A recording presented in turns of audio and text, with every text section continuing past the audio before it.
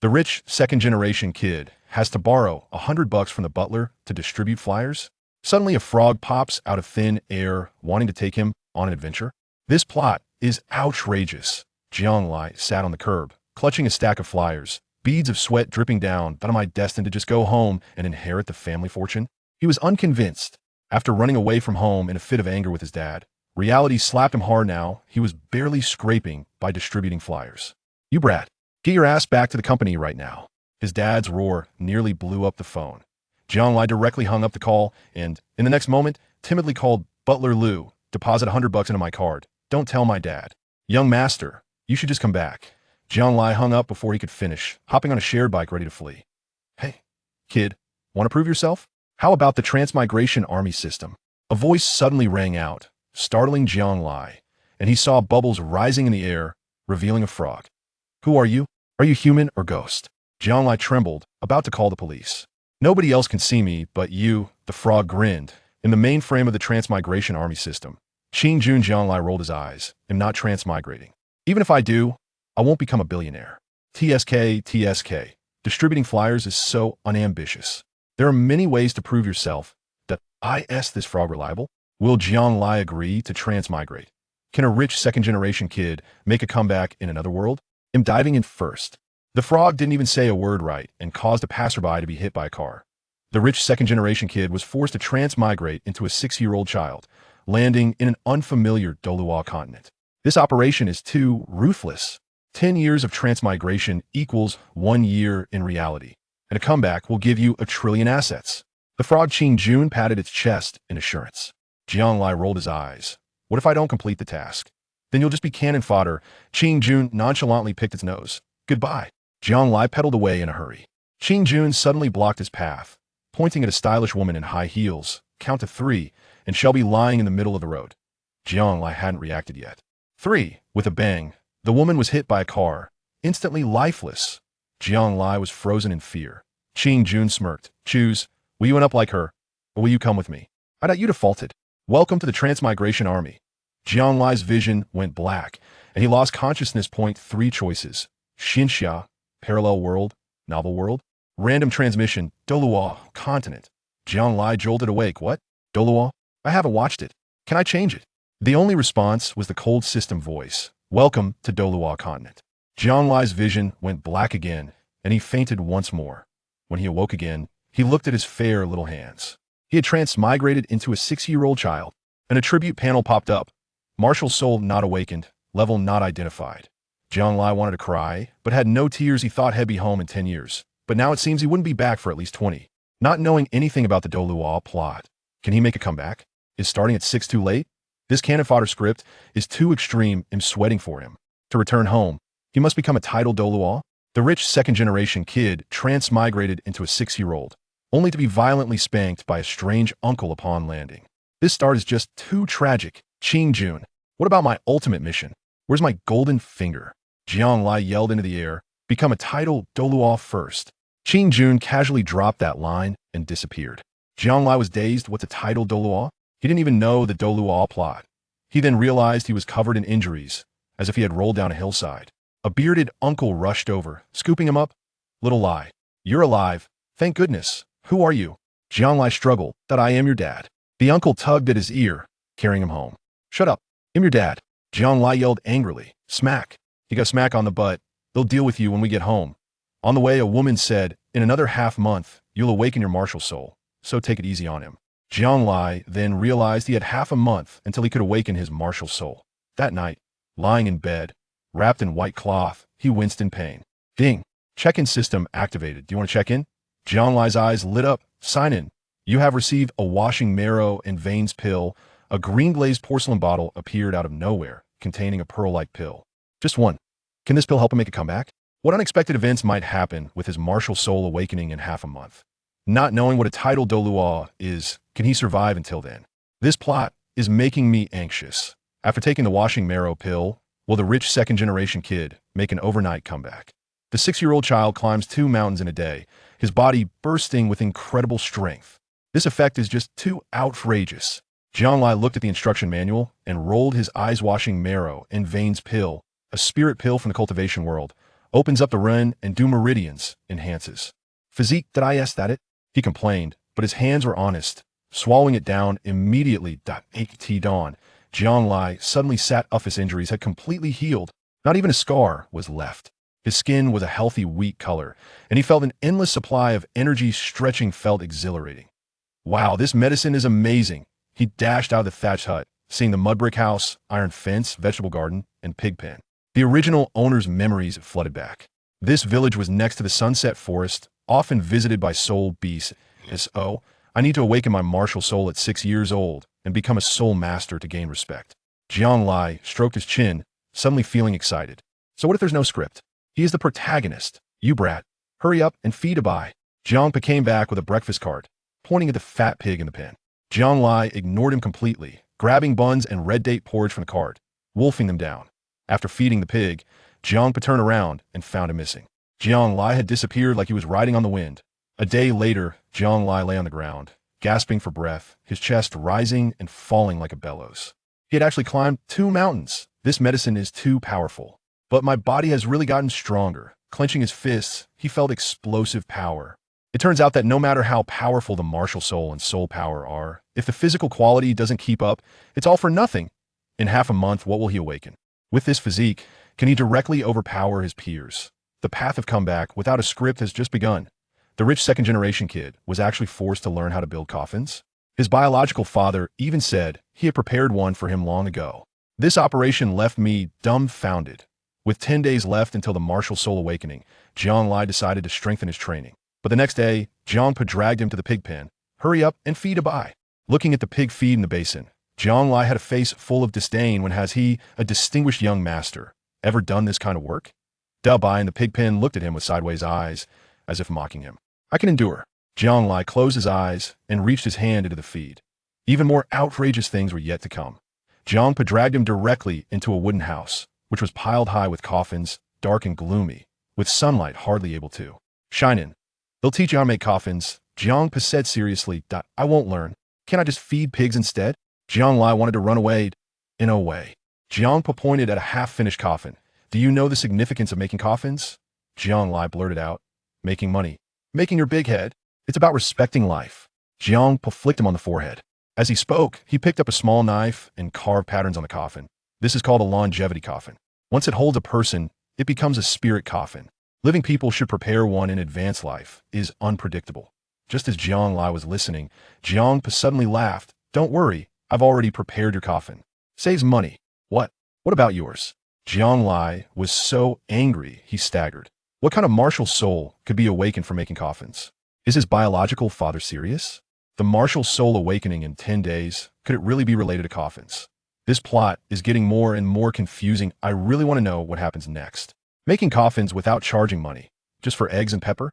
Jiang Lai's biological mother turned out to be a soul master at Tianshui Academy and hasn't returned home for 3 years. This scoop is too explosive. Village chief Old Luo walked in with a cane, touching the coffin with red-rimmed eyes. With this coffin, my old partner can leave in peace. He took out a silver coin to pay, but Jiang Pa waved his hands repeatedly. We're all from the same village. Why would we need money? Just give me some eggs and pepper for Little Lai. Old Luo laughed.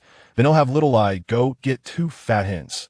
Jiang Lai listened on the side. His father wasn't making coffins for money. Just then, a childish voice shouted from outside. Jiang Lai, come out to play. It was his best friend Li Yi. Jiang Lai suddenly remembered that when Li Yi was just born, his mother died due to postpartum hemorrhage, and the village kids mocked him for being motherless. What about himself? His mother Meng Yu left him heartlessly 3 years after giving birth. Her martial soul was a water sprite. With innate soul power at level 8 now, she was a teacher at Tianshui Academy, living a flourishing life. Jiang Lai still remembers how she left with 2 pieces of clothing and a quilt, not looking back even once. Every time he asked Jiang Pa if his mother would come back, Jiang Pa would always smile and say, she will come back. Come back. Jiang Lai sneered. She probably couldn't wait to erase the past and had long since started a new family. What would 2 motherless kids talk about? Would Li Yi succeed in awakening his martial soul in 10 days? Would Jiang Lai's biological mother suddenly return? There are too many hidden knives in this plot. I might as well cry in respect. After Li Yi's fruit wine was finished, he went berserk on the spot. Jiang Lai declared he would be the boss. But as the martial soul awakening day approached, he panicked. This twist made me laugh. As soon as Jiang Lai ran out of the wooden house, Li Yi handed him a gourd. My dad just brewed this fruit wine. It's sweet. Jiang Lai pulled out the cork and gulped down a mouthful. His eyes lit up sweet upon entry. With a hint of cotton candy texture going down, it was amazing. This whole gourd is mine. Leave me some. Li Yi jumped up in a panic, but when he grabbed it, it was empty. Let's go, run. Jiang Lai pulled him and ran, crossing through the woods and over the hills, with Oye village getting smaller beneath their feet. Li Yi leaned against a tree, panting, his face as red as fire. Why are you running so fast today? I'm your boss, of course. I'm stronger than you. Jiang Lai said proudly. The two sat down to catch their breath, and Li Yi suddenly sighed. In a few days, it's the martial soul awakening. I'm a bit scared. Scared of what? Don't be useless. Jiang Lai laughed at him. I'm afraid of disappointing my family. My grandpa and dad are both looking forward to me becoming a soul master. He drooped his head.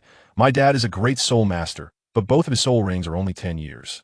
He paused, lowering his voice even more. My grandpa's martial soul is a gourd, and my dad's is also a gourd. What if I... Jiang Lai patted his shoulder. Maybe you'll have a mutated martial soul. But inside, he was anxious. What exactly is Jiang Pa's martial soul? It better not be related to coffins. And with the punch-in system, what surprises would await on the day of martial soul awakening? Could Li Yi awaken a mutated martial soul? What would Jiang Lai's martial soul be? This suspense is making my heart itch. 10-year soul beasts being kept as pets. The Lord from the Martial Soul Hall finally arrived. The fate of the 8 kids is about to be rewritten. This day has been too torturous to wait for. That night, Jiang Lai returned home and found a small hyena curled up like a dough ball in the grass, not running away even when it saw a person. Jiang picked it up with a bright eye. This is a 10-year soul beast. It's injured. Let's keep it. Thus, the soul beast was named Mantu and kept in the coffin for care. Half a month passed in the blink of an eye, and the day of martial soul awakening arrived. Village chief Old Luo led the 8 6-year-old children to line up in front of the ancestral hall, while the parents were all anxious the village hadn't produced a decent soul master in many years. From morning until noon, the sun was blazing on their heads. Jiang Lai yawned. Is it coming or not? Li Yi in front rubbed his hands, his face turning pale. I'm not nervous. Really not nervous. Suddenly, someone shouted, "The Lord is here." The crowd parted. A young man in a white uniform with a black cloak walked in, the soul character on his chest glinting gold. Someone from the Martial Soul Hall. Old Luo quickly bent over to greet him, his face filled with reverence. Could this lord bring surprises? Would Li Yi's gourd martial soul mutate? What exactly is Jiang Lai's martial soul? Would the punch-in system unleash a big surprise during the awakening? This plot is making my palms sweat. An innate full soul power turns out to be a waste martial soul. The lord from the Martial Soul Hall transformed on the spot, scaring the kids nearly into running away. This awakening ceremony is too thrilling. Su Yuntao looked at Old Luo. Dan Dan Suodao. Yiger Tsunzik Nongchu Yiger Onshur Jopu Tsola. He paused, as if remembering something. A month ago, I met someone with full innate soul power, but their martial soul was blue silver grass, which is useless. Old Luo's heart sank. Was he saying there was no hope for their village? The children were led into the wooden house, and Su Yuntao took out 6 black stones arranged in a hexagon, along with a blue crystal ball. Stand in a hexagram. I will use soul power to help you awaken your martial souls, and the crystal ball will measure your soul power. Both are essential. Jiang Lai muttered, "It sounds like magic." That as Su Yuntao heard him and smiled, pointing to the first boy. "You go first." As soon as the boy stepped inside, Su Yuntao suddenly shouted, "Lone wolf possess." In the next second, the boy's hair turned gray, his muscles bulged, and 2 soul rings, one white and one yellow, rose up, with a greenied wolf appearing behind him. The kid screamed in fright, and the boy nearly turned to "Are you in?" Su Yuntao ignored him, drawing light waves with his hands and injecting them into the hexagram. A white light shield enveloped the boy. "Extend your right hand." Light dots gathered, and a hoe appeared in the boy's hand. "This is my martial soul." Can a whole martial soul become a soul master? Next up were Li Yi and Jiang Lai. What would they awaken? Would Su Yuntao's claim that full innate soul power is a waste martial soul have a twist? This plot has my heart in my throat. Li Yi's gourd martial soul actually mutated into a wine gourd. 6-level soul power stunned the lord from the Martial Soul Hall. This comeback is incredible. The first boy awakened the home martial soul and placed his hand on the crystal ball. No reaction. "You can't become a soul master," Su Yuntao said, and the boy turned pale. The short-haired little girl awakened the clownfish martial soul, but she also had no soul power and pouted as she left. Old Luo's grandson, Luo Qing, produced a snake-lined grass in his hand, and the crystal ball finally shone with a bit of blue light. Level 1 soul power. You can become a soul master. Luo Qing jumped up in excitement. The next three were worse: blue silvergrass, iron fork, hamster. All had no soul power. Su Yuntao sighed and looked at Li Yi. It's your turn. Li trembled as he stepped into the hexagon, light gathering in his hand. Another gourd. Jiang Lai was sweating for him. No way. Suddenly, he shouted, I smell wine. The gourd clanged, and it turned out to be a wine gourd. Variant martial soul. Su Yintao's eyes widened. Li Yi placed his hand on the crystal ball, and the pale blue light shone blindingly. Level 6 soul power. Su Yintao's voice changed with excitement. What can a wine gourd martial soul do? Is level 6 soul power considered a genius in the village? Next up was Jiang Lai. Would his martial soul be more powerful than the wine gourd? This plot had my adrenaline skyrocketing. It was so thrilling. The other children began to whisper among themselves, clearly surprised by Li Yi's martial soul. Su Yintao tilted his ear and heard their brief conversations, instantly understanding what had happened. He smiled and said, Indeed, it seems your martial soul has undergone a minor mutation, transforming from an ordinary gourd into a wine gourd. But regardless, this is a good thing. Congratulations, little guy. Moreover, your wine gourd is unpredictable. You can choose your soul rings to become a strong attack type, control type, or even support type soul master. Of course, that depends on your decision. My martial soul is a wine gourd, and it's a mutated martial soul. I also have level 6 soul power. Li Yi murmured to himself, his face full of excitement, completely ignoring Su Yuntao's words. After a moment of silence, he suddenly jumped up excitedly and ran towards the door. I want to tell this good news to my dad and the village chief. Xiao Yi, you are too ungrateful. You awaken your martial soul and just run off. Is there anyone like you? Jiang Lai didn't think twice and roughly grabbed him, puffing out his chest and snorting coldly. It seems I need to cool your temper and let you know what true elegance is. Jiang Lai pinched his chin, feeling confident in his heart. Having crossed over and refined his body with the washing marrow and meridian clearing pills, he was naturally full of confidence. I'm just so happy. Lizzie, you go ahead. You can definitely do it. Li Yi clapped his hands with a beaming smile, completely free of the anxiety he felt before awakening his martial soul, replaced instead by a sincere and supportive gaze. Ahem, come here, little guy. Let me see your strength. Su Yuntao waved his hand, the corners of his mouth slightly raised, his gaze towards Jiang Lai carrying a hint of cunning and anticipation. Jiang Lai took a deep breath, moved his slightly stiff limbs, and walked in with the same confident stride of a wealthy heir, striding into the hexagon. Su Yuntao watched the way he walked, suppressing a laugh. And then a fleeting seriousness crossed his eyes. With both hands, he quickly channeled his soul power, transforming it into beams of light that surged into the center of the hexagon. Immediately after, a faint golden light shield slowly rose, enveloping Jiang Lai tightly like a golden bell. Jiang Lai's expression shifted, and he instinctively extended his right hand. The faint golden light within the shield continuously condensed, transformed, and absorbed what seemed like torn clouds, where dark clouds intertwined with lightning, and thunder roared as if something extraordinary was being nurtured inside. The crowd widened their eyes, watching the strange scene, their breaths becoming rapid. Su Yuntao withdrew his soul power. An unusual expression appeared in his eyes, clearly eager to see Jiang Lai's awakened martial spirit. With everyone's attention focused, the golden light transformed into firefly-like specks that gradually dissipated, revealing Jiang Lai's tense and excited face, along with what was in the palm of his hand. A coffin martial spirit? Su Yuntao's expression was very rich, with various emotions constantly changing on his face. Jiang Lai was struck as if by lightning, his face changing colors like a chameleon, turning green, white, and red in succession, ultimately petrifying in place, with only his brain barely able to think. He looked at the coffin in his hands. The coffin was small, just the right size to fit his kind. Yes, it looked like a child's coffin. Its surface was covered in a heavy black tone, without any patterns or colorful decorations, emanating an abyss-like, despairing darkness that made one feel as if they were about to fall into it with just a glance.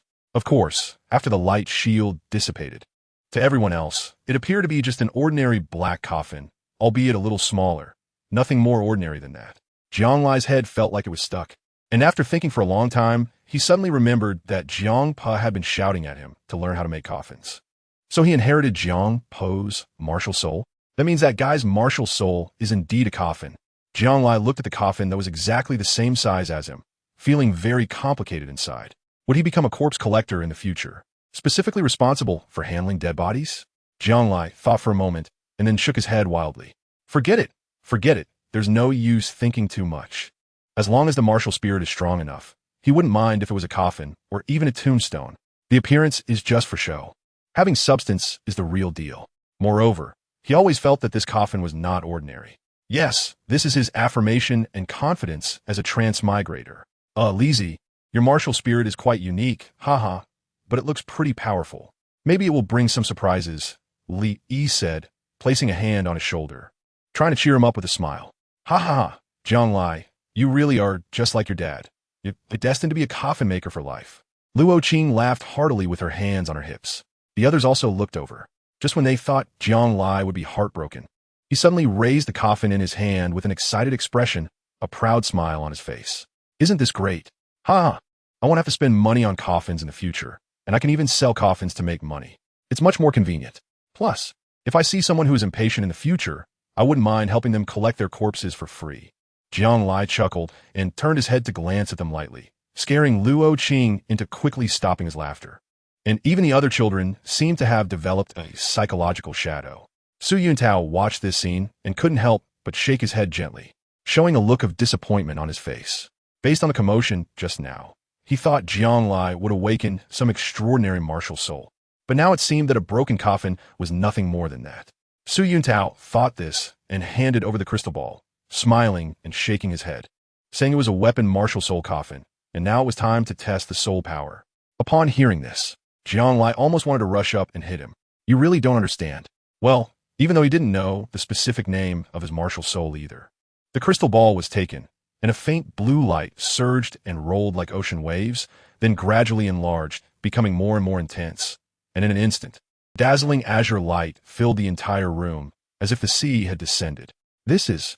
Su Yuntao held one arm in front of the crystal ball, his pupils reflecting the blue light, flashing with an unbelievable expression, as if he had seen some kind of monster. Jianglai smiled with satisfaction, released his hand, and the dazzling light vanished in an instant, restoring the room to its original state. It turned out to be innate full soul power. Su Yuntao trembled his voice, his Adam's apple instinctively rolling. He looked at Jianglai in front of him, as if he could see a higher position in the spirit hall beckoning to him. Innate full soul power. The other companions gasped, their mouths agape enough to fit a duck egg. Luo Qing was even petrified on the spot. Boss. He silently walked over, tugging at his shirt corner, and after a moment of silence, suddenly excitedly shook his arm and jumped up with joy. I've decided to follow you from now on, boss. You have to take care of your little brother. No problem. Jianglai raised his eyebrows, loosened the non-existent tie at his collar, and smiled. Ahem. Su Yuntao was stunned for a full 5 breaths before he suddenly reacted, taking out paper and a pen from his fitted white attire and meticulously writing down notes. Now you all report your names, and I'll keep a record. Although it was said to be a record, in reality, it was just Li Yi and Jianglai. Su Yuntao didn't blink, not missing any details, and after thoroughly questioning them, he recorded everything down. In the end, he prepared 2 letters, capped his pen, and handed them to the 2 of them, smiling sincerely. This is a recommendation letter I wrote for you. It contains your personal information and proof of your martial soul awakening. With this, you can register as soul masters at any branch of the Martial Soul Hall on the continent and receive corresponding subsidies. There's such a benefit. Jianglai held the thin letter, curling his lip, only interested in the subsidy from the spirit hall. Su Yuntao retracted the oval black stone and the blue crystal ball, walking over and smiling at Jianglai. Although your martial soul is quite ordinary, having innate full spirit power is a rare find among 10,000. If you're interested, you can join the spirit hall with this recommendation letter. At the very least, your future will definitely be better than mine, Su Yuntao said, recalling his own second-level spirit power when he awakened his martial soul, shaking his head with a bitter smile. The other children looked on with envy. Luo Qing, with a sullen face, looked at the snake vine grass in his hand, a bitter smile tugging at the corners of his mouth. Oh. Jianglai lazily rolled his eyes and accepted the recommendation letter, then walked out with the others as they pushed open the door. Outside, villagers were gathered together. Chapter 9. The Celestial Book Martial Soul. As the door opened, a cascade of golden light fell upon the people who walked out. The villagers gathered in front of the wooden house hurriedly rushed over, carefully pulling their own children while asking questions under Su Yuntao's watchful gaze. Grandpa! Luo Qing ran over and hugged old Luo's thigh, laughing excitedly. I have soul power. I could become a soul master. Really? Upon hearing this, old Luo was so excited that his cane wobbled uncontrollably in his hands. Wiping away old tears, he smiled and nodded, repeatedly exclaiming good, good, with his face full of wrinkles, blooming like a flower. Old village chief, Su Yuntao approached, nodding slightly with a smile. Among the 8 children in your village, 3 can become soul masters. Moreover, one little fellow named Jiang Lai has innate full soul power. 3. Innate full soul power. Old Luo's expression was even more surprised than Su Yuntao had imagined. He was so flustered he could hardly speak, his old face flushed with excitement. Yes, your village has had good luck this year. Su Yuntao laughed heartily. His job was to help awaken the martial souls of children from various villages, and if any were outstanding, he would recommend them to the Martial Soul Hall and report them to his superiors, which would also benefit him. At the same time, he began to worry for the village. In other villages, having even one person with soul power was already remarkable, yet Luoyev village had produced 3 children this time, one with a mutated martial soul and another with innate full soul power. This might have exhausted the village's luck for at least 50 years. Thinking this, Su Yuntao silently felt a bit anxious for old Luo in his heart, then cleared his throat and nodded slightly. In that case, village chief, I will leave for other villages now. Take care. Respected Battle Soul Master, thank you. Old Luo bowed, one hand on his cane, repeatedly expressing his gratitude. You're welcome. I also look forward to discovering more talented children in your village in the future. Su Yuntao smiled as he turned around, then glanced at Jiang Lai over there, made a gun gesture with his hand, and left with a smile. TSK. Jiang Lai squinted his eyes and made a headshot gesture at it from a distance, casually turning his head, only to see Jiang Pa excitedly hugging him, with 2 big hands pressing down on Jiang Lai's shoulders painfully. Kid, what is your martial soul? What else could it be? Don't you have any idea what kind of martial soul I awakened? Jiang Lai chuckled coldly, feeling extremely frustrated. A few days ago, he asked Jiang Pa what his martial soul was, but Jiang Pa refused to say. Now, he was suddenly eager to ask him, could it be that you have awakened my coffin, Dad? Jiang Pa widened his eyes, breathing rapidly, as if he had discovered something extraordinary. Otherwise, what else could it be? Thank heavens, I did not awaken the water spirit martial soul. All right, these things are not important now. Jiang Lai impatiently waved his hand, looked around, and then lowered his voice to ask, what is the name of your martial soul? You need to clarify it for me. What are you hiding from me? I'll tell you when we go back. The shock on Jiang Po's face faded away, and he let out a deep sigh, a wry smile of self-mockery hanging at the corner of his mouth. Jiang frowned, just about to speak, when she suddenly noticed the freckled little girl. The little girl lowered her head, clutching the hem of her clothes, standing timidly in front of her father. The man, with a dark face, was indeed the girl's father, and at that moment, he was squatting on the ground, looking anxiously at the little girl. Xiaoxin, why aren't you speaking? What kind of martial soul have you awakened? Do you have soul power? The little girl twisted her fingers, struggling for a long time, before pouting and saying in a childish voice, Dad. The adults say, I don't have soul power and can't become a soul master. My martial soul is a clownfish. After saying that, she extended her hand, and a yellow clownfish with 2 long white stripes appeared in front of the man, blowing bubbles. I see. The dark-faced man sighed in disappointment. Looking at the clownfish in the little girl's hand, he paused for a moment. As if thinking of something, his voice unconsciously rose by a good 10 decibels. No way. Your mother's martial soul is a clover, and my martial soul is an iron rake. How could you awaken a clownfish martial soul? Amidst a chorus of disappointed sighs from the villagers, his astonished voice stood out sharply, attracting everyone's attention to him. Among the villagers, a big man was taken aback and said to the dark-faced man, I saw your wife leaving the village with old Wong from next door this morning after breakfast. Wow. A crow croaked, flapping its gray wings as it flew over the dark-faced man's head. The crowd's expressions became even more peculiar. Looking at the man and then at the little girl, their eyes mixed with disbelief and sympathy. Old Wong from next door? The dark-faced man fell into a moment of confusion, slapped his head, and suddenly understood something, his face turning green. Cough, cough, cough, Liang, don't be anxious. Maybe your daughter has an anomalous martial soul. Who knows, huh? Old Luo waved his hand, stepping in at the right moment to relieve the dark-faced man of his embarrassment. Anomalous martial soul? The crowd's expressions grew even stranger. A clover and an iron rake could mutate into a clownfish? It was obvious that it was impossible. The villagers sighed gently, whispering among themselves.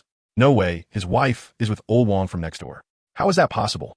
Listen, Taidan just said those two left the village early this morning, and today just happens to be when this girl awakens her martial soul. So dramatic? Jianglai was also wide-eyed, not expecting that the scene in reality would unfold in such a way in another world. In fact, this isn't particularly strange. Other villages have similar occurrences, though they are rare. He didn't expect this to happen to the black-faced man. Ahem, that old Yang, before old Luo could finish speaking. The black-faced man suddenly rushed out of the crowd, as if he had gone mad, not even glancing at the little girl beside him. Ah, I don't care. I must find that BTCH and ask her clearly, and old Wang. When I see him, I will definitely tear him apart. Ah, a gust of wind blew by, and in the blink of an eye, the black-faced man had disappeared, leaving the little girl standing there in a daze. After such a commotion, the originally gloomy atmosphere among the villagers was somewhat dispelled.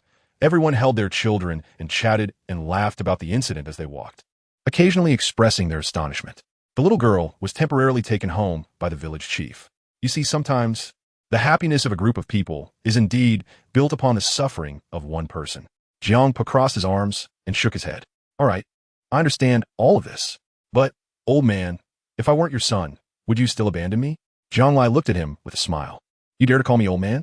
A stick lightly and neither too heavy nor too light fell on him, and he chuckled. If you were my cub, I wouldn't leave you and would continue to take care of you. Oh, Jianglai widened his eyes, seemingly in disbelief, just as he felt touched. Jiang Po's words nearly made him vomit blood. Ha ha ha, I'll take care of you first. That way I can sell you for a good price, right? With innate, full soul power, you'll definitely fetch a high price. Get lost, pigeon kiss. Let's go. Time to go home for dinner. Jiang Po hugged him tightly, threw him over his shoulder like a child, and ran away laughing. Jianglai sat on his broad shoulders, looking at his appearance, and suddenly felt that apart from his occasional madness, Jiang Po was somewhat charming. At night, the cool wind whistled as it blew in through the wooden lattice of the window. Jianglai lay down but couldn't sleep, so he simply sat up and rubbed his temples. It seemed he had forgotten something, right? There was supposed to be a check-in reward on the day of awakening his martial soul. Was the network down? Was there a delay? Was it updating? Just then, a cheerful mini-electronic sound rang out, instantly relieving his frustration. Ding! Check-in successful. Congratulations to the host for obtaining the second martial soul. The heavenly book Martial Soul, Journey to the West. Journey to the West. Jianglai felt like he was about to crack open. Chapter 10. First Soul Skill. Journey to the West. Jianglai Yin was petrified in place. In front of him, a thick, yellowed ancient book shimmered in a golden glow, with the three large characters Journey to the West vividly printed on the cover, embodying the timeless vicissitudes and the undeniable prominence of history. A faint, cool silver moonlight brushed across, landing on the book cover, scattering delicate golden hues under the brilliant rays of the heavenly book's martial soul. Gurgle. Jianglai silently swallowed a mouthful of saliva, and with a slight shake of his small hand, he opened its cover. Whoosh. In the next moment, a dazzling white light flashed by, followed by an ocean of data extending into lines, appearing before him. Heavenly Book Martial Soul, Journey to the West. Description. As the host's second martial soul, it does not conflict with the first martial soul, will not impose any adverse effects on the host, and can autonomously produce soul rings for absorption according to the host capacity limit. The abilities of the soul rings are influenced by the content of the heavenly book Martial Soul and are produced randomly. Note, as one of the four great classical novels, it is a classic of countless worlds. It has an indelible influence and an eternal resonance with the times. Jianglai felt that every pore in his body was exuding nervous excitement and thrill. So, does this mean I now have twin martial souls? I'm going to make a comeback, become a rich and handsome guy, marry a beautiful and wealthy woman, and reach the pinnacle of life. Ha ha. He stood up from the bed, instantly feeling a sense of relief and triumph, hands on his hips, laughing heartily, as if the whole world was bowing down to him. That brat is howling and not sleeping at night. What is he yelling about? Asking for a beating again. Outside the door, Jiang Po shouted angrily, already coming over with a broken shoe in hand. I'm sleeping. Jianglai shivered, returning from the fantasy of conquering the world to reality. He hurriedly blew out the oil lamp in one breath, turned over his small quilt, and closed his eyes in silence. After a cold snort, the footsteps outside the door faded away. Jianglai exhaled lightly, too excited to fall asleep. He sat up from the bed and summoned the heavenly book Martial Soul with a thought. Since he had innate full soul power, and the heavenly book martial soul could autonomously produce soul rings. Why not absorb a soul ring now and comprehend the first soul skill?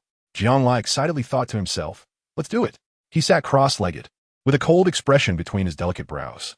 The soul power in his hands flowed like streams, pouring into his martial soul. The martial soul trembled lightly, and then a pale yellow soul ring floated out from the heavenly book martial soul, gradually enlarging until it perfectly fitted around Jianglai's waist and abdomen. Jianglai took a deep breath, furrowed his brows, and closed his eyes to begin absorbing the soul ring. To be precise, the first step was to raise his soul power limit as much as possible. After solidifying the age of the soul ring, he would continue the absorption. With this thought, Jianglai frowned, opened his palm, and allowed the vast soul power to spread throughout his body, while the color of the soul ring deepened. The surging soul power flowed into his body like filling a reservoir, with not a drop wasted. The color of the soul ring changed from light yellow to bright yellow, and finally to deep yellow. Large beads of sweat covered his entire body. Absorbing a soul ring felt like taking a bath. Soon, he was drenched in sweat, his clothes clinging to his skin, soaked through, perhaps due to the body modification from the marrow cleansing pill. Combined with the fact that the soul ring was produced from the martial soul itself, the process was exceptionally gentle, with no sense of rejection. It simply cooperated with Jianglai's breakthrough in absorbing the soul power limit. Finally, after an hour of arduous effort, the soul ring turned a faint purple, shimmering with a violet light glow, looking incredibly stunning in the hollow darkness of the night. Oh my, I'm exhausted. Jianglai opened his eyes and let out a breath of warm air. Although his whole body was sticky and heavy, it couldn't conceal the excitement in his heart. After the absorption, just now, the soul ring had perfectly fused with his body. That's right, his heavenly book martial soul's first soul ring had reached the 1,000-year level. 100 years is represented by yellow, 1,000 years by purple, black for 10,000 years, and after that, there is the red soul ring of 100,000 years. That is something every soul master dreams of. Moreover, 10,000-year soul beasts have the ability to transform into humans. And after becoming human, their soul rings are also generated and absorbed autonomously. This is the same as Jianglai's heavenly book martial soul. Jianglai suddenly jumped up from the bed, and at the same time, a faint circle of purple surrounded his body. Heavenly book martial soul, first soul skill, bone substitute. After using it, his speed increases by 30%, and when attacked, it summons a bone substitute to block 3 heavy damage hits for him. After 3 times, the soul skill's ability disappears. This soul skill is derived from Sun Wukong's battle with the bone spirit, and the skill effects are quite similar. This is amazing, ha ha ha. Jianglai shook his body, twisted his neck, and didn't care about the sticky hot sweat all over him, excitedly jumping on the bed, ready to use his soul skill. I see you're feeling a bit restless, or do you think your innate full soul power has inflated? Can't you let your old man get a good night's sleep for just one day? Outside the door, Jiang Po's rough shout echoed. The entire room fell silent, so quiet that even the sound of the wind blowing through the grass was pleasant to the ears. Jiang Po threw down the worn shoe, yawned, and continued to go back to sleep. Sleeping. Jianglai carefully changed into a new set of clothes, covered himself with a small quilt, looked up at the faint moonlight coming through the window, smiled, and soon closed his eyes to sleep. As soon as it was light, Jianglai rolled out of bed, washed his face with cold water, and began his daily routine of feeding the pig Dabai. Oink oink. In the pig pen, Dabai had both front hooves resting on the fence, letting out a series of dissatisfied grunts at Jianglai. Oink oink oink oink. Got it. It's just a little late, right? Here you go, you lazy pig. Jianglai chuckled, clearly accustomed to the daily routine of feeding Dabai after so many days. He dumped a full basin of pig feed, and all that was left in the pig pen was the sound of munching. At that moment, a pleasant electronic voice rang in his ear. Ding! The second check-in was successful. The next check-in location is Kamikaze Academy. Speechless, Jianglai rolled his eyes. The system was always as if it were lagging. Messages were as delayed as they could possibly be. Anyway, it was just always late. He thought there might be some special reward. What a mistake. But what the hell is Shunfeng Academy? He could ask Jiangpo about it later. Jianglai washed off the pig feed residue from his hands and suddenly froze. Jiangpo. That's right, Jiangpo still hasn't mentioned what his martial soul is. I know what you're thinking. Come here, I'll tell you inside the house. Unbeknownst to him, Jiangpo had unexpectedly placed a hand on his shoulder and pulled him toward the small wooden house that housed the coffins. Chapter 11. The Soul-Settling Coffin in the Morning. The weather was slightly cool. A cold wind slipped through the window frame near the wooden house, sweeping over the many coffins, as if a wronged spirit was softly lamenting. Cough. Although it wasn't his first time here, Jianglai still felt a bit uneasy. With every step, he bumped into at least 3 coffins. In short, the coffins filled the entire room. Under a beam of sunlight shining in the house, the blackness that stretched to the end was particularly striking, as if each coffin was suppressing a dark aura of death. Ha ha, let me see if Mantu's injury has healed. Jiangpa laughed and took a few small steps with ease, pulling out the little hyena that had been adopted from a coffin. After a few days, its wounds had all healed, and its fur was plush and shiny, looking like a freshly born kitten despite being a 10-year-old beast. Squinting its eyes and looking around in Jianglai's arms. Old Pa, you still haven't told me what my martial soul is called? Jianglai chuckled, and a black glow gathered in his hand, where a small coffin appeared. Its aura was restrained, and it looked very ordinary at first glance. Jianglai frowned, falling into self-doubt. Could this really just be an ordinary coffin martial soul? Jiangpa was taken aback, putting down the small hyena in his hands, and a proud look appeared in his eyes. How is that possible? Kid, you really underestimate your old man. Since you want to know, I'll tell you right now.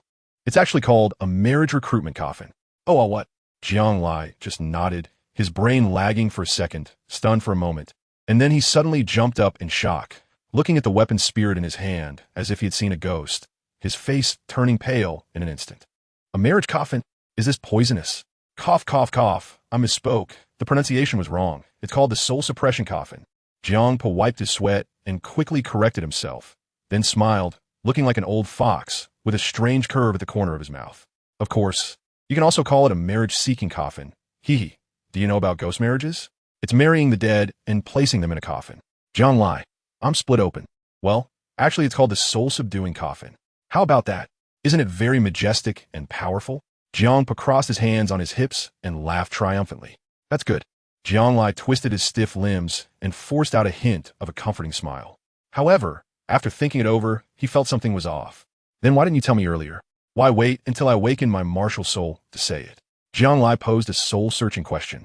Previously, Jiangpa forced a bitter smile and sat down on the coffin lid below.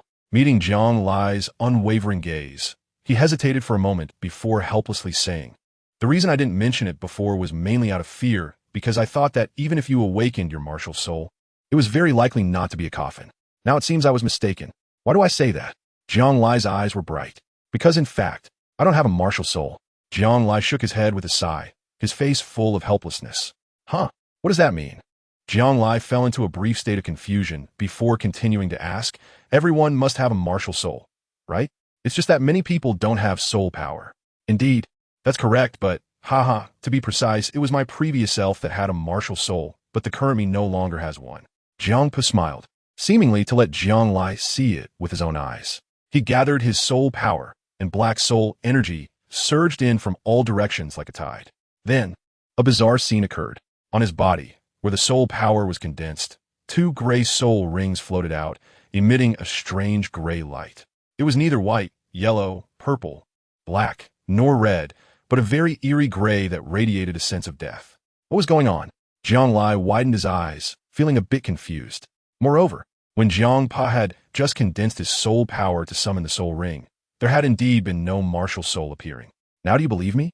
Jiangpa retracted his soul power, and the 2 gray soul rings also disappeared. He smiled bitterly and said, isn't it strange? Even I don't understand this oddity about myself. It all started 10 years ago when I had just become a great soul master. After that, I married your mother and had you, which made me worry that you wouldn't inherit my martial soul. You know what happened next? Your mother left because she thought I was useless. Jiangpa stretched out his hand, looking at the intricate meridian patterns in his palm, as if watching the turning of a wheel of fate, and let out a low, bitter laugh. So your mother left, largely because I was unworthy of her. She was exceptionally talented, and perhaps leaving me was her best destination. Nonsense. One day she will regret it. Jianglai sat down on the coffin lid behind him without thinking, raising an eyebrow and disdainfully saying, it's better if she doesn't come back. Just the 2 of us can enjoy ourselves, carefree and happy. Huh? Jiangpa scratched his head and chuckled, then shook his head. No more talking about that. As for the town soul coffin, its power is greater than you can imagine. It is also a very powerful heavenly mechanism, martial soul. Heavenly mechanism, martial soul? Jianglai's pupils constricted. That's right, it's called the Town Soul Coffin, also known as the Heavenly Mechanism Coffin. Don't ask me how I know. It's also my martial soul, so I know it better than you do. Jiangpa smiled smugly and said, there's no point in talking too much. Once you comprehend the first soul skill, you'll understand its power. I'll take your word for it. Jiang Lai pouted, just about to continue speaking, when a shout from the village chief, old Luo, came from outside. Xiao Lai, Jiangpa, are you there? Coming. Since Jiang Lai didn't want to stay in that place any longer, he quickly ran out. There stood old Luo with a smile, and behind him was a group of villagers. Upon seeing Jiang Lai come out, their eyes were filled with warmth and envy. Grandpa Village Chief, what's up? Jiang Lai was slightly taken aback. Ha ha ha, Xiao Lai, you have innate full soul power, which means that as long as you obtain a soul ring now, you can officially become a soul master. Not only that, but you can also go to the Wuhuan Temple branch to receive a subsidy of a golden soul coin. So, Grandpa Village Chief, are you going to take me to get a soul ring? Jiang Lai listened and rubbed his hands in excitement. Haha, of course, wait a moment. Jiangpa ran out of the house, smiled, and said, Village Chief, this child just awakened his martial soul yesterday. Moreover, there are also those two kids, Li Yi and Luo Qing. Shouldn't we think about which Soul Master Academy they should attend first? Besides, once they get there will be professional teachers to help them obtain soul rings, so we don't need to worry about that. Jiangpa spoke logically, and several villagers nodded in agreement. Yes, let's first find the children a Junior Soul Master Academy. Old Luo touched his beard and nodded. There's nothing wrong with that, but under everyone's gaze. Old Luo suddenly became excited, his cane tapping on the grass, his face flushed. But our village hasn't produced a soul master in 20 years. Now that Xiao Lai has innate full soul power, he only needs a soul ring to bring glory to our family, which is the highest honor for our Luoye village. Regardless of whether Jiang Lai felt embarrassed, old Luo snorted coldly, puffed out his beard, and continued to be autocratic. So I don't care. While this old bone of mine hasn't stepped into the coffin yet, I must gather everyone as strength to make Xiao Lai a soul master. This will be our collective glory. Also, I don't care. Xiao Lai is exceptionally talented, and his first soul ring must be over 100 years. Old Luo shook his beard with righteous indignation. Not to mention, this old man has quite a sense of ceremony. He insists on relying on the village to make himself a soul master. Jiang Lai scratched his head, feeling a mix of emotions, listening to old Luo's passionate speech. Although many villagers were speechless, they still nodded in agreement, expressing that they would follow the village chief's lead. So, Village Chief, do you have a way to hunt soul beasts? Jiangpa asked with a, feeling touched, yet raising this crucial question. Well, cough cough, although with our village's strength. We can't hunt a century-old soul beast, we can still buy one. Old Luo chuckled. Chapter 12, Buying Soul Beasts. Jiang Lai stood frozen in place. Not just him, but the other children also looked confused, not understanding that obtaining a soul ring could also mean buying soul beasts. Indeed, as long as one has enough money, soul beasts can be purchased. Old Luo stroked his beard, and when he smiled, it looked like a tree hole emerging from dense hair, with a kind smile at the corners of his mouth. In the southeast direction of our village, in Qingfeng Town, which is about 5 miles away, there are a few soul masters setting up stalls to sell soul beasts. They first enter the forest to find the corresponding soul beasts, and then they begin fierce battles. However, they do not kill the soul beasts. Instead, they beat them to the brink of death and then use traps to capture them for sale in the market. A normal 10-year soul beast can be sold for 1 gold soul coin. After finishing his words, old Luo sighed lightly and shook his head, saying, of course, such dangerous things are only dared by those soul masters. Despite this, every year, some soul masters who go to capture soul beasts end up losing their lives. Yet in the face of such strong temptation, many still participate. Is it really possible to do it this way?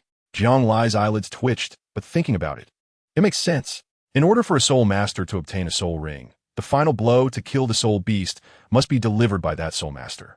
So, this kind of deal sounds pretty good. There are many avenues, and there's no fear of not having business. Hearing this, Jiang Lai was tempted. If he ever ran out of money, he could consider trying it out. Ahem, so now, I'm going to take Xiao Lai to town to buy a 100-year soul beast. Of course, this money will come from all of us together. We should be able to raise enough to buy a soul beast. Old Luo said, then pulled out a worn wallet from his dry pocket and, in front of everyone, took out 3 gold soul coins, addressing the crowd. These 3 gold soul coins were contributed by more than 100 people in our village, each contributing a little bit. Xiao Lai, you must remember everyone's care for you and not be like Meng Yu. who left the village for years without coming back. Old Luo tapped his cane, speaking with a hint of indignation, casting a glance at Jiangpe. Ah, this. Jiangpe smiled awkwardly, letting out a helpless sigh. Jianglai was taken aback, bowed to the villagers, and pounded his chest with determination. Don't worry, everyone. Once I succeed, I will definitely lead our village to prosperity. Ha ha. Little I really understand things. Good boy. Remember to come home often in the future. Hee hee. Don't forget us once you succeed. The villagers huddled together, their faces showing varying degrees of sycophantic expressions. Despite this, Jianglai felt a bit moved inside. 1 gold soul coin is enough for an ordinary family's expenses for 2 to 3 months. And here there were suddenly 3 gold soul coins, which showed that the villagers were really putting in some effort. Ahem, and you, Uncle Tainyo, donated a gold soul coin all by yourself. Old Luo pointed to Li Tainyo beside him, who happened to be Li Yi's father. Hearing the village head mention him, he couldn't help but chuckle, pat Jianglai on the head, and said nothing. Thank you, Uncle Tainyo. Jianglai scratched his head, grinned, and looked at Li Yi, who was pretending to be fierce next to Li Tinyu and sticking out his tongue. He pouted and made a gesture as if to blow his head off. Ha! Of course, as the village chief, I also unreservedly donated a gold soul coin. So now we have gathered 5. Old Luo laughed heartily, while Luo Qing next to him looked enviously jealous and couldn't help but start to doubt who really was his beloved grandson. Jiangpe smiled and took out 3 gold soul coins from his clothes, handing them to the village chief. Village chief, since that's the case, I'm entrusting the first soul ring of Shaolai to you. Don't worry, my old bones can still take it. I want to see the little guy become a soul master. Old Luo nodded, putting the 8 gold soul coins into his wallet. Then, like a treasure, he stuffed them in his pocket for a while before pulling Jianglai's small hand over and smiling. Since it's still early, let's go. Grandpa Village Chief, I was thinking we could also do the business of selling soul beasts, right? We could catch 2 10-year soul beasts before we go and save a lot of money. Jianglai's eyes sparkled as he spoke. Yeah, what the boss said makes sense. Li tugged at Li Tinyu's clothes and looked up, saying, Dad, if you can't catch a 100-year soul beast, catching 2 10-year soul beasts should be possible, right? You little brat, what nonsense are you thinking? If I knew how to do this, I would have already become rich. Li Tinyu laughed and scolded, shaking his head. Of course I can catch 10-year soul beasts, but selling them isn't easy. Huh, why not? Jianglai exchanged glances with Li Yi, both of their faces showing big question marks. That's right. Oli is right. You 2 little guys are still too young. Old Luo shook his head. The soul masters who capture and kill soul beasts have professional teams and methods to assist them. They leave the soul beasts on the brink of death, ensuring they lose their attacking power while keeping them barely alive so they can be sold in the market. Ordinary soul masters, without proper skills or knowledge of soul beasts, are like a ticking time bomb when they try to sell them in the market. Oh, I see. Jianglai let out thinking that he was being a bit too simplistic. If everyone thought like this, wouldn't everyone be hunting soul beasts? All right, Shaolai. Let's set off. The early bird gets the worm, and Qingfeng Town is quite a distance from here, so we need to hurry. Okay. Jiang nodded as he followed Old Luo out of the village, watched by the villagers. Although Old Luo leaned on a cane, he seemed particularly excited, perhaps because the village was about to welcome a soul master, and he walked as quickly as an ordinary young person.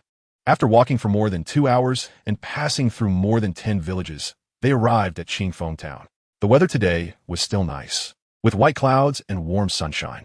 Although there weren't too many people in the town, the shouts of vendors and the bargaining voices of passers-by filled the air with a lively atmosphere.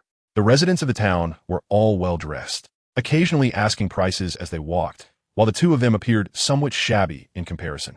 Jianglai didn't care about the slightly disdainful looks from the passers-by and followed Old Luo around the town. He found only 1 stall selling soul beasts, and the stall owner was a middle-aged man. The man was robust, with a scar on the left side of his face that ran from his cheekbone down to his chin. Moreover, both of his bare arms were covered in a patchwork of old and new scars, which was shocking to look at. In front of him, a dense and sturdy net bundled 5 soul beasts. The net was so tight that it was impossible to see the specific appearance of the soul beasts, and a strong smell of blood oozed out from the gaps in the net, causing the passers-by to instinctively take a step back. Jianglai furrowed his brows tightly.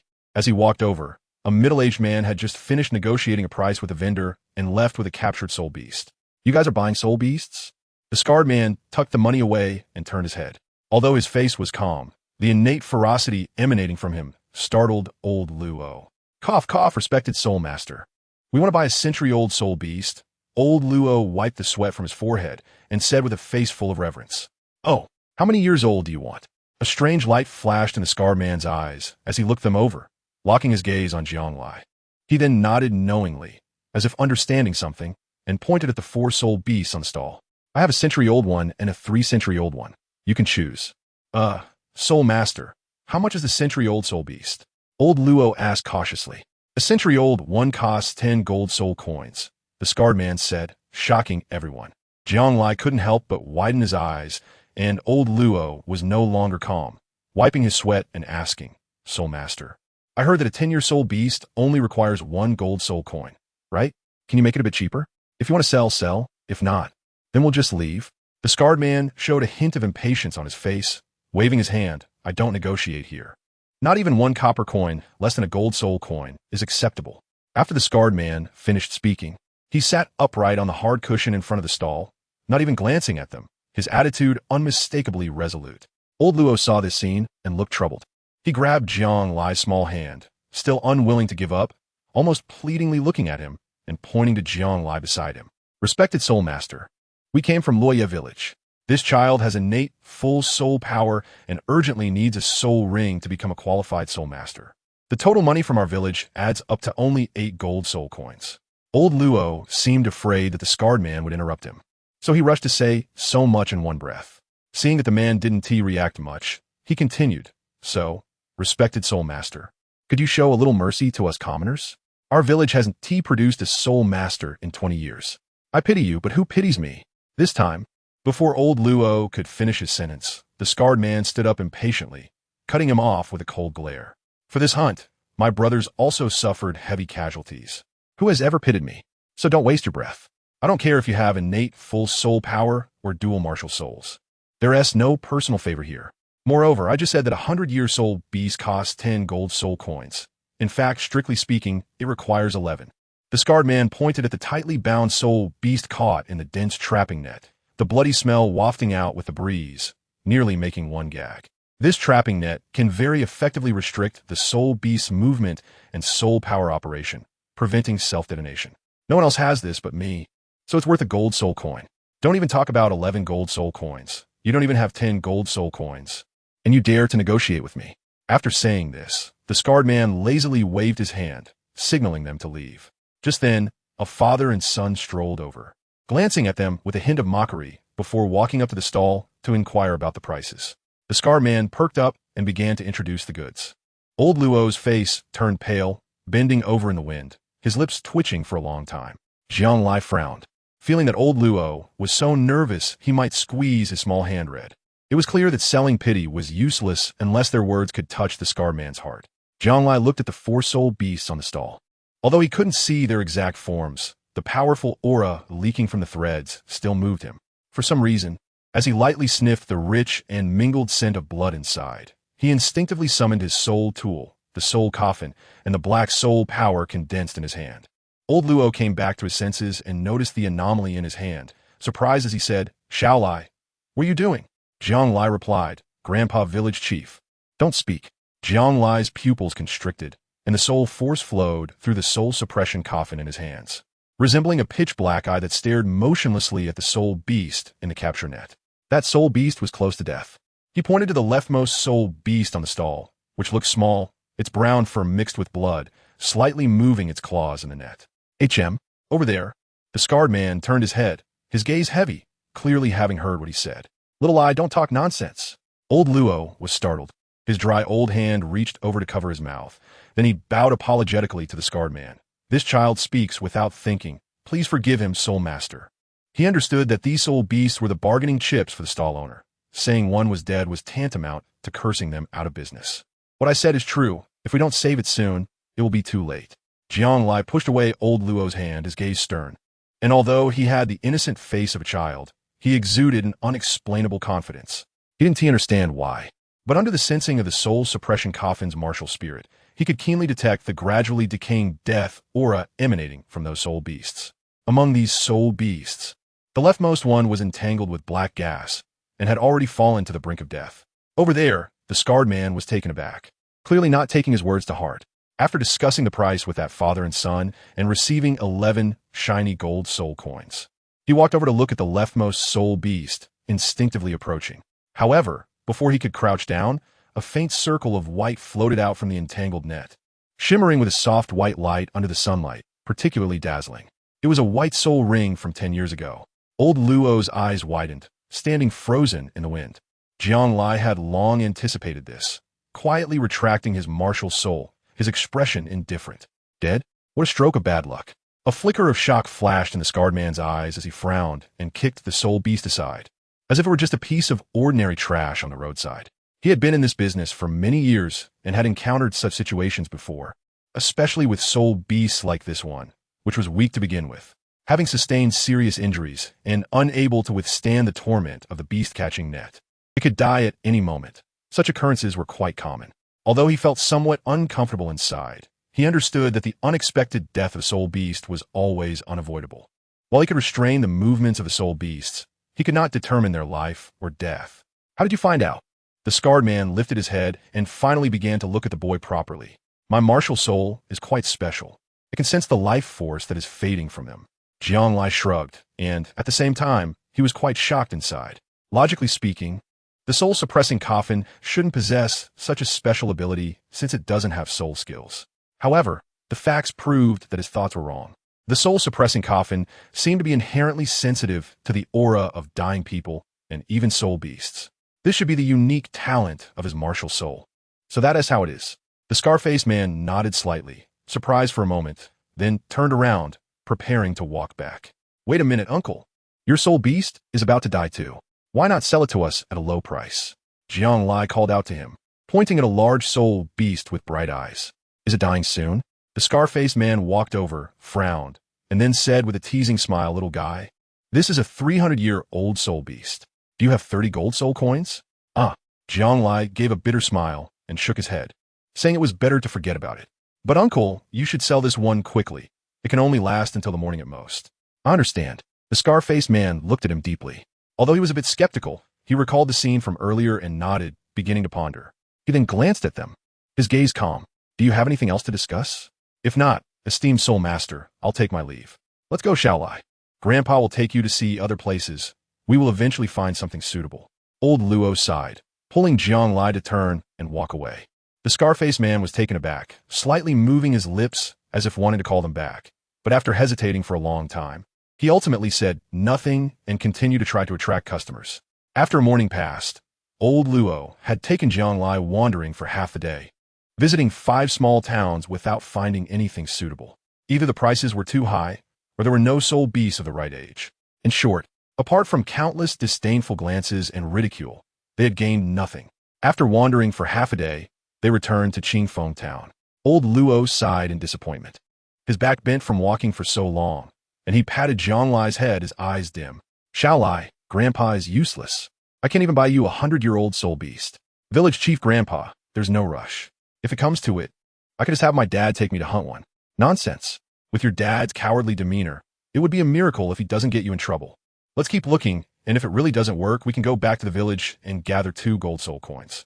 Jiang Lai let out a feeling that Jiang had quite a strong prejudice in Lao Luo's heart. But it should be due to Meng Yu's departure, Jiang Lai thought. He turned his head and saw the stall of the scarred man, who seemed to be doing quite well in business today, with only 1 soul beast left on the stall. It seemed that he noticed Jiang Lai's gaze and waved his hand. Jiang Lai was taken aback and walked over with old Luo. Before he could speak, the scarred man pointed at the only soul beast on the stall. Do you want it?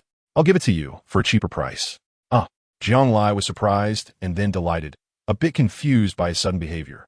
In any case, your suggestion helped me reduce a significant loss, and I sold that 300-year-old soul beast as well. So now this 100-year-old soul beast can be offered to you at a lower price. Is this 100-year-old beast the one you have left? Jiang Lai was taken aback. No, this is specially reserved for you. The scar man smiled. Just now a customer came wanting to buy it, but I didn't sell it to them. Thank you so much. Esteemed soul master, you are truly a kind-hearted good person. Old Luo was moved to tears. Can kindness be eaten as food? The scarred man shook his head and smiled. I said it would be cheaper, but it won't be too cheap. It's a fixed price, 9 gold soul coins, and I'll sell it to you. 9 gold soul coins. Old Luo's face was full of embarrassment, Although they were just 1 gold soul coin short, it was already an insurmountable chasm for them. Esteemed Soul Master, look, we only have 8 gold soul coins left. Old Luo spread his hands helplessly, revealing a crumpled wallet with 8 gold soul coins inside. Is that really all you have? The scarred man's brows furrowed. Uncle, Jiang Lai coughed once and said, once I absorb the soul ring and become a soul master, I can go to the spirit hall to receive a subsidy of a gold soul coin. Can I come back and return it to you personally then? Yes, yes, yes. Soul Master, we will definitely deliver it on time, Old Luo said, his face full of excitement as he hurriedly begged. All right, I hope you can keep your promise. The scar-faced man hesitated for a moment, smiled slightly, and pointed at the soul beast in the beast-catching net, saying, in that case, this 100-year-old three-eyed fox is yours. Thank you, Uncle. Oh yeah, Jiang Lai jumped up excitedly. Chapter 14, The Incident. Thank you so much, Master Soul Master.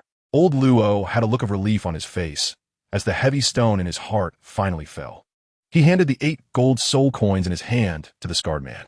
Thank you, Uncle, Jiang Lai called out, and then he saw the scar-faced man half-squat down, gathering the netting. The three-eyed fox inside trembled in shock, its claws flailing wildly, but it couldn't break free at all.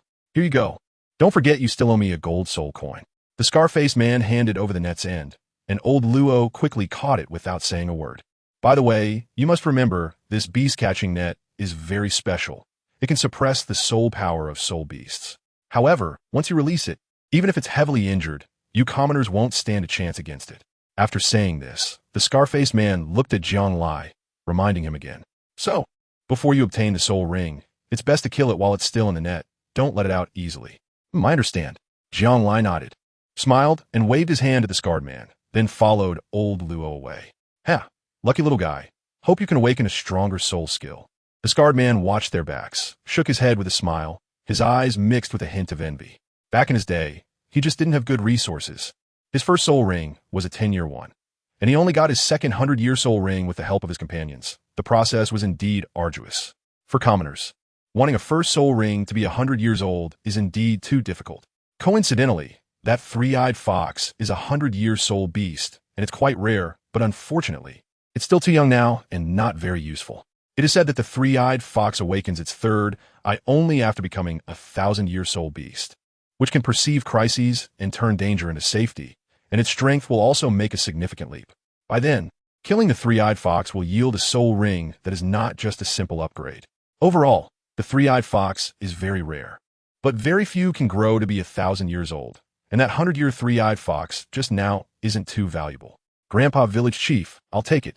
After walking for a while, Jiang Lai noticed Old Luo's struggle and didn't wait for him to refuse before snatching the net head from his hand. To be honest, it felt heavy the moment he took it, weighing at least 40 pounds. If Jiang Lai hadn't transformed his body through elixirs and gained immense strength, he might not have been able to lift it. Huh, little Lai, can you handle it? Old Luo was taken aback, not expecting such a small frame to contain such terrifying power. But thinking back to how Jiang Lai had been doing farm work since he was little, running around all day, and being born with full soul power, he felt somewhat relieved.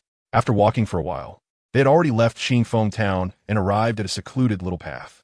Old Luo said this was a shortcut, leading directly to various large villages, and as long as they passed 5 more villages, they could return to Liya village. Jiang Lai walked along the somewhat muddy path, staring blankly at the wildflowers over there. Suddenly, a figure sprang out from the bushes, blocking their way. Hey, don't be in a rush to leave, you two. The person was a middle-aged man with a waxy complexion, dressed in coarse hemp clothes, and he casually held a blade of grass in his mouth while extending his hand to stop them. Who are you? What do you want? Lao Luotu was startled and pulled Jiang Lai behind him, staring intently at the suddenly appearing middle-aged man, his face wrinkled like a twisted rope. Ha! I'm a villager from this village. My name is Tian Hao. I don't mean any harm. I just want to ask if you would sell me the soul beast you have in your hands.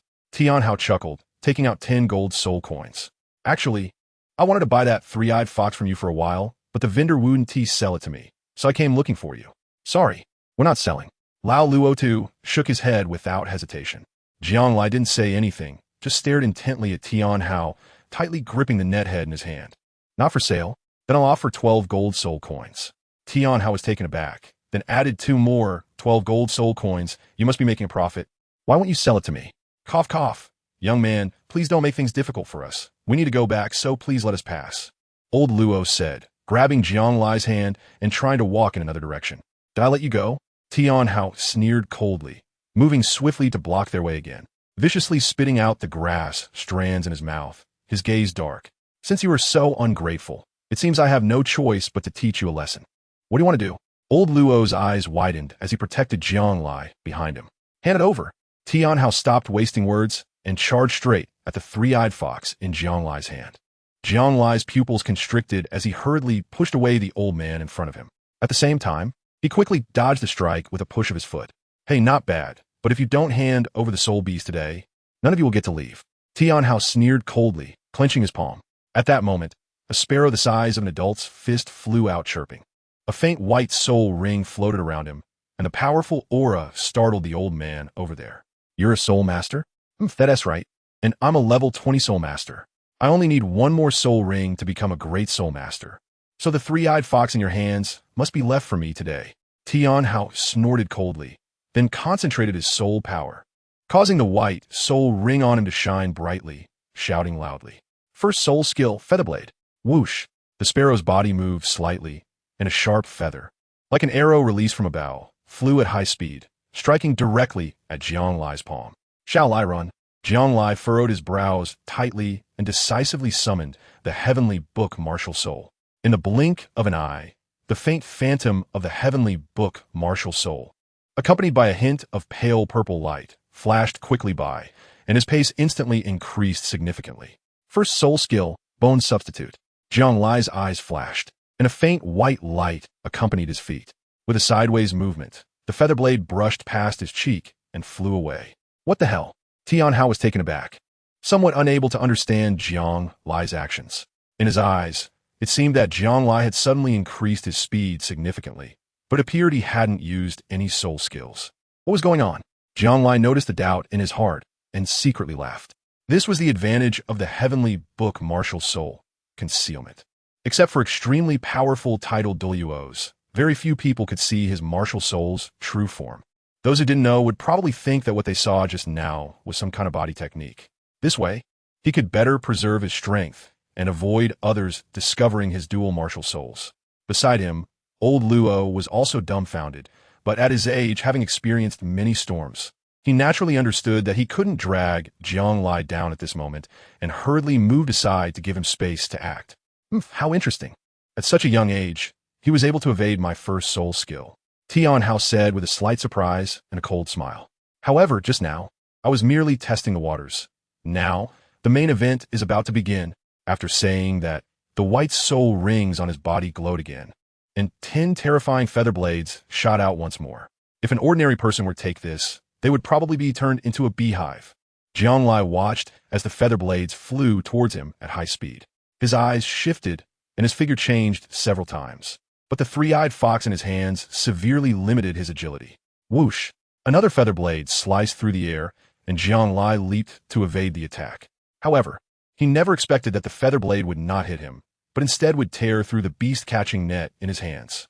With a ripping sound, the net was shredded, and an extremely rich smell of blood burst forth as the three-eyed fox charged out, imposing and fierce. Seeing this scene, everyone present changed their expressions dramatically. Chapter 15. Narrow Escape, Awo. The three-eyed fox broke free from the net's restraint and dashed out with its heavily injured body. It had bright white fur, but now it was covered in crisscrossing bloodstains. As it twisted its body, it looked like blood-colored worms crawling through flesh, appearing quite terrifying. The moment it emerged, dragging its bloody body, it crazily sprinted into the bushes. Ha ha! It's mine without any effort. Tian Hao laughed heartily, his face twisted with greed. As long as he killed the three-eyed fox now, the soul ring would definitely belong to him. With that thought, Tian Hao quickly dashed forward, and dozens of feather blades shot out fiercely once again. Don't even think about succeeding. Jiang Lai was taken aback. Without the burden of the three-eyed fox, the speed of his first soul skill, the bone substitute amplification, was fully realized. In just a few quick steps, he rushed forward and summoned the soul-suppressing coffin to swiftly block the 5 feather blades without thinking. The three-eyed fox shouted, sweeping its tail to quickly block 3 of the feather blades. However, it seemed to be weakened from its injuries, and after this strike, it quickly became exhausted, its tail snapping back and being knocked away by the recoil. looking for death. Tian Hao sneered, no longer holding back. The fierce soul power condensed in his palm. Moving so fast it was astonishing, and in an instant he thrust toward Jiang Lai. Easy. In an instant, his palm pierced through Jiang Lai's body, leaving him momentarily stunned. Xiao Lai. Old Luo was furious, just as he was about to rush over when he stumbled and nearly fell. Grandpa Village Chief, don't worry, I'm fine. Over there, Jiang Lai emerged from the other side, wiping sweat off, as if he had survived a disaster. What? Tian Hao's body shook, and he saw Jiang Lai in front of him turn into a faint illusion, transforming into a row of skeletal frames that collapsed to the ground. The intense visual impact at that moment almost made his heart leap out of his chest. A ghost! Tian Hao was startled and retreated 2 steps, only to realize that it had all been an illusion. The Jiang Lai that had been pierced through had long since turned into a wisp of white smoke and dissipated. It's an afterimage. Tian Hao was shocked, finally realizing he had been tricked. Jiang Lai patted his chest in fear and then chuckled. He had just witnessed that scene as well. I have to say, this move of 3 strikes against the bone spirit, the bone avatar, was quite interesting, practical, and fun. You little brat, dare to play tricks on me. Although he didn't know what method Jiang Lai had used, he was completely enraged. In that moment, his soul power condensed around him, and his sparrow martial soul soared upward as 20 terrifying feather blades shot fiercely toward him. Jiang Lai's eyelids twitched, and he immediately became cautious. He used his bone substitute to the utmost, his figure turning into a series of afterimages as he quickly dodged among the feather blades, while the soul-suppressing coffin in his hands blocked many attacks for him. However, despite this, 2 of his bone substitutes were still pierced, and a cut was made on his arm, forcing him to admit that Tian Hao's level 20 soul power was still a notch above him. Meanwhile, after Jiang Lai had just dodged this wave of attacks, Tian Hao had already excitedly charged towards the 3-eyed fox again. Ha! The century-old soul, ring is mine. Tian Hao rushed forward, his feather blade like a sword, stabbing towards its forehead. Roar! The 3-eyed fox struggled to stand, opening its mouth wide, as rows of sharp teeth glimmered with white light. An arc-shaped light blade shot out like a knife from its mouth, aiming at the approaching Tian Hao. What? Tian Hao was taken aback, never expecting that the 3-eyed fox still had this move. He was forced to block with his feather blade, but even so, he was still knocked back by the strike, falling to the ground and spitting out a mouthful of fresh blood, clearly suffering significant injuries. After the strike, the 3-eyed fox swayed unsteadily for a while before collapsing, desperately writhing on the bloody ground, unable to stand up. Xiao Lai, hurry. Use the beast-catching net to tie it up. We can't let it self-destruct. Old Luo quickly grabbed the beast-catching net that had already been torn in half on the ground and threw it towards Jiang Lai. Jiang Lai's expression changed, and he hurriedly took the 2 nets, rushing over to bind them around the 3-eyed fox's body. It turned out that old Luo's worries were unnecessary. The 3-eyed fox indeed had ample time to self-destruct, but it did not do so. Instead, at the moment its body was bound, it still waved its paw and looked at Jiang Lai, its bright eyes filled with a pleading light. Jiang Lai was taken aback for a moment, shook his head, and although he felt reluctant, he still picked it up and looked at old Luo, letting out a sigh of relief. Grandpa Village Chief, let's go. Let's get out of here. Old Luo nodded repeatedly, wiped away a cold sweat, and pulled Jiang Lai to leave. You can't leave. Behind them, Tian Hao rushed over in a fit of anger. Despite looking disheveled, he still refused to give up. With a stern shout, he summoned 10 feather blades with the last of his soul power and rushed towards them. You're seeking death. Jiang Lai frowned, quickly pushed aside old Luo, and activated the bone substitute. After 2 instances of bone shattering, he swiftly launched 2 feather blades from the soles of his feet. Then, the soul suppression coffin activated and smashed down towards his forehead. Oh no, please no. Tian Hao's eyes widened as he watched the shadow of the coffin loom over him, terrified to the point of his scalp tingling, repeatedly shouting in panic. In the next moment, the soul suppression coffin had already sent him flying, causing him to crash to the ground in a mess, knocking him unconscious. Deserved it. Jiang Lai let out a light breath, retracting the soul-settling coffin, his body covered in cold sweat. After using the bone substitute twice, he had completely drained his soul power, not a drop left. Even now, he still felt a bit dizzy, likely a side effect of forcibly squeezing out his own soul power. Are you okay, Xiao Lai? Old Luo was quite frightened and quickly grabbed Jiang Lai, preventing him from fainting. Meanwhile, his heart was stirred with immense waves. He could never have imagined that this child, without any soul skills, could defeat a level 20 Soul Master. Although the three-eyed fox had assisted him, he was still very excited, as if he saw the rise of Luye village in Jianglai. It's fine, Grandpa Village Chief, let's hurry back to the village. Jianglai shook his head, his expression a bit dazed, holding the three-eyed fox and following old Luo away. After returning to the village, the villagers quickly gathered around, expressing their envy. Wow, this is really a 100-year soul beast. I've never seen one in my life. Today I finally got to broaden my horizons. Haha, this is great. As long as Jianglai absorbs this soul ring, our village will have a soul master, achieved through our own efforts. Huh, boss, why are you so muddy? And your arm is bleeding. Ah, don't worry, it's just a small matter. Jianglai looked at Li Yi, who had a worried expression, and smiled as he patted his shoulder. Ahem. Old Luo glanced at the villagers surrounding them tightly and cleared his throat, saying, Everyone, let's be quiet for a moment, and let Xiao Lai go home to absorb the soul ring. All right, everyone step back. Hey, Tao Huanyang, you're still blocking the way, move aside. Oh, I just wanted to take a look at what this century-old soul beast looks like. All right, everyone disperse. After a while, the villagers gradually left, and Jianglai also returned home with the three-eyed fox. Chapter 16. The Path to Absorbing the Soul Ring. Jianglai was holding the three-eyed fox, happily making his way back home. Upon arriving, he saw Jiangpa occasionally bending down to hoe the vegetable garden and then squatting down to throw away some rotten vegetable leaves. Old Jiang, I'm back. Jianglai called out to him. After spending so many days together, he almost unconsciously called him Dad just now. Even before, when the domineering CEO transferred 10,000 yuan as pocket money to him every month, he never called him Dad. Perhaps sometimes, when basic living conditions are met, companionship is the best gift. This was something the domineering CEO couldn't provide him before. However, in the subtle influence of their half-month together, Jiangpa indeed gave him that feeling. Huh, the little brat is back so soon. How'd it go? Jiangpa put down the hoe, washed the mud off his hands, and walked over with a smile. Here, a three-eyed fox that just turned 100 years old, bought for 9 gold soul coins. Oh, not bad. Huh, just over 100 years will do. All right, you go change into a new set of clothes and wash yourself up well, then absorb the soul ring. Jiangpa smiled, his gaze lingering on his clothes, sniffing the strange mixed scent on him, his brows furrowing. Jianglai held the three-eyed fox in his hand. Due to being tied up by the animal trap, along with him holding it the whole time, his clothes were not only stained with specks of mud, but also had a large patch of blood.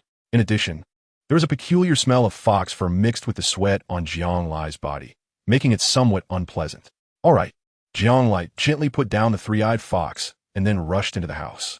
Jiangpa narrowed his eyes and half squatted down, poking at the three-eyed fox in net. The three-eyed fox shivered, flapped its body, lowered its head, and lifted its dirty white tail gently, standing upright like a silver needle. It let out 2 loud cries towards Jiangpa, but the sound quickly faded away, clearly indicating that its time was running out. The little fellow still had quite a temper. Jiangpa curled the corner of his mouth, flicked its head, and turned around with a smile, only to see Jianglai coming over in a new outfit, looking refreshed. At the same time, he was holding a kitchen knife in his hand. How about it, cool, right? Jianglai laughed and brandished the imposing big kitchen knife in his hand. Look at this. Holding this, Jiangpa laughed and scolded, pulling out a dagger from his waist and handing it to him with the hilt reversed. Oh, Jianglai held the shimmering dagger in front of the three-eyed fox after receiving it. Although he felt a bit reluctant inside, there was no choice. This three-eyed fox was bought by the villagers with pooled resources, and he urgently needed a soul ring. Even if it was regrettable, he had to sacrifice it. Awoo! The three-eyed fox raised its head, and the tip of the dagger in its pupils gradually enlarged. Its survival instinct made it struggle frantically, desperately waving its claws in an attempt to escape. Struggling was futile. It seemed to stop moving, its head drooping in the mud.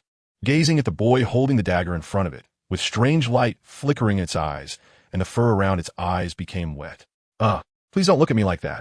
I'm sorry, little fox. Jianglai gritted his teeth and raised the dagger, taking a deep breath. With a flash of cold light, he lunged forward to stab it fiercely. Bang! Before the tip of the dagger could land, his hand was suddenly knocked away by Jiangpa. Damn it, old Jiang, what are you doing? Jianglai shook his slightly aching hand and stared at him. Something was off. Jiangpo's 2 eyebrows were almost twisted into a single line. He squatted down, stretched out his hand, and gently touched the belly of the three-eyed fox. The belly, mixed with fresh blood, was fluffy and somewhat warm, gently pulsating inside, as if a heart was struggling to beat, one thump after another. Although it had become very weak, Jiangpa let go of his hand and sighed gently. This three-eyed fox is pregnant and cannot be killed. Ah, this. Zhang's pupils constricted tightly as he reached out with his small hand to touch it. Indeed, inside it was jumping vigorously, a pulse of life that seemed to blend into his palm like water thawing from ice. Though somewhat reluctant, he had to admit that this three-eyed fox was indeed alive, and it looked like it was about to give birth. No wonder the three-eyed fox didn't choose to self-destruct after escaping earlier, even when there was no chance of winning. At that moment, it was no longer simply living for itself. Although it is quite common for spirit masters to hunt spirit beasts, this so-called hunting also has its boundaries and principles. Jiangpa furrowed her brows slightly, pointing at the three-eyed fox, and said, even as a soul beast, it has the right to live on as a mother. Understood. Jiang Lai nodded. Although he was somewhat disappointed, he still handed the dagger back to Jiangpa. So what now? Raise it? It seems that's the only option. Raising it, whether it can survive, will depend on its own fate. Jiangpa said as he picked up the three-eyed fox and walked toward the coffin house. The three-eyed fox struggled for a moment, seemingly aware that it had been saved. It looked at the father and son, and a few tears fell from its bright eyes. Then, as per usual, Jiang Lai placed the three-eyed fox in a coffin, lined with hay and some berries and water. When he removed the animal trap, net that was tied around it, the three-eyed fox only moved slightly and allowed Jiangpa to place it inside. It then stuck out its tongue to lick the water in the broken porcelain bowl before falling into a deep sleep. Jiang Lai stood by, dumbfounded. Why did he feel that Jiangpa liked to put everything into the coffin? Could it be some kind of a coffin that could bring the dead back to life? The little hyena was like this, and so was the three-eyed fox. He was really very curious right now. What the heck is that brat thinking? Jiangpa slightly cleaned the bloodstains on the three-eyed fox's body, turned his head, and flicked his finger against its forehead, pulling it out. Golf, golf, no. Can you just put in the coffin and it will survive? Everyone has their fate, and so do soul beasts. They are different from ordinary wild animals. As long as they still have a breath left, they should be able to survive with proper care. Besides, Jiangpa said with a serious expression, glancing around before suddenly leaning in to whisper to Jiang Lai in a mysterious manner. This soul beast was bought with the hard-earned money of the villagers. If we selfishly keep it for ourselves, they will definitely be unhappy if they find out, especially the old village chief. He will probably blame me again. Moreover, the most crucial point is that we will have to find a way to repay this money in the future. We can't let their selfishness cause everyone to suffer. I understand that, but the key issue now is that without a soul beast, I can't have a soul ring and can't become a soul master. The villagers will still be suspicious. Jiang Lai gave him a glance, smiled bitterly, and said, even without them, I still want the soul rings. Don't worry, you little brat. No matter what, I'm still your dad. Leave the matter of the soul rings to me. Jiangpa confidently wrapped his arms around his shoulder. Come on, just you. Jiang Lai drooped his eyelids, looking like a dead fish. Huh, you little brat. You dare to underestimate me? Don't forget, no matter what, your old man is still in his prime. Jiangpa smiled, straightened his chest, and revealed a confident smile of a young man in his 20s. Chapter 17. Hunting Soul Beasts. Loya Village, the next day. Under a lush and leafy catalpa tree, several villagers leaned against the shade of the tree, chatting and laughing together. Whoosh! Behind them, in the grass, Jiang rolled and darted in like a rabbit.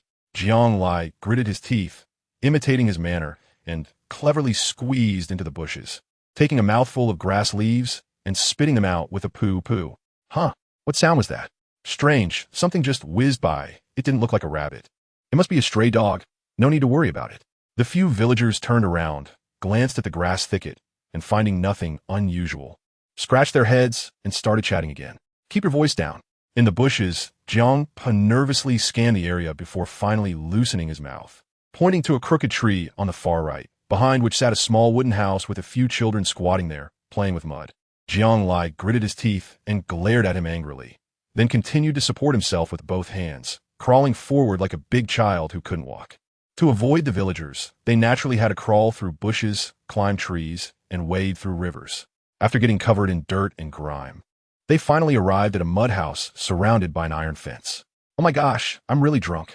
Jiang Lai crawled to the base of the wall and then stood up weakly, shaking his numb arm. Jiangpa casually brushed off the leaves on his head and then peeked out, waving at Litiniu, who was brewing wine inside the house. Oh, Jiang, my younger brother. Litiniu was taken aback for a moment, then smiled and sealed the wine jar before walking over. Is my good nephew here too? By the way, Xiao Lai, what is your first soul skill?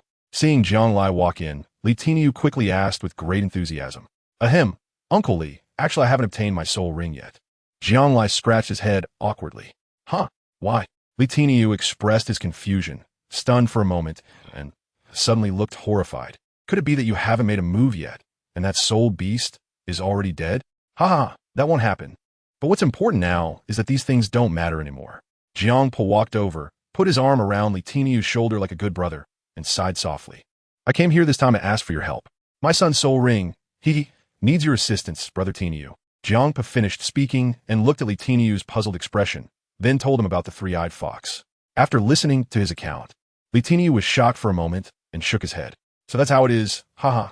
It's actually not a big deal to say it out loud. The villagers should be able to understand. It's just that, while they may not say anything, they probably still have prejudices against you in their hearts. Yes, that's what I was thinking too, which is why I came to find you secretly. Jiang Po shrugged helplessly and spread his hands. Me? Brother Jiang, you don't want me to help you hunt a century-old soul beast, do you? Li Tiniu's eyes widened as he pointed at himself. Ha ha ha, exactly. In our village, besides you, are there any other soul masters? Li Tiniu was almost in tears, forcing a smile.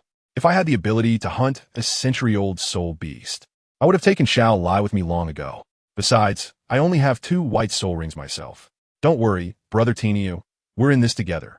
I'm also a capable man, a mere century-old soul beast. With our efforts, we won't be afraid of not catching it. Jiang Po flexed his well-developed biceps. All right. Li Tiniu pondered for a moment and nodded earnestly. There's no time to waste. Let's set off now. Thank you, Uncle Li. Haha, let's go. Li Tiniu patted his head, smiling as he left the house. Then he was dumbfounded to see the 2 of them dart into the grass without saying a word. He paused for a moment and followed them into the bushes. Ahem, Brother Jiang, how long are we going to walk like this? Don't worry.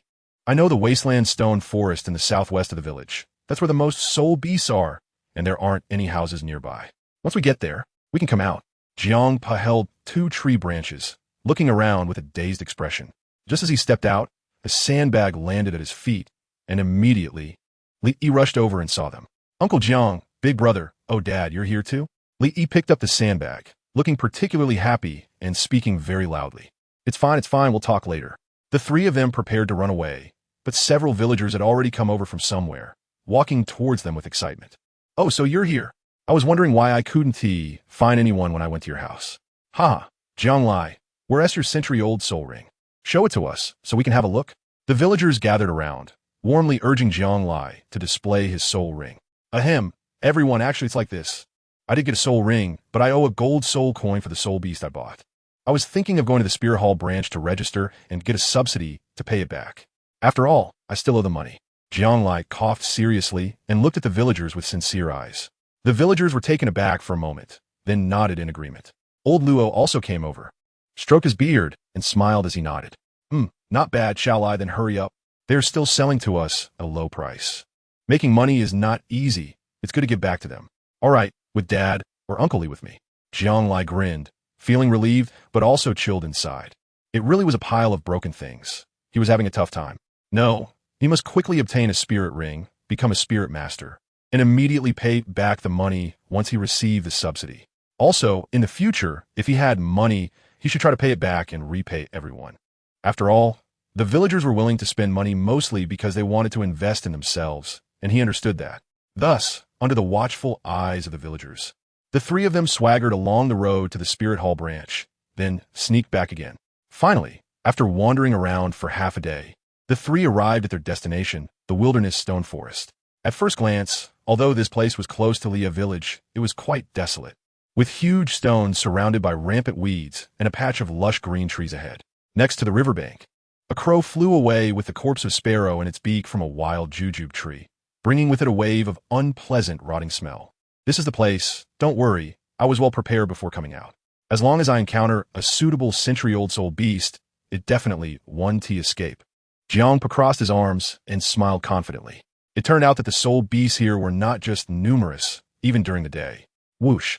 After just a few steps, a backpack rabbit jumped out from a crevice in the rocks, carrying a large snail shell on its back, and quickly darted into another patch of grass. That was Jiang Lai wiping his sweat. It was a backpack rabbit, known for stealing the grass nests of other soul beasts and carrying them on its back. Considering how small it was probably only around 50 or 60 years old at most. Creak. As soon as Jiangpa finished speaking, a earth monkey, on a spruce tree above them, wrapped its two hands around the green branches and vines, let out a strange cry, and charged towards Jianglai. The first soul skill, Bone Substitute. Jianglai was taken aback, silently reciting his soul technique, and his speed suddenly increased, narrowly dodging the attack. Seeking death. Before Jiangpa could say anything, Li Tiniu frowned, and his soul power surged, revealing a gourd accompanied by two white soul rings. First soul skill, Spirit Gourd. Whoosh. In the next moment, under Li Tiniu's control, the gourd smashed towards the earth monkey. Creak. The earth monkey let out a loud cry, moving extremely fast, and quickly climbed up the tree in just a few moments, its monkey tail soon disappearing into the intersection of the branches. Damn, it got away. Li Tiniu was taken aback and retrieved the gourd. No rush, that earth monkey was only under 100 years old. It was just very fast, making it difficult to catch. Jiangpa rubbed his eyes, seemingly very familiar with these soul beasts. First, the soul beasts we need to find this time are those over 100 years old. We shouldn't bother with other soul beasts.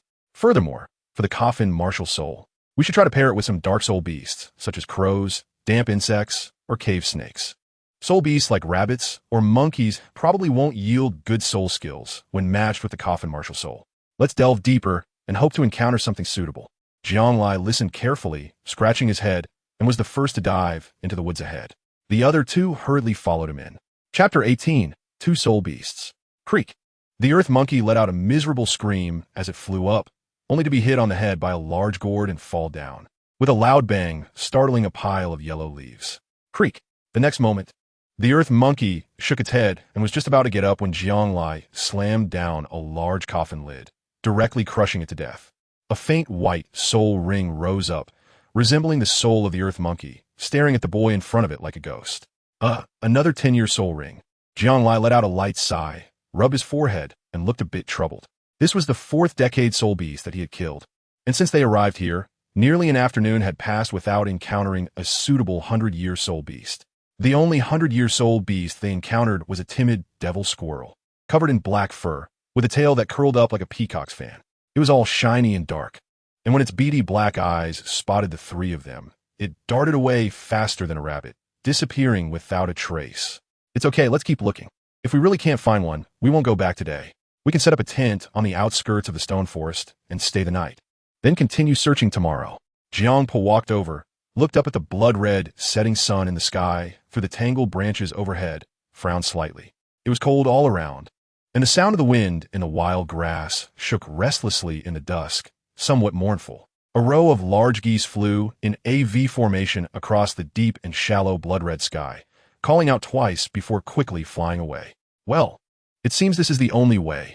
Jianglai shrugged helplessly, not even looking at the white soul ring, and followed Jiangpa and Li Tiniu to the edge of the stone forest to start setting up tents.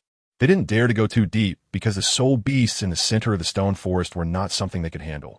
They would have to exert all their strength to fight a 100-year soul beast, and encountering a 1,000-year soul beast would be a huge problem. With the remaining blood-red sunlight on the horizon, the three of them quickly set up 2 tents.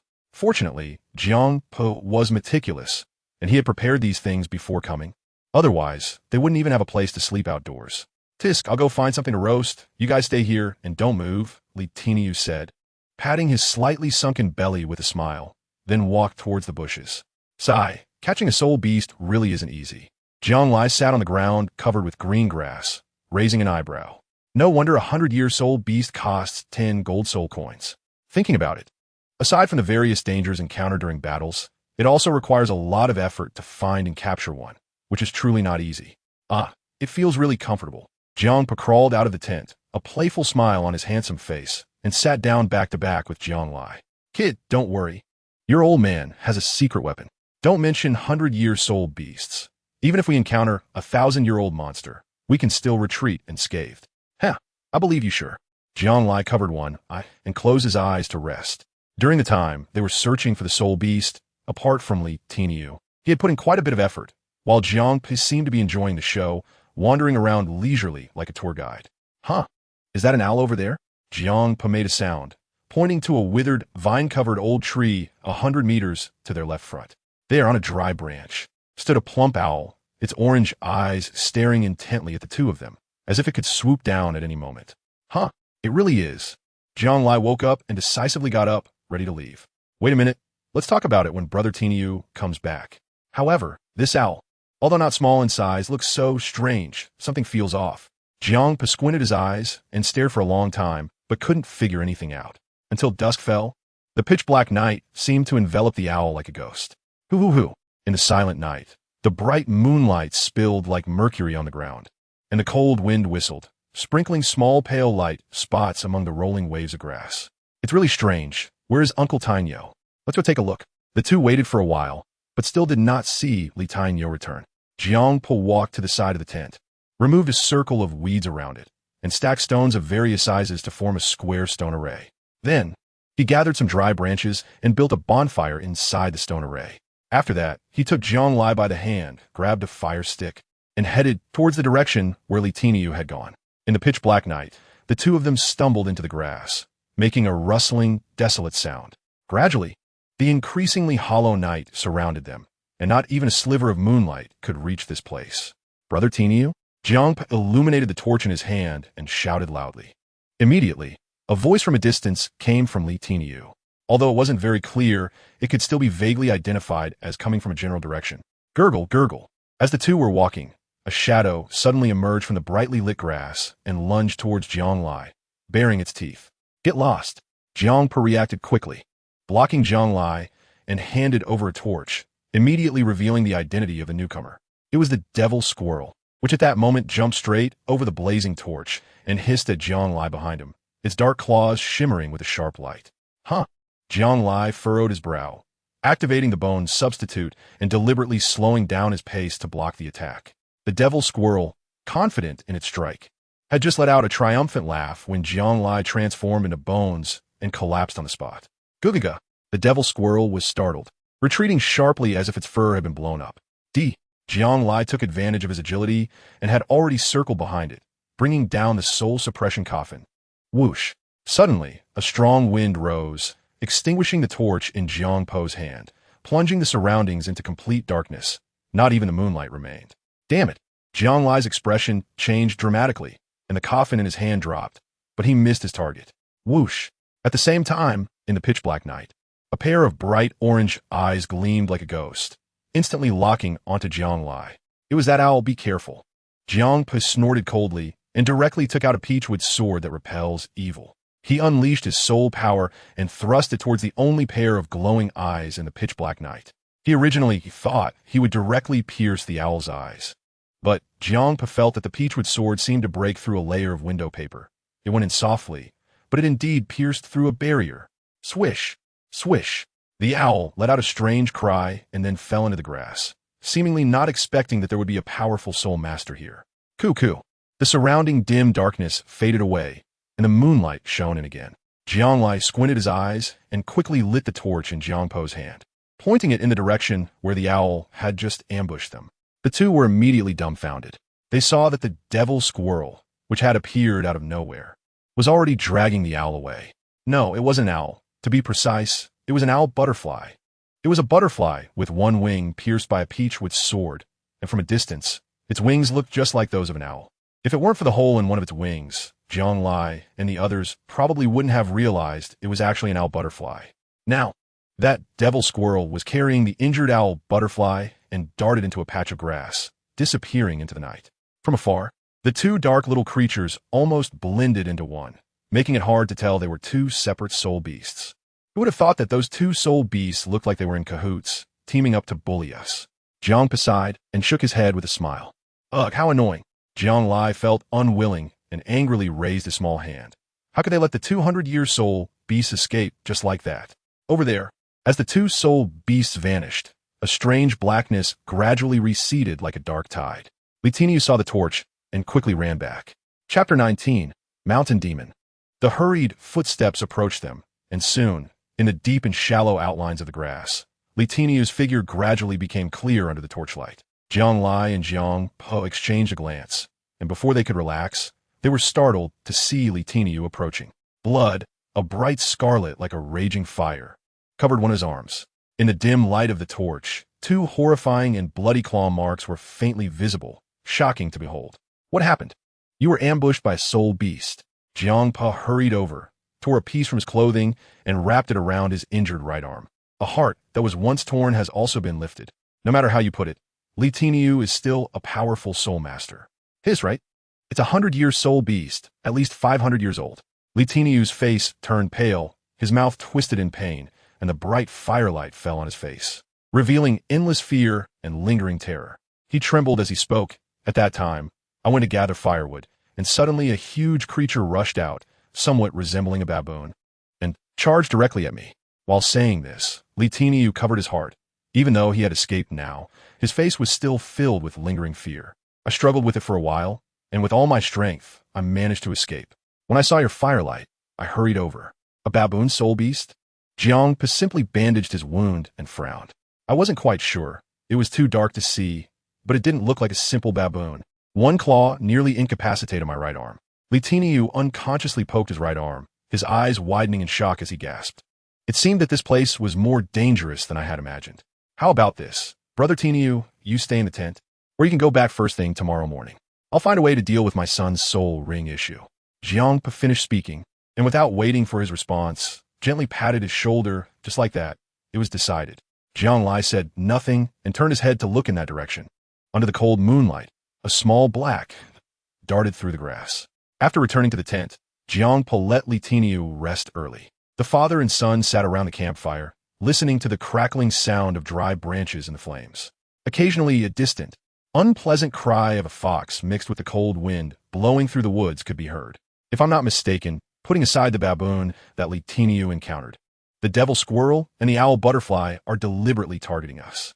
I know this. That stinky squirrel attacked me first during its first appearance, and the previous seemed to have a grudge against me as well.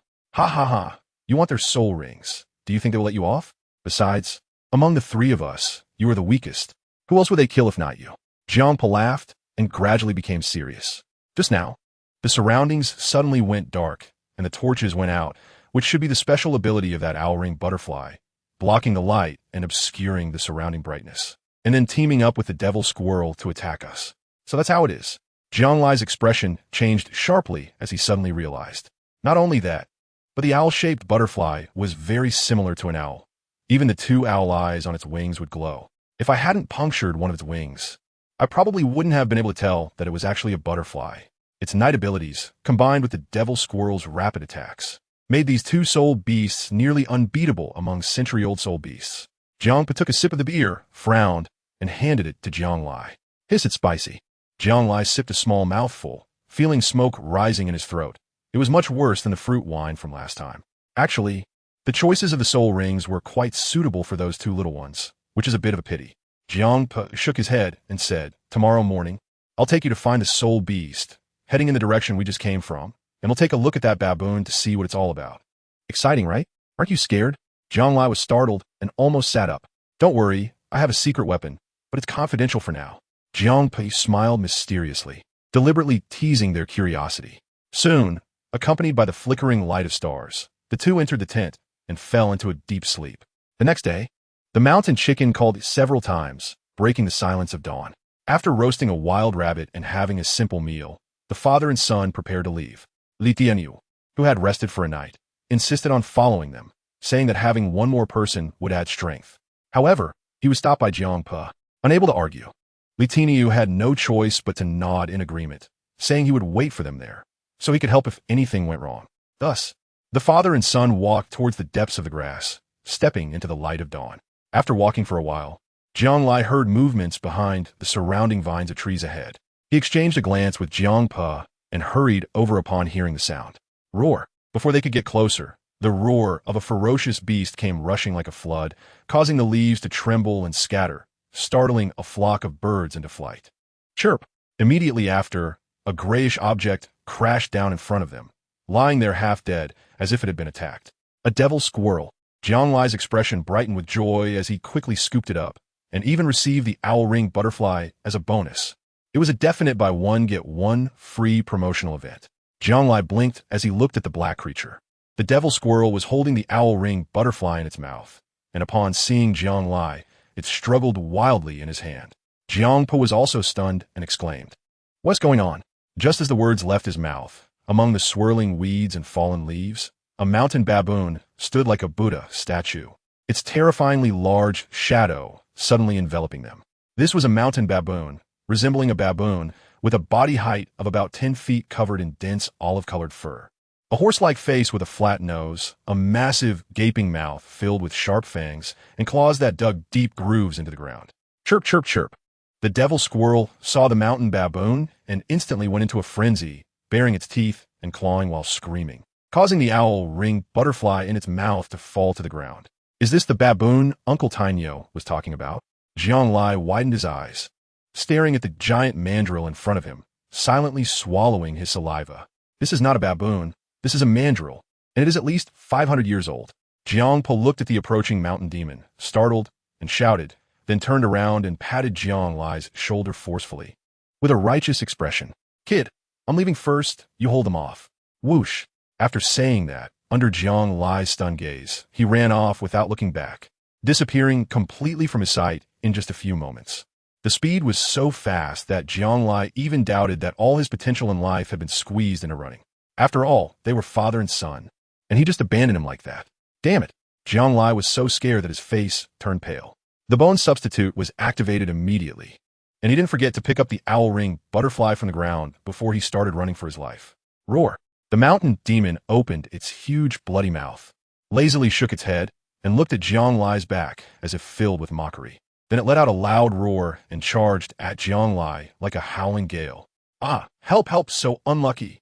Jiang Lai was so scared that he didn't dare to look back, his gaze fixed on a point as he ran wildly in a straight line. Chew! The devil squirrel in his arms pulled out a cute pine cone from its mouth and threw it at the mountain macaque with all its might. Bang! It hit squarely, causing no damage at all, but clearly increasing the macaque's anger level. Damn squirrel, I will definitely kill you. Jiang Lai saw this scene, gritting his teeth, wishing he could slice the devil squirrel into 1,000 pieces with his gaze. Roar! Just as the words left his mouth, he felt a fierce gust of wind blowing from behind, as if a giant stone was pressing down on his spine. It was the claw of the mountain monkey. At the critical moment, his body instinctively shifted direction, and a white bone shielded him from the blow. Z. The mountain monkey's claw came down, only to find a wisp of white smoke drifting by, while Jiang Lai had already turned into an afterimage and escaped in another direction. Bang! Another claw came down, once again replacing a white bone. Jiang Lai gritted his teeth, knowing that this couldn't go on. So he resolutely turned around, picked up the soul-requiting coffin, and prepared for a desperate battle. The mountain monkey saw this scene and, without a second thought, pounced toward him. Chirp, chirp, chirp. Jiang Lai hadn't spoken yet, and the devil squirrel in his arms was already bristling, ready to pull out a pine cone again. Just at that critical moment, a loud shout from Jiang Po came from behind. Jiang Lai didn't turn back, but at that moment, he felt the earth tremble. Roar. The mountain monkey paused, as if it had seen something extraordinary, its descending claws slowed by half a beat. Boom! A sharp whistle cut through the air from the side of Jiang Lai's shoulder, followed by a snow-white shadow that suddenly crashed into the mountain monkey. As the shadow landed, amidst the chaotic grass, a great white stood majestically like a deity descending from the heavens, and on its back was the wildly arrogant Jiang Po. Jiang Lai saw this scene and was immediately petrified on the spot, his worldview on the brink of collapse. Daring to bully my son, Dabai. Let's see your power. Jiang Po sat on Dabai, energetically pointing at the mountain demon. Dabai let out a wild roar, and then, under Jiang Lai's astonished gaze, his body began to swell like a balloon, his fur shining bright and solid like iron. In the blink of an eye, the Dabai, who only knew about eating, drinking, and sleeping, had transformed into a mighty, proud, big-eared fat pig. Under this terrifying aura, the mountain demons instinctively retreated. Jiang Lai forced himself to calm down, while 1,000 alpacas galloped through his mind.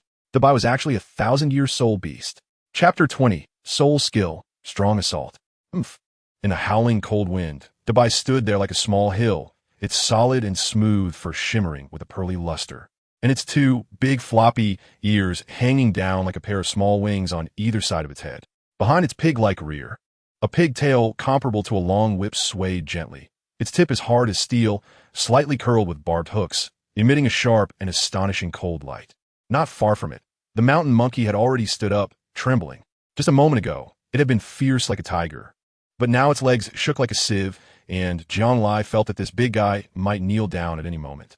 Looking over there, Jiang Pa was sitting on a Dubai-themed meat floss cushion, pointing his peachwood sword at the mountain monkey, with a wild laugh on his lips. Dubai, show it your strength. Humph. Dubai shook its pig ears, then extended a pig hoof, making a provocative gesture toward the mountain monkey. With a defiant smile on his pig face, Jiang Lai stood frozen in the wind, completely stunned, his heart screaming in madness. Are you sure you're not the reincarnation of Marshal Tianpeng? Roar. Even though the opponent is a 1,000-year-old soul beast. As a mountain demon who has lived for over 700 years, facing such a barefaced provocation naturally made him furious. With an angry roar, he charged forward. Ha-mp-ha-d. No matter what happens today, you must stay here. A cold light flashed in Jiang Po's eyes as he rode on the back of Dubai, the broken peachwood sword in his hand, resembling a sacred artifact. Channeling his soul power, he aimed the sword at the mountain monkey's eyes and shouted, "You shall die." Dubai collided with the mountain monkey, and with a loud bang, a terrifying shockwave erupted, forcing both soul beasts to be knocked back more than 10 meters, leaving deep claw marks on the grass. Amidst the overwhelming wave of energy, Jiang Pa let out a scream, and he, along with the sword, was sent flying far away, just managing to hang onto a dry tree branch next to Jiang Lai, half dead. Jiang Lai's eyelid twitched, and then he calmly pulled him down. This is the consequence of trying to show off forcefully. Jiang Pa got up with a dusty face, spat out a couple of mouthfuls of sand, and looked up at Jiang Lai, who was enjoying the show with a smug grin. He yelled at him furiously, "Where are you watching, you brat? Hurry up and get in there. You want me, a 6-year-old kid, to go? Are you out of your mind? I don't care. Since you've been able to hold your own against the mountain demon for so long, you must have the skills. Now go and taunt them to draw their fire. Go, young man." Jiang Pa chuckled and pushed him out. Jiang Lai's eyes widened. If it weren't for the fact that his martial soul was also a coffin, he would seriously doubt whether Jiang Pa was actually his biological father. Chiu. It seemed that it heard something it liked, and the devil squirrel quickly pulled out a cute little pine cone from its mouth. With a flick of its small hand, it elegantly and accurately arced through the air, successfully hitting the butt of the mountain monkey, which was in a fierce battle with Dubai. There was still no physical damage, but the psychological damage from that hit was definitely a critical strike. Roar. The mountain monkey was furious, violently shaking off Dubai, who was entangled with it. Its iron claws left terrifying scratches in the muddy ground, making Jiang Lai's face turn pale. Just when he thought he was about to waste another skeletal substitute, bang. The mountain monkey slipped under its feet and fell directly into the mud, looking utterly disheveled. Jiang Lai was shocked, stunned by the sudden turn of events. Goo. The devil squirrel seemed to have anticipated this scene, covering its mouth and letting out a triumphant laugh.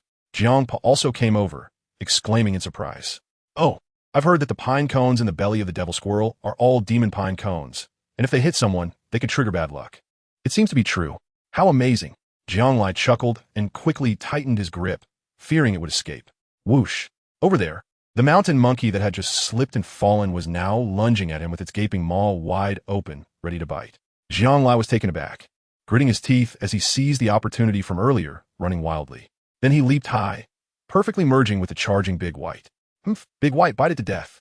Jiang Lai sat on the back of Big White, hurriedly pinching its two big floppy ears, fearing he might fall off. "Humph." Big White shook its nose and let out a cold snort, testing the ground like a fine steed, ready to launch an attack at any moment. The howling mountain baboon stood upright, its massive body pounding its chest like an enraged baboon, exuding a violent aura as if it would tear them all apart. Zing! The third demon's pine cone struck, and just by chance, it hit the mountain baboon that was pounding its chest. The air fell silent for a moment. Well, this was bad. Not only did it cause terrifying physical damage to the baboon, but that guy was definitely suffering a critical hit of 10,000 points. Oh, woo! The mountain baboon let out a wretched howl, covering the injured area, its eyes turning blood red. At the same time, its body rapidly swelled to nearly twice its size, dense olive-colored fur covering its entire body. With a roar, its momentum surged to another level. It's over. That's a mountain baboon's special ability, Frenzy. Its power is now almost close to 1,000 years.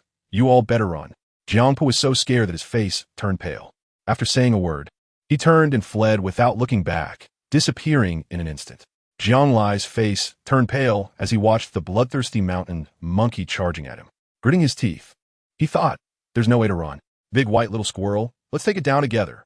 Big White snorted defiantly, showing no fear even in the face of the mountain monkey, and then charged forward recklessly, full of energy. Bang! A terrifying shockwave mixed with dust sent Big White flying far away with a muffled grunt. Jianglai let out a cry of despair as he and the squirrel were knocked back, crashing into a withered tree. Cough, cough, cough. Jianglai hung from the branch, with blood at the corner of his mouth, looking at the Big White who was at a disadvantage, and couldn't help but feel a bit puzzled. Aren't you a 1,000-year-old soul beast? Even if you can't beat the mountain demon, you shouldn't be this pathetic. Umph. Jianglai took a deep breath and shouted, Big White, if you win, I'll reward you with 10 times the pig feed, the finest kind. Ding. This sentence sounded like an alarm bell, exploding in Big White's ears. Big White shook its hooves and suddenly felt an immense surge of energy. With a wild scream, it raised its whip-like tail, slicing through the air with a whoosh. Zing! What seemed like a light strike of the tail directly knocked the mountain monkey back. Just as the mountain monkey was about to get up, misfortune struck. A spiky branch above it broke off and fell down, delivering a heavy blow. There's a chance. Jianglai's expression changed suddenly, and he leaped down from the branch, supporting himself with one hand on the ground, shaking the devil squirrel madly as if trying to shake it to death. Little squirrel, keep throwing the pine cones, or we're all going to die. Chirp. The devil squirrel was taken aback, opened its mouth, and helplessly spread its hands, indicating that it had already done its best. No more. I don't believe it. You definitely have some hidden stash. Spit out quickly. Bang. The devil squirrel ignored him, making a couple of gurgling sounds, and looked at the owl-horned butterfly beside Jianglai. During their escape from battle earlier, the owl-horned butterfly had strangely attached itself to Jianglai's clothing, resembling a beautiful owl pattern. This was also one of its abilities, camouflage, allowing it to disguise and become invisible in any environment, making it easier to evade predators. Hearing the call, the owl-horned butterfly emerged from the collar of Jianglai's shirt, gracefully flapping its owl-like wings. One wing that had been punctured by Jiang Po was already half repaired, allowing it to fly with difficulty. It flew 2 circles in the air and then gracefully headed towards the mountain monkey that was battling Douluo. Coo! The devil squirrel shouted with its claws raised. Go! Jianglai frowned tightly, using the bone substitute again, closely following it. Whoosh! At first, the slowly flying owl-ring butterfly was leisurely gliding, but when it approached the mountain demon at 100 meters, it suddenly accelerated, transforming into an orange-yellow afterimage, rushing past like lightning. A pair of wings spread out, and a black mist surged forth like the arrival of night. Big White dodge! Jianglai hurriedly shouted. Daba heard the command and quickly retreated, avoiding a terrifying iron claw from a mountain demon, running out of 100-meter range. Swish! Black mist rapidly gathered, surrounding the mountain demon within a full 100 meters, like a dark prison, tightly locking it inside. Roar! The mountain demon roared angrily, its body shaking wildly, with terrifying iron claws attacking aimlessly, clearly lost in direction. After this move, the owl-ring butterfly swayed precariously, seemingly exhausted. The devil squirrel jumped over, its tail facing the mountain demon, bursting out like a peacock spreading its feathers, delivering a heavy blow that sent it flying over 10 meters away. Then it quickly grabbed the owl-ring butterfly and darted away. A great opportunity. Daba should take the chance to kill it now. Jianglai leaped high, summoning the soul suppression coffin with a loud shout, stepping onto the back of the giant white creature. The coffin in his hand came crashing down like a 1,000-pound boulder. As a result, the mountain demon randomly swatted its claws and sent him, along with the coffin, flying away. However, this was clearly not important anymore, because during this brief moment, the giant white creature had flapped its 2 large ears and soared into the sky. Floating in the air, its big ears resembled a pair of delicate white wings. Aiming at the black mist below, under Jianglai's petrified gaze, it dove down like a rocket. Whoosh! Bang! A beam of white light descended from the sky, and before anyone could take a closer look, there was a dull thud from the ground, accompanied by the mountain demon's scream, startling all the surrounding rocks and trees. As the thick smoke cleared, Jianglai covered his mouth and nose and rushed over, only to see the nearly half-dead mountain demon sitting under the giant white creature's rear. The mountain demon, severely injured, let out a growl, and prepared to get up and escape, but the giant white creature stood up and disdainfully sat down again. Just as the mountain demon lifted its head, the giant white creature sat down once more, repeating this action. Roar, bang, roar, bang, until the giant white creature stood up and sat down for a total of 26 times. Jiang Lai's eyes widened, and he hurriedly shouted to stop it. Stop. Leave it some breath. Oomph. The giant white creature stood up, glanced at the mountain demon that had nearly turned into meat paste, and, feeling bored, swished its tail and walked away to the side. Without saying a word, Jiang Lai slammed a soul coffin down, causing blood to splatter. The mountain demon twitched for a moment, and then a dense yellow soul ring floated out. Ah, it's not easy. I've finally obtained my first soul ring. It was so difficult. Daba, protect me. Jiang Lai smiled with relief, directly sitting down on the spot and casually saying a phrase as he began to absorb the soul ring. A faint yellow ring settled around Jiang Lai, starting to be absorbed by him, although it was a 700-year-old soul beast, exceeding the usual limit for soul masters. Jiang Lai wasn't worried at all since he had modified his body. The bear lazily guarded nearby, its tail boredly tapping the ground. The devil squirrel, on the other hand, proudly stomped on the corpse of the mountain monkey, bouncing on it like a trampoline and letting out a mischievous laugh of revenge. After half an hour, Jiang Lai opened his eyes, and the yellow soul ring flashed through his gaze. The soul restraining coffin, first soul skill, strong assault. After use, the next attack increases its power by 30%, and upon hitting the enemy, it reduces the opponent's soul power by 10% while forcibly interrupting their soul power recovery limit. Chapter 21, Special Reward. Jiang Lai Panji sat on the ground, quietly comprehending the first soul skill of the soul settling coffin, and then excitedly opened his eyes. No matter what, after absorbing the soul ring, he was now officially a soul master, especially under the circumstances of absorbing a 700-year soul ring beyond his level. His soul power had risen to the 13th level. However, the heavenly book martial soul has self-generated soul rings, so there wouldn't be any excess soul power. Otherwise, with 2 soul rings providing boosts beyond his level, he might have reached the 15th or 16th level by now. As for this first soul skill, it was also very powerful, and could be said to be the fundamental soul skill of the soul settling coffin. Not only did it increase attack power by 30%, but just the fact that it reduced the opponent's soul power by 10% was enough to annoy them. Just imagine if several coffins were slammed down like this, directly scattering the opponent's soul power. Without soul power, they probably wouldn't be able to unleash many soul skills. Furthermore, this move could also restrict the maximum recovery limit of the hit opponent's soul power, meaning that after one hit, the opponent might still have 90% of their soul power left, but it would be impossible for them to recover any soul power, as their maximum recovery limit would be locked at 90%. One could say this move has the effects of strong strikes, soul reduction, and soul restriction, of course, if it hits. Peep peep. Jiang Lai was deep in thought when he heard the devil squirrel's reckless laughter coming from the other side. He turned his head and couldn't help but stare in shock. That little creature was whipping the corpse of the mountain monkey. Hello, little squirrel? Jiang Lai stood up and smiled, tossing a small stone from his hand that hit the mountain monkey's big nose. Goo goo. The devil squirrel was taken aback and quickly darted to a nearby elm tree, watching Jiang Lai with its tail puffed up, eyes darting.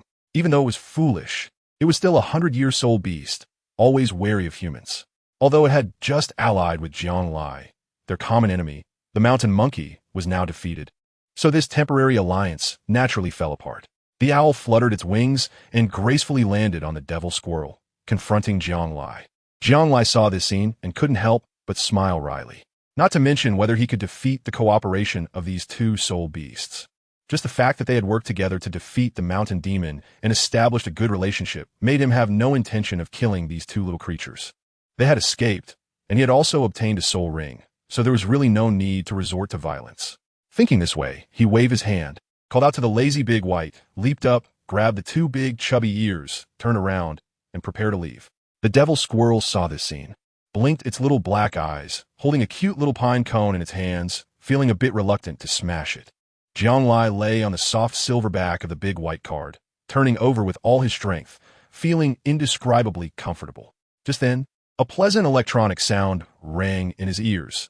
Ding! Congratulations to the host for killing the century-old soul beast, the mountain demon, and obtaining the first soul ring. You can now recover the soul beast's corpse for a special reward. Would you like to recover it? Huh? What the heck? Jianglai jolted awake, sitting up like a carp flipping over, caught off guard by this sudden little surprise. Without thinking, he immediately said, "Recycle it." In an instant, a flash of bright light passed by, and the corpse of the mountain ape that had just been lying on the ground disappeared, replaced by a blood-red square card that gently landed in his palm. Ding! Recycle successful. Congratulations, host. You have obtained a disposable consumption card. Mountain Ape Frenzy. Jianglai squinted his eyes, carefully examining the card, his pupils tightening. Mountain Demon Fury. A one-time consumable soul skill. After use, all attributes increase by 20%. Lasting for 10 minutes, not stackable, and the card disappears immediately after use. Wow, not bad, system. How many surprises do you have that I don't know about? Jianglai rubbed the thin, soft card in his hand, feeling a surge of joy. Although it was a one-time, consumable soul skill, it was indeed good for saving his life. This lord has many surprises, kid. Keep up the good work.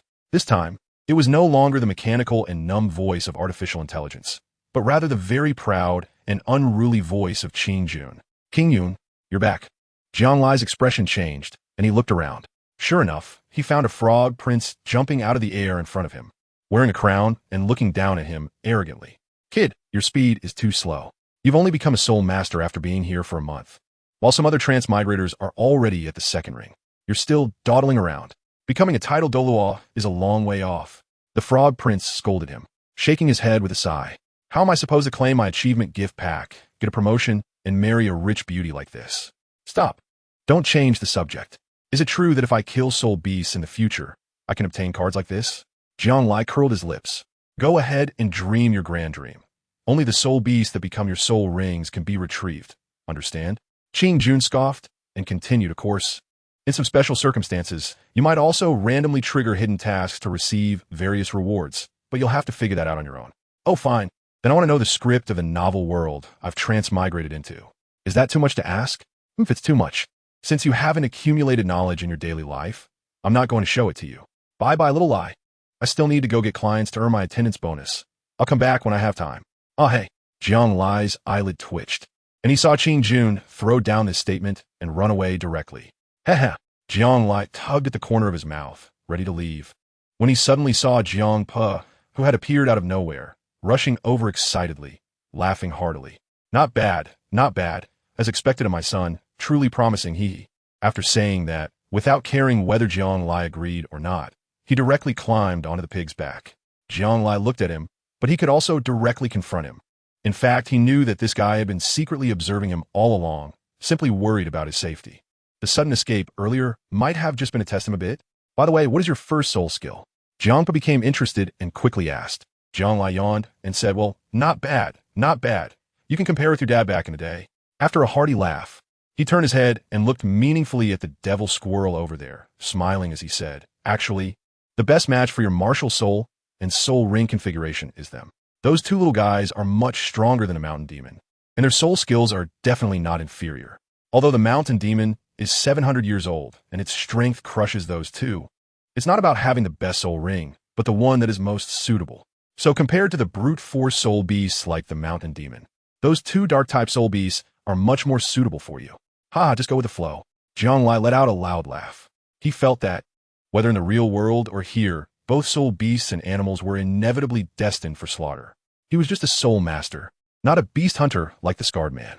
As long as he satisfied his basic interests, there was really no need to kill the innocent indiscriminately.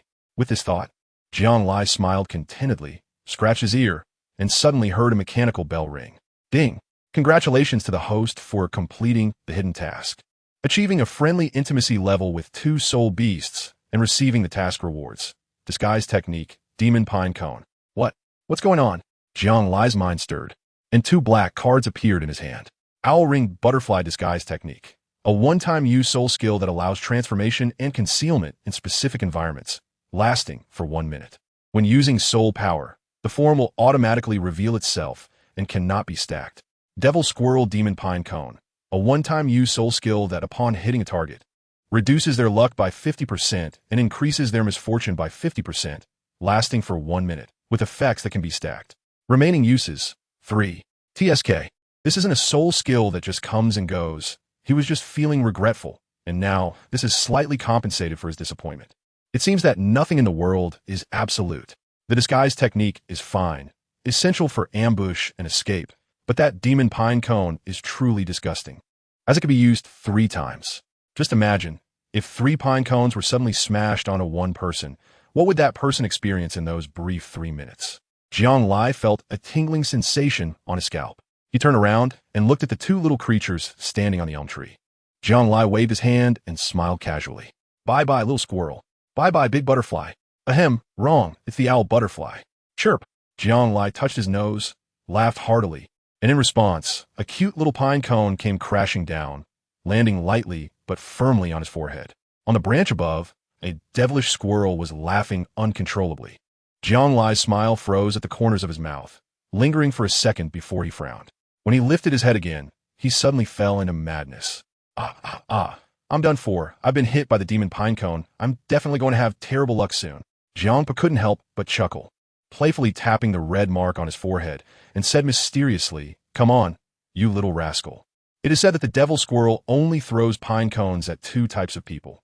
One is the devil, and the other is a friend. Whether you are a devil or a friend, the moment you get hit by a pine cone, you have already been marked by it. When you are struck as a friend, it is not bad luck, but rather good fortune. Soul beasts are generally emotionally simple and straightforward. Not only the devil squirrel, but also the vast majority of soul beasts only see likes and dislikes, and that's all there is to it. Oh, Jiang Lai widened his eyes, thought seriously for a moment, then turned his head to look at the 2 small black dots that were gradually fading away in the distance, scratching his head and smiling. Those 2 inconspicuous little guys, when standing together, seemed to be more colorful than all the things in the world.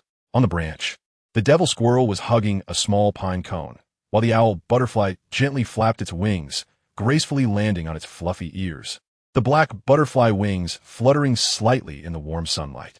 As the pair of wings slightly closed, tiny golden lights scattered, as if the passage of countless years slowly faded away in that moment.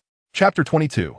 Challenge Tang, and the golden sun hung high, and the midday sunlight enveloped the barren stone forest like an orange-yellow veil, casting a mysterious hue over this sea of green. Uncle Iron Bull. Jiang Lai jumped down from Daba and shouted to Li Tianyu, who was packing up the tent over there. Hey Xiao Lai, Li Tianyu sumilat. But then his gaze shifted to Daba, and he suddenly froze. Is this Daba? Where did you bring it out from home? It was me. I was worried it would get hungry, so I brought it here early to tie it up and let it see the world, so it doesn't just eat and sleep all day. Jiangpa smiled brightly and patted the chubby white pig's rear, only to be nearly hit in the face by its tail. Oh, is that so? Did Xiao Lai get a soul ring? Li Tianyu chuckled awkwardly, thinking to himself, aren't you afraid this pig might be eaten by soul beast? You got quite the nerve. However, he truly envied Jiangpo's pig, which was both fat and tender, with a robust physique and shiny, bright white fur. In Luoya village, it was the king of pigs and could definitely fetch a good price. With that in mind, he looked at Jiang Lai. Don't worry, Uncle Tianyu, I've already obtained a soul ring, 100 years old. Jiang Lai laughed to himself, feeling overjoyed.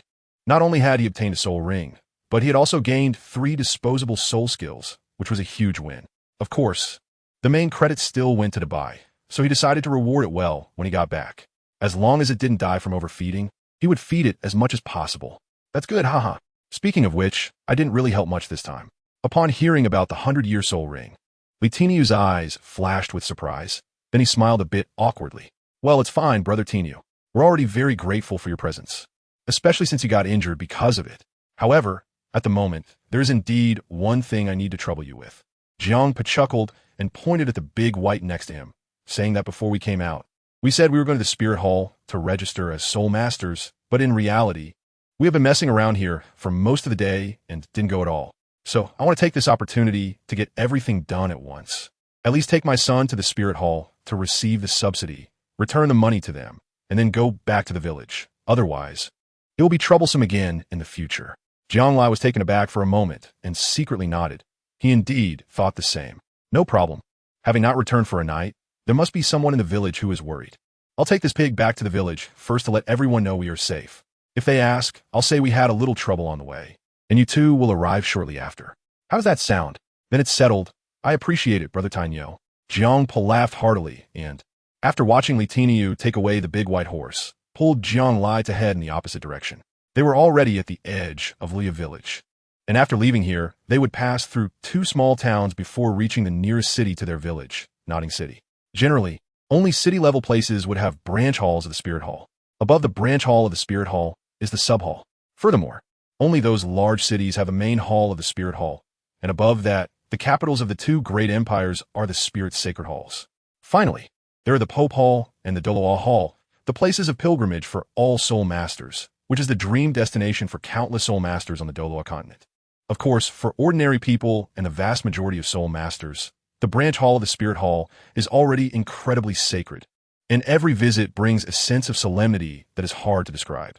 All soul masters of the Spirit Hall take pride in this, feeling a cut above others as they walk down the street. Notting City has a branch hall of the Spirit Hall, although it is the lowest level branch. It can meet the registration needs of the vast majority of soul masters. The 2 walked for quite a while, from the sun being directly overhead to its slanting in the west, and after about 2 hours, they finally arrived at this bustling, small city. In fact, Jiang had another plan for coming here, which was to see if there were any good junior soul master academies, as it was time for Jiang Lai to systematically learn some related knowledge. However, he had heard that the best junior soul master academy in Notting City was the Notting Junior Soul Master Academy, which had a 6-year program and graduated students at the age of 12. As a landmark building in any city, Jiang Lai casually asked a passerby and quickly learned the exact location of the branch hall of the Spirit Hall. The Spirit Hall in Notting City is a massive dome-shaped building with a width of over 100 meters at the front, standing out among the many smaller buildings. It is entirely brown, and while it may not be luxurious, it gives off a particularly solemn and unapproachable mysterious feel. Above the main entrance of the Spirit Hall is a symbol of a long sword, representing its rank. At the entrance of the Spirit Hall, there are 2 very young guards, dressed in shining soft armor, each holding a long spear tightly and staring straight ahead at the throngs of people. "Hey, brothers, I am here to register as a soul master at the Spirit Hall." Jiang Lai walked over and took out the recommendation letter that Su Yuntao had given him, which contained his martial soul awakening proof and recommendation. The 2 guards looked at it, exchanged glances, and showed a look of surprise. Clearly, they were also astonished by the innate full soul power mentioned in the recommendation letter. They then made way for Jiang Lai to enter, blocking Jiang Po outside. In their view, Jiang Po, being an ordinary person, did not have the qualifications to enter this place. Jiang Po raised his eyebrows slightly, and a wave of soul power emanated from his collar, causing the expressions of the 2 guards to change, and they instinctively stepped aside. After he entered, he simply sat on a chair in the reception hall, browsing the surrounding environment, and occasionally exchanged pleasantries with the front desk staff, making the young lady laugh continuously. In the hall, the colorful murals adorned the dome of the first floor, surrounded by crystal windows reflecting the afternoon light. Sunlight poured in, creating the illusion of golden threads dancing across the surface. Jiang Lai took a deep breath and walked into the reception hall, where he unexpectedly saw an old acquaintance, Su Yuntao. At that time, Su Yuntao was sitting in an office chair with a piece of white paper and a pen in front of him. He was frowning and rubbing his temples, seemingly distracted from work. Anyone who didn't know him might think he had just gone through a breakup. Jiang Lai walked over and greeted him. "Hey, Brother Tao." You're Jiang Lai." Su Yuntao put down his hand from rubbing his temples and turned to look at him, a hint of surprise in his eyes. Although it had been 5 or 6 days since Jiang Lai awakened his martial soul, he was still in innate full soul power, and Su Yuntao recognized him after a brief moment of confusion. "You become a soul master?" Su Yuntao sat up, a bit in disbelief. "Yeah, I'm just here to collect that gold soul coin subsidy. How do I register?" Jiang Lai shrugged and asked straightforwardly. "Hey, you're pretty direct. Follow me. I'll take you to meet Master Matthew on the 2nd floor." Su Yuntao walked ahead, loosening his collar, preparing to lead him up the stairs. "Master Su Yuntao." A youthful voice came from behind. Jiang Lai turned back to see a handsome boy about the same age as him, wearing the Notting Academy uniform. "Tang-san, you're here again?" Su Yuntao laughed heartily, seeming very familiar with the boy in front of him. "Tang-san?" Jiang Lai frowned and looked up and down at the boy, silently pondering in his heart. Could it be that he also came to collect the subsidy? Moreover, seeing how familiar he was with Su Yuntao, it was definitely not his first time coming to collect the subsidy.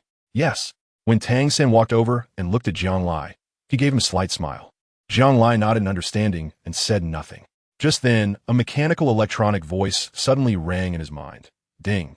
You have triggered a mandatory special mission to challenge Tang-san. Mission description: Challenge Tang San and defeat him under normal circumstances. Mission reward: Lucky Porcelain Doll. Failure penalty: increase soul power by 1 level. What the heck? Jiang Lai was momentarily stunned. Chapter 23. Invitation to Battle. Jiang Lai widened his eyes and finally started to look directly at Tang San in front of him, feeling puzzled. Something was off. He hadn't triggered any tasks when encountering so many people before. So why was it that this little boy caught the system's attention? Besides, this person wasn't even as handsome as I am. Jiang Lai clicked his tongue twice and glanced at Tang San, feeling that the other could only be described as having delicate features at most. He himself was the real starry-eyed swordsman, handsome and graceful like a jade tree swaying in the wind. With this thought, he confidently looked up at the crystal window, where a boy with a very pleasant appearance, though not particularly handsome, was inside. Ahem, well, he was still young and hadn't fully developed. However, no matter what, triggering a quest was a good thing. Rewards shouldn't be turned down. Besides, he also wanted to test the power of his first soul skill. Jiang Lai's mouth curled into a smirk as he looked at Tang San, revealing a hint of mischief in his gaze. Tang San's sturdy body trembled slightly. Looking at Jiang Lai's strange smile gave him the illusion of being a lab rat for an experiment. Haha, since that's the case, let's go. Su Yuntao smiled slightly and led the two of them up the staircase to the second-floor corridor, stopping in front of a door. He gently knocked on the door with his fingers. Come in. A slightly aged but energetic voice resonated in their ears. Su Yuntao pushed the door open, and inside, an elderly man with white hair was examining an ancient book with a magnifying glass. He wore a neat Soul Master outfit, with the emblem of 3 swords on his chest, clearly indicating that he was a great Soul Master. Despite his white hair, when he turned his head, the brilliance in his eyes seemed to pierce through a person, instilling a sense of vigilance. Oh, Su Yuntao, you rascal. I thought so. This little guy is Tang San, right? And who is the other one? Matthew asked as he put on his glasses and stood up, his eyes sparkling as if trying to see through them. Su Yuntao pointed at Jiang Lai and said, he's the same. He's also a child whose martial soul I awakened personally. Like Tang San, he has innate full soul power, but his martial soul is also quite ordinary. As he spoke, he was completely unaware that Jiang Lai and Tang San behind him were already speechless. Jiang Lai waved his hand and turned around to leave. I'll head down first. I'll leave them to you. With that, he closed the door with a somewhat despondent expression and walked down the stairs alone, sitting in the reception hall's office chair in a daze. TSK, this rascal Su Yuntao. Didn't his girlfriend Cece break up with him? Day after day, playing around and losing focus. No wonder this kid is only at level 26 now. Matthew shook his head, then glanced at the 2 children and brought them to the end of the corridor on the 2nd floor of the Spirit Hall, the Martial Soul Laboratory. In front of them were 3 tall arch doors. Matthew pushed open the leftmost door and led them inside. The first thing that caught their eyes was the huge floor-to-ceiling windows in the room. The surrounding stone walls were adorned with peculiar black stones, forming magical patterns. Those black stones were the energy black stones that Su Yuntao had used to awaken the children's martial souls back then. As Jiang Lai walked in, he felt a tremor in the soul power within his body, flowing through his limbs like a small stream, bringing an indescribable sense of ease and joy. Below his feet was a complex shape resembling a long sword, extending vertically down towards the entrance of the door. Matthew slightly bent his waist, standing in the center of the room, beckoning Jiang Lai to come over. Hello, Grandpa Matthew. Jiang Lai walked over, grinned, and casually called out such a friendly title. Haha, well, today's kids are so familiar. Matthew nodded. You are called Jiang Lai, right? Come on, extend your hand and summon your martial soul. Jiang nodded, his soul power condensing in his palm. Immediately, 100-year soul ring emerged from his waist, moving up and down. At the same time, a small black coffin appeared in his hand, surrounded by a hazy yellow light, as a mountain demon roared, pounding its chest and stomping its feet, exuding a terrifying aura. The coffin was a martial soul, and the soul ring was 100 years old. Matthew rubbed his eyes to confirm he wasn't mistaken, then sighed in amazement. No wonder Su Yuntao said that you had innate full soul power but an ordinary martial soul. It turns out that's the case. Sai, speaking of which, that guy is quite unfortunate. After so many years in the Spirit Hall, he has awakened at least 10 children with innate full soul power. But their martial souls are all mediocre. Otherwise, that kid would probably be above me by now. Of course, he also has to be blamed for not working hard enough, always thinking about chasing girls and neglecting his duties.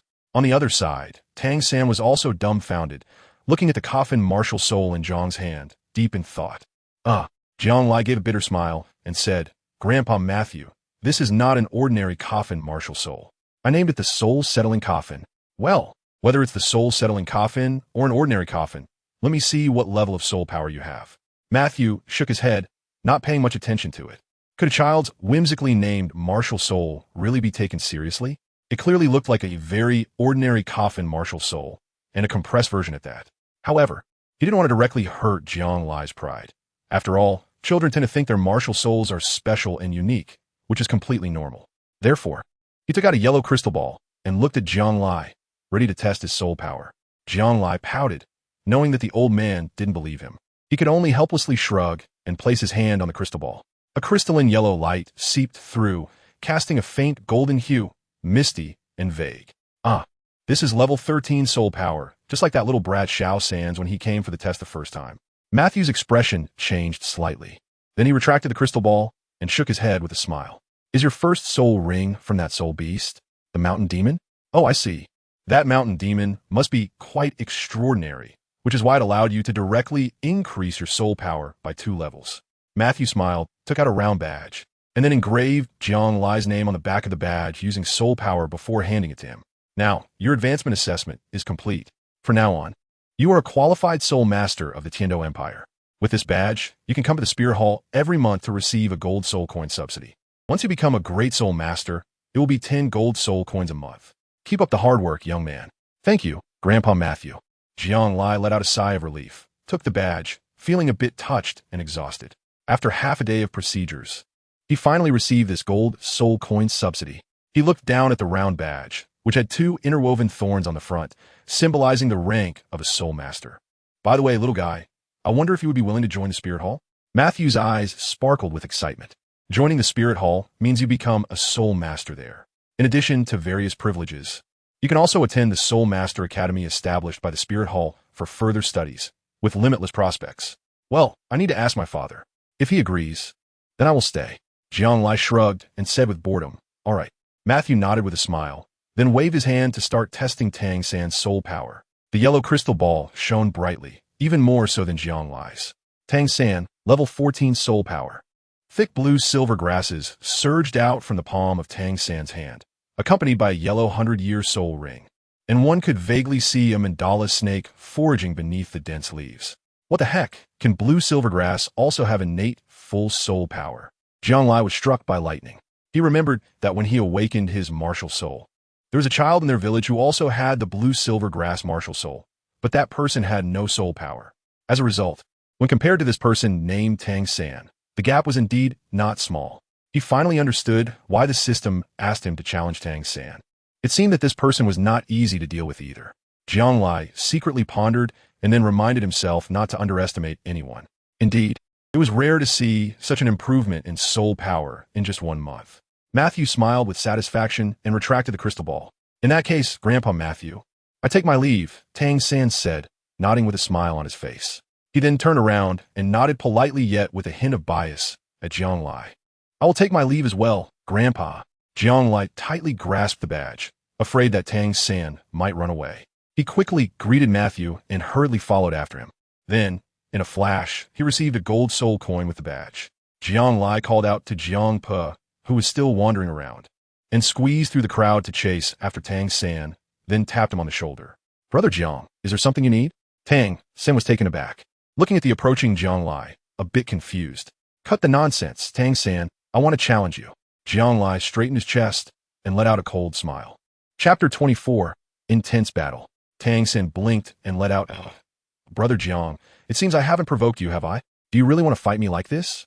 Cough, that's not it. It's mainly because I'm and you have the same innate, full soul power as me. Can I find you for a bit of sparring?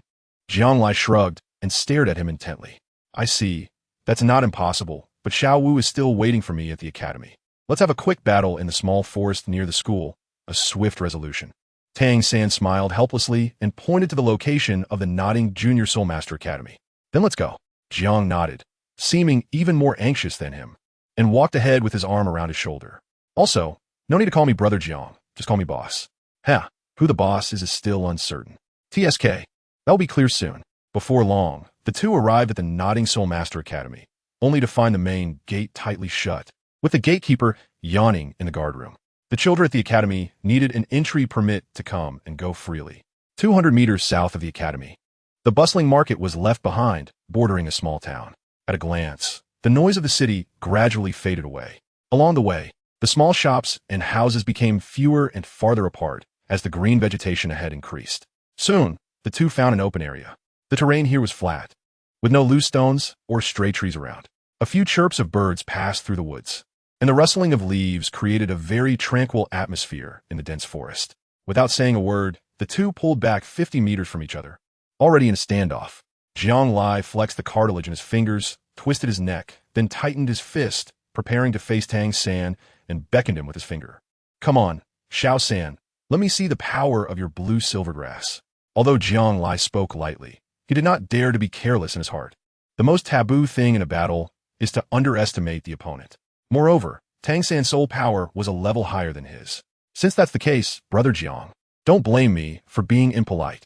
Tang San swung his palm, and then thick strands of blue-silver grass condensed in his hand, accompanied by the appearance of a 100-year soul ring. "I am Tang San, a level 14 control system soul master, with a martial soul blue silvergrass." Control system? Jiang Lai frowned slightly, but soon returned to normal. The soul restraining coffin appeared in his palm, which was also a century-old soul ring. Jiang Lai, a level 13 assault system soul master, with a martial soul restraining coffin. Please give me your guidance. Here it comes. First soul skill bind. Tang San smiled. The faint blue light in his hand converged, and the century-old soul ring lit up in an instant. 5 or 6 thick blue silvergrass leaves broke through the ground, kicking up dust as they bound towards Jiang Lai. Bone substitute. Jiang Lai did not hesitate to use this move, and instantly his speed increased significantly. Especially after absorbing the soul ring, his soul power rose 2 levels, and he felt more adept at manipulating this move. Whoosh!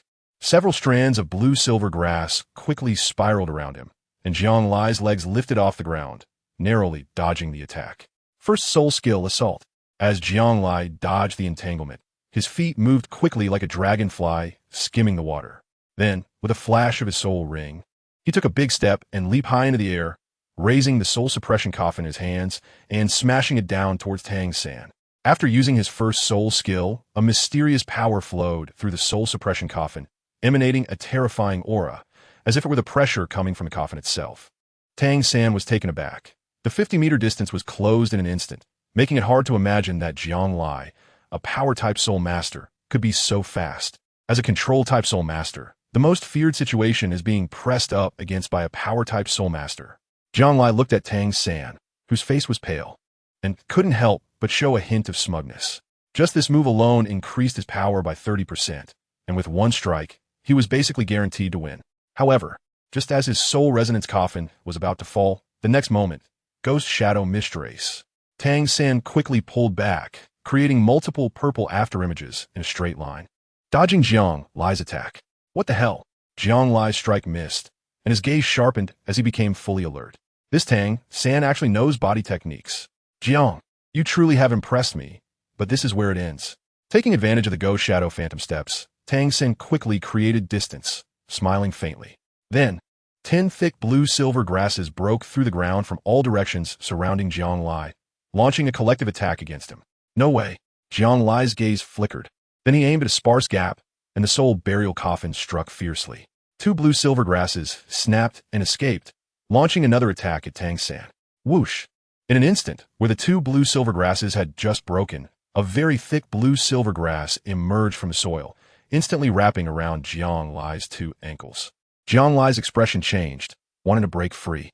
Immediately, the blue-silver grass coiled around him like a giant serpent, climbing up his body. In just 2 breaths, it had tightly constricted him. Not only that, but a subtle tingling sensation spread through his body, crawling over him like ants, causing unbearable itching and leaving him weak all over. Damn! Jiang Lai gritted his teeth, not expecting that Tang San had already mastered his martial soul to such an extent. What made him even more despairing was that the bone substitute could only withstand heavy damage, meaning that once this control-type entanglement fell on him, there was no way to escape. No way. Is he really going to lose like this? No. He hasn't received the mission reward yet. Although failing would allow him to level up his soul power, just thinking about it, if the punishment for failure is so significant, then the reward must be even more generous. Jiang Lai used all his strength, and fortunately, he had the soul-guarding coffin in hand. He launched a strong attack, causing the blue-silver grass wrapped around his innermost layer to disintegrate. However, there was still another layer of blue-silver grass on the outside. Moreover, as the inner layer of blue-silver grass collapsed, the outer layer tightened even more. Brother Jiang, it's over. Ghost Shadow Mysterious Track. Tang San smiled gently, then moved his body, changing position in 2 or 3 steps, his hands displaying a translucent white color like warm jade, accompanied by swirling light. Xin Yu hand. Tang San waved his palm and directly struck Jiang Lai in the face.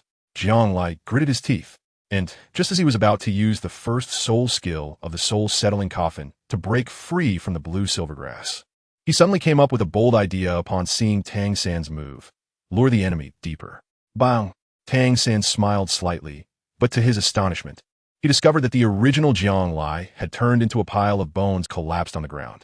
As the white smoke dissipated, Jiang Lai had already appeared behind him.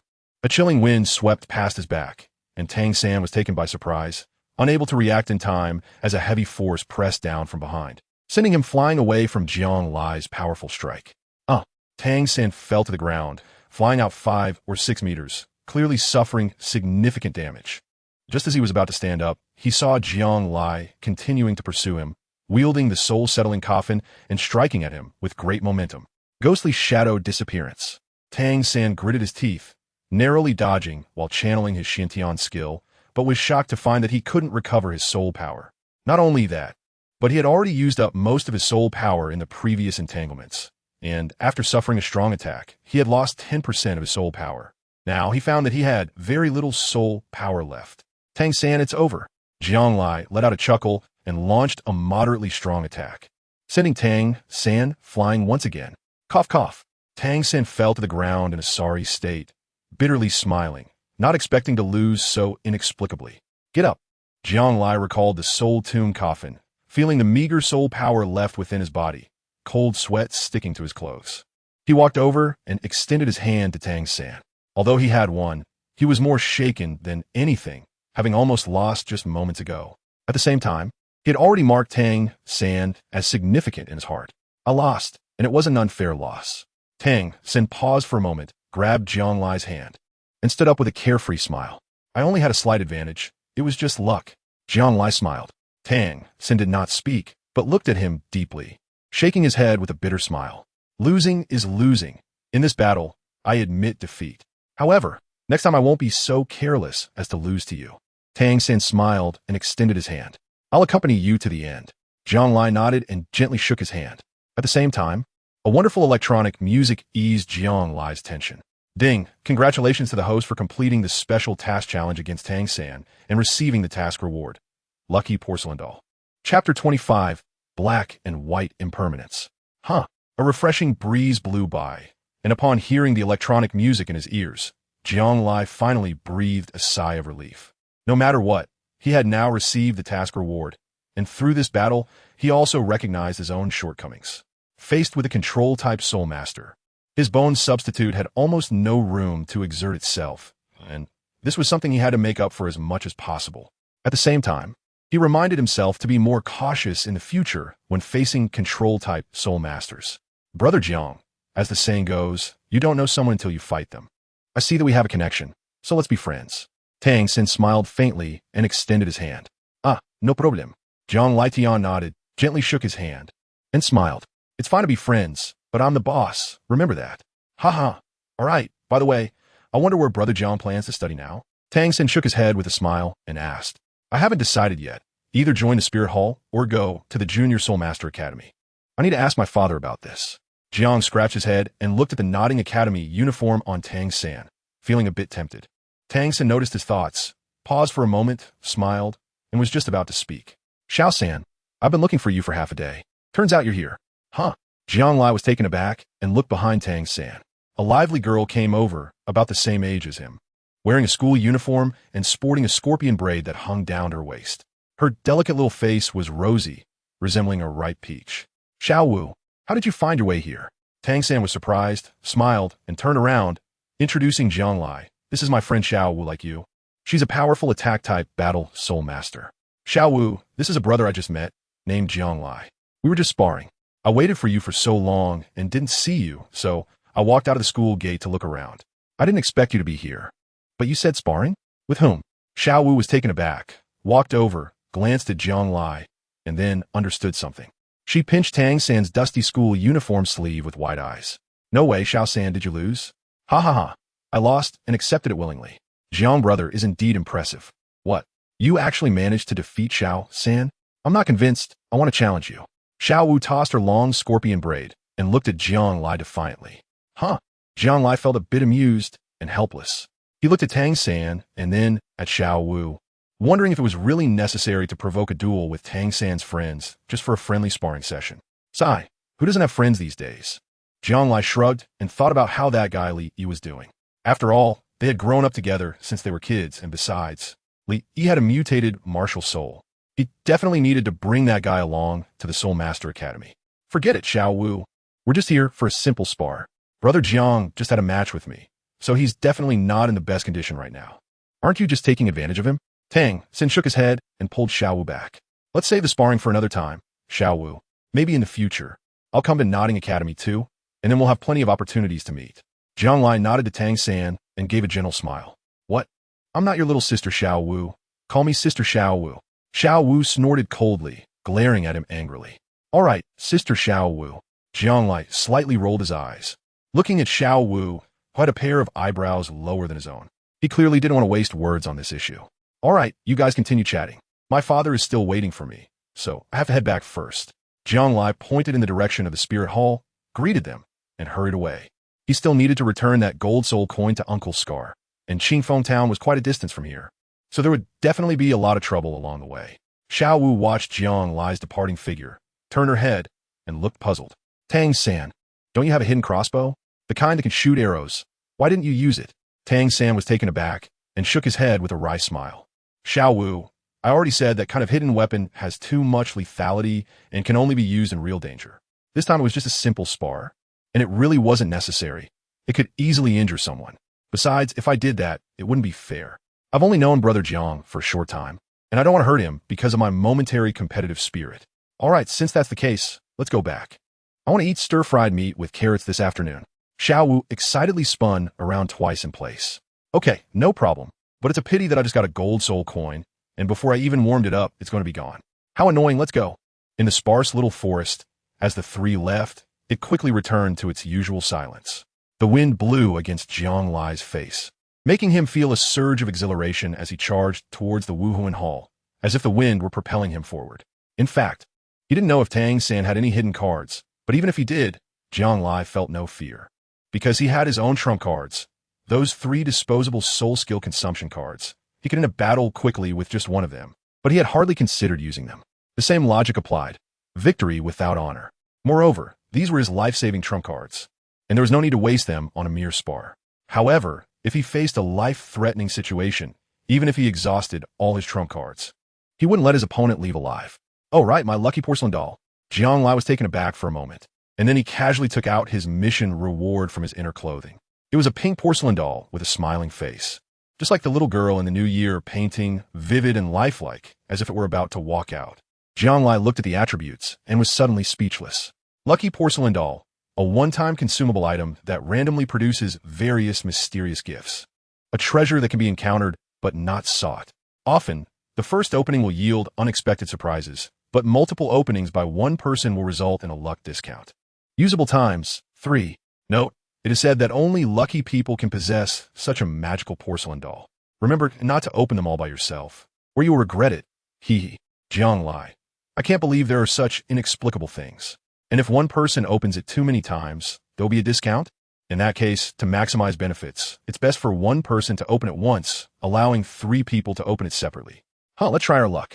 Jiang Lai stopped in his tracks, hiding in a small alley, excitedly rubbing his hands together. Then he let go with one hand, and the lucky porcelain doll fell to the ground. Bang! The porcelain doll shattered into countless shiny fragments, and then an object fell out. Those fragments reassembled into a complete porcelain doll, showing that there were still 2 uses left. Jianglai rubbed his hands together and waited for the light to dissipate. Only then did he notice that a belt had fallen out. It was a black and white belt with delicate and smooth black and white patterns, interwoven with a mysterious aura. Jianglai picked it up and was instantly stunned. The black and white impermanence storage soul guide device contains a 30 cubic space, capable of storing 30 dead or living things, and can be summoned at will, making it convenient to carry. Special ability: increases the wearer's soul power by 10%. Note: a very simple storage soul guide device can grow, requires blood to recognize the owner, cannot be transferred, traded, or dropped. This is a spatial treasure. Jianglai widened his eyes, then sliced his finger and immediately let his blood drop. Whoosh! The black and white impermanence instantly bound around Jianglai's waist. Neither too tight nor too loose, just right, giving off a very mysterious feeling. Comfortable. After wearing the Jianglai, he felt that the soul power in his body surged like a tidal wave, and the upper limit of his soul power also broke through a small level. Although it was only a 10% increase in soul power, even the smallest mosquito is still meat. Moreover, he had 2 martial souls, and he often consumed soul power. As for the 30 cubic spaces, Jianglai didn't think twice and stored the 3 soul skill cards and 1 gold soul coin inside. Now he no longer had to worry about his treasures being stolen.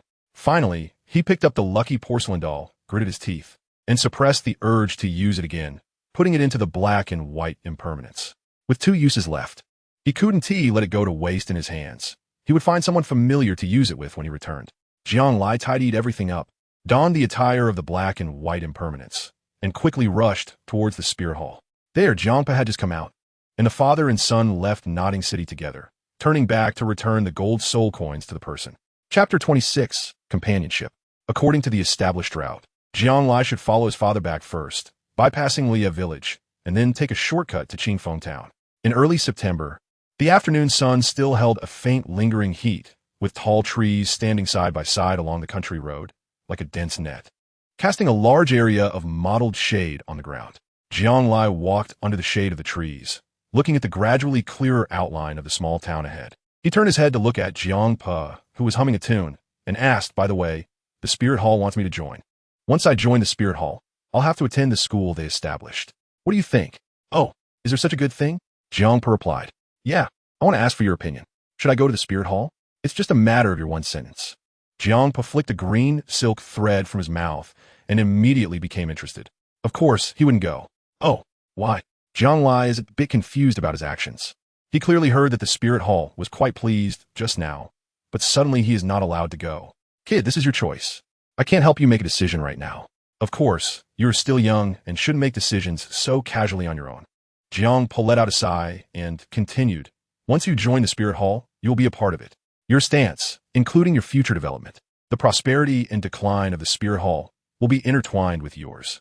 So, I am not against you joining the spirit hall. It's just that you're still young. The choices you make now will have an omnipresent impact on your entire life.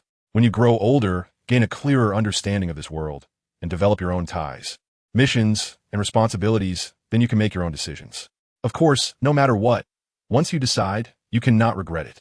Jiangpa spoke these words as if he had become a different person, his gaze stern and completely devoid of the carefree attitude he had in the village. "Then I understood." Jianglai nodded, clearly agreeing with Jiangpa's idea. His overall strategy had not yet unfolded, and there was no need to make such a hasty decision. Moreover, as long as one is talented, they will shine anywhere, so there was no need to worry about not being recruited. With these thoughts in mind, Jianglai arrived at Qingfeng town. Looking at the familiar market in front of him, he quickly greeted Jiangpa and, relying on his memory, hurriedly ran towards that stall. Jiangpa shrugged his shoulders and arrived at a dumpling stall, ordering 2 large bowls of pork dumplings and enjoying them heartily. Jianglai weaved through the bustling crowd and, amidst the chaotic shouts of vendors, spotted the familiar stall at a glance. He happily rushed over. "Hey kid, are you buying soul beasts?" The vendor was not the scar-faced man, but a thin, middle-aged man who eagerly asked him as soon as he saw Jianglai approaching. "Yeah, you are." Jianglai felt a bit awkward and looked around. It should be right here, but what was going on? "Excuse me, I want to ask. Was there someone here before with a scar on their face, selling soul beasts like you?" Jianglai asked somewhat confusedly, although it was a bit reckless. There was nothing else to do. "Hey kid, aren't you buying a soul beast? Just leave. I'm not your informant." He was obviously a bit impatient. especially when he heard Jiang Lai wanted to buy that person's soul beast. He frowned and waved his hand to drive Jiang Lai away. Ahem, uncle, it's like this. That scarred guy selling soul beasts still owes me 100-year soul beast. He said to come by in the next couple of days, and he would save it for me. Jiang Lai man smiled without changing his expression. The lean man was taken aback for a moment after hearing Jiang Lai man's words, crossed his arms, and scoffed. Oh, you talking about that? As for your spirit beast, don't get your hopes up. That guy was seriously injured and has been lying in bed for 2 days. Injured? Jiang Lai's expression changed in shock, and he cooperatively displayed an anxious look. How could this happen? He still owes me a soul beast, and I've already given him the money. Hee. In our line of business, losing a limb is common. Who knows when a soul beast might slap you to death? That guy would just be unlucky. I heard he encountered a 10,000-year soul beast. And then, I also heard it from a fellow practitioner. It's been 2 days now, and the person is still lying in the medical clinic. The thin man said this while revealing a gloating smile. Which medical clinic? I still need to get my money back. Jiang Lai curled his lips and asked again. Sure.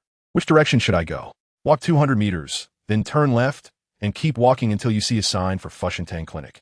The slender man enthusiastically pointed out the way. Then he rubbed his palms together and laughed. Go ahead. Remember to come back and buy a soul beast from Uncle here. I'll give you a discount. A glimmer of excitement appeared in the slender man's eyes. Ahem. Then I'll go take a look first. Thanks. Jiang Lai nodded perfunctorily and then hurriedly ran in the direction he pointed to. The thin man was taken aback for a moment, then sneered as if he had made some significant deal. Huh. Jiang Lai jogged in, exhaling a breath of stale air as he entered Fushentang. It looked like a small clinic, with only a few patients suffering from headaches and fevers passing by, surrounded by a pungent smell of herbs. Besides the ordinary citizens seeking treatment, there were also a few exceptionally specialized healing soul masters here, who were professional soul masters responsible for healing other soul masters' injuries. Their martial souls varied, including healing staffs, green jade beads, and even blue silvergrass.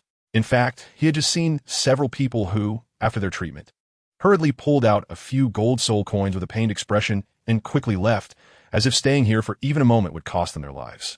After asking a beautiful nurse, Jiang Lai learned the location where the scarred man was staying, and then he carefully pushed open the door and walked in. This was a small private room, about 30 square meters in size.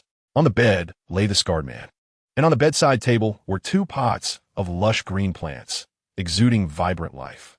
The man was lying there, half of his face covered with a layer of gauze, with a corner stained red with blood, seemingly on the verge of seeping more blood at any moment. The 2 hands exposed outside were also wrapped in thick gauze. The scarred man was not asleep. When he saw Jiang Lai approaching, one uncovered eye revealed a look of surprise. After hesitating for a moment, he asked, How did you come here? Uncle, I came to return the money. Jiang Lai took out a golden soul coin and gently placed it on the bedside table. You little brat, you haven't been here for 2 days. I thought you had run away. He tugged at the corner of his mouth, looking at the golden glow on the bedside table, and couldn't help but smile.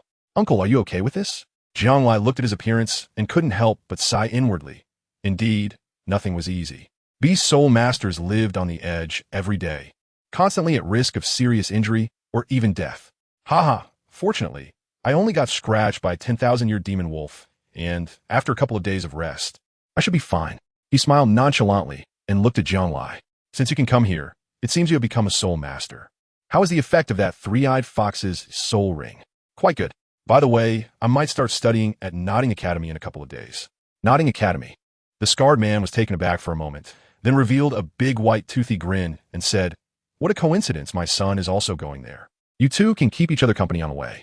That's great. Jiang Lai's eyes lit up. Where are the others? I can just go with him.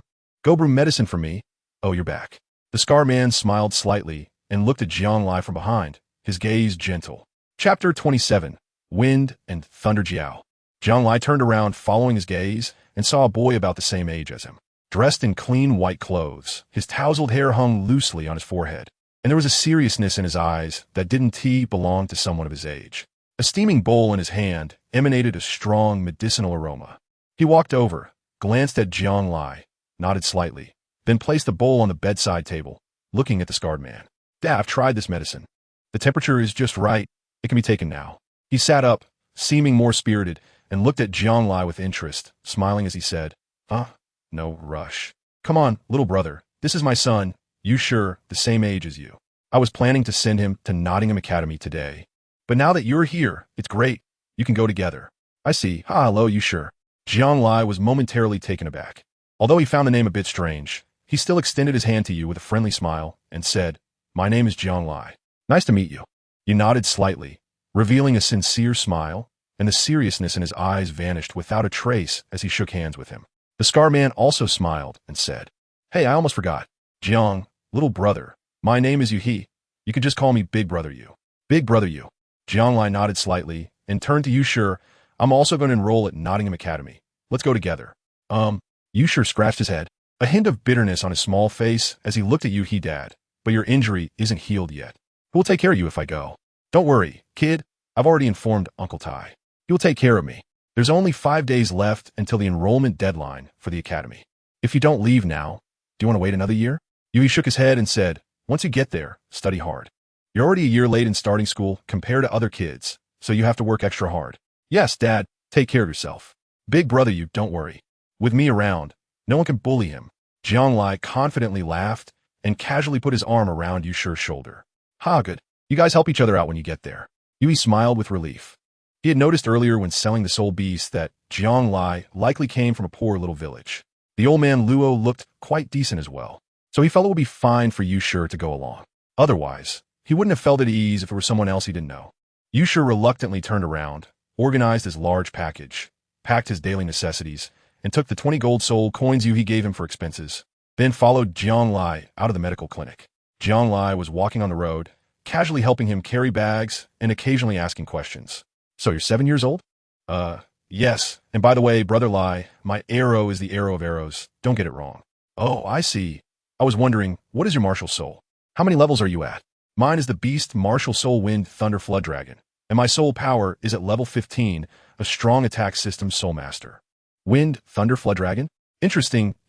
I'm also a strong attack system soul master. My martial soul is a coffin. Dare to have a fight with me?" Jiang Lai's eyes lit up, instantly becoming interested. "A coffin?"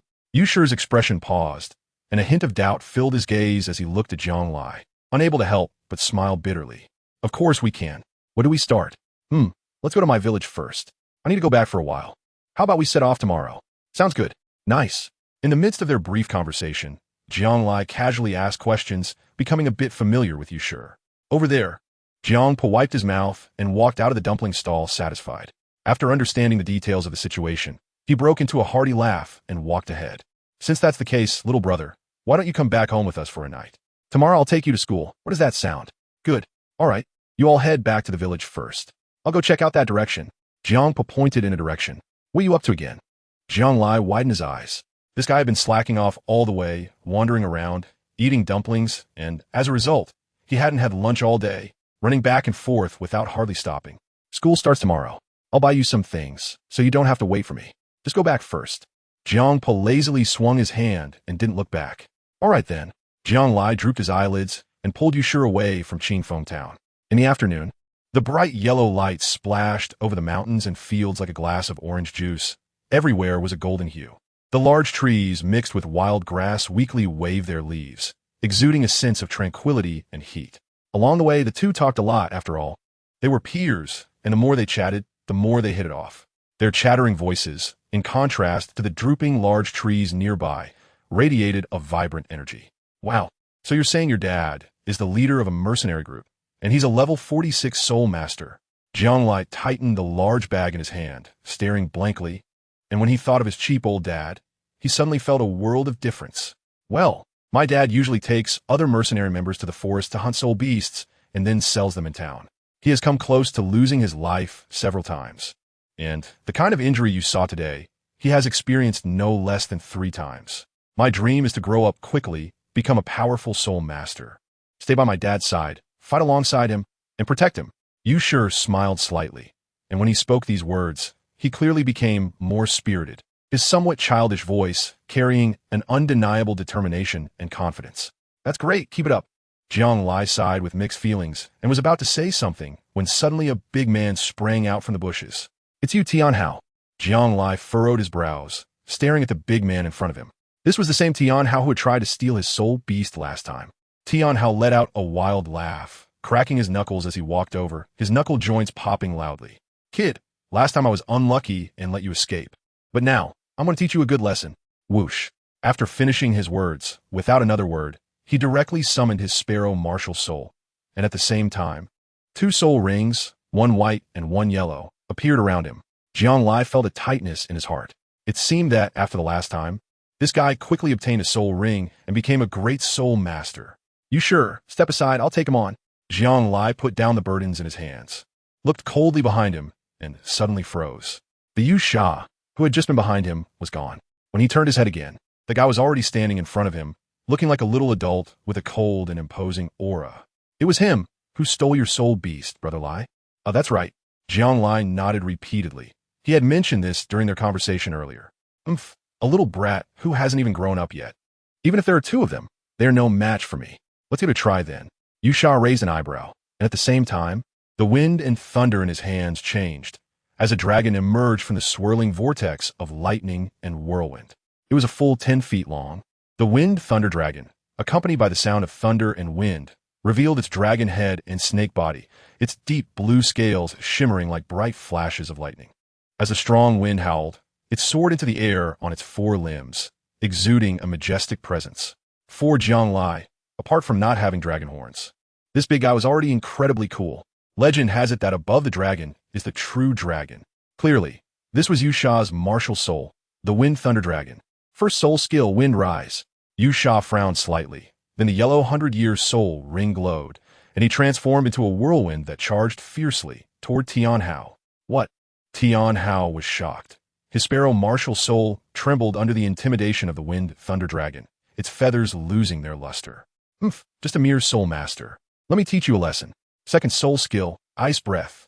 Tian Hao laughed loudly and directly activated his 100-year soul skill, a layer of frost forming on his sparrow. And then, with a snap of its beak, a long, cold beam of ice shot toward Yu Sha. In that moment, it felt as if the surrounding air had frozen, and snowflakes began to drift down. Yu Sha said nothing, although his speed was limited. Fortunately, after using the first soul skill, the sound of wind continued beneath his feet. He suddenly sidestepped, narrowly avoiding the attack. First soul skill, Featherblade. Tian Hao waved his palm, and while Yu Sha dodged the ice breath, 20 terrifying feathers transformed into blades and stabbed toward him. Wind Rise. Yu Sha shouted coldly, swiftly darting among the 20 feather blades like a dragonfly, skimming the water. Although he was inevitably cut and bled from 2 wounds, he quickly arrived in front of Tian Hao. Why you? Tian Hao only felt several shadows flashing before his eyes before he realized that a fist, mixed with violent gusts of wind, was about to smash into his face. A scream like that of a slaughtered pig rose, startling a flock of birds in the forest. Tian Hao lay on the ground, bruised and battered, blood streaming from his nose, crying out in pain. Jiang Lai was stunned for a moment, then quickly rushed over, delivering 2 swift kicks that sent the guy spitting blood again, nearly costing him his life. Let's go. If there's a third time, just wait and see how I'll deal with you. Jiang Lai patted Yu Shi on the shoulder, dropped a harsh remark, and walked away happily. Yu Shi's first soul skill seemed quite impressive, moving so fast. My move can greatly enhance my speed in a short time and can also condense a gust of wind to hit the opponent in the face. But mainly it's about speed. TSK, not bad. The two chatted back and forth, and before long, they arrived at Luya village, stepping on the faint glow of the setting sun. Chapter 28. Extreme Potion. When they returned to Luya village, every household had already lit their star lanterns, looking like quiet fireflies under the vast night sky. The surroundings were silent, footsteps crunching on a layer of fallen yellow leaves, feeling desolate, with the occasional sound of a few alert barks from dogs. Jiang Lai let out a sigh of relief. Fortunately, it was dark now, and the villagers had mostly gone home. Otherwise, after being gone for 2 days, he wouldn't be able to handle the overwhelming enthusiasm of everyone gathering around. My home is right over there. Jiang Lai pointed to the pine forest ahead, and under the moonlight, 2 low houses could be vaguely seen behind the pine trees. Very quiet. Yu Shi nodded slightly and followed him over. Soon, he opened the iron fence gate and entered the yard. Hoo. In the pig pen, Bai cleverly poked its head out, its 2 hooves resting on the fence, its dim gaze fixed on Jiang Lai, letting out a furious roar to express its dissatisfaction. Ha. Hoo.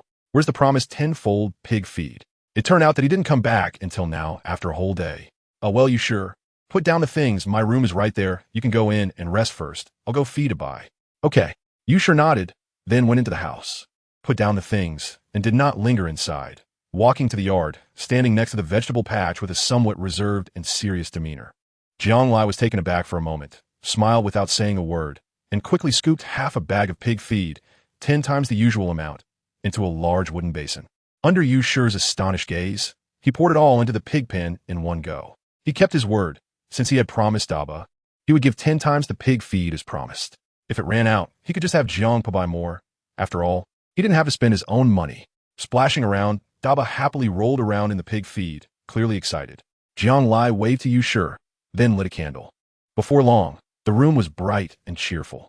In small mountain villages like theirs, people mostly use candles. It was said that only wealthy families or nobles in the cities used crystal stones for lighting. Jiang Lai originally wanted to spar with Yu Shi, but after thinking it over, he realized it was getting dark and there was no rush. There would be plenty of opportunities at the academy in the future. That said, Yu Shi's Wind, Thunder, Flood, Dragon Martial Soul was the strongest one he had seen so far. Just then, Jiang Po also returned carrying a large and small bag. Having bought some new bedding, towels, toothbrushes, cups, and other daily necessities. After putting down the items, he went to the kitchen to cook, preparing 3 dishes and a soup, which was quite lavish. After the 3 of them finished eating, they each returned to their rooms. Jiang Lai originally wanted to sleep with Yu Shi, but he said he wasn't used to it. So, Jiang Po simply tidied up a storage room, made a bed, and let him lie down in it. It was truly a fulfilling and busy day. Jiang Lai stretched and happily rolled around in bed twice. In just 2 days, he not only obtained his first soul skill, but also registered at the Spirit Hall, paid off his debts, and met Tang San and Xiao Wu, of course. There was also Yu Shi. Tomorrow, he would set off for Nodding Academy. Jiang Lai was so excited that he couldn't sleep. Just as he was about to take off his clothes, he noticed the black and white impermanence tied around his waist. Because his upper body clothes were loose, they had covered the black and white impermanence during the day, so no one noticed anything unusual. However, he still needed to be careful. After all, his current strength didn't allow him to act high profile. If he wanted to openly reveal his soul guide, he would have to wait until he graduated from the Junior Soul Master Academy. Before that, he had to be cautious, apart from his close family and friends. He couldn't let anyone else know. By the way, he could let his dad use it. After all, it would still be his. Jiang Lai took the lucky porcelain doll out from the black and white impermanence. His expression changed, and he secretly rejoiced. He tiptoed and pushed open the door, entering Jiang Po's room. Perhaps, unknowingly, he had already taken on the role of a father in Jiang Po's heart. The care and companionship over these days, though very ordinary, with most sincere feelings, especially for Jiang Lai. At that moment, Jiang Po was sleeping soundly with his butt up in the air. Hearing the noise, he opened his eyes groggily, looking disheveled. "What are you doing up in the middle of the night, you little brat?" "Cough, Dad, this is a prop. Could you help me open it?"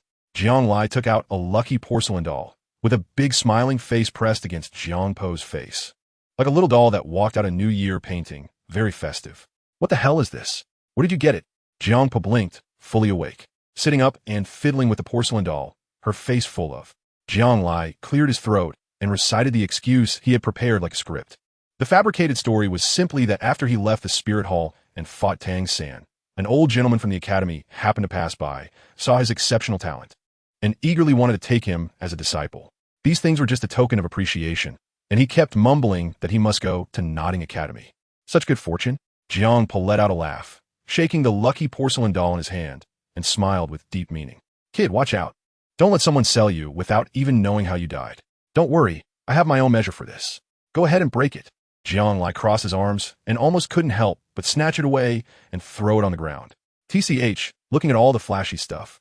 What good things could there be? Jiang Po yawned, and the lucky porcelain doll in his hand suddenly flew out, crashing into the wall. Bang! The lucky porcelain doll shattered into pieces, but amidst the flickering light, it reassembled, and a colorful glow landed on the ground. Jiang Lai quickly ran over excitedly, picked up a bottle of blood-red liquid from the ground, and began to read the instructions without blinking. Extreme Potion, a one-time consumable that immediately awakens one's abilities after use, allowing for an unlimited increase of 1 level in soul power. Each person can use it only once. Note, it may seem useless, but is actually a very practical magical potion that can turn a commoner into a soul master into a title de law, and directly elevate a level 99 to godhood. Owner, Jiang Po, non-transferable. What? Jiang Lai saw the note and was so excited that he almost cried. But when he saw the last line, he said, "Well done." Jiang Lai gritted his teeth, wishing he could crush the ultimate potion in his hand. I'm really fed up. How could there be such a bizarre setting? So, whoever drops this porcelain doll, the thing that comes out belongs to them? The ownership isn't even in his hands. Let me see, TSK, what is this? It looks like a potion. Jiang Pa shook his head and then looked at Jiang Lai, whose face was ashen. Can you drink it? You should be able to, but I advise you not to right now. Jiang Lai lazily said a sentence. And as he lifted his head, he saw Jiang Pa gulping down the extreme potion in one go. And after finishing, he symbolically let out a satisfying burp. Burp. Not bad. Strawberry flavor. Jiang Pa threw away the bottle and looked curiously at the lucky porcelain doll in his hand, seeming a bit unsatisfied.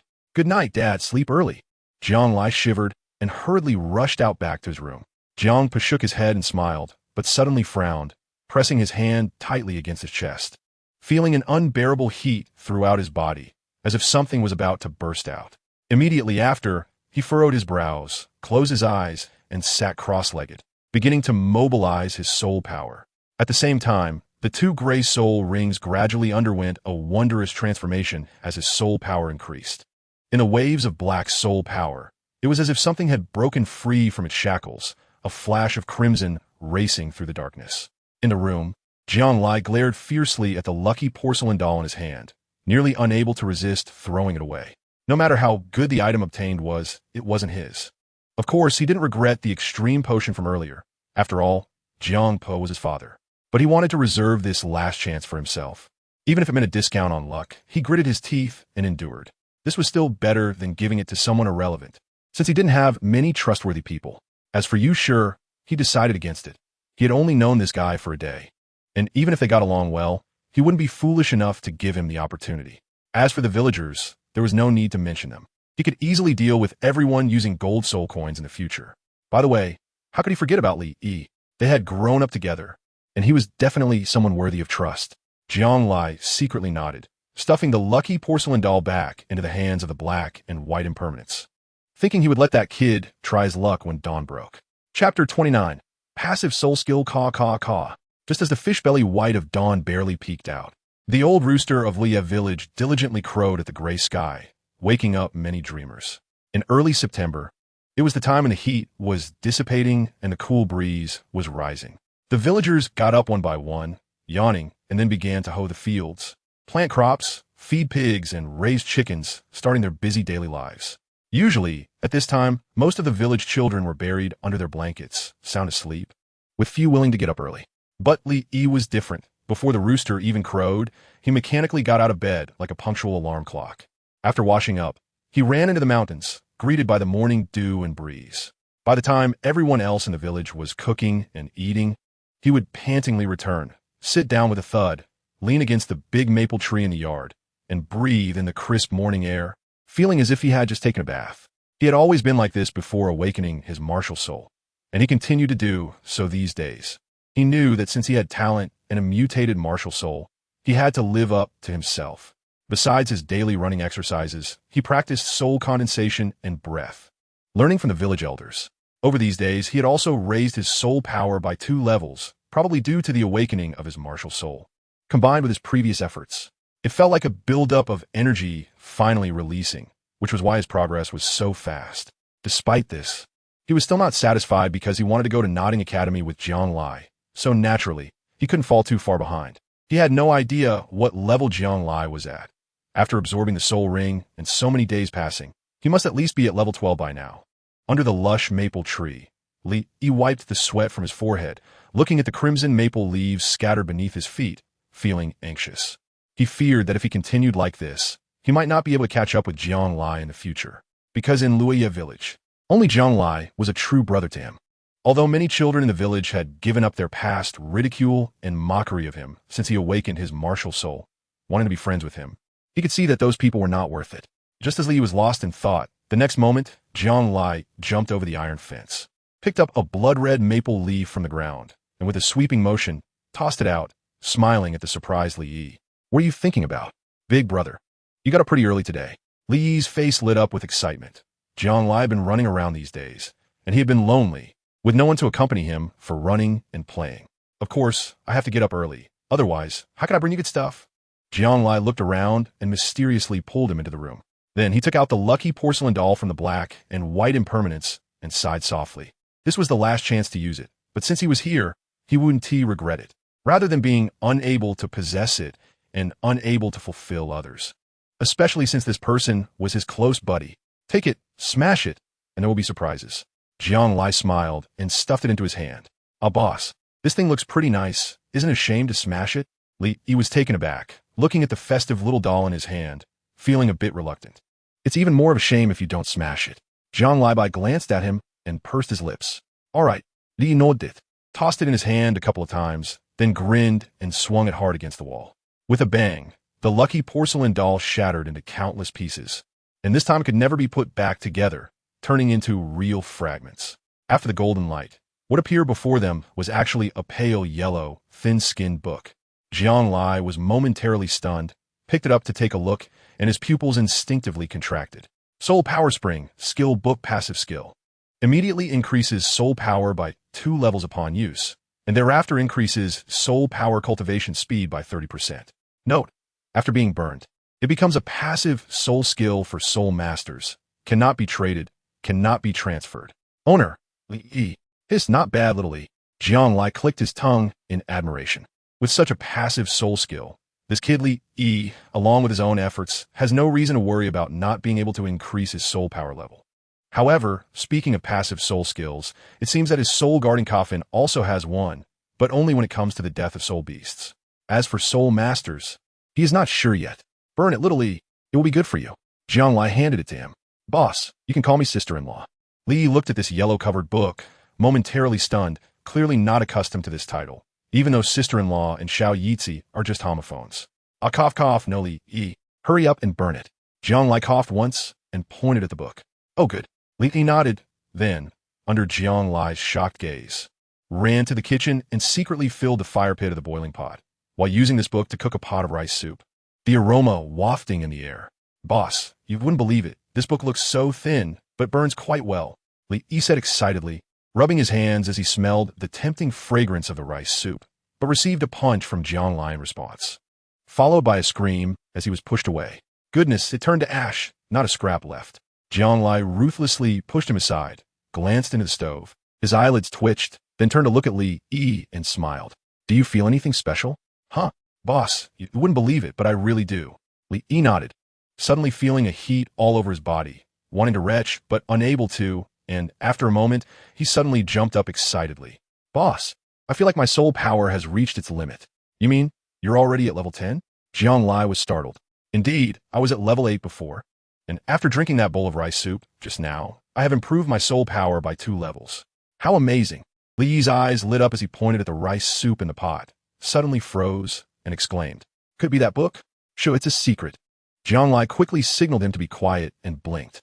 Li nodded, suddenly realizing, and patted his chest boastfully. Don't worry, boss. No one else will know about this. That's good. Haha, let's go. Since your soul power has reached its limit, I'll take you to hunt soul beasts. Jianglai let out a laugh, pulling him out. It was still early morning, with plenty of time left in the day to report to Nodding Academy. Ah, boss, you really want to take me to hunt soul beasts? Are you serious? Li exclaimed, his eyes wide. I heard those soul beasts make even great soul masters retreat in fear. Don't worry, with me around, and with other little buddies joining us, we'll be fine. Jianglai chuckled. By himself, he definitely couldn't defeat a century-old soul beast like the mountain demon.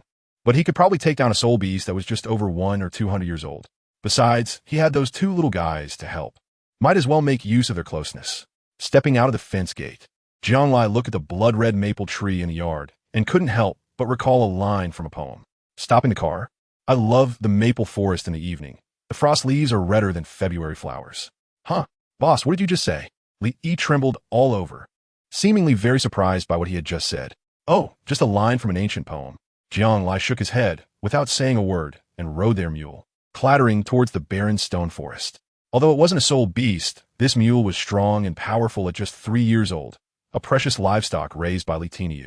Even when doing farm work, Li was reluctant to tire out this mule, often straining together with it to haul goods. The mule was fast. Although it couldn't compare to the one soaring big white, it was much quicker than ordinary colts, and the two soon arrived at the outer edge of the stone forest. Jianglai carefully hid the mule in a dimly lit pine forest, placing it at the outermost edge of the stone forest, which was close to the farmhouse and during the day, so they wouldn't encounter any soul beast attacks. Whoosh! Autumn leaves stirred up a gust of wind and swept past the two of them. This, Lizzie, I'm a bit scared. Li cautiously stepped into the dense grass, startling a large black rat that quickly vanished from sight. Don't worry, I have friends. I'll definitely get you a 100-year soul ring. Jianglai smiled and, relying on his memory, arrived at that place. The desolate wind howled as he reached the pine tree where the devil squirrel had perched. Hello, little squirrel, are you there? He called out. Just as he finished speaking, the devil squirrel poked out its little black head, chewed on a pine cone, and looked at him with boredom, flicking its large tail like a peacock.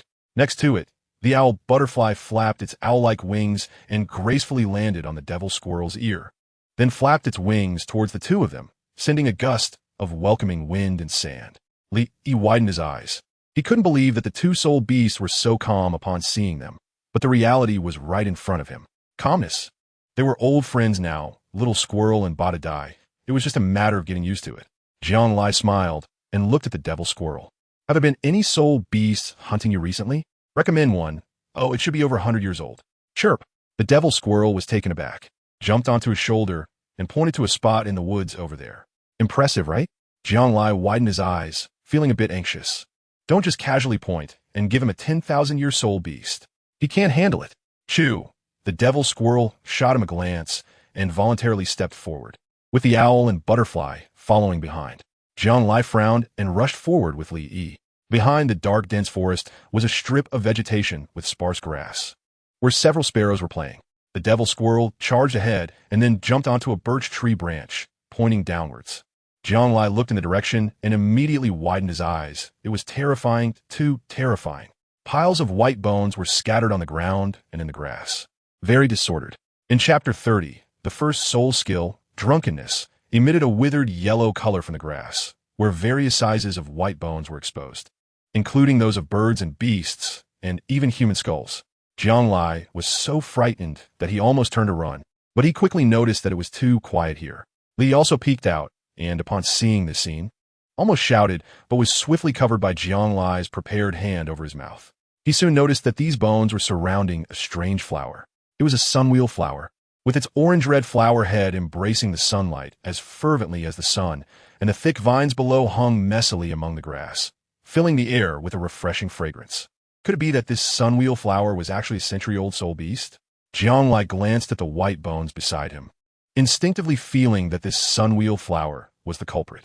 Chiyu, a little squirrel, jumped down from the trunk, nodding its head and chattering away in a language Jianglai couldn't understand, then pointed at its black claw. A gray-brown mark was faintly visible, with red blood vessels inside. Are you saying that this flower has injured you? Jianglai inferred something and looked at the devil squirrel, who nodded and revealed a look of realization. So how advanced is its cultivation? Is it several hundred years old? He was actually worried that if it was too old, he wouldn't be able to absorb it, which would be a big problem. But he just happened to not understand the knowledge of soul beasts. Jianglai stared wide-eyed at it, and just as he was feeling troubled, a dialogue panel appeared before him. This was the system's translation of the beast language of the devil squirrel. Fortunately, they had a certain level of intimacy. Otherwise, an ordinary soul beast wouldn't be able to translate it at all. Soon, Jianglai suddenly understood and nodded, realizing everything. This was a daywheel flower around 300 years old. It wouldn't move over a large area, but could only bind enemies within a certain range using its vines, gradually consuming them. In addition, hidden in the grass beneath the daywheel flower were a nest of 10-year soul beasts known as ghost spiders. Although they were weak, their numbers were vast. It was common for ants to kill elephants. The daywheel flower controlled its enemies with its vines and then summoned the ghost spiders to devour them, resulting in the piles of bones scattered everywhere now. A couple of days ago, the devil squirrel encountered a binding attack in this area, but fortunately, the owl-ringed butterfly timely released the dark night shroud, saving the little squirrel. Otherwise, it would have been dead by now. That's basically it. It may not be very comprehensive, but it's definitely better than knowing nothing at all. The daywheel flower and ghost spiders are a bit of a hassle. Jianglai scratched his head, lost in thought. Boss, why don't we just forget it? Just give me a 10-year spirit ring. That's enough. No need to take risks. Li Yi cautiously rubbed his hands, both excited and scared. Besides, when we get to the academy, the teachers there will help me. Come on, we're already here. Besides, unless you pay extra or you're a noble, you're thinking too much if you expect the academy's teachers to help you catch a 100-year spirit beast. Jianglai looked at him and gently shook his head. It was precisely because of this part that old Luo gathered funds for the soul coins to take him to buy a soul beast, mainly to avoid wasting his talent and to prevent him from getting a 10-year soul ring. So what should we do? You stay here and don't move. Wait until I let you out, and then you can come out. Jianglai dropped this sentence, pondered for a moment, then glanced at the two doves flirting over there. With a sudden leap, he rushed over, grabbed them, tied their legs up, and tossed them out. Whoosh! Almost the instant they hit the ground, two thick vines on the sun wheel flower quickly wrapped tightly around the doves, and immediately after, a swarm of ghost spiders crawled out, climbing up the vines. At this point, nearly all the ghost spiders had emerged, densely clinging to the vines, frantically devouring the doves. You guys go ahead, I'll follow. Jianglai commanded. Whoosh!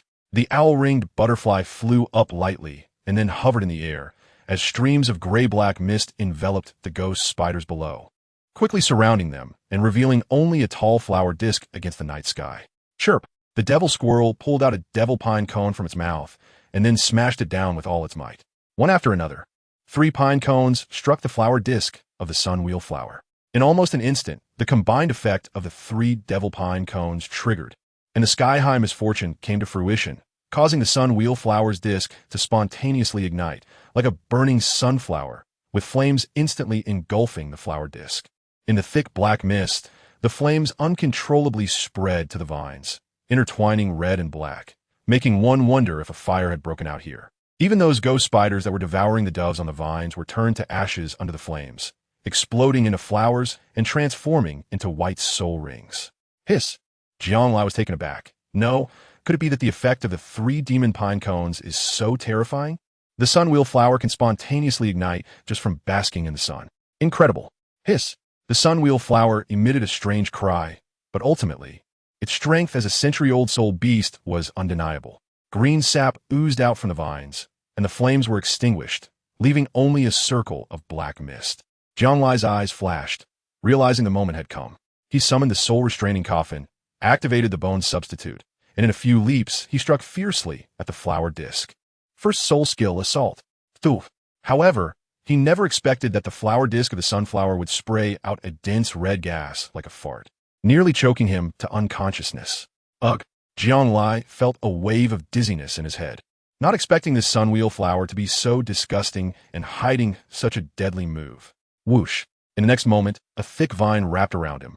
Gritting his teeth, Jianglai launched a powerful strike with the soul suppression coffin in his hand, smashing it down onto the flower disk. Aside for knocking off a few golden filaments, it was utterly useless, leaving Jianglai shocked. Bang! At that moment, bad luck struck, and the vine that bound him snapped like a rubber band.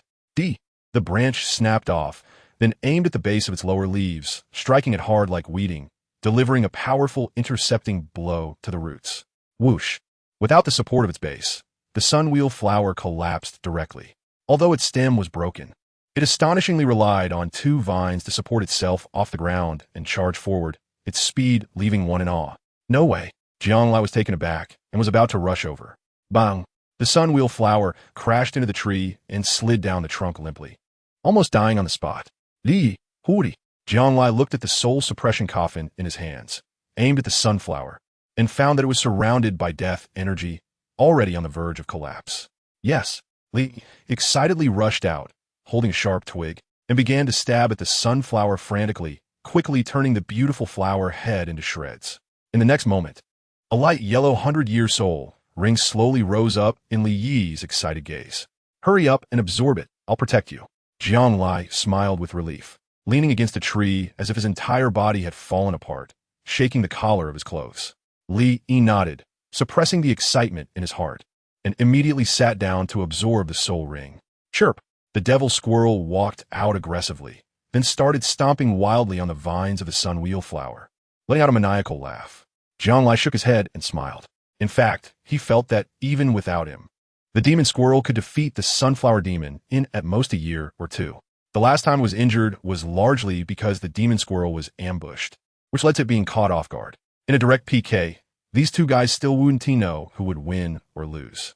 However, In the survival of the fittest world of soul beasts, direct PKs are rarely seen.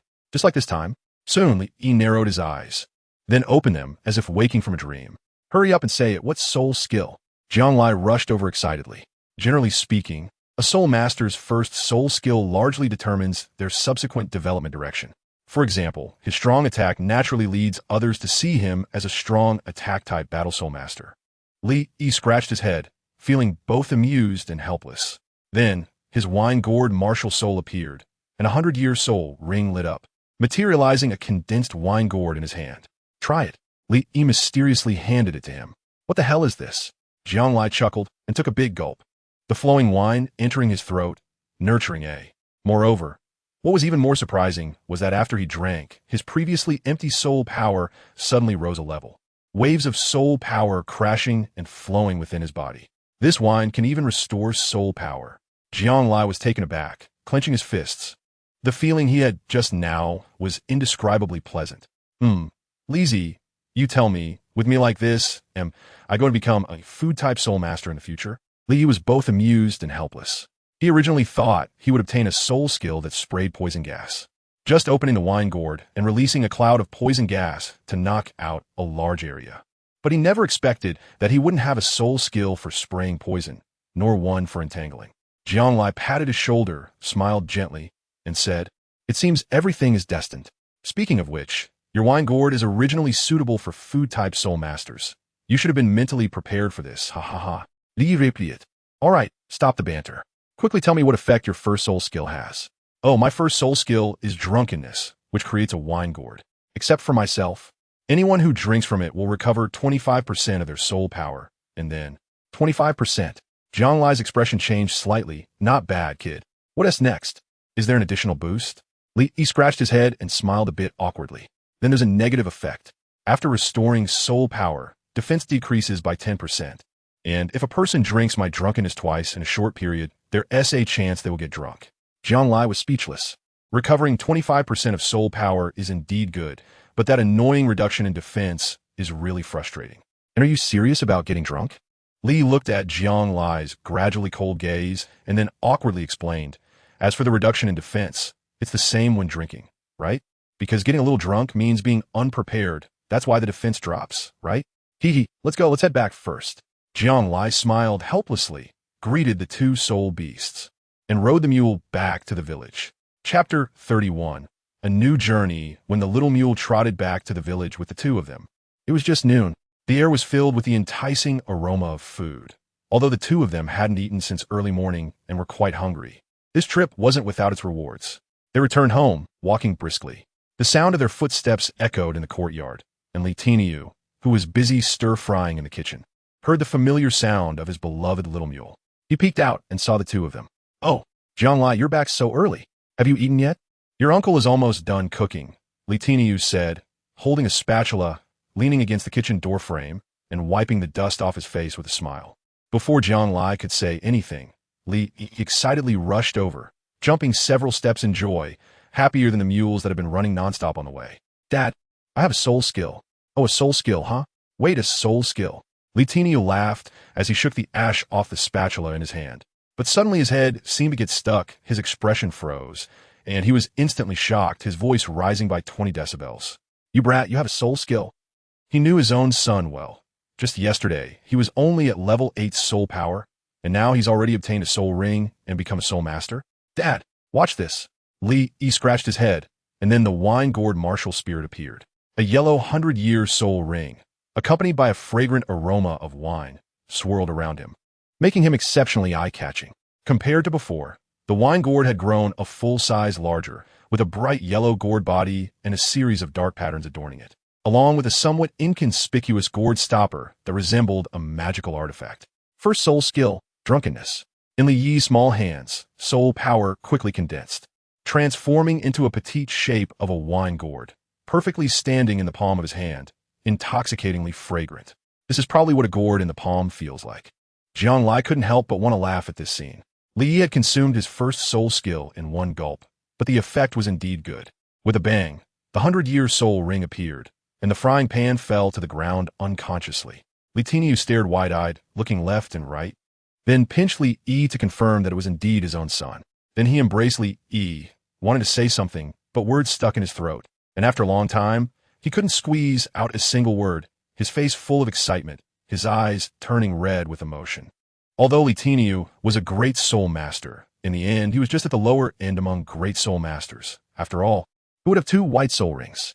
As for the 100-year soul ring, he had never thought about it in this lifetime, but unexpectedly, it appeared on his son, one that was even the first soul ring. He instantly became excited, and then thought that he must not waste Li Yi's bright future. With a mutated martial soul, level 6 soul power, and now a 100-year soul ring, no matter what, he would have to sell everything to ensure Li Yi received the best education and the best soul ring configuration.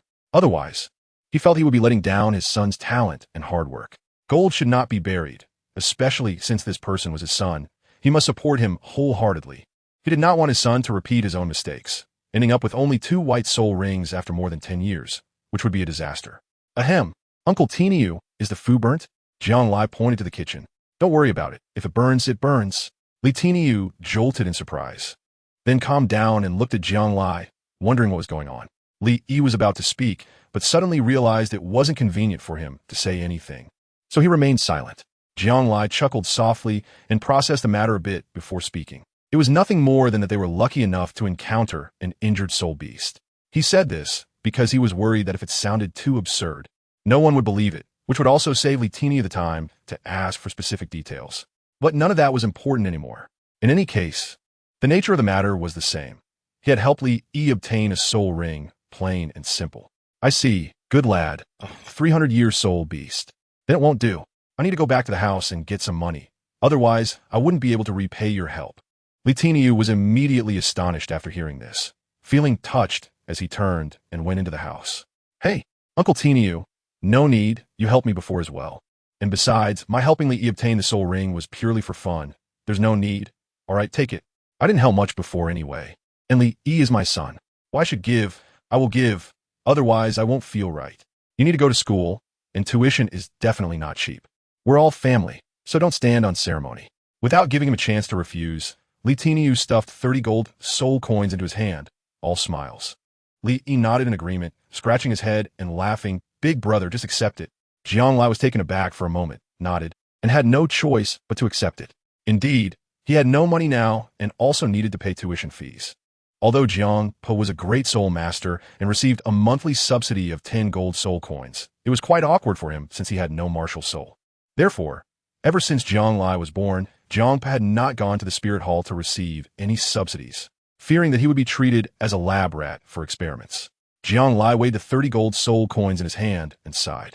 This was also Li Tinyu's subsidy for 3 months, and he just gave it away like this. By the way, Xiao Lai, you're going to report to Nodding Academy today, right? Then you two can go together. That way, I can rest assured. No problem. Ha ha ha, come on. I just finished cooking. Come over for a meal. Okay. Jiang Lai followed him into the kitchen. Wow, the table was full with roasted chicken, steamed fish, stir-fried meat, and nearly filled with pork rib soup. It seemed that Li Tinyu had also prepared a lavish feast for Li Yi today. After all, it would only be during the winter and summer vacations that he could return home, so he definitely needed to have a good meal before leaving. Jiang Lai was not polite and happily enjoyed the meal together with Li Yi, eating with great relish. During the meal, Li Tinyu mentioned a strange incident. Just yesterday, the little daughter of Tao Hongyang, named Hua Hua, got lost while playing, and the villagers searched everywhere for her. They finally found her just in time to see Hua Hua. And beside her was a 10-year-old soul beast that had been bitten to death. Tao Hongyang was so scared that she quickly hugged Hua Hua and asked her many questions. Hua Hua said that she had almost been bitten, and a white-furred fox had rushed out to save her, biting the soul beast to death before running away quickly. A white-furred fox? Jiang Lai was taken aback, as if he understood something. After the three-eyed fox gave birth to its kits, Jiang Po told it, regardless of whether it could understand human speech, that its life had been saved by the villagers' money. After leaving, it must not harm the adults and children of Loya village. And if it wanted to repay its gratitude, it should stay in the village to protect others. After that, the three-eyed fox really took its few kits and left. Unexpectedly, it actually stayed in Loya village. After dinner, Jiang Lai jogged back home and saw that Jiang Po had already packed everything for him, with large bundles and small luggage piled high. Additionally, he mysteriously handed Jiang Lai 10 gold soul coins. How do you have so much money? Jianglai looked at him in astonishment, and his tone of voice was not like that of a father, but more like that of an elder brother. Surprised at how he suddenly became wealthy. You little brat, you deserve a beating, huh? There's always a way out. Back when your old man was still a Grand Soul Master, I saved up quite a bit of money. Even when your mother left back then, I never took it out. I save it all for you. Jiang said these words and viciously tapped his forehead. All right. Jiang Lai had previously dealt with the golden soul coin and couldn't help but feel a sense of nostalgia. It was only then that he truly examined the room. Simple and unadorned, with a light layer of dust accumulating on the furniture, giving everything a warm feeling. He had thought before that although this home was poor, it seemed to lack nothing. He realized that because of familial love, laughter, and joy, these alone were enough to encompass everything. Living another life? The reason he felt such a strong sense of contrast was entirely due to being at the same age but experiencing it in completely different ways. Jiang Lai was taken aback, looking at Jiang Pu in front of him. At the age of 26, he appeared a bit disheveled. With a little tidying up, he would definitely be a handsome young man, humorous and witty, except for being broke and lacking strength. What are you staring at, you little brat? Are you mesmerized by your old man's charm? Jiang Pu laughed heartily and playfully flicked a stray lock of hair from his forehead. Jiang Lai smiled and said, Dad, after I leave, if you meet a girl you like, just marry her. Don't be shy to speak up. If you don't have money for the betrothal gift, I'll find a way. Jiang Pu was taken aback for a moment, then squatted down and smiled. All right, kid, I know what you're thinking. Don't worry. Your old man knows what he is doing. Just take care of yourself in the academy. Good. Jiang Laitian nodded, then took over the various bundles and stepped outside. Li Yi and Yu Shi were already waiting for him. After a brief introduction among themselves, the three quickly became familiar and prepared to set off for Nottingham Academy together. In Luoya village, the villagers gathered together, smiling as they watched the children leave. From today onward, they would continue their daily lives as farmers, while the children before them deserved to have a better life. The three of them, carrying their large and small packages, walked along the autumn-colored country path. After bidding farewell to the villagers, the journey was marked by a lack of laughter and cheer, creating an atmosphere that felt somewhat heavy. With a sense of loneliness in the air, Jiang Lai turned around and looked at the village hidden beneath the autumn colors. The golden sunlight of dusk fell, shimmering on the iron fences one by one. Jiang Lai turned his head to look at the scene, took a swig of wine, and couldn't help but express his feelings, wiping his mouth and laughing loudly. After the dusk at the eastern fence, there's a faint fragrance filling my sleeves. Li Yi trembled all over and said, Big brother, what are you reciting? It sounds so profound. It's an ancient poem. It's all right. What is an ancient poem? I want to recite it too. Ha ha ha, sure. I'll teach you at school. Brother Lai and Brother Yi, have you thought about your plans for school? Jiang Lai was taken aback for a moment, then smiled as he put his arms around the shoulders of the two of them. Planning this is a bit far off, but let me say it up front. The three of us will definitely share a dorm. Hey boss, you're going to crash into a tree. Ahem, head south, this side, that side is north. Chapter 32. The Other Shore, Flower Nottingham City, Nottingham Junior Soul Master Academy. On the bustling streets, dusk cast a gentle twilight, with vendors calling out in succession, and passers-by chatting and laughing. The atmosphere was filled with the mundane hustle and bustle of the marketplace. Today is the fourth day countdown until the end of registration at the academy, so even though it's dusk, parents and students are still lined up at the school gate, making it look like a sea of heads at first glance. Jiang Lai and his companions exchanged glances and had no choice but to line up honestly, submitting their recommendation letters, identity information, and materials for their martial soul awakening, all of which needed to be rigorously reviewed by the academy staff. After a full hour, the enrollment procedures for the three of them were finally completed, and they received their uniforms and student IDs. By the time everything was done, the sun had already set behind the mountains, and the night was dim. At this time, the academy had also closed its gates. The night wind howled through the sparse leaves on either side of the road, as yellow leaves fluttered and danced in the halo of the streetlights, creating a chaotic shimmer. Jiang Lai let out a light breath, looking at the only gradually grayish red at the horizon, then turned his head to look at the two of them, frowning. It's so late. Let's go to the dormitory first. We can check the classroom and books tomorrow.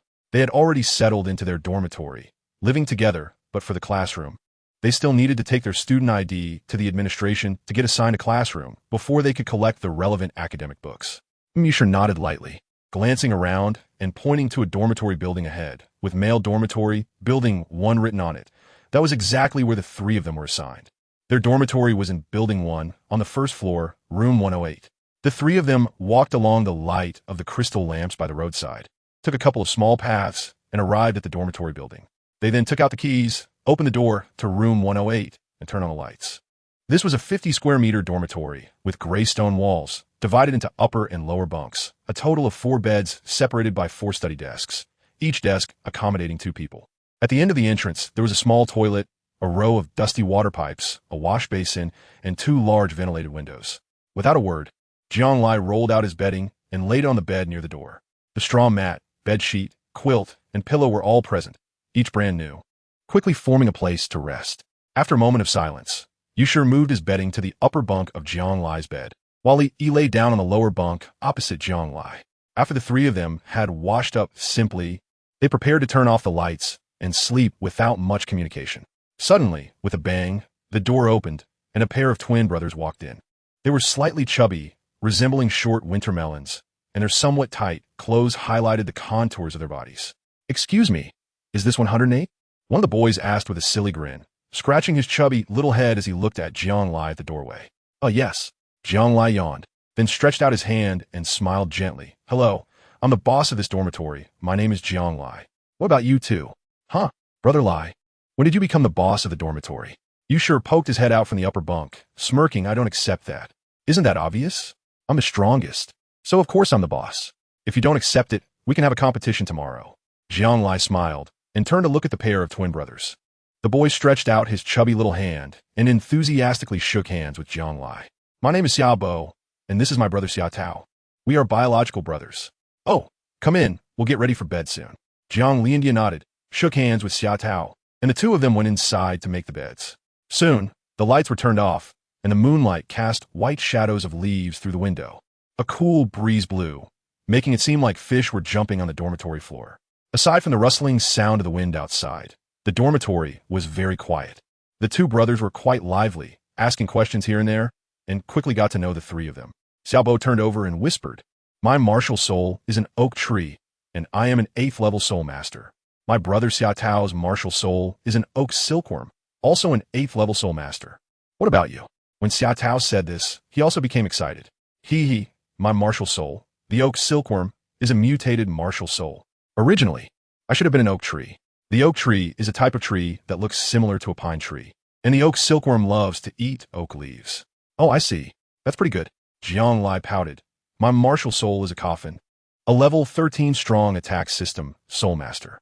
The martial soul is Wind Thunder Flood Dragon, a level 14 strong attack system soul master." Yushir closed his eyes, feeling bored. "The martial soul is Wine Gourd, a level 11 food system soul master." Li got out of bed, took out a piece of red bean cake, took a bite, and said. The 2 brothers fell silent immediately, and after a moment, Xiao Bo had a mournful expression. "No way. Are we really the bottom 2 in this dormitory?" "Not necessarily. There are still 3 people who haven't arrived, right? Just relax." Jiang Lai smiled lightly and rested his hands on the pillow. At this point in the conversation, the 2 brothers suddenly fell silent, and then they both fell into a deep sleep. There was no more talk throughout the night. As soon as it was bright, Jiang Lai got up early, greeted his brother Xiao Bo Tao, and went to the cafeteria for breakfast. After that, he went to the academic affairs office to start receiving classroom assignments. Generally speaking, people from the same dormitory are assigned to the same classroom, and the 3 of them were unsurprisingly assigned to Class 8 of the first year. Subsequently, they received the textbooks for this semester, which were essentially academic books on basic soul master education, familiar topics like soul beasts and meditation training methods. In 3 days, it would be the official start of the first year. When Jiang Lai returned to the dormitory, he was shocked to find that all the beds were already made up, and there were 3 unfamiliar faces. They were Wang Ling, Song Mo, and Lu Ge. After a day of simple introductions and getting to know each other, apart from Jiang Lai, they were all young kids. With 8 people in one dormitory, they quickly became familiar with each other, pairing off to wander around the campus. Wang Ling and Song Mo were a bit shy, staying in the dormitory and refusing to come out, casually flipping through their newly issued textbooks or resting their chins while staring blankly at the scenery outside the window. Lu Ge, on the other hand, dashed out to find his older sister, who was in the 3rd grade. The Xiao brothers, Bo and Tao, strolled around with their arms around each other's shoulders, claiming to be sightseeing, but in reality, they were either eating or on their way to eat. Thus, Jiang Lai and the other two had to form their own group to explore the campus, but they were happy with that. Just the three of them was just right. The gentle autumn breeze blew leisurely across the vast grassland and the blooming roses. The osmanthus trees on both sides were also adorned with golden fragments, resembling little bees swaying in a breeze, bringing with them waves of fragrance. Jiang Lai was enjoying the moment, with a faint breeze carrying the fragrance of osmanthus flowers. Suddenly, a loud commotion caught his attention. Turning around, he saw a group of children gathered together, seemingly watching something exciting. "Big brother, that looks like an arena. There are people competing. Let's go take a look." Li Yifeng squeezed his way out of the crowd and rushed over, pointing at the noisy throng behind him. His face filled with excitement. "An arena? Let's go." Jiang Lai hadn't spoken yet, but Yu sure showed a hint of interest, pulling Jiang Lai and rushing over, then struggling to squeeze in along with the crowd. Jiang Lai focused his gaze and saw that it was indeed an arena. Although it was called an arena, it was essentially just a fighting platform.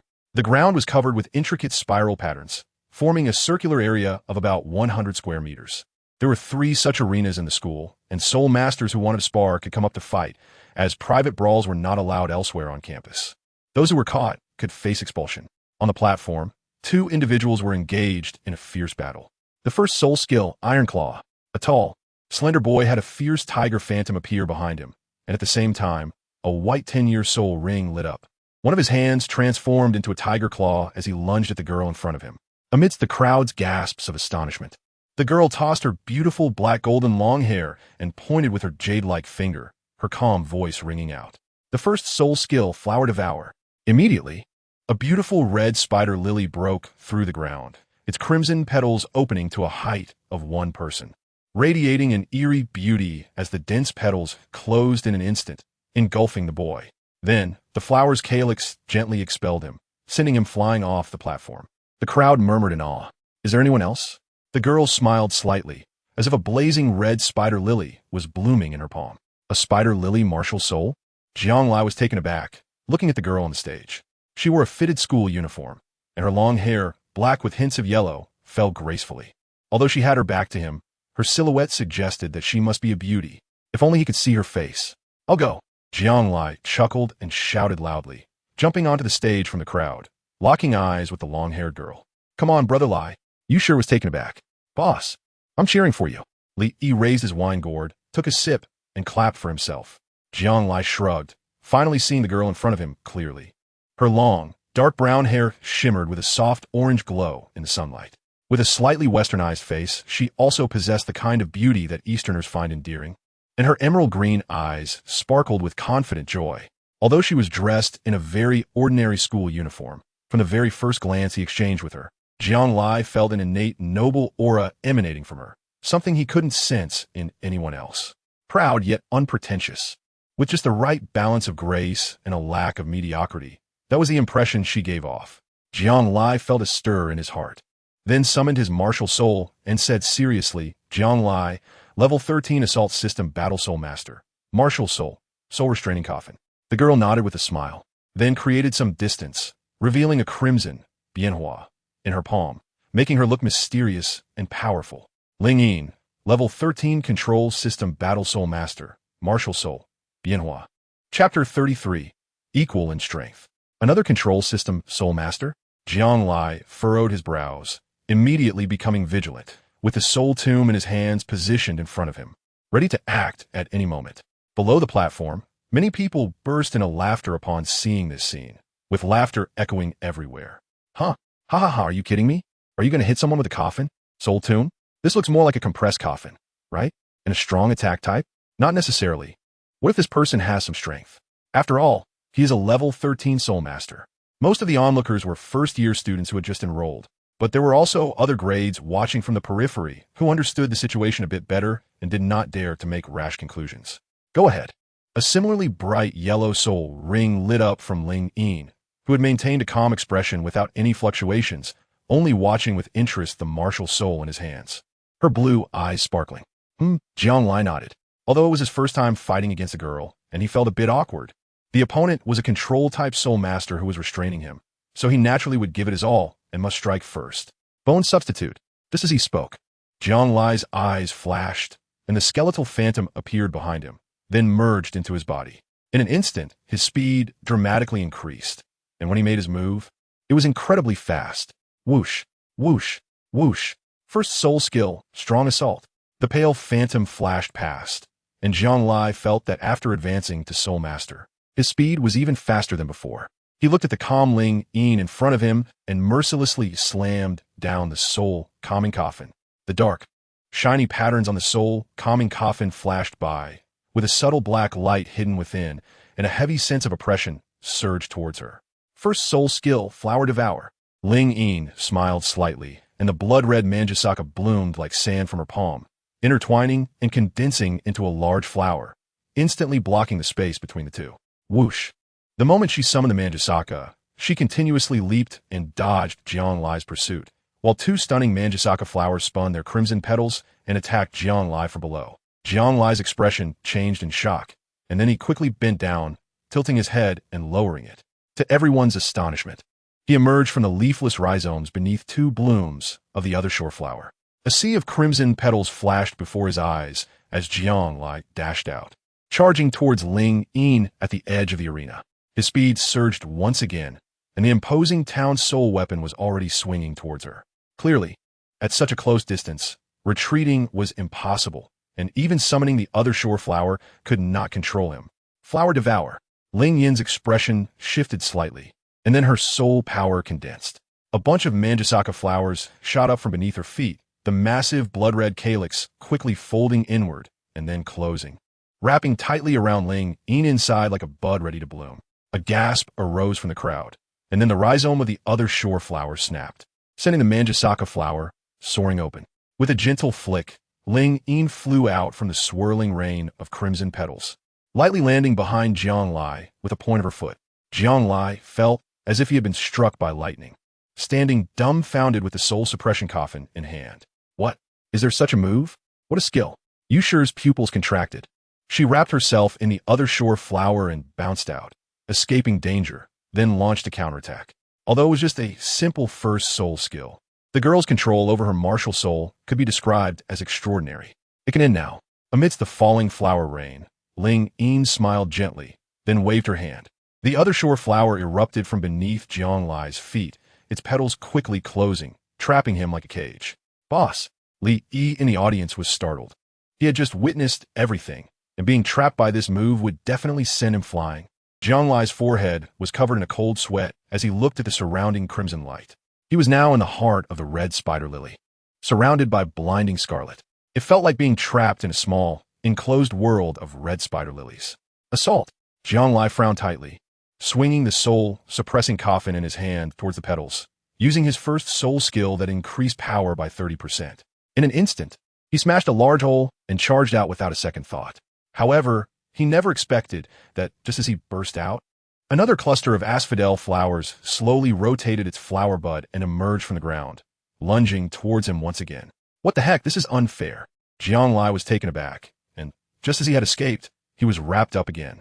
On the arena, Ling Yin wore a sly smile at the corner of her mouth, saying goodbye. Whoosh! The flower bud quickly opened, and Jiang Lai felt a surge of upward force from the flower's core beneath his feet, propelling him out and sending him flying backward. Jiang Lai was taken aback, and in the moment his body flew backwards, he suddenly remembered Ling Yin's earlier move, and a flash of inspiration struck him. That's right. Why do you have to chase after someone with a coffin and smash it onto them? As long as he had enough strength, he could just throw it. In an instant, Jiang Lai gritted his teeth, gathered his soul power, and condensed the strength in his arms. Just as he was about to leave the ring, the soul-suppressing coffin quickly slipped from his hands, cutting through the black shadow and smashing towards Ling Yin. What? Ling Yin's mouth dropped open in surprise, completely unprepared for this scene, and she had no time to summon the other shore flower. The soul-suppressing coffin, accompanied by a tremendous impact, instantly knocked her flying. A gasp erupted from the crowd, who quickly stepped back to create enough space for the two to land safely. Two screams rang out in succession. Jiang Lai fell off the ring, landing in a disheveled manner, looking quite pitiful. Over there, Ling Yin also let out a sharp scream, but she was fortunate to land on a human cushion made of her male peers' bodies. Fortunately, the area around the ring was covered with the school's green carpet, soft and comfortable. Even if she fell, it wouldn't cause much harm. Otherwise, Jiang Lai would have definitely scraped his skin. The onlookers stared at each other in disbelief, then erupted into a chorus of sighs, not expecting these two to end up in a draw. "Boss, are you okay?" Li Yi wiped his sweat and helped him up, understandingly handing him a gourd of liquor. "Damn, you both didn't catch me." Jiang Lai shook off the dust from his sleeves and looked at them with a questioning gaze. "Ahem, Brother Lai, I'm sorry. It was an emergency just now. I forgot to catch you." Yusher's face flushed slightly as he glanced over at Ling Yin, feeling a bit uneasy and guilty. He could have used his first soul skill, Wind Rising, to catch Jiang Lai, but just as he was about to rush over, he noticed that Ling Yin had also been knocked off the stage, and in that moment of distraction, thinking of this, Yusher secretly pinched himself. Could it be that he prioritized beauty over friendship? Suppressing that thought, Yusher was about to continue apologizing when he saw Jiang Lai wave his hand. "Forget it. It wasn't a big deal. But you buy me lunch." "No problem." Yusher chuckled lightly, feeling relieved. He turned around and saw Ling Yin walking over, smiling as she extended her hand to Jiang Lai with grace. "Jiang Lai, you are very strong. Thank you. Next time, if we have the chance to fight again, I won't lose to you." Jiang Lai extended his hand and shook hers. Exine Sheng felt the small hand, delicate and smooth, steady and strong, absolutely perfect. Yusher watched this scene and then looked at Jiang Lai, feeling complicated. He also extended his hand, his voice a bit awkward, and said, "Hello, Ling Yin. I'm Yusher. It's an honor to have a chance to fight with you." "Thank you. Anyway, there aren't many classes in the first year, so we will definitely meet again in the future," Ling Yin replied with a smile as she shook hands with him. "Ha ha, Brother Yusher is really amazing. His speed is so fast that you probably won't even catch a glimpse of him." Jiang Lai smiled and was quite interested in their battle.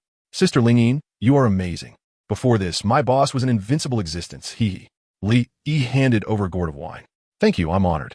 Ling Yin smiled, boldly took the gourd, took a big gulp, and a strange look flashed in her eyes. She said with a pout, "This wine is pretty good, and it can restore soul power." "By the way, Ling Yin, which class are you in?" Jiang Lai asked curiously. "Me? Class 8 of the first grade."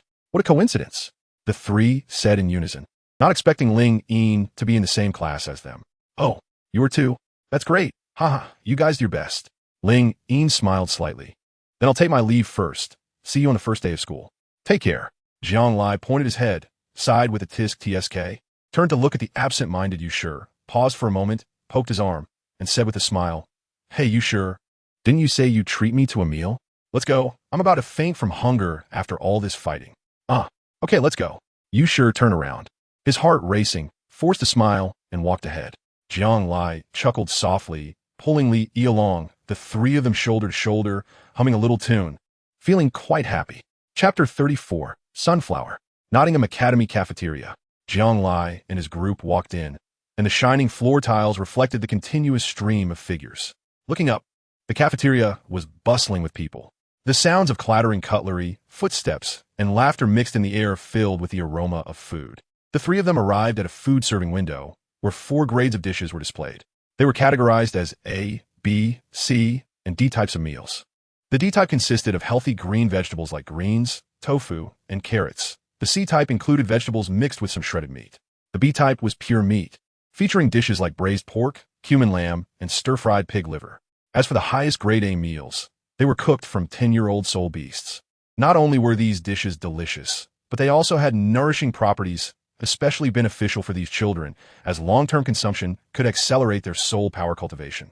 In the academy, some noble children considered these A-grade meals a necessity in their daily lives, which put them significantly ahead of other common children in terms of diet. Of course, the reason most children couldn't afford them was that the cost of A-grade meals alone amounted to 1 silver soul coin for 3 meals a day. That would be 30 silver soul coins for a month, equivalent to 3 gold soul coins. The monthly food expenses for noble children could match that of an ordinary family's annual expenses. It's no wonder most people couldn't afford it. For common children, they could only indulge once a month, while the rest of the time they consumed B and C meals. The D-type meals were the cheapest, provided for most working students or those from impoverished families. Although they lacked meat, they were still quite generous with oil and were already quite humane. At least not just boiled greens. "Cough, this time I'm treating you all to A-grade meals," Yu Yin said, clearing his throat and pulling out a silver soul coin to get 3 A-grade meals. Even though he had given him 20 gold soul coins before he came, telling him to spend freely, he knew that money was earned by Yu He at the risk of his life. If he spent extravagantly on food, He couldn't help but feel guilty. Therefore, he planned to only eat B and C meals in the future. And this time treating them was also a way to satisfy his own cravings and taste the deliciousness of the A-grade meals. Jianglai noticed his worries, put his arm around his shoulder, and smiled. Brother, thanks. How about this? From now on, let's have top-notch meals 3 times a month. We could take turns treating each other. He actually felt that these top-notch meals were unnecessary for him, and there was no need to be so extravagant. I have no problem with that. Li Yi, holding his portion of 10-year-old beast turtle soup, was taken aback for a moment, then quickly raised his hand in agreement. Thanks, Brother Lai. Yu sure smiled gratefully, holding his meal, and walked alongside them, looking for a spot among the crowded tables. Hey, boss, there's a girl over there, and there's no one next to her. Li Yi, with his big round eyes, quickly spotted a corner seat in the bustling crowd and dashed over to prevent others from taking it. Can I sit here? Li Rusetover pointed to the seat next to the girl and asked while scratching his head. He actually didn't need to ask and could just sit down directly, but considering she was a girl, he still politely inquired. The girl had beautiful long black hair, a sweet and lovely appearance, and was focused on eating her fried tofu with white rice. Of course you can. Sit down. The girl looked up, wiped the tofu residue from the corner of her mouth, swallowed the rice in her mouth, and smiled at Li Yi. Thank you, boss, come quickly. Li Yi smiled and quickly turned around, waving at Jianglai over there, then sat down and placed his turtle soup on the table. The girl was taken aback, looking at his turtle soup, her expression subtly wrinkling in displeasure for a brief moment, before she continued to lower her head and eat. Jianglai and Yushir also walked over, sitting opposite the girl, and put down their meals, which were stir-fried chicken pieces and beef meatballs, accompanied by fragrant rice. Delicious as always. The girl was taken aback, looking at their meals, then glancing at Li Yi beside her, without any concealment. She coldly picked up her meal and walked away. Why did she leave? Li Yi took a big gulp of soft-shelled turtle soup, his face full of question marks. Not clear. Jianglai was taken aback for a moment, then shook his head and smiled. Could it be that she's jealous of us and can't stand it? If she likes to eat, let her eat. We don't need to care about her. Yu Sha remained expressionless, continued to focus on eating, and then very rudely took a piece of chicken from Jianglai's plate. Exactly. No one is forcing her, right? Yu Sha, you are getting more and more audacious. No way. I want to eat your beef balls too. Li Yi was stunned, took another sip of soup, turned around, and saw the girl standing alone by the red pillar in the cafeteria, burying her head in her food, tears streaming down her face. What a strange girl. Those who didn't know would think she had suffered some great injustice. Just like that, 3 days quickly passed, and they could officially start classes. During these days, Jianglai also got to know the other 3 people in the dormitory, Han Fu, Wang Ling, and Lu Ge. They were all level 8 soul masters, on par with Xiaobo Tao, but with different martial souls, Groundhog, Climbing Tiger, and Xing Luo's staff. The first 2 martial souls were nothing special, the beast martial soul Groundhog, the plant-type martial soul Climbing Tiger, and the weapon martial soul Xing Luo's staff. Lu Ge had summoned his martial soul once. It was a stick that looked like a carrot, hard in texture, thin at one end and thick at the other, just like a carrot stick. He called it the Xing Luo staff. After a simple understanding among the 8 people in the dormitory, they quickly became familiar with each other. That day, on the first day of class, they all went to the classroom of Grade 1, Class 8 together. The classroom wasn't too big, with 30 desks, but it was very clean. The blackboard and floor looked like they had been polished repeatedly, spotless. Since there were no assigned seats, everyone found a place to sit based on who arrived first. When Jianglai walked in, he saw Ling Yin occupying the front row. She had her soft, chestnut-colored long hair flowing down, and her bright green eyes sparkled. Just sitting there, she exuded a noble aura that was both approachable and composed. Hello.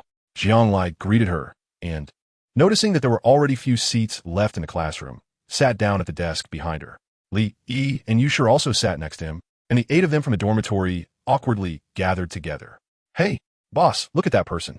Suddenly, Li Yi pointed at a girl in the corner of the 3rd row, the same strange girl they had encountered during their last meal.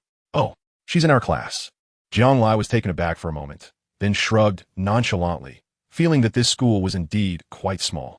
However, speaking of which, he hadn't seen Tang San or Xiao Wu since he got here. Sigh, it seemed that fate hadn't arrived yet. The classroom was noisy, with a group of kids whispering to each other, radiating the lively and cheerful energy typical of their age, chatting and laughing.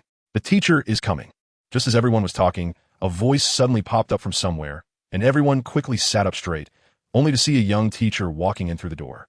She was really young, looking no older than 20, with long black hair, wearing long pants paired with a yellow dotted shirt, exuding youthful vitality all over. So young? Jiang Lai was taken aback. He had prepared himself to see an old lady. "Hello, teacher." The students looked at the young female teacher obediently, and the atmosphere became more lively. "Hey, hello, students." She walked up to the podium, set down her water cup, smiled slightly at everyone, wrote her name on the blackboard, and introduced herself directly. "I am your homeroom teacher, Chen Wanling. You could just call me Teacher Chen. I am 16 years old this year, which makes me quite young for this school, and this is also my first time teaching, so you're my first class of students.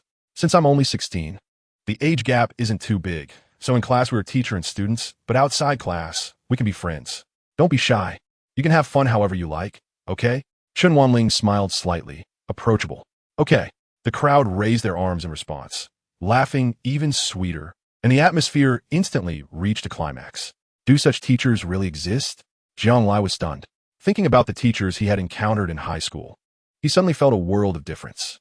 "Oh, by the way, I forgot to mention, my martial soul is a sunflower, a level 21 healing soul master. If any classmates feel unwell, like having a headache or fever, just come find me. I'll help you for free." After Chen Wanling finished speaking, she looked around mysteriously and whispered with a laugh, "You definitely shouldn't go to the school infirmary. I've experienced it personally. It's a total scam." Ha ha. Laughter erupted in the classroom. Ahem, ahem, ahem. All right, new semester, new atmosphere. Let's not talk too much. Before we officially start class, let's elect class committee members first. After pondering for a moment, Chen Wanling said with a smile, "If anyone wants to be class leader, study committee member, or discipline committee member, please raise your hand. Good performance will earn you a scholarship." Boom. Everyone raised their hands. Since everyone is so enthusiastic, how about this? Since the teacher doesn't know you well, let's conduct the class committee selection through battles this first semester. The winners will be the class officers. How does that sound? Most people nodded in agreement, except for Li Yi, who was frowning. How could a food-type soul master like him fight? Would he have to get others drunk with alcohol? Li Yi scratched his head, feeling distressed. "Teacher, this isn't fair." In the front row, Ling Yin raised her hand and stood up, saying, "There are still some classmates who haven't reached level 10 to absorb their soul rings. This is too unfair for them." "You make a valid point," Chen Wanling said with a glint in her eyes. "In that case, let's conduct the class committee selection 3 months later. How about that?" "Okay." Laughter filled the classroom. Chen Wanling smiled and shook her head at this scene, then said, "All right, now that the teacher knows you, shouldn't it be your turn to let the teacher get to know you? For this class, starting from the front row and moving from left to right, how about we do self-introductions? Just introduce your name, martial soul, and soul power level. Of course, if some classmates find it inconvenient, they can choose not to come up." Chen Wanling smiled slightly, looking at a few children in the class who had their heads down and hadn't said a word from the beginning, and immediately added, "All right." Everyone nodded repeatedly, and a few shy children felt a bit relieved upon hearing this, revealing smiles. Chapter 35. The Four Seasons Deer in the Classroom. Chen Wanling smiled as she looked at these lovely children, then said, "Since that's the case, let's get started." Creak. The sound of a chair being pushed back echoed as the boy in the first row stood up, and then everyone began their self-introductions one by one. "Hello, everyone. My name is Zhu Zhulin. My martial soul is the Smiling Tiger, and my soul power is level 7. I am Tian Huizing. My martial soul is the Plowing Ox, and my soul power is level 8. Zhu Xiaoxin. My martial soul is the Monkey, and my soul power is level 7. Soon, Ling Yin stood up gracefully, dressed in a fitting school uniform. Her slightly westernized, delicate face, adorned with gem-like bright eyes, caught everyone's attention. "Hello, everyone. My name is Ling Yin. My martial soul is the Ghost Flower, also known as the Manjusaka, a level 14 control-type battle soul master. I hope to receive your guidance." The scarlet ghost flower in Ling Yin's hand fluttered. Then she slightly bowed and walked off the podium. Clap, clap, clap. Jiang Lai clapped his hands, smiling but saying nothing, simply feeling that there should be applause in this place. The crowd gasped in surprise and joined in the clapping, not expecting that someone had already become a soul master. Although their class was considered an elite class for first-year students, most of them only had soul power at levels 7 or 8, which was already quite good. Unexpectedly, Ling Yin was even more terrifying than all of them. This could only indicate one thing. Either Ling Yin had extraordinary talent and a fast cultivation speed, or she came from a noble background and had access to the best cultivation resources from a young age, including meditation techniques, soul beasts, and a good growth environment, among others. Jianglai thought to himself, and soon it was his turn. He pushed open the chair and calmly walked onto the stage. Without saying a word, he summoned his martial soul. Hello everyone, my name is Jianglai, and my martial soul is the Soul Settling Coffin, a level 13 strong attack system battle soul master. As soon as the coffin appeared, a powerful aura instantly stunned everyone present, including Chen Wanling, who was standing next to him. In the classroom, everyone stared at each other in disbelief, having never seen such a strange weapon martial soul. Jianglai watched with mild indifference. As long as the martial soul was powerful enough, it didn't matter if it was a coffin or even a tombstone. Then, it was time for others to introduce themselves. Since some had taken the front row, everyone in the classroom went up to the podium. Han Fu, Martial Soul Groundhog, Soul Power Level 9. Orlando, Martial Soul Cucumber, Soul Power Level 8. Niu Xiao Shui, Martial Soul Trumpet, Soul Power Level 7. Soon, all 8 people from their dormitory had introduced themselves, and it was the turn of the strange girl they had encountered in the cafeteria, sitting in the corner of the third row. The strange girl looked calm and confidently stepped up to the podium. The school uniform appeared slightly oversized on her slender frame, and she smiled slightly, revealing a small dimple. Hello everyone, my name is Yixiang, Martial Soul Seasons Deer, Level 12 Support System Soul Master. I hope we can get along harmoniously in the future. Another support system Soul Master? Jianglai was taken aback for a moment, looked at Yixiang, then turned his head to smile at Li Yi, saying, "It seems you've encountered a rival among your peers. Keep up the training and surpass her." "Yes, boss, I won't give up." Li Yi nodded, feeling the pressure increase significantly. He initially thought he was the only support-type Soul Master, but unexpectedly, a challenger like Cheng Yaojin appeared out of nowhere. Soon, all 30 people in the classroom had taken turns to speak. "All right, it seems our class has decent strength with 5 Soul Masters already. The others are also quite impressive. So let's keep working hard." This lesson went roughly like this. Starting from the next class, we will begin learning the basic course on meditation training methods. Learning this will greatly enhance the cultivation speed of Soul Masters, especially for our classes Level 7 and 8 Soul Masters, showing noticeable effects. In 3 months, they could basically break through to Level 10. Of course, for Soul Masters, the effect 1 TB is pronounced, but over time, after 6 years of consistent practice, it's possible to increase soul power by 6 or 7 levels. All right, so for this class, teacher, I have a question. Yixiang raised her hand and stood up. Okay, please go ahead. Chen Wanling smiled gently at her. Since everyone has become a Soul Master, how do support-type Soul Masters fight in battles? That seems unfair. So, I suggest we have the support-type Soul Masters compete in a separate group. That would be better. Very good in that case. Let us do as you suggested and have the support-type Soul Masters compete separately. Chen Wanling scratched her head, feeling that something was off. Could it be that these support-type Soul Masters would exhaust each other to see who could outlast whom? You understand me. Li Yi was moved to tears. His inner thoughts were completely expressed by Yixiang. Time passed quickly, and before they knew it, 3 months had flown by with the arrival of the winter chill. During these days, Jianglai had also been training hard. After 3 months of practicing the meditation training method, his soul power had increased by 1 level, and he was now at level 14. Moreover, he felt that as he progressed, the speed of soul power growth slowed down. There was no helping it, but his speed was already considered fast compared to others. Since it was an elite class, everyone's innate soul power from the initial test was basically not low, so their talents were decent. Coupled with the support of the training method, everyone had reached level 10 and obtained their soul rings. However, even though it was an elite class, about half of the students had obtained 10-year soul rings. Some wealthy students had spent a considerable amount of money to hire a teacher to help them hunt a soul beast that had just surpassed 100 years.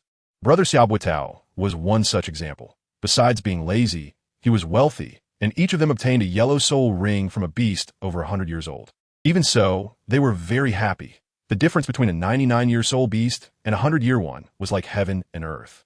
For instance, there was Orlando, who had a martial soul of a cucumber and obtained a soul ring from a 99-year soul beast, which was white, and he cried for several days. In the dormitory, apart from the 3 soul masters, the Xiaobuitao brothers, the other 3 also obtained 100-year soul rings. Indeed, they didn't have money themselves. They borrowed from the Xiaobuitao brothers. Those 2 brothers were genuinely generous, without saying much. They took out 50 gold soul coins and told them to pay it back slowly, no rush, and even said it was their luck to share a dorm with them. The 3 guys were extremely grateful, And thus, the Xiaobuotao brothers became the most popular ones in the dormitory, grinning from ear to ear all day long.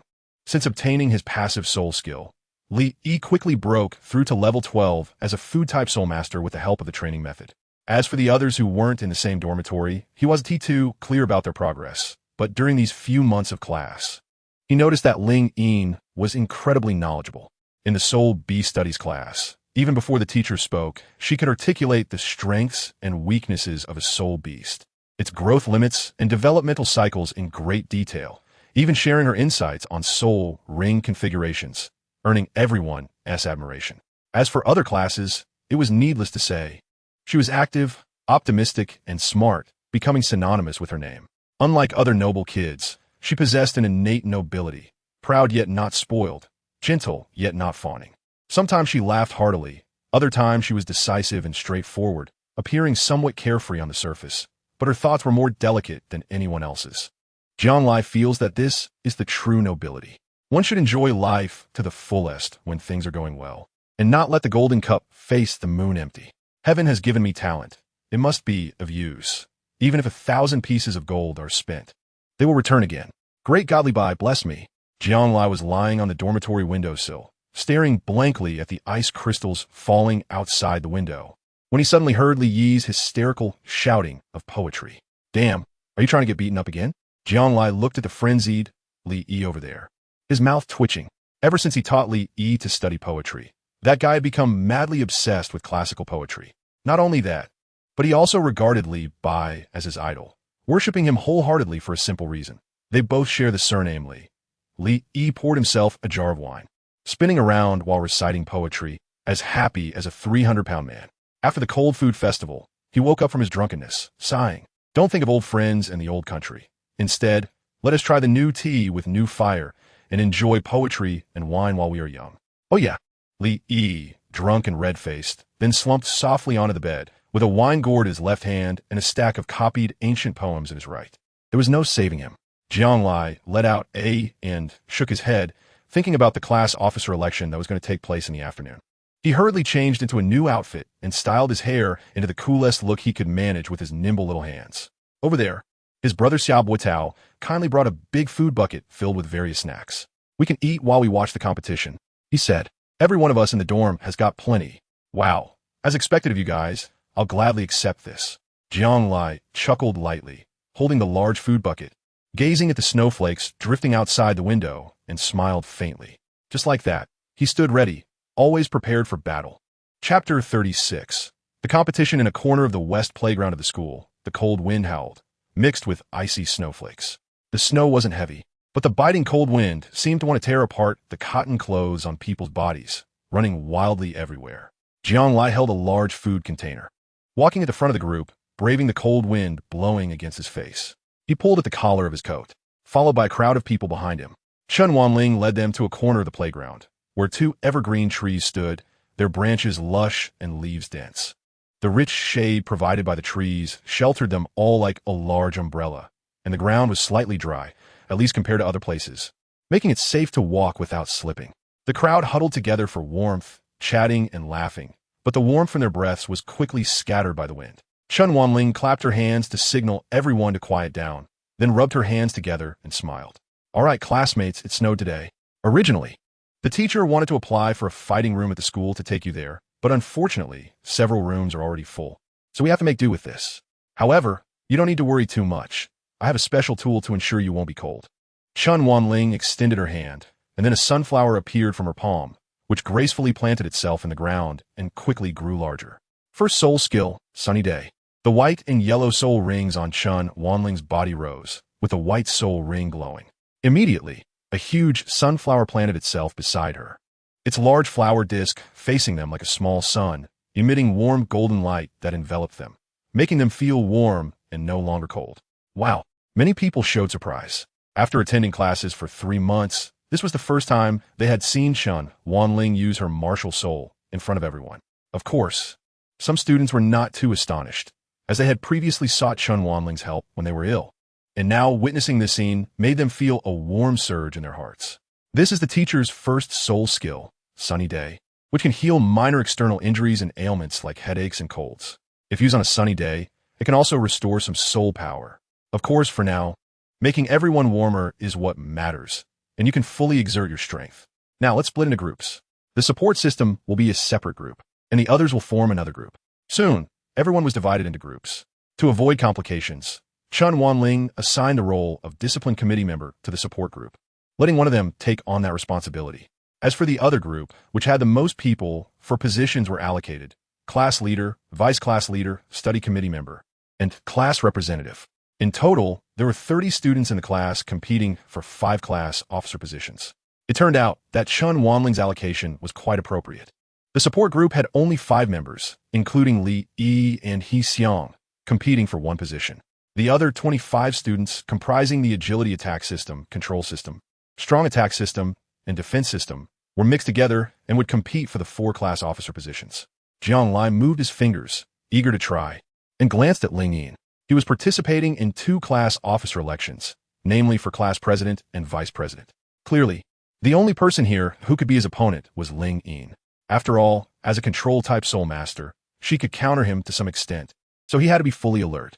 As for Yu Shi, he was also running for class president and class representative, but Jiang Lai wasn't afraid of him. They could just settle it with a fight. All right, I see everyone is ready, so let's start with the study committee group. There are 6 candidates for the study committee: Wang Ling, Lu Gu, Tian Huizing, Han Fu, Zhu Zhulin, and Zhu Xiaoxin. After Chun, Wang Ling finished reading the names. The 6 of them stood in line, and then she took out a bamboo tube containing bamboo strips of varying lengths. Let's draw lots to decide. Everyone stretched out their hands and were assigned various opponents for a series of competitions. Jiang Lai, along with Yu Shi, sat down next to the Xiaobo brothers. The 4 of them held large food buckets and began to watch the battle with great interest. Among the 6 participants, the first to take the stage was Wang Ling from their dormitory, who immediately summoned his martial soul without saying a word. Green branches and leaves converged in his hands as he looked at the opposite side, where Zhu Xiaoxin stood, smiling. Wang Ling, an 11th level control-type soul master, with the martial soul of a climbing tiger. Zhu Xiaoxin, an 11th level agility-type soul master, with the martial soul of a monkey. The little girl opposite was unwilling to be outdone, and soon a shadow of a soil monkey appeared behind her, immediately using her 10-year soul skill. First soul skill, monkey jump, agility type against control type. Jiang Lai stuffed a spicy sausage into his mouth and shook his head. Whoosh! Wang Ling chuckled, and his yellow soul rings lit up. First soul skill, rock climbing. Whoosh! As soon as he finished speaking, green climbing tigers, resembling green snakes, grew wildly.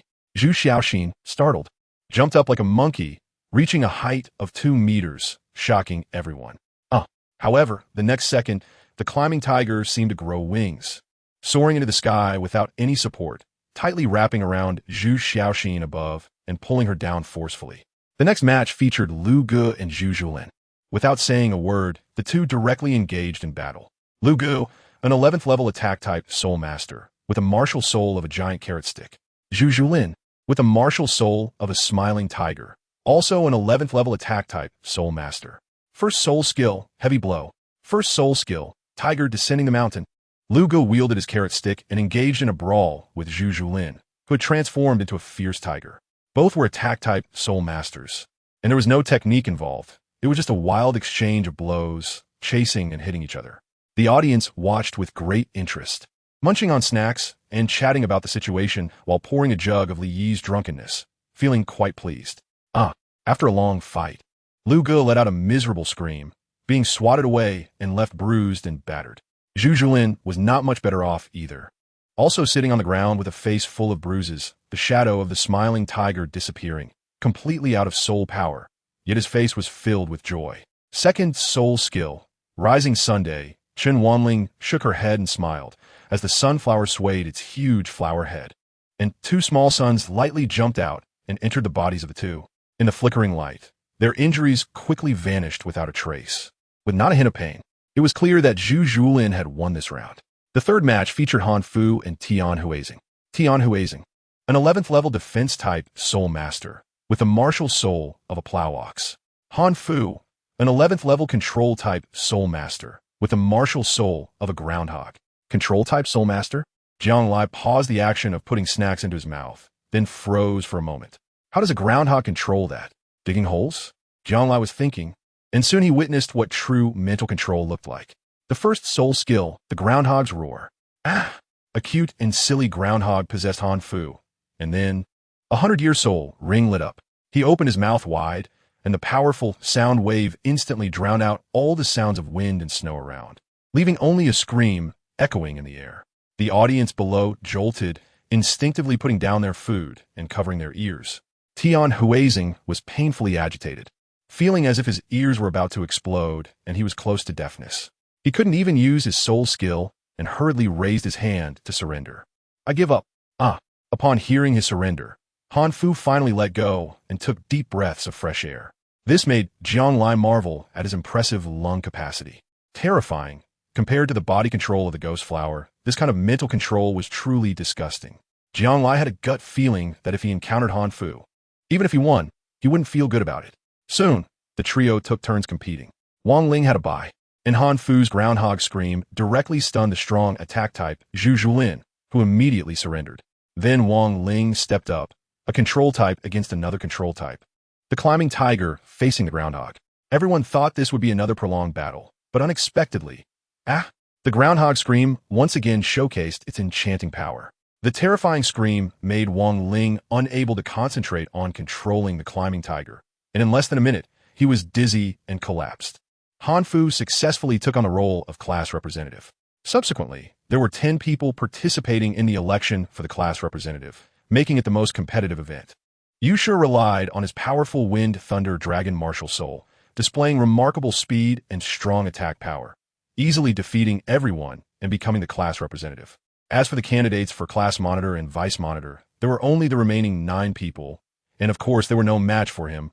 All of them collapsed.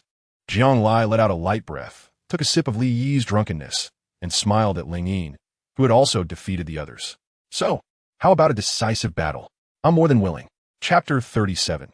The Game of Masters on the snow-blown playground. Everyone held their breath, instinctively putting down their snacks and focusing intently on the two who were about to battle. During their time together, they understood that Ling Yin and Jiang Lai were like monsters in their class, boasting a soul power of 14 levels and a strong combat awareness.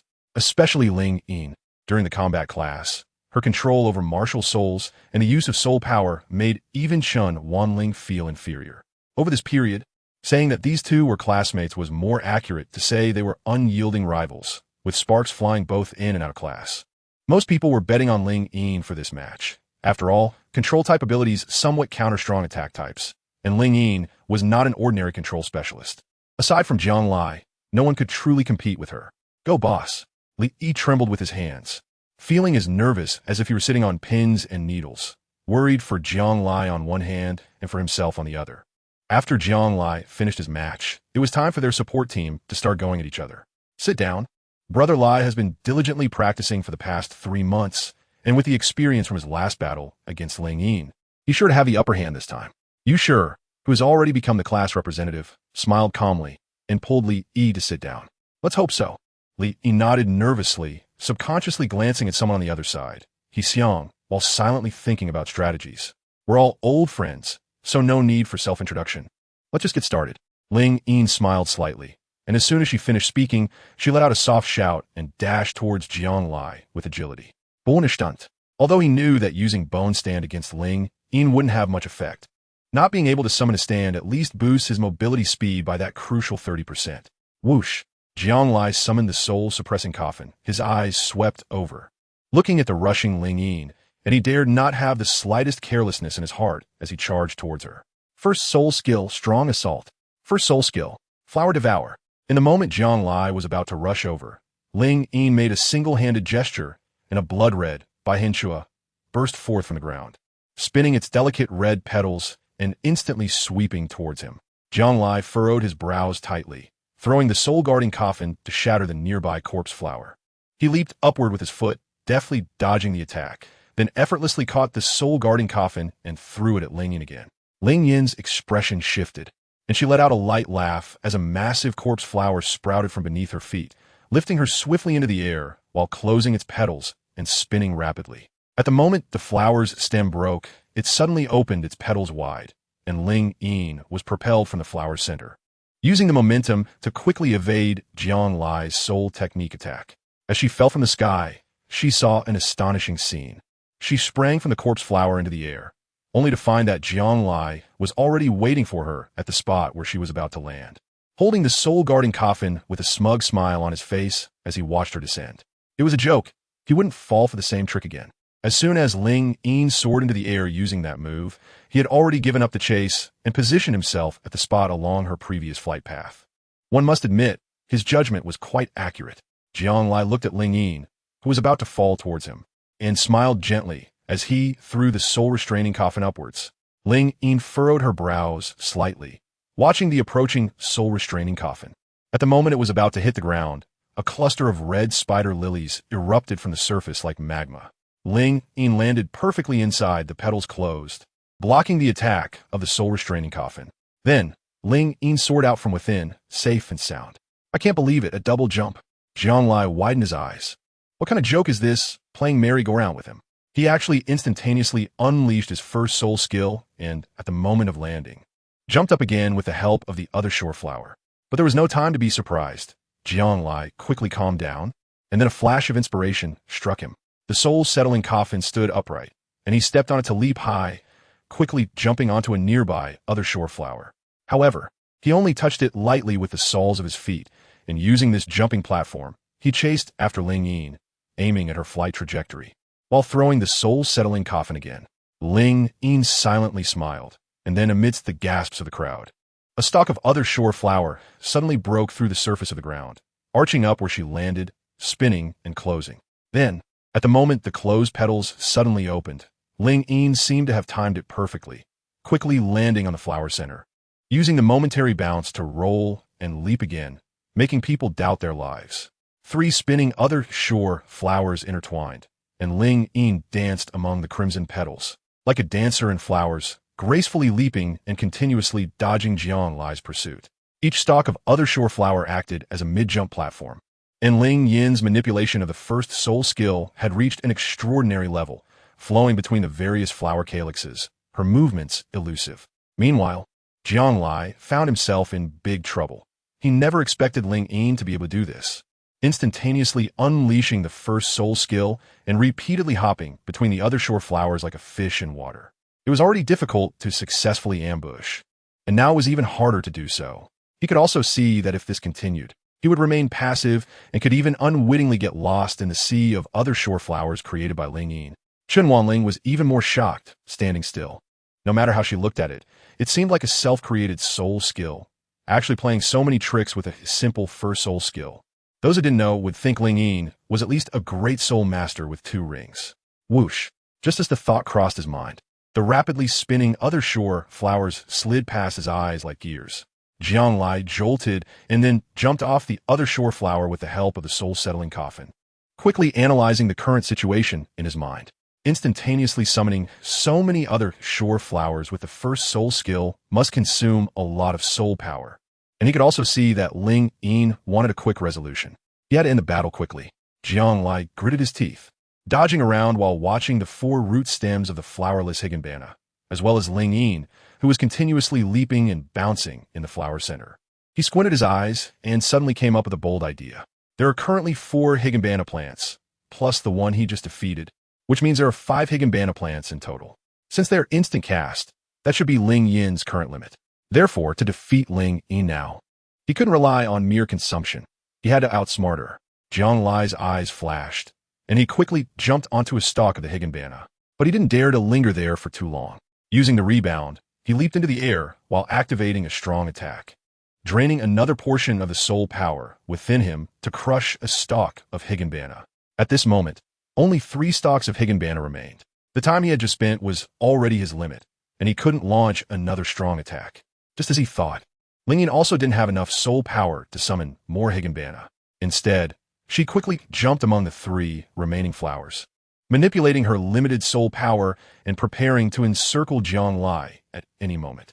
Jianglai looked at the situation before him, lost in thought. To truly force Ling Yin into a corner with the 3 hellflower plants, he would need at least 2 people to successfully intercept her. But he was alone here. Where could he find a second person? Whoosh! While contemplating his strategy, the hellflower closed its petals. He quickly leaped into the air, then timed his move perfectly, throwing the soul-suppressing coffin just as he landed on the hellflower. The coffin flew out in a strange manner, landing on a cluster of hellflowers. And with the help of their bounce, it soared high into the air, as if a person had landed there and was quickly propelled upward, not trapped inside. Ling Yin's expression changed in shock as she saw the soul-suppressing coffin flying towards her, following a trajectory similar to her earlier jump. This back-and-forth route instantly intercepted her. Now, on the very flower she was about to land on, the soul-suppressing coffin was already launched towards her, aimed to smash down just as she was about to jump. It was as if two people were about to collide, leading to mutual destruction. But on the other side was not a person, but a coffin, and the only one likely to be crushed was her. Ling Yin's heart skipped a beat as she suddenly understood Jiang Lai's intention, realizing she had fallen into his trap, losing to her own tactics. Now it seemed that the soul-suppressing coffin, looking neither too big nor too small, resembled a child's coffin, and landing on the hellflower could also be seen as a fake dead body. Jiang Lai used himself and his martial soul to force her into a corner where she had no way out. Jiang Lai leaped and landed on the other side, where the flower of the other shore bloomed. Watching this scene, he smiled smugly and snapped his fingers. Bang! As expected, Ling Yin was caught off guard by this move. The soul-settling coffin intercepted her path using the elasticity of her other shore flower and crashed down on her, completely defeating her. At the same time, the swirling other shore flowers shattered, bursting apart like flames, and amidst the falling petals, a brilliant curtain like sparks fell. The stone from another mountain can be used to attack Jade. Sometimes, the key to turning defeat into victory lies in the challenges at hand. One's own disadvantages can also be transformed into advantages, leading to a counterattack in desperate situations. As long as one's thoughts do not slip, there are always more solutions than difficulties. In this battle, he won. Chapter 38, Rice Awning Silence. Except for the howling of the wind and snow, everything around seemed to be frozen, motionless. After a moment, the audience finally closed their mouths, which had been wide open enough to hold a duck egg, and waves of exclamations surged forth, filled with admiration. No one had expected this match to be so intense. It was not just a battle between two soul masters. It was more like a contest between two great soul masters, showcasing the use of martial souls and soul power to the fullest. Ling Yin, not to mention, unleashed her first soul skill in an instant, and even created her own soul skill. It was hard to imagine she was just a 6-year-old child like them. As for Jiang Lai, he went from being passive at the start to making a desperate counterattack later on. One had to admit that his ability to adapt was extraordinary. She stared blankly for a moment, then gave a wry smile. Judging by the earlier display, he would bet that they were not even qualified to fight against Ling Yin and Jiang Lai. Even he, who prided himself on his speed and strength, would have a chance against Jiang Lai. But facing Ling Yin, it would be almost impossible to escape from her sea of other shore flowers. Boss is too fierce. He actually took down Sister Ling Yin. Li Yi silently took a swig of imaginary wine, his eyes wide like copper bells, unable to calm down. Over there, Jiang Lai simply ignored the audience's gasps and reached out to pull Ling Yin up. This battle gave him many insights, such as when various martial souls collide in battle. It leads to many changing factors, conditions, and situations. He needed to examine the intensity within this complex and ever-changing martial soul battle, looking for breakthroughs between advantages and disadvantages, and then fight his way out. His previous battle with Ling Yin also made him realize the flexible use and variability of soul skills. Coupled with this experience, he was shocked to discover that every battle with Ling Yin brought him significant breakthroughs in thinking. To be serious, this breakthrough in thinking was far more beneficial to him than simply enhancing soul power. Therefore, he also realized that sometimes the one who understands you best might not be a friend, but a rival, or one could say a confidant. Ling Yin reached out, pulling Jiang Lai up, her brown hair gently blowing in the wind and snow.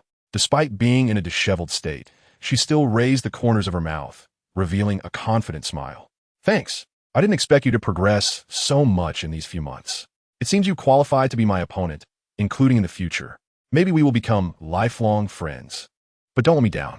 Then, Ling Yin smiled slightly, and in front of everyone, stepped forward to give Jiang Lai a light hug, took a step back, her lips curling into a teasing and playful smile, before turning and walking off the stage. Jiang Lai stood there in a daze. Although the howling wind and snow had blown away the last remnants of warmth from his body, the slight flutter in his heart just now surged through him like a warm current. After a moment, he reacted, his face slightly reddening as he took a deep breath and followed Ling Yin down the stage. Although both of them looked disheveled, no one dared to underestimate them. The crowd was excitedly clapping, and in an instant, the small corner of the playground covered by sunflowers erupted with enthusiastic applause. The second soul skill, Rising Sunday. Amidst the fiery applause, Chun Wanling also regained her composure and quickly used her second soul skill, as two warm little suns swiftly merged into their bodies. Jiang Lai felt a jolt of energy, and he found his whole body warm and comfortable. The external injuries were gone, and his soul power was restored to more than half. All right, since that's the case, the position of class leader will be taken by Jiang Lai, and the vice class leader will be Ling Yin. I hope both of you can work together to make our class the best in nodding. Chun Wanling smiled, and then turned her head to look at the 5 members of the support group who were dumbfounded and unable to calm down for a long time, saying with a smile, "There are just the 5 of you left. Come on, 2 people will duel, and we'll draw lots to decide the opponents." With 1 person getting a bye, Xiang nodded and quickly went to draw lots, his brows furrowed. Li was about to go over when Jiang Lai put a hand on his shoulder, his tone steady, as if giving him a reassuring pill. "Relax. In a support group fight, it's all about being shameless. The techniques I taught you a couple of days ago, like the groin grab and Lingxi finger, should come in handy. Don't worry about the moves, just win. If it really doesn't work, think of your Li Bai, imagine yourself as him. Reciting poetry while drinking wine, doesn't that sound exciting?" Li nodded and immediately charged over to draw a lot, jumping 3 feet high. "Ha! I drew the Bai. This guy's pretty good luck." Jiang Lai shook his head with a smile, then returned to his seat under the admiring gazes of his classmates, hugging a large food bucket and continuing to eat. In the first match, Xiang faced Orlando. Everyone perked up. They all knew Orlando, who had the martial soul of a cucumber and possessed the strongest 10-year soul ring for 99 years. As for Xiang, this peculiar girl who had just entered school and was only at level 12, her martial soul was the seasonal deer, yet she had never showcased her martial soul or soul skills. "I won't lose to you, take this." Orlando snorted lightly, and then a white soul ring lit up around him, accompanied by the appearance of a large, thick cucumber. "I got a big cucumber." Puffed. Jiang Lai sprayed out a mouthful of drink. Why did Orlando's first soul skill sound so ridiculous? Even Chun Wanling over there couldn't help but blush slightly upon seeing it, quickly covering it up and maintaining her demeanor as a young teacher. Cucumber strike, a direct hit. With a rush, Orlando charged at Xiang fiercely, wielding the big cucumber as if he intended to knock her out with a blow to the head. "Be careful. Li shouted nervously. Just a little trick." Xiang smiled calmly, then slightly spread her 2 jade-like hands outward, rising onto her toes and tilting her head back as a burst of colorful light converged around her. Immediately, a 7-color divine deer appeared behind her, each point of light resembling the colors of the seasons, radiating a sacred and inviolable brilliance. First soul skill, rice awning. Whoosh, whoosh, whoosh. With the shining of a yellow 100-year soul ring, waves of heavy golden rice ears swayed, emerging from beneath her feet, as a gentle breeze brought the refreshing scent of rice flowers. Xiang stood among them, her back against the illusory, seasonal deer, the rice ears flowing over her waist, swaying in the wind, the golden light flashing, making her appear even more sacred, like a pearl lost among the rice ears. Orlando was taken aback, clearly stunned by this brilliant scene, then gritted his teeth and charged forward, raising the cucumber to strike at her. Xiang lightly pushed off the ground, skillfully dodging the blow while extending her leg, sending a bundle of rice ears flying up with her kick, knocking Orlando aside. Orlando was startled. Although that kick didn't hurt him, it seemed to scatter all the soul power he had gathered, angrily biting into the cucumber. Orlando felt a surge of energy and charge again. Boring. Xiang stood amidst the golden rice waves, her posture graceful as she executed side kicks, twists, and low stances, each movement flowing effortlessly. In terms of basic footwork, Xiang performed with ease, even rivaling Ling Yin to some extent. Orlando had never even touched the hem of her clothes. Bang! Xiang delivered a powerful kick, and with a burst of golden light, Orlando screamed as he was kicked away along with the cucumber. Hiss! Everyone's faces changed, not to mention Orlando. Even some of the strong attack-type soul masters among them wouldn't dare claim they could definitely defeat Xiang. Jiang Lai sighed softly and patted Li Yi's shoulder sympathetically. "Kid, you've met your match." Li Yi's face turned pale all of a sudden. Chapter 39. The curtain falls, boss. What should I do? Li Yi held the wine gourd, gulped down a mouthful of saliva, his complexion turning white. "Just go with the flow. Don't be nervous." Jianglai pulled him down to sit, her brow furrowed. Her soul skill was a bit strange. You'd better not enter her pile of rice ears. If it comes to it, use provocation and splash some wine on her face. All right, Li no dit danzidli. When Xiang came down, the whole class erupted in admiration, clapping their hands. The other two girls from the support group were starry-eyed, directly treating Xiang as their idol. This made them understand even more that there are no useless martial souls, only useless soul masters. Even support-type soul masters can shine on stage. In the next match, Yang Lanlan faced Lu Guo. Soon, the two delicate girls took the stage, exchanged glances, and without saying a word, summoned their martial souls and soul skills. First soul skill, floral fragrance. Yang Lanlan stood still. A bouquet of tulips sprouted from her palm, which she lightly planted in the ground. A rich golden light surrounded her, forming a self-protective golden shield. First soul skill, shy mimosa. Lu Guo crouched down. A mimosa quietly poked its green branches and leaves, wrapping her up. The surrounding green light continuously dispersed, and whenever the wind blew, the mimosa's leaves would slightly fold. Thus, Yang Lanlan and Lu Guo, one with a golden shield and the other with a green armor, stood still in a standoff. Both had white 10-year soul rings. The crowd watched with wide eyes, knowing these two were engaged in a war of attrition, and they began to pull out snacks, chatting and talking. An hour passed. In the sky, the twilight dusk cast a faint shadow, covering the sky with a layer of gray. Under that gray sky, one person on stage shone with golden light while the other glowed green, still standing in a standoff, making everyone doubt life. Chun Wanling also looked awkward. Several times she wanted to rush up and suggest they just give up. Then, after another half hour, under everyone's gaze, both of them fainted and were carried off. Chun Wanling used her second soul skill again, helping the two recover most of their soul power. She then looked at Li Yi and Xiang. It was getting late, and class was about to end. How about you guys? The teacher has no problem. I can do it. I guarantee I will defeat him in 3 minutes. Xiang had already stood up, pointing at the bewildered Li Yi. Huh? Haha, all right then. Chun Wanling chuckled lightly, looking at Li Yi. Go for it. Cheer up. Our trio is meant to be class leaders. Li Di, relax. Your wine gourd still has some attack power. Believe in yourself. Jiang Lai and you sure were cheering him on. Li Yi, if you become the discipline committee member, I'll cover your food expenses for a month. The top-notch meals, said Brother Xiao Buitao, patting his chest. Just kidding. With Li Yi around, the two of them can indulge a little during class snacks. All right, I won't let everyone down. Li clenched his fist and strode onto the stage. Watch me defeat you in 3 minutes. First soul skill, rice spike. Xiang smiled triumphantly as she stepped onto the stage, summoned her seasonal deer martial soul without saying a word, and golden rice ears sprouted from beneath her feet, emitting a charming golden light in the twilight, dazzling and brilliant. First soul skill, drunken song. Li Yi, embodying a wine immortal, stepped onto the stage with an imposing presence, summoned a wine gourd, and then made a provocative gesture towards Xiang. Puffed. Jianglai almost spat out a mouthful of wine. Ever since he learned ancient poetry, this guy had changed the names of his soul skills. He stood there holding the gourd, refusing to move an inch, leaving Xiang speechless. Don't think that just because you won't come in, I have no way to deal with you. Xiang gritted her teeth and then burst out from the pile of rice stalks. Immediately, a shocking scene unfolded. With her steps, the rice stalks beneath her feet actually began to move alongside her. From a distance, it looked like a wave of rice stalks was chasing Xiang. Walking rice stalks? The crowd was dumbfounded, but when they saw the phantom of the Four Seasons deer behind her, they understood, as the deer was a bee spirit and could definitely move. It seemed that Xiang's soul skill would change position with her movement. However, until now, no one knew what the actual effect of her soul skill was. You can go down now. The rice waves beneath Xiang rolled, and then she suddenly lifted her foot, sending a rice stalk flying toward Li Yi's shoulder with a whoosh. Puffed.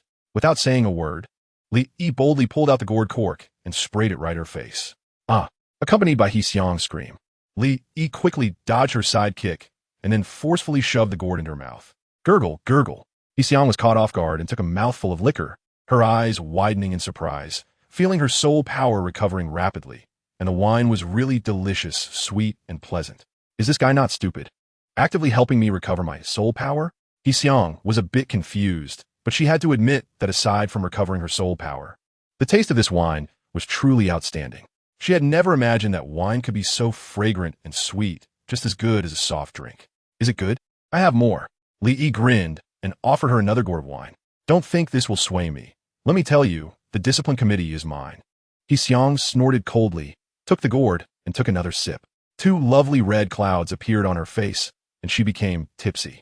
Then, with a bang the next moment, she collapsed into the golden rice stalks, happily rolling around inside, and soon fell into a deep sleep, snoring like thunder. Xiang could guarantee that if she saw her current state, she would definitely be embarrassed to death on the spot. Yay, I won.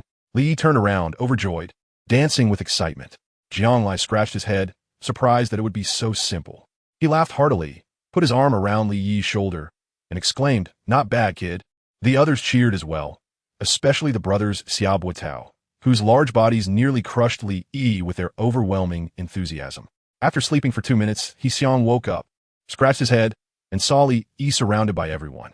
Looking at the gourd of wine in his hand, he instantly understood what was happening, got off the stage, and turned to leave. "Hey, Xiang." Li Yi was taken aback, spotting the angry Xiang leaving the crowd. He hurriedly squeezed out and ran after her. "What's the matter? You've already won, but you're too despicable. I'm angry now and don't want to see you."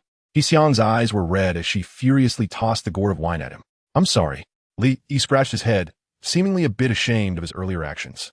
"Then let me treat you to a meal, a month's worth of top-notch dishes, all made from 10-year-old soul beasts. Nutritious and delicious." Li looked at her, recalling her strange behavior in the cafeteria last time. His eyes brightened as he handed over the rewards he received from the Xiaobuotao brothers to her. Last time she had eaten fried tofu, and seeing the three of them enjoying top-notch dishes must have made her uncomfortable, which is why she left. Plus, he didn't need to eat such expensive meals. It was better to help this impoverished girl regain her health. "Go away. If you want to eat, go eat by yourself." Xiang glared at him, puffing up angrily and running away, only to be stopped again. "What's the matter? If it really doesn't work out, I'll apply to the teacher, and next semester you can have a rematch with me. If you win, you'll be the discipline committee member. How about that?" Li Yi asked. If I have the chance, I will seize it. But if I lose, I lose. I don't need your pity." "Of course. If the teacher agrees, I definitely want to let you off next time." "All right, but can I give you a small suggestion? About your soul skill." "What?" Li Yi suddenly smiled. "Your first soul skill, called Rice Spike, is too common. Let me give a nice name. Fragrant rice blossoms speak of a bountiful year. What do you think?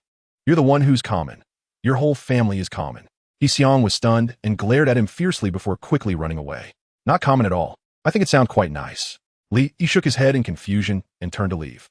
Meanwhile, Xiang ran to a small corner of the playground, gazing at the surrounding twilight. With a thought, the yellow soul ring glimmered softly. Fragrant rice blossoms speak of a bountiful year. Layers of rice ears gently swirled beneath her feet, sparkling with a golden light more dazzling than stars, creating a breathtaking scene in the night sky. It seems quite nice. Xiang stood dazed for a moment, feeling a little happy in her heart, and ran away joyfully. Chapter 40.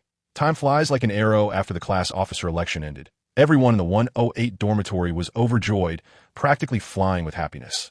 After all, there were only 5 positions for class officers, and their dormitory had occupied 4 of them. Han Fu was the study committee member, Yu Shi was the class representative, Li Yi was the discipline committee member, and Jiang Lai was the class monitor. Aside from that, there was also Ling Yin as the only vice monitor in the class, whose authority absolutely overshadowed the others. Although the Xiaobuotao brothers didn't become class officers, they were more excited than anyone else and led the dormitory to the cafeteria for a big feast. Later, they discovered that their class seemed to be the only elite class in the entire stage. The strongest students in other classes had only just become soul masters, while in their class, anyone they passed was a leader-level figure. Jiang Lai was also puzzled, not understanding why all these people gathered in one class. Was it a deliberate arrangement by the school? Moreover, he felt that almost half of the people in the class were nobles. Not only did they have talent, but they were also quite wealthy. Just the Xiaobuotao brothers in their dormitory, along with 2 other support-type soul masters, Yang Lanlan and LV Gua, were all of noble birth, equipped with standard 100-year soul rings. Through some time spent understanding, he found out that Ling Yin was also a noble. However, he wasn't surprised at all. Ling Yin's vision, talent, and noble aura had been evident since the start of school. Only after detailed conversations with Ling Yin did Jiang Lai truly understand the situation. When Ling Yin first came here, her family requested the school to set up a special elite class. The reason was simple. They wanted Ling Yin to have a good learning environment and atmosphere, so all her classmates had to be the best of the best. Because Ling Yin had a strong background, the school established an elite class, separating the geniuses among commoners and nobles into it. It could be said that, not just in the entire stage, but in the entirety of Nodding Academy, there was probably only this one elite class. It could be said that the reason all of them could gather in this class was largely due to Ling Yin alone. Jiang Lai clicked his tongue in admiration and asked Ling Yin why she didn't go to the special noble school. As the learning environment, there was definitely more than twice as strong as here. The usually lively and cheerful Ling Yin fell silent for a long time, not saying anything. Finally, she vaguely mentioned that she had some unavoidable difficulties. Jiang Lai nodded, indicating that he understood and did not ask any further questions. Life at the academy passed by particularly quickly. Apart from the simple course content each day, there were also playful banter and teasing among a few people in the dormitory. Because they were both competitors and classmates, Jiang Lai quickly became close with Ling Yin, and they could be said to share everything with each other. At their age, their friendship was the purest kind, and even if there were feelings of affection, it was still shrouded in a thin mist of ambiguity. Therefore, when Chen Wanling saw this, she could only smile with satisfaction. After all, who had he gone through such a phase back in the day? Jiang Lai didn't really know if he liked Ling Yin. Most of the time, he simply regarded her as his confidant, a magical feeling that was more than friendship but less than romance. It was like when the middle-aged teacher with glasses adjusted his shiny spectacles and asked Ling Yin, who was lost in thought, about her opinion on the characteristics of the food-disliking beast that he had just discussed in class. The food-disliking beast generally inhabits marshes, muddy pits, and other damp, dark places, preferring to feast on snakes and rats, and is known for its lethargy. It fears sunlight, has a small appetite, and can go a month without eating after a single hunt. Fire is particularly effective against it. Even a 1,000-year-old soul beast can be repelled by ordinary flames. Of course, if it encounters phosphorescent fire in the wild, it not only won't be afraid, but will use its fire absorption technique to consume it, thus enhancing its cultivation. Ling Yin stood up, brushing a strand of brown hair behind her ear, her eyes sparkling with the brilliance of someone well-read. The food-disliking beast emits a sharp scream when continuously attacked by flames, and at that moment, it can easily self-destruct, unleashing a terrifying phosphorescent fire tornado. Although the damage is not great, the extensive area it covers can easily spark a forest fire, which is the most terrifying aspect. Therefore, capturing the food-disliking beast should ideally be done in its lair. The dark environment and moist terrain can effectively prevent the spread of fire. For soul ring configuration, generally, assault-type soul masters are more suitable, along with fire-type control soul masters. A third ring of 1,000 years is the best configuration, which can greatly enhance the chance of obtaining the phosphorescent fire ability of the food-disliking beast. At this moment, Jiang Lai rested his chin on his hand, silently watching Ling Yin analyze the topic. The soft golden sunlight streamed through the window into the classroom, making him feel that time was tranquil and unhurried. Very good. You have a unique perspective and are not confined to the textbook. This pleases the teacher greatly. Now, let's have Jiang Lai make a supplement. Creak. At this moment, Xiao Buitao would stretch out his chubby little hand, pull out a snack from under the desk, and quickly shove it into his mouth, not forgetting to pull out a bribe for Li Yi to avoid remembering names. Upon receiving the snack, Li Yi would share it with He Xiang and then diligently present her with a carefully copied ancient poem. He Xiang would not be polite, grabbing a big handful and reading the poetry while eating as thrilling and exciting as reading a novel. Hey, do you understand this class on soul beasts? Tomorrow is the mock exam. I know, I've already prepared in advance. You should worry about yourself. He Xiang glanced at him, then at the soul beast textbook on the desk. After a moment's thought, she opened it, not to review, but to look at the same subject from a brand new perspective. As a study committee member, Han Fu was more enthusiastic than anyone else outside of class. The moment the class bell rang, he would scream like a groundhog, eager to practice soul skills, so there were usually no students left in the classroom after class. During break time, Jiang Lai liked to go to the library, where there were many instructional books for soul masters. He would run his hand along the shelves, his gaze jumping back and forth with the movement of the books. Hi. At this moment, Ling Yin, who often encountered him in the library, walked over with a smile. What is the point of reading? Wouldn't it be better to have a real battle? Are you brave enough to fight me in the combat room? The combat room was specifically established to train children's basic skills. After all, having soul skills without any practical operation or combat ability wouldn't do. Therefore, the combat room focused purely on physical fighting, without the use of martial souls or soul skills, aimed at honing the students' fundamentals. Of course, no problem. Who's afraid of whom? But if you lose, you have to call me Dad. That's my rule. Oh, if you lose, you have to call me Mom. How about that? Have you thought it through? In the combat room, Ling Yin tied her beautiful flowing brown hair with a satin ribbon, as hair covering her eyes would affect her fighting. In this way, she appeared decisive, capable, full of vitality, and strikingly elegant. Ling Yin looked at him mischievously and said, "How about we forget that? Mainly because I don't want to take advantage of you." Jiang Lai grinned widely, then suddenly raised his foot and threw a punch to take the initiative. Ling Yin was slightly taken aback, then quickly rolled to the side, making a big leap to evade the attack, as a small fist containing terrifying power came crashing down. Are you serious? Don't worry, Teacher Chen Wanling is next door and can treat you at any time. As he spoke, he was met with another heavy punch. Ouch. You're done for. Without using his martial spirit, Jiang Lai was truly no match for her in terms of agility. In no time, he was left with a bruised and battered face, looking utterly disheveled. Jiang Lai gritted his teeth and struck with a heavy punch, fighting against Ling Yin just like in a boxing match. Time flowed by swiftly like water, with spring giving birth, summer growing, autumn harvesting, and winter storing. The 4 seasons continued to cycle and grow, twisting and turning, resembling a circle, yet had already jumped out of its own bounds long ago. Just like that, 6 years passed. Chapter 41. Ghost Messenger 6 years later. Early summer had arrived, and in the sparse woods bathed in sunlight, a hot wind carried a weak cicada's call, and the air was thick with heat.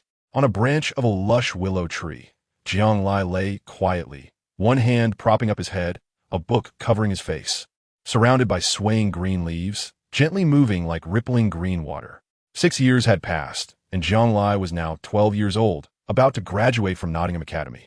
Although only 12, he was already over 7 meters tall, with a strong and sturdy physique, long legs, lying on the willow tree in a light sleep. His face covered, looking like a little adult. A large butterfly fluttered its wings as it flew past his forehead. Time was peaceful, and the years sang like a melody, until a harsh shout broke the dull silence. "Big brother, don't sleep anymore. Today, as competition is about to start. Let us hurry up. A bunch of rookies. It's boring." Jiang Lai raised an eyebrow, removed the book from his face, and under the sunlight revealed a handsome and refined face, with well-defined features outlining a slightly mature visage, embodying the essence of a graceful young man. Li Yi stood under the willow tree, holding a wine gourd. Observing that Jiang Lai was still lying there without any movement, he clicked his tongue inside and laughed. Why sleep for so long in life? After death, one will naturally sleep forever. Jiang Lai suddenly opened his eyes, a book fell down, and he jumped down with a big stride. Looking at Li Yi, who was laughing heartily, he chuckled softly. "Not bad, you little brat. Your ability to recite ancient poetry is getting better and better. Of course, I want to be a great poet like Li Bai, composing poetry while drunk, killing a man with every 10 steps, leaving no trace after 1,000 miles, wielding my sword and wandering the world. Ha ha ha." Li Yi put his hands on his hips and laughed proudly. "Oh, then where's your sword?" Jiang Lai looked at him playfully, shook his head with a smile, and put his arm around his shoulder as they walked toward the playground. "Hey boss, you're such a buzzkill, aren't you? Where are we going?" "To compete, of course. With graduation approaching, the school is holding a large competition specifically for the 6th grade graduates, divided into individual and team events with generous rewards. Those who perform excellently will also have the chance to receive recommendations for advanced Soul Master Academies. In the individual competition, anyone can sign up, and opponents will be decided by drawing lots, ultimately determining the winner. Jiang Lai has been competing in the individual matches for 3 days now, and he hasn't even needed to use his heavenly book martial soul or the 1st and 2nd soul skills of the soul suppressing coffin to take down his opponents. It seems that since this is still the elimination round, those opponents are not very strong, with most of them being first-ring soul masters, which makes him feel nauseous. There is simply no comparison. Unlike their elite class, which consists of 30 people, the one with the lowest soul power, Yang Lan Lan, who has the tulip martial soul and is a healing-type soul master, has already broken through to level 20 in the past 2 days, just 1 soul ring away from becoming a great soul master. Most of the others are also stuck at level 20 or 21, making it a gathering of elites. All the talents in the school are in his class. The 5-person matches involve 5 individuals teaming up against another 5-person team, making it a team competition. So teams for the 5-person matches are often made up of classmates, allowing for better cooperation. Jianglai participated in both the singles and the five-man competition. The five-man team first decisively brought Yu Shi and Li Yi into their ranks, along with the already level 28 control-type Soul Master Ling Yin and the level 26 support-type Soul Master He Xiang. Their lineup was unprecedentedly strong. They fought undefeated all the way, and they didn't even need to use soul skills. Ling Yin's instant activation of the first soul skill, the other Shore Flower, sent all of their opponents out of the competition arena. So over the past few days, they became the strongest five-man team in Notting. Sigh. I wonder who my opponent will be today. It's so annoying, I've already lost 3 times in a row. Li Yi scratched his head in distress, dreaming of becoming a high-output assault-type Soul Master. But unfortunately, luck was not on his side. However, despite this, he did not give up. As soon as he took the stage, he recited poetry, singing drunkenly about the fleeting nature of life, only to be expressionlessly knocked off the stage by his opponent for the rest of his life. This was a food-type Soul Master who pretended to be an assault-type Soul Master every day, Li Yi. During the five-man competition, when he saw Ling Yin, Jianglai, and Yu Shi displaying their might, he felt nothing but envy and jealousy. Even He Xiang, who was also a support-type Soul Master like him, had her own unique movement technique passed down through generations. Although she was a support-type master, she had already achieved 6 consecutive wins in the singles, making her a world apart from him. Just stop boasting, throw some wine at him. After all, you have 2 rings, so why fear him? Just go for it. Jianglai smiled and comforted him, then arrived at the large playground, where the competition venue had already been set up. Since the competition was still in the mid-stage, the playground was filled with a cacophony of voices, some competing, some spectating, and others engaged in playful banter or heated arguments, all creating a chaotic atmosphere. Once the final stage began, the school would arrange for the final competition to take place at the center of the playground, and at that time, many students and teachers would watch in an orderly manner from the stands as arranged by the school. Jianglai walked through the noisy crowd and arrived next to a ring, where the competition was being overseen by teacher Chen Wanling. At 22 years old, she was graceful and charming. Although she was already an adult, she still radiated youthful energy, as if time had left no traces on her face. Hello, teacher. Oh, do your best. I'm counting on you and Ling Yin for the individual championship in our class. Chen Wanling smiled gently, revealing a sweet smile, and handed him a bamboo tube for drawing lots. Jianglai smiled slightly, greeted casually, and randomly drew a stick. After a moment, when he took the stage and saw his opponent, he was momentarily stunned and chuckled. Xia Tao, will I knock you down, or will you go down yourself? You decide. Standing in front of him was indeed Xia Tao from their dormitory. Upon seeing Jianglai, Xia Tao couldn't help but let out a bitter laugh, then raised his chubby little fist, his massive body steady and powerful like his demeanor. Jianglai, since it's like this, I won't hold back. Bring it on. The first soul skill, Silk Spit. Without saying a word, Xia Tao summoned his oak silkworm martial soul, and a plump oak silkworm twisted its creamy white body heavily, merging into his own. Accompanied by the activation of his first soul skill, the 100-year soul ring lit up, and fine white silk threads, smooth and shiny like satin, were spat out from his mouth, then suddenly rushed towards Jianglai. Jianglai raised an eyebrow, not daring to be careless, especially since the opponent was a control-type soul master who could restrain him. Without hesitation, he summoned his martial soul, grasping the soul-settling coffin, his body transforming into a strange white shadow, as if a white skeletal phantom was following behind him. First soul skill, Bone Substitute. Assault. Jianglai quickly dodged the spreading silk, and then the soul coffin crashed down onto him. Xia Tao let out a muffled grunt, barely stabilizing his footing with his own weight, and then the second century soul ring lit up as he roared. Second soul skill, Moth. Whoosh, whoosh, whoosh. In the next moment, dense silk surrounded him, forming a giant white cocoon.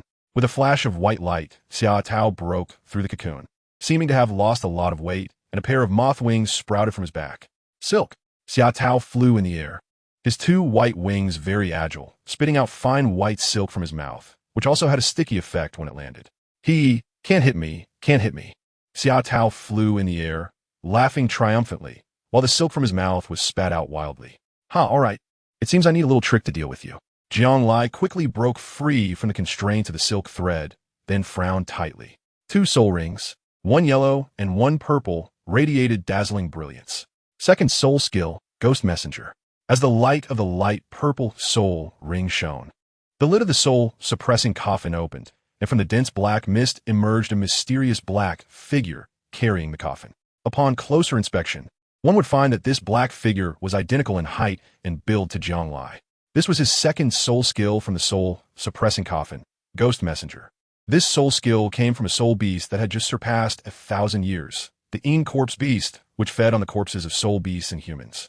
Possessing terrifying strength, if he encountered it alone, he would only be chased and beaten. However, fortunately, he was one of the top geniuses in the academy, which valued him highly. With the strong recommendation of teacher Chen Wanling, the school arranged for him to have a level 40 soul master, which helped him successfully hunt down the Een Corpse Beast and then absorb and transform it. So now, he naturally became the only purple 2-ring owner in the entire school. This soul skill could summon a ghost messenger with the same strength as him. Its soul power was its life force, and once its soul power was exhausted, it would disappear. The moment it was summoned and the moment the ghost messenger disappeared, he could gain a 1-second invincible state, totaling 2 seconds. The most terrifying part was that the ghost messenger could use his first soul skill, Assault, and the ghost messenger itself also came with a soul skill, equivalent to a skill within a skill, Soul Shock. This involved throwing the coffin and spinning it around with itself as the center. Those hit would experience mild dizziness, accompanied by a repelling effect. This meant that the ghost messenger effectively possessed 2 soul skills, Assault and Soul Shock. The Soul Shock skill that the ghost messenger could use, he could not, which was infuriating. Jianglai gritted his teeth, feeling a sense of unresolved anger.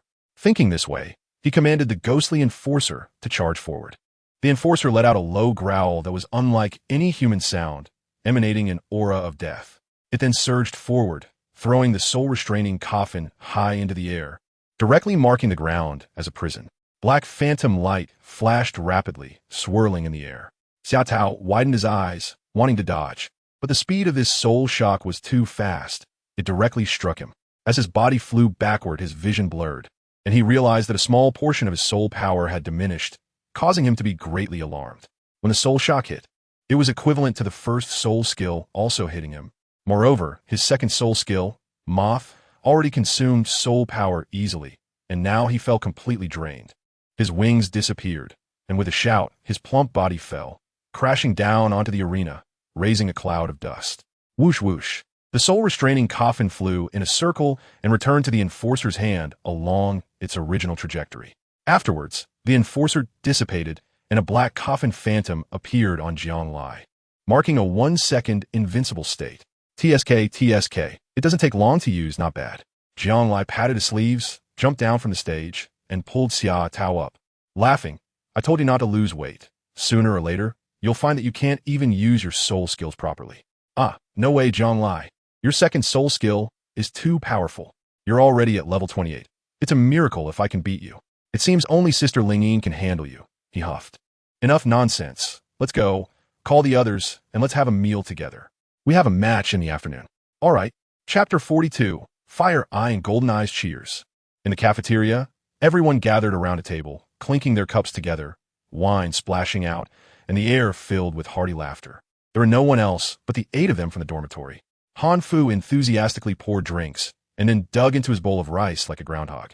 Xiaobo Tao and his brothers leaned together, occupying the seats for 4, sharing dishes and drinking. Jianglai watched this scene and thought it was a pity that these 2 big guys didn't go to the Elephant Chess Academy. The first admission requirement of the Elephant Chess Academy is that the weight must exceed 300 pounds, which they definitely meet. Unfortunately, the 2 of them do not have Earth attribute martial souls. The 5 Element Academies are the elite among advanced soul master academies, only accepting noble disciples of their respective attributes, except for the Water Academy. The Water Academy not only admits beautiful girls with water attributes, but also has a very humane standard, which is that it allows commoners to enroll, whether as teachers or students. The Water Academy is also the only advanced soul master academy among the 5 Element Academies that accepts commoners, but it only admits beautiful and outstanding girls. At the beginning, Meng Yu chose to leave the village because she saw this requirement of the Water Academy, and now she is doing very well. On the entire continent, there are too many noble academies, making it difficult for commoners with excellent talents to find opportunities, just like how the 5 Element Academies only accept noble disciples. By the way, Han Fu, have you thought about where to go after graduation? Jianglai squinted his eyes and took a swig of strong liquor, looking at Han Fu, who was focused on his meal. This guy has great talent, and his soul is a control-type groundhog, so his future achievements won't be small. Or rather, years later, none of the people in their elite class will have low achievements. I haven't figured it out yet. I guess I'll just enroll in an ordinary Soul Master Academy. Han Fu scratched his head, but I've already discussed it with Wang Ling and Lu Ge. If it really doesn't work out, being a Lu Soul Master is also fine. Just hunting in the Soul Beast Forest, training, and making money is quite casual, but it's also very dangerous. Big brother, who wants to be a Lu Soul Master? That's a last resort, Lu Ge said, spitting out his food with a bitter smile. We are geniuses. We can't waste our talents. I want to attend school for a few more years. Burp, that's right. By the way, Jianglai, what about you three? Any plans? Wang Ling picked up the conversation and looked at Jianglai and the others. Wherever the boss goes, I go. Li Yi was the most carefree one, drinking and reciting poetry. As long as he could follow Jianglai, it was fine, since they were from the same village and were close friends. Yusher was the quiet type in the group, somewhat indifferent to others, but he was quite easygoing when he was with his roommates. As for me, let's see. My father said I'm still young and doesn't allow me to join a mercenary organization to hunt soul beasts. He wanted to wait 2 years until I'm more mature. Yusher wiped the wine stain from the corner of his mouth, put his arm around Jianglai's shoulder, and smiled. So for now, I'm just a free person. Following you, Brother Jiang. Jianglai's mouth curled into a smirk, although he had anticipated it. Hearing both of them say they would follow him still put a bit of pressure on him. To be honest, he wasn't even clear about his own plans at the moment, and they were all just commoners. Let me think about it. Jianglai nodded, lost in thought. He was actually thinking about a person, Ling Yin. She was from a noble family, and did that mean they would part ways from now on? Li Yi also frowned, thinking about someone, He Xiang. He always felt that He Xiang was a very good girl, someone he could talk to. They both liked ancient poetry and had common topics to discuss. Although she sometimes threw little tantrums, her nature was pure and kind, and she was very friendly to others. Yusher saw the two of them like this and seemed to understand something, rolling his eyes. He wasn't jealous. He just felt it was unnecessary. Women were too troublesome for him. It would be best if all girls didn't like him. He preferred a quiet and free life, or spending time with friends, practicing and drinking tea, facing challenges together. He didn't need too many friends. 2 or 3 would be enough. He was someone who was inherently indifferent to girls. If he had to choose, friendship would definitely come before love. So, when he first saw Jianglai getting along happily with Ling Yin, chatting enthusiastically, he chose to quietly step back, and in the future, he wouldn't be moved by any girl he saw. When he encountered Ling Yin again, he would just greet her like an ordinary friend, joke around, and then leave quietly. This wasn't retreating, nor did it mean he was weak. He just suddenly felt that he was carrying too much on his shoulders. In the future, he would have to enter the Soul Beast Forest to help his father hunt soul beasts, and life was filled with too many dangers and unknowns. He didn't want to involve others, nor did he want to have too many ties with anyone. So rather than saying he was retreating, it was more accurate to say he suddenly understood.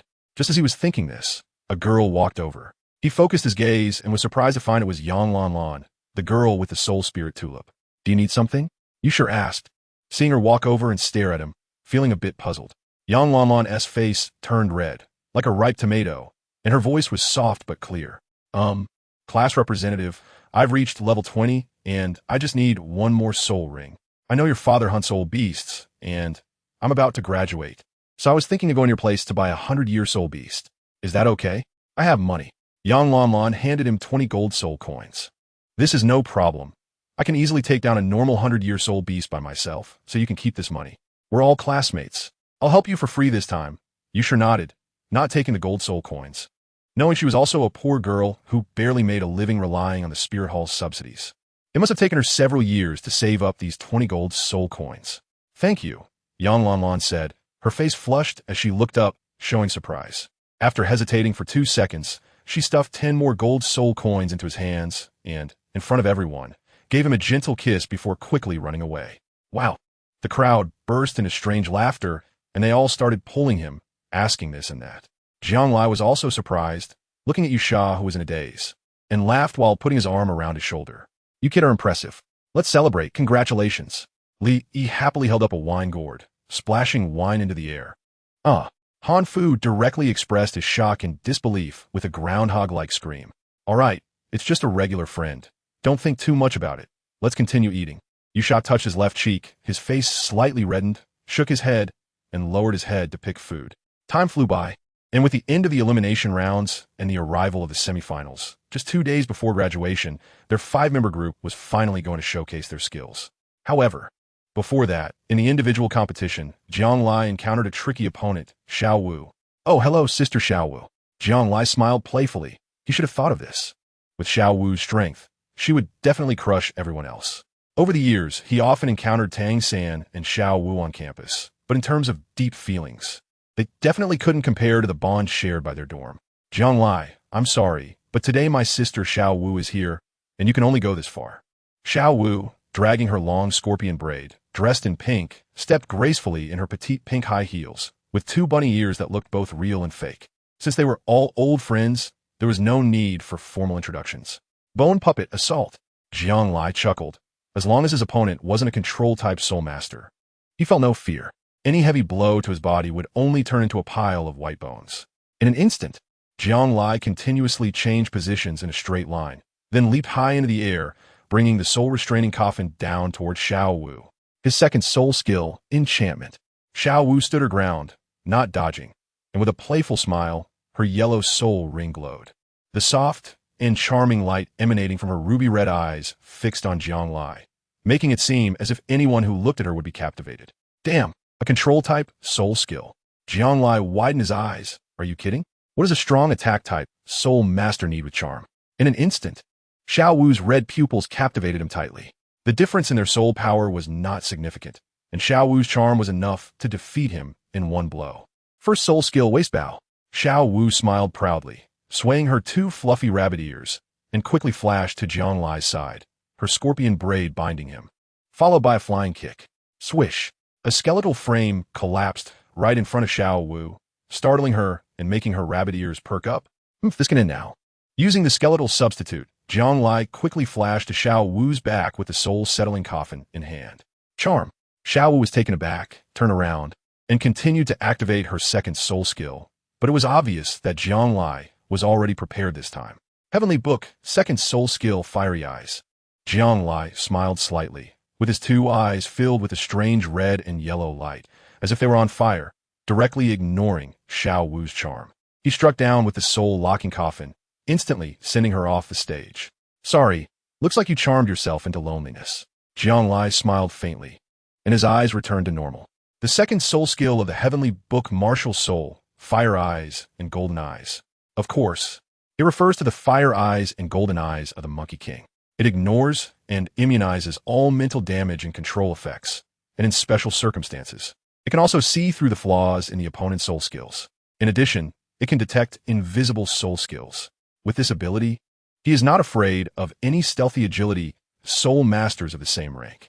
In short, it means immunity to mental control and damage, as well as the ability to see through invisibility. I refuse to accept this. Let's have another fight. Xiao Wu stomped her feet angrily at the side. If you don't agree, I'll let third brother teach you a lesson. Don't worry, you don't have to ask me. I will definitely kick him out in the individual competition. Ha ha. Jiang Lai jumped off the stage with a light smile. Boss, come over quickly. Ling Yin's sister has encountered an opponent. Li's voice came from over there. Oh, who is the opponent? Jiang Lai was taken aback, feeling a bit incredulous. It was that guy Tang San, and sister Ling Yin was evenly matched with him. Li Yi ran over, handed a gourd of liquor to Jiang Lai, and didn't forget to give one to Xiao Wu as well. Tang San. Jiang Lai and Xiao Wu exchanged glances, holding a wine gourd, and hurriedly followed Li Yi. Chapter 43. The peach blossoms are beautiful in the southwest corner of the Nodding Academy playground. It was bustling with activity. Although there were 5 arenas, most people gathered around one, forming layers of spectators like a beehive, completely surrounding the arena inside. Not only children were present, but also teachers and leaders, with exclamations erupting into a frenzy, accompanied by cheers from the crowd. Lining, go for it. Defeat the useless Tang San. Tang San, go for it. Make a comeback against the stinky flower Lining. Get lost. Sister Lining is my goddess, you little black fan. No, you get lost. Brother Tang San is the strongest. Look at you. Come back to me when you reach Lin Ying's level. No way. How can a healing soul master like me compare to her? I know it. You must have fallen for someone else. You scumbag. Roasted seeds, peanuts, milk. Come on, buddy. Let me through.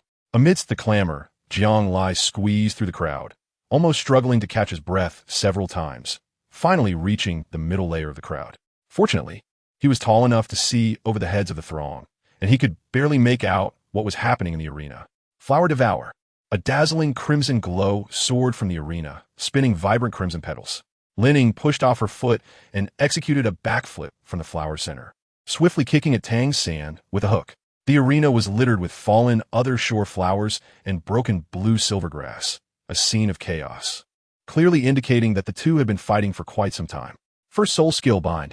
Tang Sand quickly transformed his weapon spirit, and the two blue silver grasses in his hands struck the ground like whips, using the rebound from the blue silver grass to soar upward, narrowly evading the attack. Bang! Linning, having missed her strike, summoned a bouquet of other shore flowers at her landing spot, landing steadily on top of them, her expression calm. 6 years had passed, and now she stood at about 167 meters tall, her long legs and slightly fluffy brown hair tied back with a red satin ribbon. Compared to before, her appearance was fresh and elegant, with a hint of Western features framing her emerald green eyes, and her aura had deepened, becoming more noble and mature. To be honest, ever since Linning blossomed, Jiang Lai felt that she truly aligned with his aesthetic, proud yet not arrogant, wise and cheerful. Honestly, you're impressive, but this is where it ends. Second soul skill, Parasite. Tang Xin looked up at Linning, who stood confidently among the other shore flowers, and smiled slightly. As his second soul ring lit up, blue-silver grass suddenly emerged from Lin Ying's arms and thighs without warning, quickly completing the first soul skill's binding, and then using the crane control to drag her down forcefully. Amidst the crowd's gasps, Linning showed no sign of panic, instead smiling gently, and her second 100-year soul ring lit up brilliantly. Second soul skill, Reincarnation. Swish, swish, swish. In the arena, waves of swaying other shore flowers detached from their stems. Spinning crimson petals flew through the air, like petal gears rushing toward Tang's sand, the red light dazzling. Ghost shadow, mysterious steps. Tang Xin was startled, quickly pulling back to dodge 2 incoming petal gears. However, sharp flower blades flashed with blood-red cold light, one after another severing the branches and leaves of the blue silvergrass. Bang! Linning broke free from her restraints, and as she landed, a rapidly spinning other shore flower circled around her, perfectly catching her like a springboard. Linning leaped into the air, pushing her soul power, and 5 other shore flowers transformed into a blood-red killing formation, sweeping toward Tang's sand with astonishing momentum. Go! Here's a big surprise for you. Flower explosion. Linning coldly commanded, as 5 rootless, leafless Manzashawa attacked from various directions, their crimson blades swirling as they surrounded Tang's sand. Tang San frowned, realizing he couldn't evade it, and directly activated Bind. Layers of blue-silver grass climbed from his feet to his head, wrapping him tightly. Boom! The next moment, as the 5 other shore flowers made contact with the blue-silver grass branches and leaves, they suddenly exploded, thousands of petals shattering and creating an extremely thick and terrifying blood mist. Hiss! The audience below was astonished, never expecting that Linning, as a control system battle soul master, not only had a strong manipulation ability, but also such terrifying explosive power. Jiang Lai smiled slightly. When Ling Yin used this move back then, he also suffered quite a bit before he gradually dared to compete with her. This move has 2 phases. The first phase involved detaching the other shore flower from its stem and spinning rapidly in the air, allowing for positional changes. The second phase is the flower explosion that just occurred, which triggers all the other shore flowers in the reincarnation state to launch a locked attack in a specific direction through manipulation and control by the martial soul. It can be said that the explosive power of the second phase is determined by the first phase. The more other shore flowers in the reincarnation state are stacked, the greater the power of the flower explosion in the second preparation phase, as they are interrelated. This move can be likened to boiling a frog in warm water. You think she is controlling the other shore flowers, but in reality, within the layers of blood-red flowers, a terrifying killing move is gradually brewing. It can be said that Ling Yin's first soul skill is her foundational technique, and the reincarnation and flower explosion are realized based on the first soul skill. Even teacher Chen Wanling said that Ling Yin operates on a high-end manipulation route, and her soul skills are versatile, allowing her to choose various combat methods based on her own power, making it easy for her to turn the tables. However, such high-end operations must be executed with solid personal capability. The facts prove that her displayed strength is fully qualified for such high-end operations. Even Jiang Lai, every time he faced Ling Yin, she had different tricks, endlessly changing, making it truly difficult to defend against. The dense blood mist slowly dispersed, and the entire arena was filled with drifting blood-red petals, as if a rain of blood from the riverbank of the other shore was falling. Tang Sen knelt on one knee, one hand on the ground, blood seeping from the corner of his mouth, his heart pounding. Although he had exhausted all his soul power to entangle himself, just now, he was completely unable to withstand the terrifying power that had just erupted given his current strength. Thus, after the blue-silver grass shattered, he also suffered minor injuries and was left without combat power. I admit defeat. Under everyone's gaze, Tang Sen shook his head, looked at Ling Yin, and felt a sense of vigilance rise within him. As a control-type Battle Soul Master, he still fell too short. Below the arena, after a long silence, the crowd erupted into cheers. Oh, woohoo! Ha ha! I knew Sister Ling Yin was the strongest. She is my eternal goddess. Who would have thought? Some people sighed, some cheered, but more were in awe and envy, including the teachers and leaders. Ling Yin's performance just now was enough to crush all great soul masters and even defeat ordinary soul emperors. Third brother, Xiao Wu ran over from the crowd, glaring angrily at Ling Yin, supporting Tang San, who had just come down from the stage. Ling Yin was taken aback, looking at Xiao Wu's angry little eyes. She jumped over and playfully flicked Xiao Wu's rabbit ears, sticking out her tongue and chuckling lightly. He has a few minor injuries. My friend happens to be a support-type soul master. Let her take care of him. After saying that, Ling Yin led them away from the crowd and found Yixiang. Yixiang was also a top student in the class and recognized as the strongest in the support group. Since they were both girls and got along well, after 6 years of interaction, Ling Yin had become a close friend with whom she could talk about anything. Ling Yin explained her intention and pointed at Tang San, and Yixiang immediately understood, summoning the seasonal deer, Martial Soul. The illusory image of the 7-colored deer appeared, and Yixiang smiled slightly. Her second soul ring glowing with a bright pink light. The peach blossoms are bright and beautiful. A large peach tree stood behind her, with flower buds the size of a baby's fist opening one by one, and the brilliant peach blossoms soared like fairy spirits, spreading an enchanting fragrance that fell upon the two of them. The warm pink light enveloped Ling Yin and Tang San, and soon, not only Tang San, but also some of Ling Yin's hidden wounds healed. All done. Yixiang retracted her martial soul, smiling sweetly, but suddenly turned her head and found Xiao Wu staring intently at her, an eerie light flickering in her eyes. From a moment, she summoned the seasonal deer, Martial Soul. Xiao Wu looked as if she had seen something incredible, her face filled with suspicion. Yixiang's expression faltered, instinctively taking a small step back, feeling as if she was being seen through. What's wrong, Xiao Wu? Tang Sen was momentarily stunned, seeing Xiao Wu fixated on Yixiang. He rubbed her 2 fluffy rabbit ears and asked. Yixiang's face turned slightly pale, equally suspicious as she looked at Xiao Wu, not speaking. It's nothing. I just think her martial soul is very special, like my soft bone charm rabbit. Both are very rare beast martial souls. Xiao Wu shook her scorpion braid, then gently extended her hand, and a charming big fat rabbit appeared behind her, both cute and enchanting, with 2 ruby-like big eyes staring directly at Yixiang. Hello, I'm Xiao Wu, a level 29 assault-type Battle Soul Master. My martial soul is the soft bone charm rabbit, and you are? Yixiang widened her eyes, slightly parted her lips, exchanged a glance with Xiao Wu, and immediately smiled in understanding, revealing the same bright and cute smile as before. So that's how it is. But it is indeed the case. My martial soul is the seasonal deer, so my soul skills are all related to the scenery of the 4 seasons. I'm Yixiang, a level 26 support-type soul master. After saying that, she extended her hand to shake hands with Xiao Wu, smiling. The other people nearby looked on with a face full of confusion, not understanding what these two were thinking. Ahem, since everyone is fine now, why don't we go eat together?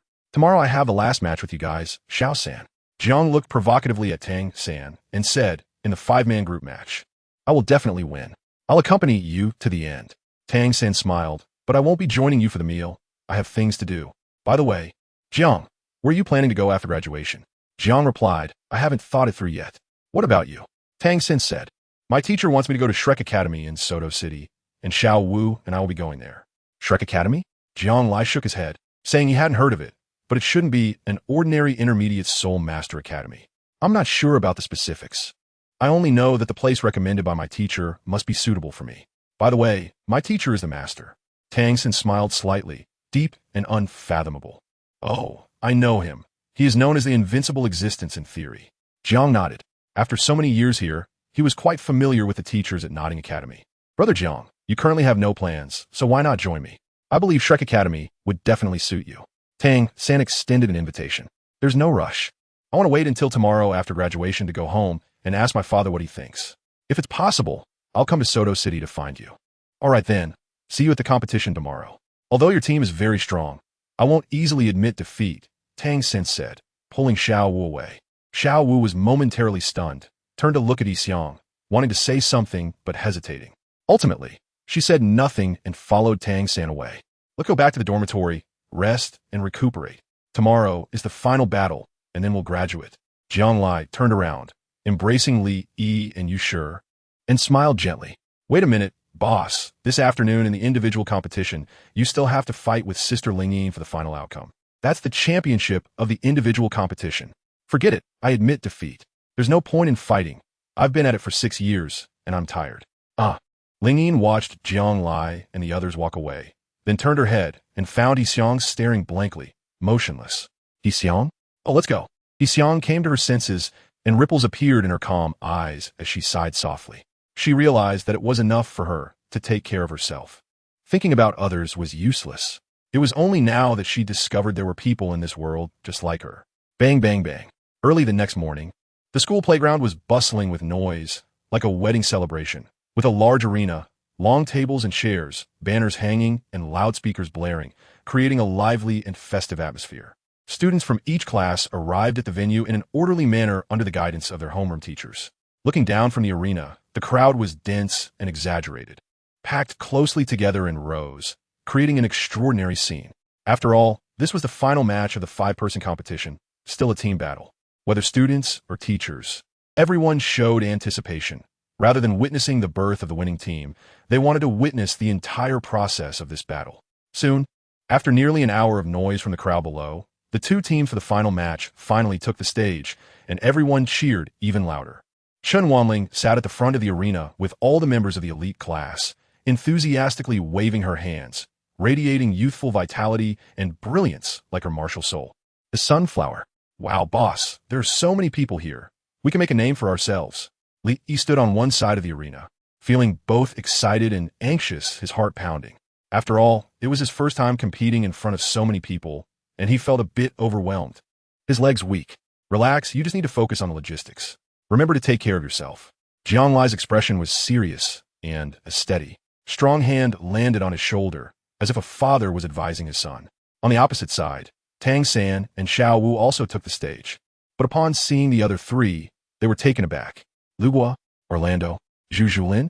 What the hell? How are these 3 classmates also on stage? They turned out to be on Tang San and Xiao Wu's team. Boss, how can they do this? Li Yi's eyes widened. Although the 5-person team competition allowed for free combinations, this scene was indeed somewhat awkward.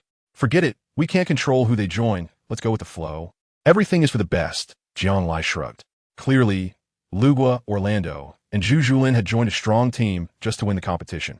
After all, even if they lost, they would still be the runners-up and could qualify for the school's recommendation to the Intermediate Soul Master Academy. On the sidelines, Chen Wanling looked at this scene with a complex expression, letting out a gentle sigh.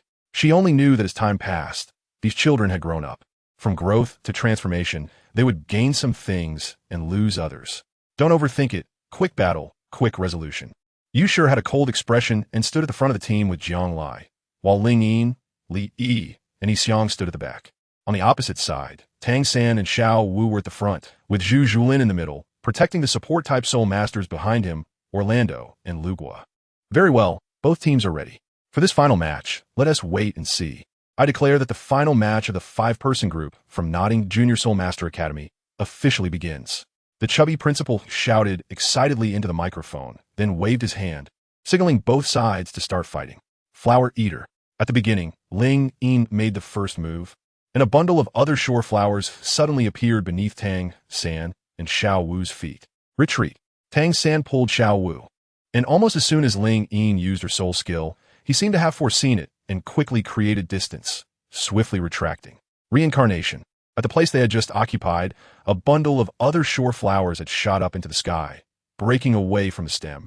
And at the moment Ling Yin unleashed her first soul skill, she directly used her second soul skill, the Crimson Blade, which swept out rapidly. Second soul skill, Tiger Falls in the Lowlands.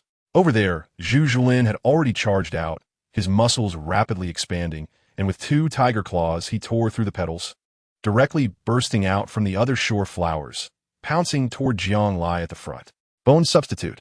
Jiang Lai quickly dodged the attack without saying a word, and then two soul rings, one yellow and one purple, lit up, shocking the entire audience. There was a dead silence beneath the stage, with everyone wide-eyed, confirming they weren't mistaken. It was indeed a 1,000-year purple soul ring. A black evil spirit quickly jumped out of the coffin, lacking any distinct features, its body filled with death energy, shouldering a huge coffin and directly unleashing a soul shockwave. Whoosh! The spinning coffin rotated rapidly and directly hit Zhu Zhulin, sending him flying out. The wind rose. Thunderstorm. In an instant, Yushur clenched his fists, his wind and thunder flood dragon martial soul dominating the surroundings. With 100 or 200-year soul rings lighting up one after another. A fierce wind gathered beneath his feet, and in the blink of an eye, he appeared in front of Zhu Zhulin, transforming his hands into dragon claws, dense dark blue scales crawling up his arms, and rolling thunder aimed at Zhu Zhulin, who had nowhere to dodge. First soul skill shy. Elb was 10-year soul ring lit up, layers of dense mimosa leaves bursting out of the ground, quickly closing in and tightly wrapping around Zhu Zhulin. However, even with the protection of the mimosa, they still underestimated Yushur's terrifying explosive power. Bang! Yushur raised the dragon claw. A terrifying fist mixed with shocking thunder power shattered the mimosa's green leaves in an instant. Zhu Zhulin screamed, smoke rising from his body as he fell directly off the stage. With one punch, he knocked out a little friend, instantly shocking everyone present. After hitting his target, Yushur quickly launched another attack, but unexpectedly, strands of blue-silver grass had tightly wrapped around his ankles. Following that was the second soul skill, Cucumber Explosion. Over there, Orlando held nothing back, and his only 100-year soul ring lit up, with a huge cucumber soaring into the air, rapidly exploding into pieces. The dense cucumber rain directly bombarded everyone, the impact not being great, yet there was a moment of dizziness when hit. Yushur also felt dizzy, but he already had the sobriety gourd prepared by Li Yi, quickly downing a sip to dispel the dizziness. This was Li Yi's second soul skill, Sobering, which could remove negative states and grant immunity to all negative effects for 1 minute, while enhancing defense by 20%. With this move, after drinking to recover from drunkenness, he could not only restore soul power, but also directly negate the 10% reduction in defense from being drunk and further increase his defense. It could be said that this move perfectly eliminated the effects of his first soul skill, the drunken state, and enhanced his defense by 20%. Despite this, the blue-silver grass had already wrapped around him, violently swinging him back. Enchantment Waist Bow. Xiao Wu jumped over and immediately unleashed a combination attack. Her cute ruby eyes locked onto Yushur, who was entangled in the blue-silver grass. Although the enchantment failed, the Waist Bow successfully activated. Flower Devour. A bundle of ghost flowers directly predicted the positions of the two, enveloping both Yushur and Xiao Wu inside. Tang San was startled and instinctively retracted the blue-silver grass in his hand, pulling Xiao Wu back. However, at the same time, due to the distraction, the evil spirit's soul shockwave hit him directly, sending him flying out. Orlando used his first soul skill to summon a recovery cucumber, making Tang San consume it, nearly choking him. Yushur, on the other hand, successfully escaped the crisis thanks to the rebound force of the ghost flower's heart. Quickly jumping back and taking a sip from Li Yi's sobriety gourd. In the fragrance of rice flowers, He Xiang smiled slightly, the golden rice ears swaying with golden light, illuminating beneath everyone's feet, restoring a small portion of soul power for everyone. This rice flower fragrance skill was similar to her second soul skill, affecting everyone. Centered around her, everyone within a 50-meter diameter regained 10% of their soul power. 10% may seem insignificant, but with a diameter of 50 meters, everyone could benefit from the recovery. And as her strength increased, the coverage of this soul skill would continue to expand. Even Chun Wanling sighed, saying that if He Xiang went to the battlefield, she would definitely be a sought-after top-tier support soul master, no doubt about it. Nevertheless, at the moment rice flower fragrance was released, the 5 of them, except for He Xiang, had all regained 10% of their soul power adding up to 40%. The battle had now entered a heated phase. Chapter 45. The curtain on the stage, Jiang Lai and Yu Shi stood side by side at the front, with Ling Yin, He Xiang, and Li Yi behind them in order. Their formation remained unchanged, and with Li Yi's always available sobriety gourd and He Xiang's rice flower fragrance, they had ample soul power recovery.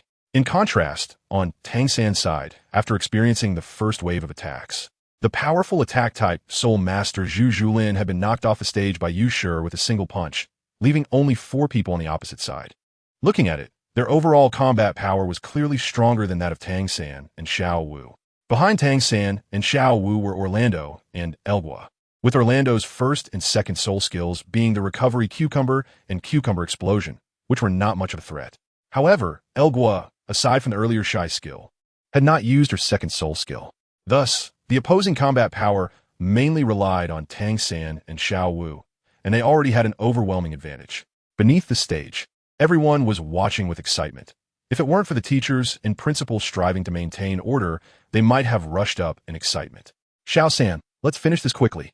Jiang Lai's expression changed slightly, and with a wave of his hand, the ghostly messenger had already hoisted the coffin, transforming into a strange black shadow, charging ahead at high speed, just as he intended. Tang San's expression remained calm as always. Seeing the ghostly messenger rushing toward him, he activated his binding technique. Layers of dense blue silver grass climbed up like spiritual snakes and quickly bound the ghostly messenger tightly. Strong assault.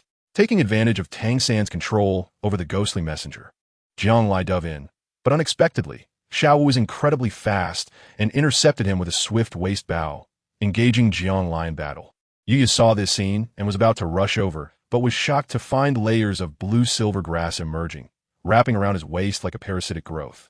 With almost no warning, Yu tried to break free, but found he couldn't mobilize his soul power at all. The spikes of the blue-silver grass pierced his skin, causing his whole body to go numb. Parasitism.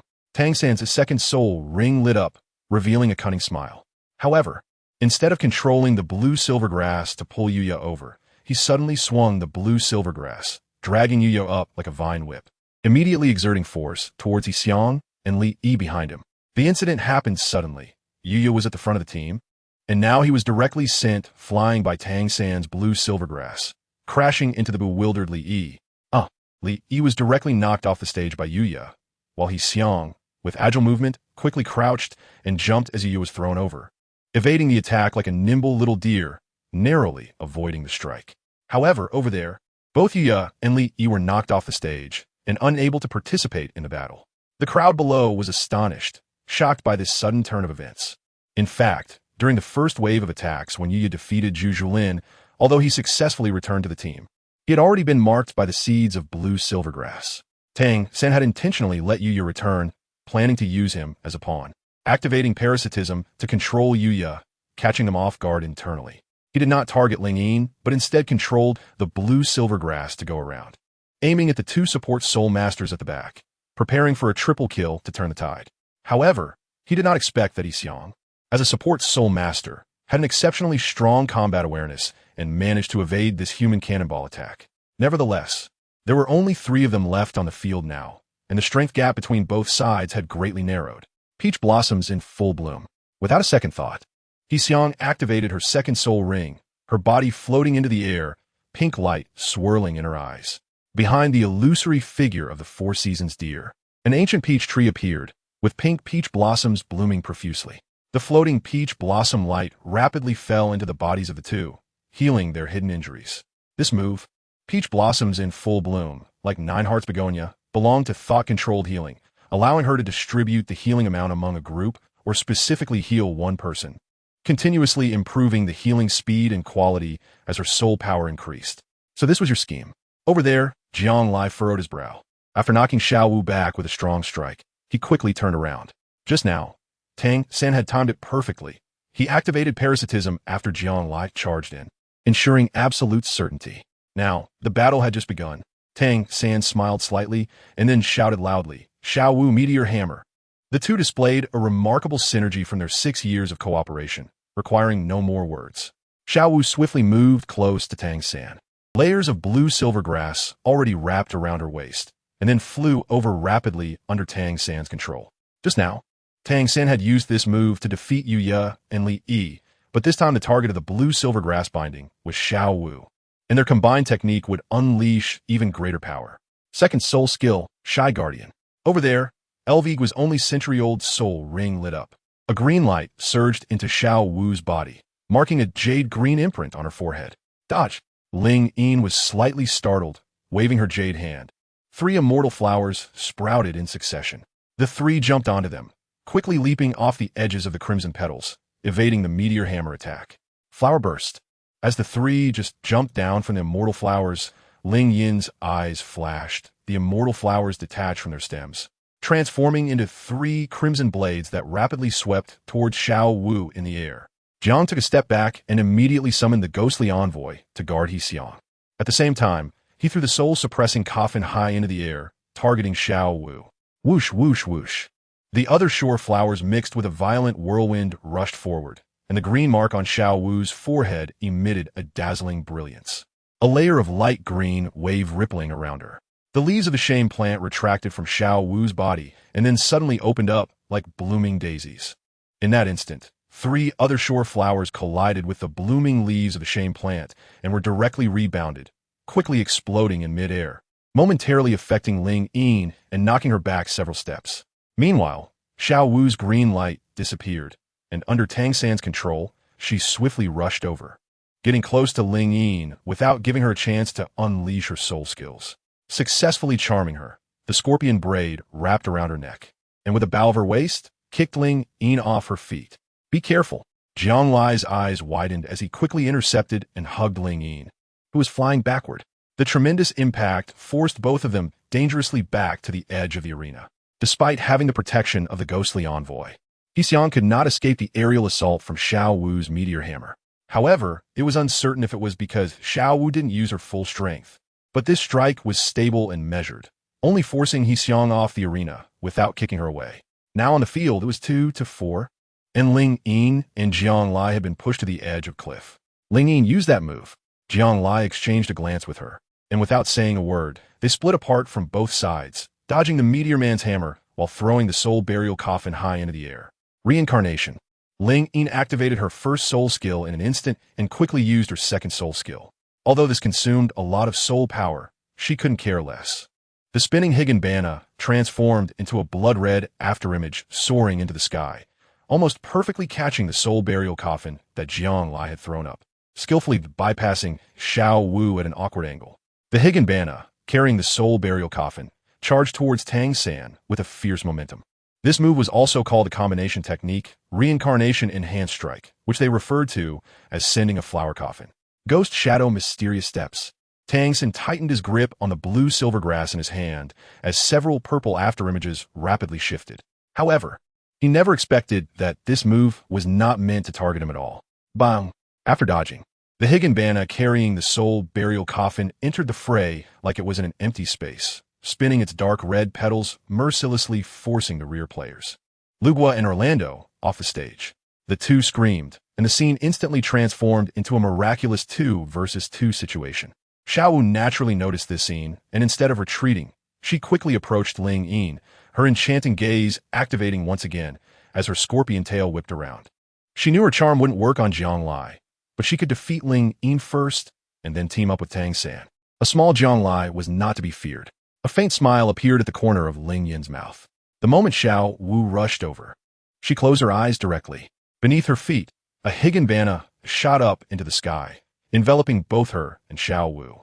Xiao Wu, come back. Tang San was startled and instinctively retracted the blue-silver grass, but it was too late. The moment the Higanbana shot into the sky, it instantly transformed into the reincarnation state, and the spinning crimson blade severed the connection between Tang San and Xiao Wu's blue-silver grass. Soon after, the Higanbana reached a certain height and exploded rapidly, showering the arena with crimson mist. Ling Yin and Xiao Wu fell from the stage, almost glued together, both knocked out. On the stage, only Jiang Lai and Tang San remained, staring at each other amidst the chaos. Jiang Lai was secretly astonished. In fact, Ling Yin had no need to do that just now. It seemed that she truly believed he could defeat Tang San, which was why she brought Xiao Wu out of the arena as well. Whoosh! After thinking this, Jiang Lai quickly rushed forward with the soul-suppressing coffin. with the ghostly messenger following closely behind. In fact, the ghostly messenger had almost become transparent, as if it could dissipate into a gust of wind at any moment. Soul power was its life, and after enduring so much trauma, even though it had no sense of pain, its soul power was almost depleted. Up! Jiang Lai commanded the ghostly envoy to charge forward. The ghostly envoy let out a low roar like a beast, and under Jiang Lai's control, it directly unleashed a soul shockwave, sending the soul-restraining coffin spinning away. Tang San quickly avoided it using Ghost Shadow Misty Steps, and, at the same time, he activated Binding, causing the dense blue-silver grass to directly bind Jiang Lai. I won. Tang San was momentarily taken aback, then smiled gently as he looked at the bound Jiang Lai, feeling confident in his victory. No, I won. Jiang Lai smiled slightly, and a phantom of a coffin appeared directly on his body, entering a 1-second invincible state. In fact, he had no hope that the ghost messenger could hit Tang San. He let the ghost messenger use soul shock just to consume its soul power. Soul power is the life force of the ghost messenger, and after launching that strike, the ghost messenger turned into black smoke and completely disappeared from the arena. The moment it vanished was Jiang Lai's 1 second of invincibility. Whoosh! In the next moment, Jiang Lai seemed to ignore the obstruction of the blue-silver grass, his body becoming transparent, radiating a dark golden light bursting out of the blue-silver grass, with the soul-suppressing coffin already pressing down on Tang San's head. Xinyu hand. Tang San's expression changed in shock, and his 2 hands emitted a milky white, crystalline glow. Bang!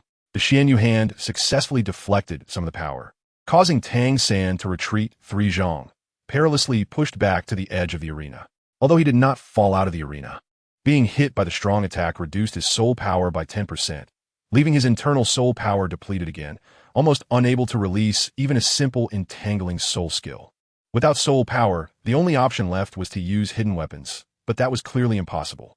I concede. Tang San forced a bitter smile, looked at Jiang Lai, and gave him a thumbs up. Brother Jiang, I have completely exhausted my soul power. You win this match. Actually, I also have no soul power left, not a drop. Jiang Lai was taken aback for a moment, shook his head and laughed, but since that means I won. Huh? Tang San was left dumbfounded, frozen in place. Very well. I announce that the champion team of this 5-person competition is the Jiang Lai team. Of course. Let's also congratulate the Tang San team for securing the runner-up position. The principal, with a beaming face, raised the Soul Guide microphone and made the final announcement. Oh! The crowd on the playground surged, and the cheers of the masses echoed like turbulent waves, resounding throughout the nodding campus, bringing down the final curtain. Chapter 46. Each returns home. Just after Jiang Lai got off the stage, Li excitedly rushed over and gave him a bear hug, his eyebrows dancing with joy. Ha ha. Boss, I almost scared myself to death just now, but luckily you won. It was okay, a bit of luck. Hurry up and restore your soul power. Jiang Lai chuckled lightly and turned to look at Ling Yin, thanking him. In fact, he knew that Ling Yin brought Xiao Wu along to the arena because he wanted to leave the last moment of glory on the stage for him. To put it simply, it was to let him show off. No need to be polite. I don't like to owe anything. You voluntarily conceded yesterday in the individual competition, so today consider it as me returning the favor. Ling Yin smiled indifferently and shrugged. Just now in that match, blame me for being treated as a tool and dragging Li Di down with me. Yu Shi sighed lightly, his expression complex. All right, we've all won. So let's not think too much about it. Just be happy. Jiang Lai patted him on the shoulder, looking at Xiang, who seemed quite impressive. Probably no auxiliary soul masters in the entire school could match you. That's good. Xiang nodded, smiling sweetly, and turned to see Tang San and Xiao Wu approaching.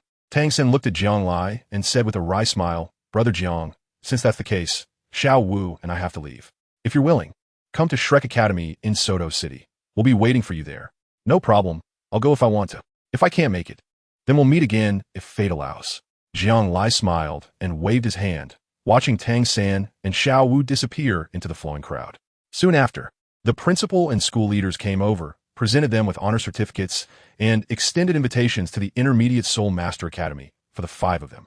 Jiang Lai shrugged, not accepting it. He felt that even if he went to Shrek or the Spirit Hall, or somewhere else, he wouldn't go to an unknown mid-level Soul Master Academy. As expected, all 5 of them rejected the offer. Although the principal was prepared, he still left with a disappointed sigh and a resentful gaze. Soon after, people began to leave the playground one after another, but Chun Wanling gathered all 30 students from her class around her.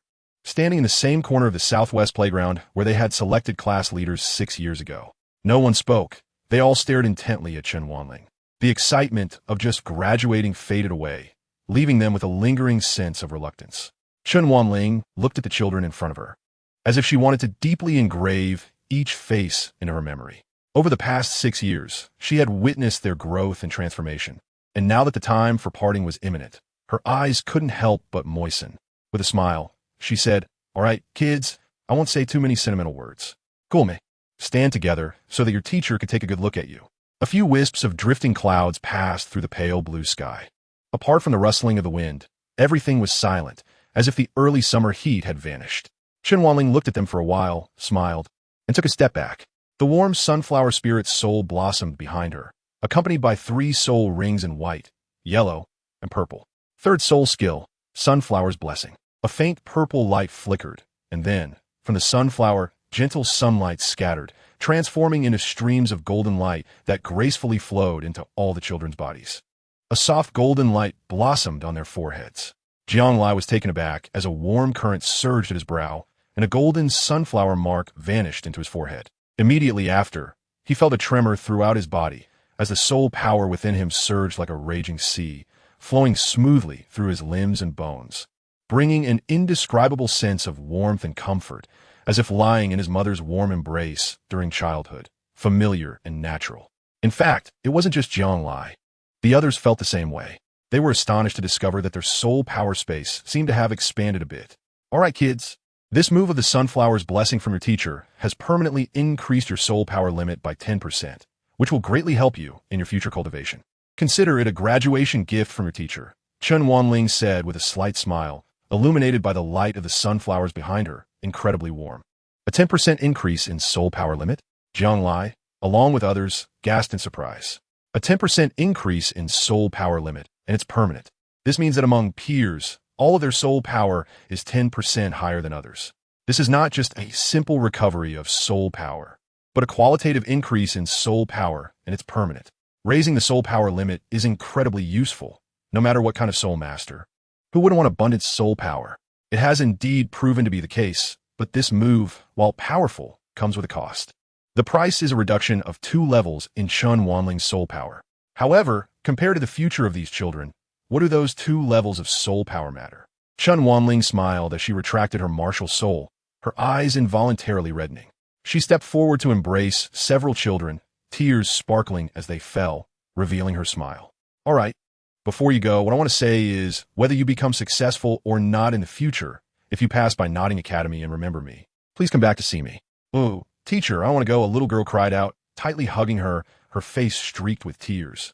Chen Wanling wiped her tears, grinning as she silently embraced one child after another, not saying a word, but that warm embrace made it unforgettable for everyone, even etched in their hearts. Chen Wanling looked at Jianglai, who was already a head taller than her, gently hugging him. Her flowing hair and the fragrance of her body felt like a tranquil harbor in the tumultuous sea. "You are one of the top talents in our class, and I will be waiting for the day your name shakes the continent. I believe that day won't be far off." Jianglai took a deep breath and nodded solemnly. "I won't let you down." Then there was Ling Yin. Chen Wanling smiled at Ling Yin and turned to look at Jianglai, as if she were looking at a pair of perfect matches. "All right, let's go. You are still young, and believe that the future will be better." After Chen Wanling finished speaking, she smiled and waved goodbye to everyone. Everyone reluctantly bid farewell to Chen Wanling, and after walking for a while, they turned back to see her standing there alone under the bright yellow sunlight, with the shadows of the trees swaying, watching them leave with a smile in her eyes. Some children suddenly felt their eyes welling up with tears, their vision blurred as they realized that perhaps they would never meet such a good teacher again. But meeting each other in the most beautiful stage of their lives was enough. Soon, the class also parted ways amicably, each embarking on different journeys. Jianglai put the bedding he had tidied up long ago into the black and white impermanence. Now he is 12 years old and has developed a certain level of self-protection, no longer needing to hide it under his school uniform. He can now display the black and white impermanence openly. 6 years have passed, and the black and white impermanence has undergone tremendous changes. Black and White Impermanence, a storage soul guide containing a space of 40 cubic meters, capable of holding 40 dead or living beings. Effect: increases the wearer's soul power by 20%. comes with a soul skill. Summon the white impermanence to assist in battle, forcibly absorbing 20% of the opponent's soul power within a 50-meter diameter, usable a maximum of once per day. Note, it can grow, but cannot be transferred or traded. Yes, this storage belt of the black and white impermanence has transformed along with his increasing strength, not only increasing by 10 squares, but also allowing him to summon the white impermanence, and it can continue to grow. Jianglai wondered if he would be able to summon the black Wuchang once he reached level 30. Jianglai touched the strange black and white patterned belt around his waist, feeling a hint of anticipation. Jianglai and Ling Yin walked over and stopped the three of them. Where are you planning to go next? I happen to have no ideas either, so I wanted to ask for your opinion. Ling Yin approached with Yixiang and looked at him. Jianglai gave a and shook his head, saying he hadn't thought it through yet. He suggested that he would ask his dad when he got home and then give them a response. No problem. Anyway, we have 3 months of summer vacation. Let's meet at the gate of Notting Academy a month from today. What does that sound? Good. Agreeing to Ling Yin's suggestion, Jianglai left Notting Academy with Yu Shi and Li Yi, thinking they should head back to the village first. They were on the same route and could walk together. However, unexpectedly, after they had taken a few steps, Yang Lanlan followed them. Her face flushed as she stared at Yu Shi, hesitant to speak. Yu Shi knew she wanted to obtain her second soul ring, especially since he had charged her 10 gold soul coins, so he naturally couldn't refuse. Ling Yin watched them walk away before turning to Yixiang and smiling. Let's go, I'm quite free now. Let me walk you home. Sure. Yixiang hesitated for a moment, nodded, and walked ahead, glancing at the scattered crowd in the campus, nervously fiddling with her slender fingers as she said, My family is quite poor. Only my grandparents take care of me. We live not far from the Stardew Forest, where there's a wooden house that is my home. Stardew Forest? Ling Yin was surprised. That's a very dangerous place.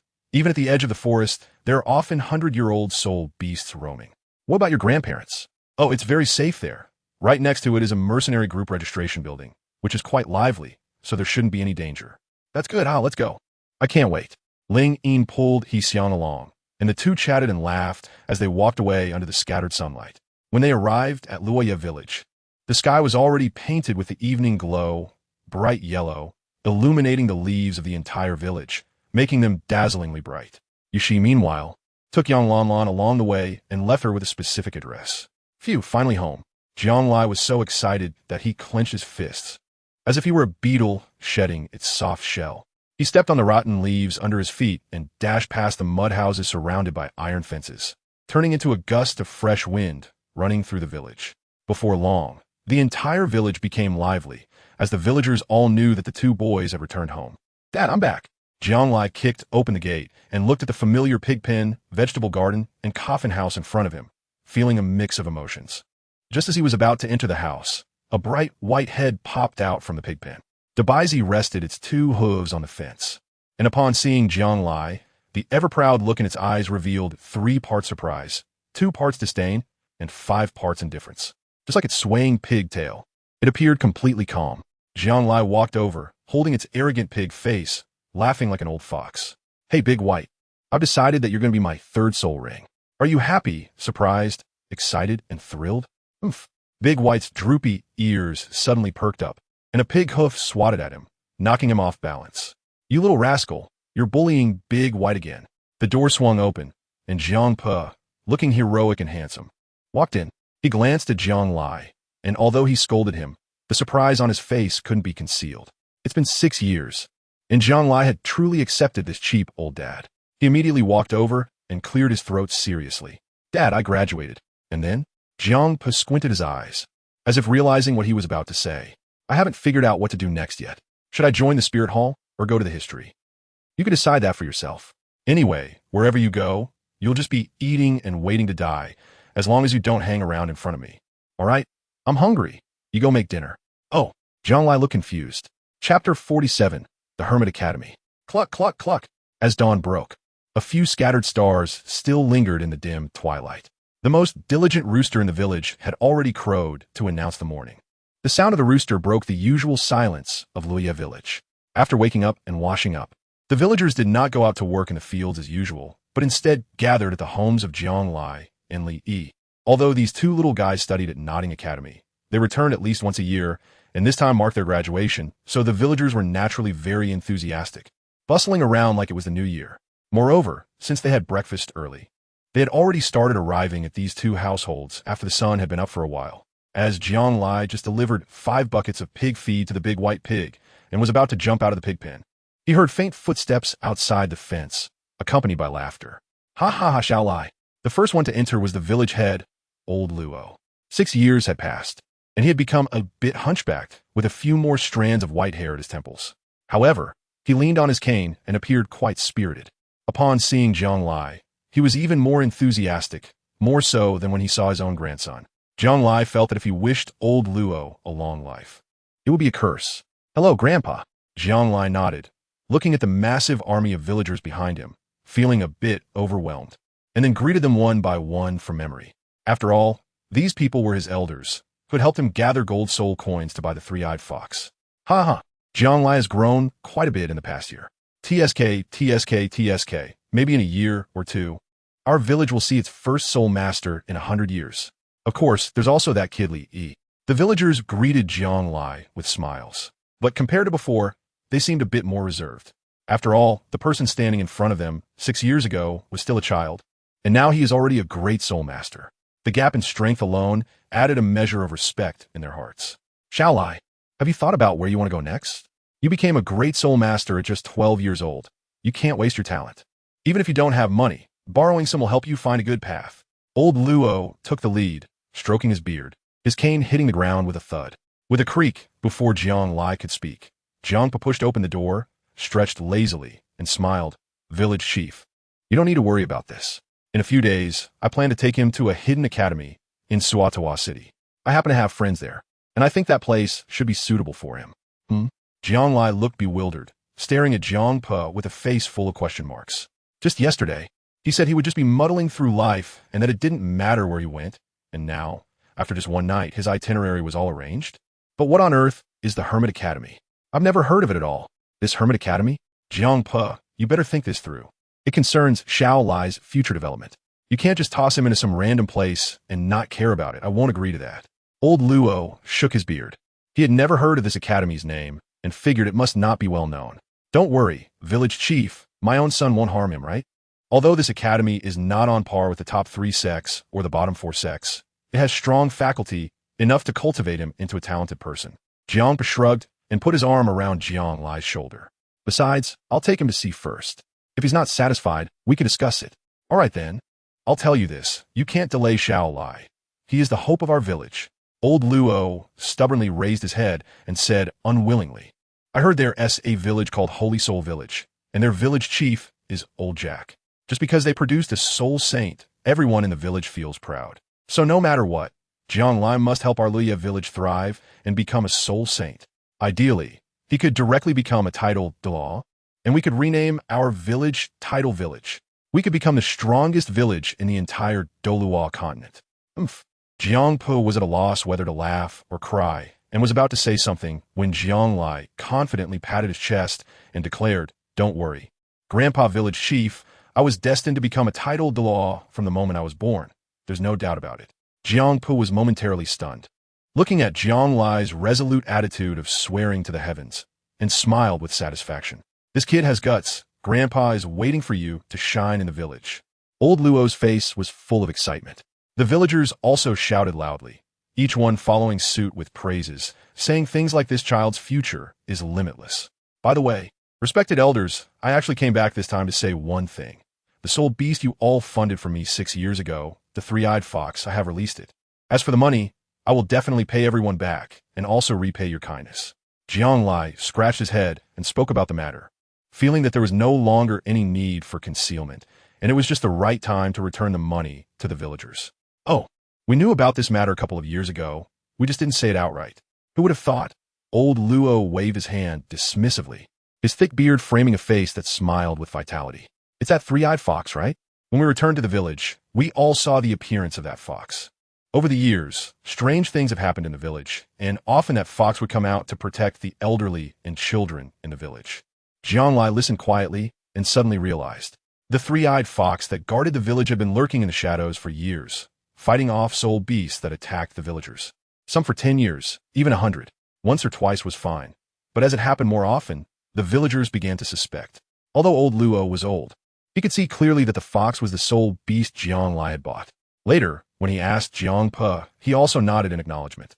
Thus, this matter quietly spread throughout the village. From initial frowns and reluctance to later surprise and relief, they understood that this fox was also their village's lucky star. So, this money was like the villagers pooling together to buy insurance for the village. It protected them, and there was nothing more to say. Everyone was happy about it, so there was no need for concern. Old Luo stroked his beard and chuckled. So that's how it is. John Leet pointed his head in agreement, feeling a huge weight lifted off his heart, while secretly deciding that although the villagers were right, he still had to fulfill the proper etiquette. Subsequently, the 30 households in the village received thank-you gifts from Jiang Leet over the next 2 days, consisting of nothing more than eggs and fruits, which the villagers happily accepted. Of course, he had secretly placed a golden soul coin in each gift, and when the families discovered it, they were extremely excited, feeling that the money they had pooled together 6 years ago was not spent in vain. Phew, so tired. Jiang Lai lay on the bed.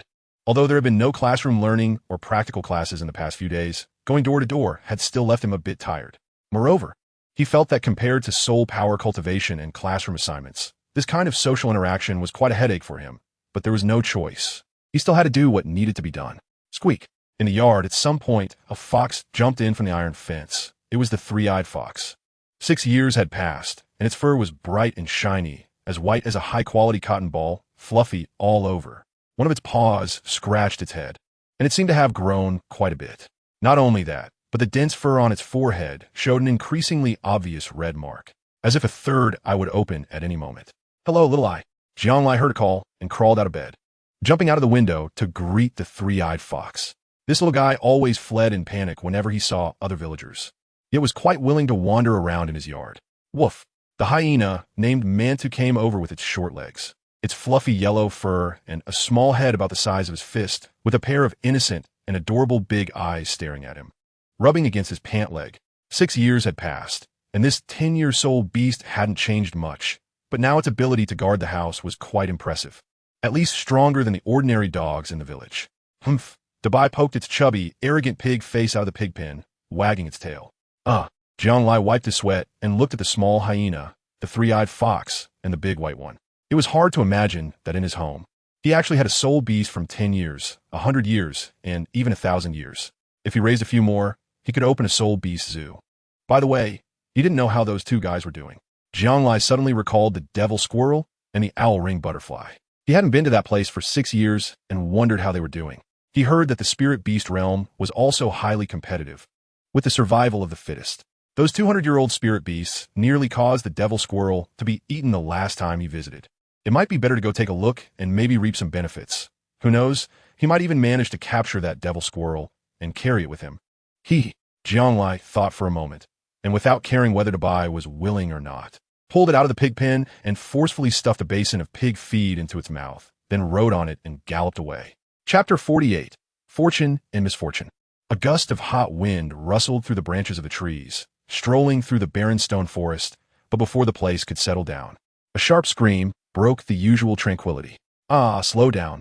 Jiang Lai sat on the soft back of the big white horse, feeling an indescribable comfort.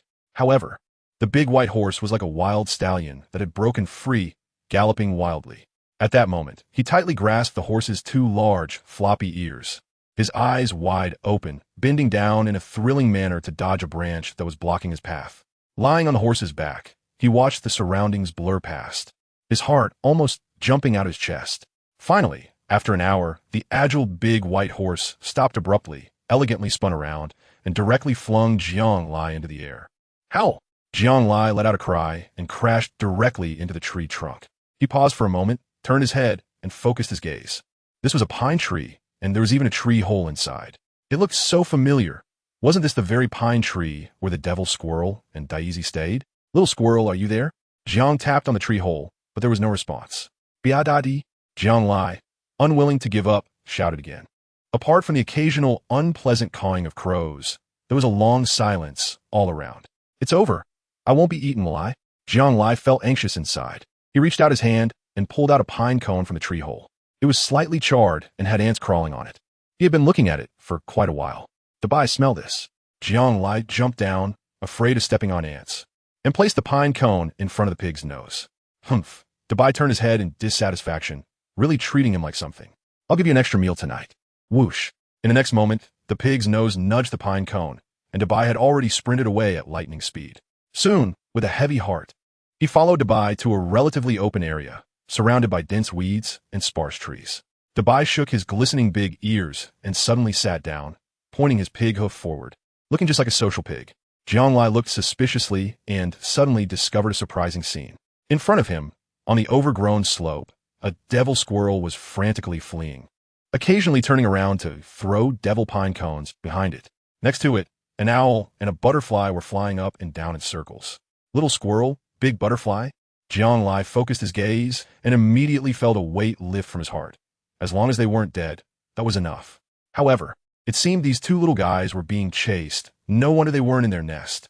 Behind them, a woman with long black hair flowed like a nimble cat spirit, her soul power surging as she relentlessly pursued the two soul beasts.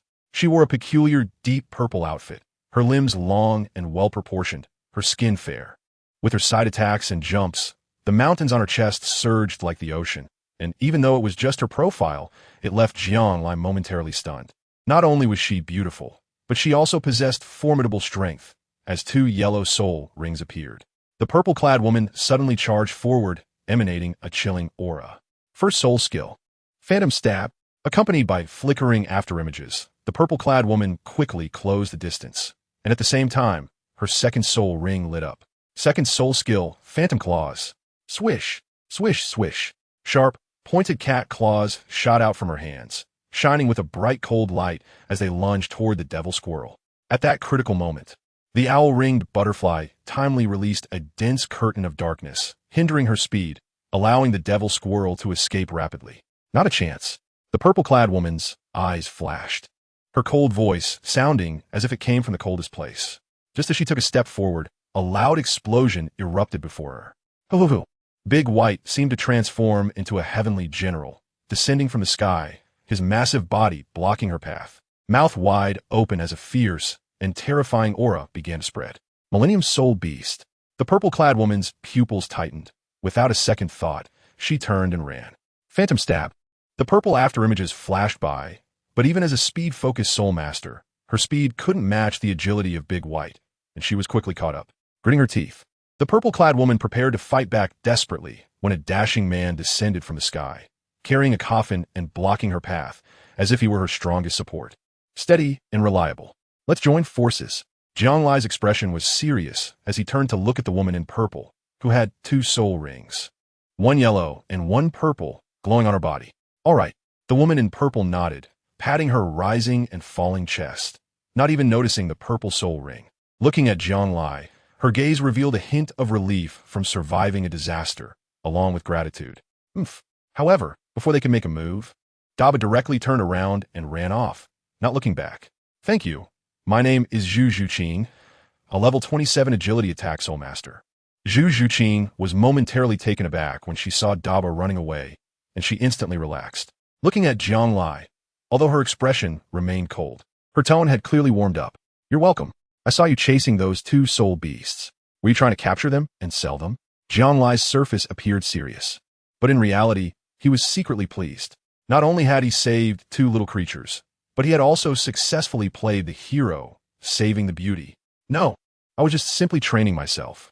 Those two spirit beasts were very cunning, although they were only 100 years old. I chased them for 3 days and nights and still couldn't catch them. It's a bit frustrating, Zhu Zhuqing said flatly. Ah, I see. Haha, impressive. So what are your plans next? Jianglai smiled faintly, then extended his hand. My name is Jianglai. My soul power is 1 level higher than yours, and I am a strong attack-type battle soul master. Zhu Zhuqing nodded lightly, shook his hand gently, and quickly released it. I was just passing through here. I've been training myself in this way along the way. In 2 days, I plan to go to Shrek Academy. Are you going to Shrek as well? Jianglai was taken aback. Is there a mistake? Shrek is that famous? So you are as well? Zhu Zhuqing looked surprised, her 2 black spirit cat eyes staring at him. Oh no, it's just that a friend of mine is planning to go to Shrek. What a coincidence. Jianglai gave a and shrugged. What a coincidence. I also have a friend there. His name is Dai Mubai. The main reason I went to Shrek this time is because of him. Zhu Zhuqing nodded, pausing briefly as she pronounced Dai Mubai's name, her brow furrowing. Well, Shrek isn't too far from here. If you keep going straight, you won't be far from Soto City, which is close to Nodding City. After a while, I will also go to Soto City. Maybe we will run into each other. Jiang Lai recalled what his father said about the so-called Hermit Academy and let out a, "Well, thank you. Since that's the case, I will repay your kindness in the future. Farewell." Zhu Zhuqing nodded slightly and turned to leave. Jiang Lai stepped aside and watched her walk away silently, finally letting out a sigh of relief as he waved at the two little creatures over there. "Come out." Squeak. A devilish squirrel, taken by surprise, peeked out with a look of grievance, holding a small pine cone. The owl and butterfly also flew out after it. The two of them had been hiding behind the tree ever since they escaped from Zhu Zhuqing's pursuit. It had been 6 years, and the two little guys hadn't changed much, which made Jiang Lai momentarily dazed before he smiled and said, "You two scared me to death. I thought you were done for. But since it's so dangerous here, why not come with me? I promise it won't delay you, and we can benefit mutually. What do you think?" Jiang Lai chuckled softly, looking at the two, especially at the devil squirrel. With this little guy, he could use the devil pine cones without limit. He still had been willing to use that one-time consumption card. Squeak, squeak. The devil squirrel fell silent for a moment before giving its response. Opening the translation panel, Jiang Lai was very disappointed by the devil squirrel's answer. No. Indeed, no matter what, it was still a soul beast and could not leave the forest to follow him. Moreover, their intimacy level had only reached friendly. It seemed this guy was determined to stay. "Are you really not leaving?"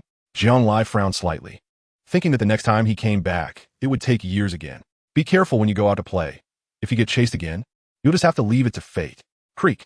The devil squirrel nodded, jumped onto his shoulder, then jumped to the ground and shook its head gently, showing a firm attitude. "Well then, good luck to you all."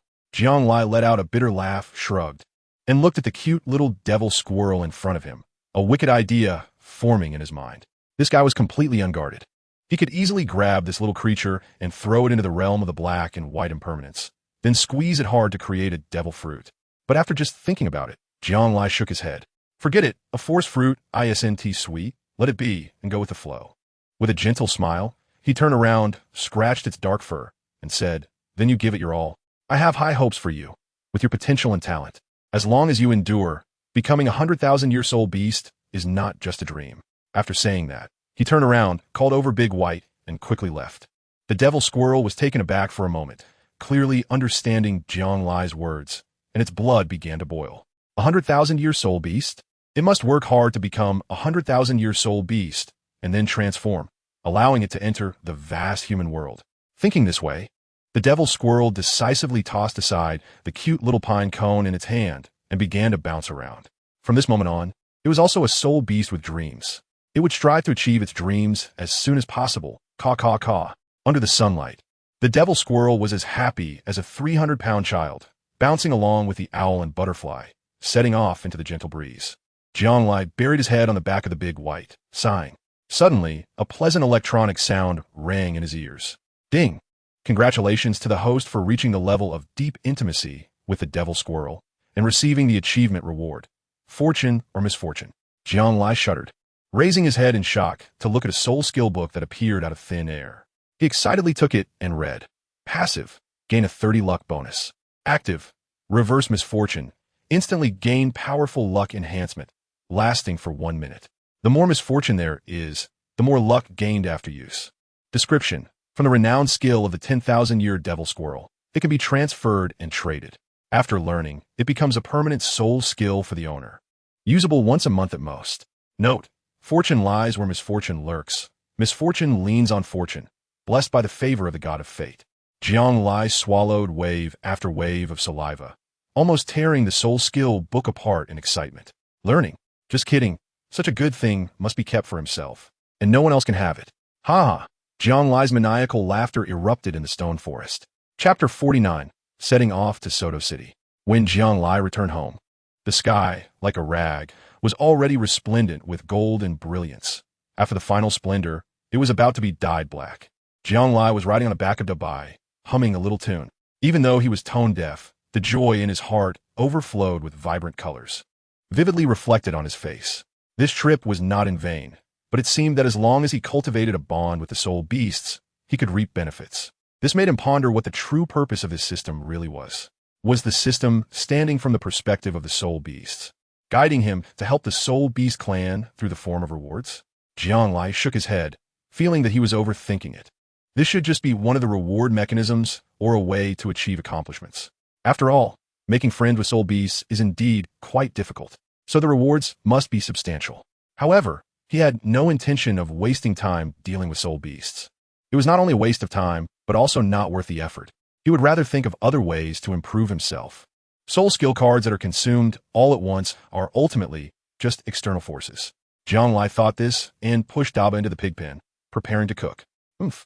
Daba poked its head out of the pig pen, looking at him discontentedly, snorting 2 breaths through its nostrils, and 1 hoof pointed at its empty food bowl.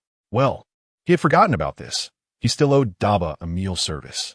Jiang Lai quickly prepared a large basin of pig feed, then started cooking. Just then, Jiang came back from a stroll outside, sat down with a plop, crossed his legs, and waited for the meal to be served.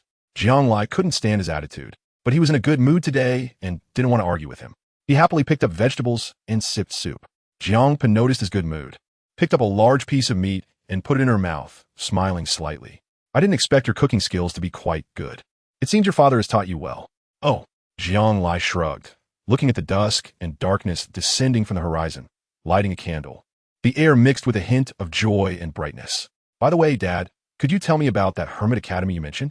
I always feel like it's not credible. I've never heard of it before. Jiang Lai put down his chopsticks, thinking about Tang San, Xiao Wu, and Zhu Zhuqing's whereabouts. He looked at Jiang Pa, who had been eating meat, and couldn't help but raise his head to ask, have you heard of Shrek Academy? Huh, Shrek? I've heard of it. Isn't it in Soto City? Jiang Pa was slightly taken aback, and during his moment of distraction, Jiang Lai quickly snatched a large piece of meat. Hearing his affirmative response, he couldn't help but show an expression of surprise, waiting for what he would say next. Jiang Pa shrugged and said with a light laugh, I don't know the specific situation of Shrek, but I do know that the headmaster there is named Flander. Not just me. I'm afraid many soul masters have heard of him. He has a trio soul fusion technique with Yu Xiaojing and Lu Erlong, known as the Golden Iron Triangle. It's through this that I learned about Flander and Shrek Academy. The trio soul fusion technique. Jiang Limu was dumbfounded. The fusion technique of 2 martial souls was already very rare, and a fusion technique of 3 martial souls was even more extraordinary, being 1 in 10,000. Not to mention gaining fame across the Douluo continent. It would certainly make a name for itself in the Tiando Empire. So, that place must be very impressive, right? Yu Xiaojiang, isn't he Tang San's teacher? Isn't he only at level 29? To think he is also a member of the Golden Iron Triangle? Jiang Lai sighed softly, saying that he was a bit tempted to go to Shrek, as just the fact that they had a 3-person martial soul fusion technique was enough to attract him. He hadn't even seen a 2-person martial soul fusion technique yet. Well, what was there to envy? If you can pass the test of the Hidden Academy, you will know what it truly means for a small witch to see a great witch. Jiang Po's expression was calm, and the test was not ordinarily difficult. You need to be mentally prepared. Didn't you say that place has your friends, Dad? Do I still need to take the test? Jiang Lai smiled playfully. He is an old friend named Grite, and he's also the dean of the academy. However, my words don't count. I consider him a frenemy. After you go there, you will definitely receive his special attention. Jiang Pa smiled slightly, revealing a cunning grin that made Jiang Lai's scalp tingle. Of course, you now have 3 clear options in front of you. The first is to join the Spirit Hall. The second is to join one of the top 3 sects, the 7 Treasures Glazed Tile sect, which accepts some affiliated disciples to ensure the safety of their direct disciples. With your talent, it wouldn't be a problem to join them.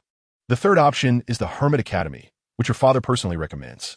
Just because you haven't heard of it doesn't mean it's not good. Some conceal themselves in the marketplace, while others hide in the martial world. You little brat, there are many powerful forces and unparalleled masters on this continent that you cannot comprehend. Otherwise, it wouldn't be called the Hermit Academy. Jiang Pa put down the dishes, stood up, and said in a deliberately profound manner, clean up a bit. In a couple of days, we'll set off for Sotowa City, and by the way, wash the dishes too. You said I have 3 choices, but Haven T, you already made the choice for me? Jiang Lai was at a loss whether to laugh or cry, and then frowned slightly. Whether it was a cat or a tiger, it would be clear upon a glance. After all, this matter concerned both Shi and Li Yi, and perhaps Ling Yin and He Xiang would come along as well. Hopefully this trip goes smoothly. Jiang Lai shrugged, then started washing the dishes and pots, and unexpectedly found a silver soul coin in the woodpile of the kitchen, which made him happy. Could this be the 30% luck bonus? Quite interesting. Speaking of which, the last time he received a check-in reward, The designated next check-in location was Kamikaze Academy. This system really has a screw loose, sending him there to check in. He thought the system wanted him to go to Kamikaze to study, but later he found out that Kamikaze Academy only accepted nobles, and the martial soul had to be of the wind attribute. What a waste of time. Among their 5-member group, only Yushur's Wind Thunder Dragon martial soul was related to the wind attribute. The others couldn't get in even if they wanted to. So now, he treated Kamikaze as a tool for check-in, going there to sign in for rewards, and then leaving right away. Cut it out. 2 days later, Jianglai tidied up a bit, not bringing anything important, mainly because there wasn't much worth taking. He said he would be back in at most a month, just to let him scout the situation and see if he was satisfied. All right, kid, get ready and let's head out. Jiangpa dragged the still sleeping and unwilling big white out, climbed onto its back, then patted the back and looked at Jianglai. Soto City is quite a distance from here. Riding big white would be faster. Jianglai was momentarily stunned, then quickly jumped up. The big white dog was strong and robust. It didn't feel cramped even with 4 people sitting on it. Good boy. I'll give you extra food when we get back. Jiangpa chuckled and stroked its round pig head. Oomph. The big white nose snorted, shaking its robust fat body like a nimble chubby person moving swiftly. Jianglai poked his head out from behind Jiangpa, enjoying the refreshing breeze that blew past him, feeling invigorated. By the way, you haven't told me how Bai came to our house, right? Oh, when I saw him in the wild, it was such a big lump, not injured, just faint from hunger. I brought it home and fed it once, and then it just followed me. Sorry, what can I say? Who told you that your dad is so charming, picking up a 1,000-year soul beast for free? I don't believe you at all. Jianglai gave him a glare, then poked his lower back and joked, Dad, if you had moved a bit faster and got married before I went to Nottingham, I might already have a little brother or sister by now. Jiangpa was taken aback for a moment, then chuckled lightly, and the words that came out surprised him greatly. You already have a younger sister. She's 8 years old, quite adorable. Huh?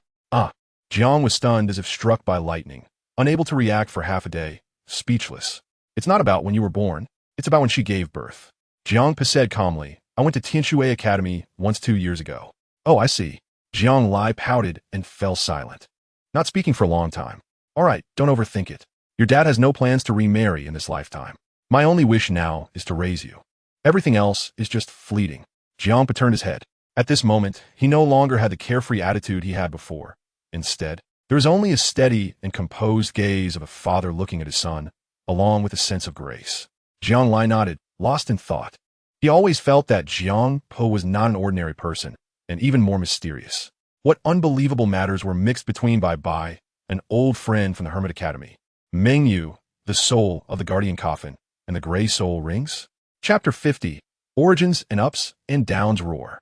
A curly-haired baboon swung its thick, powerful arm like an iron hammer, letting out a roar, revealing 2 sharp fangs in its gaping mouth, and smashed down with great force. Thunderstorm. Yushur's second soul ring lit up, and a ghostly blue little snake of lightning quickly crawled up his right arm, accompanied by the swelling of his muscles. A terrifying, thunderous power condensed within it, and he punched fiercely towards the baboon's forehead. Roar! Blood splattered everywhere as the baboon howled in agony, crashing into a large tree, breaking the trunk, and amidst the fluttering green leaves, a yellow 100-year soul ring floated out from it. Dead? Yushur had a strange expression as the lightning-imbued dragon arm disappeared, and he frowned. He originally planned to capture it for a good price, but he had used too much force and failed to control it. Brother, are you okay?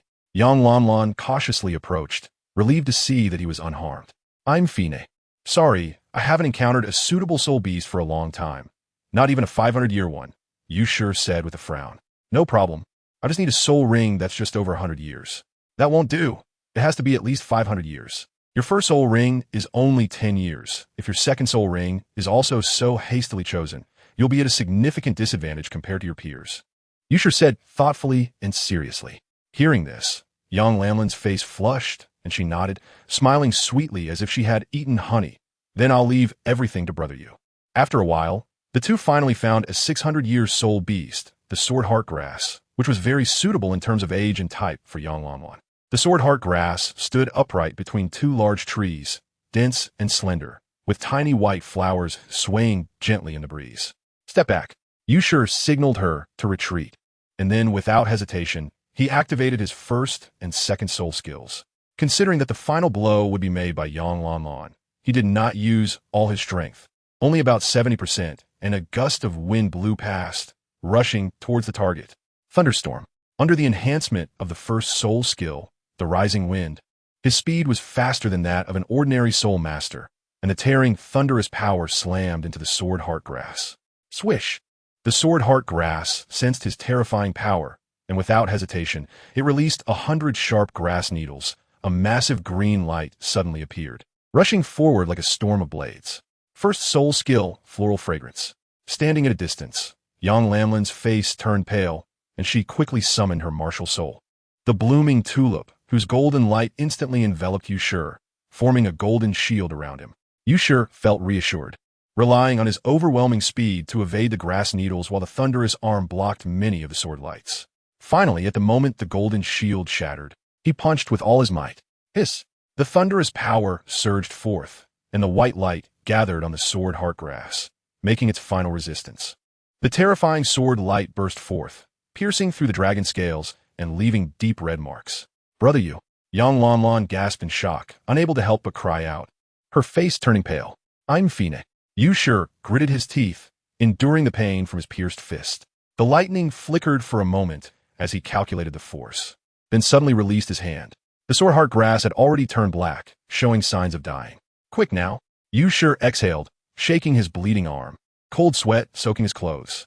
Yang Lanlan held her dagger and rushed over to stab, and a yellow soul ring floated out. Brother Yu, your injury.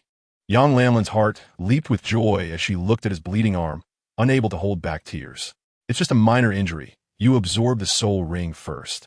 Yang Lanlan nodded and sat down to begin absorption, while Yushur shook his head. His soul power circulated, and finally his arm stopped bleeding. At the same time, his eyes couldn't help but redden, not because of the pain from the wound, but because of the heartache. Previously, every time his father, Yuhi, went out to hunt soul beasts, he never returned without injuries. He was a soul master close to level 50, but was often attacked by 100-year soul beasts, which he found incomprehensible back then. Experiencing it himself now finally made him understand that capturing soul beasts required ensuring they didn't die and getting them to a state of near death to use a beast-catching net. With too many factors to consider, one moment of distraction or failing to control his strength could lead to either killing the soul beast or being counterattacked by it. The daily life of a beast-catching soul master was often filled with blood and fire. This time he returned from nodding. His father's neck had another scar, and that was just a small part of what he could see.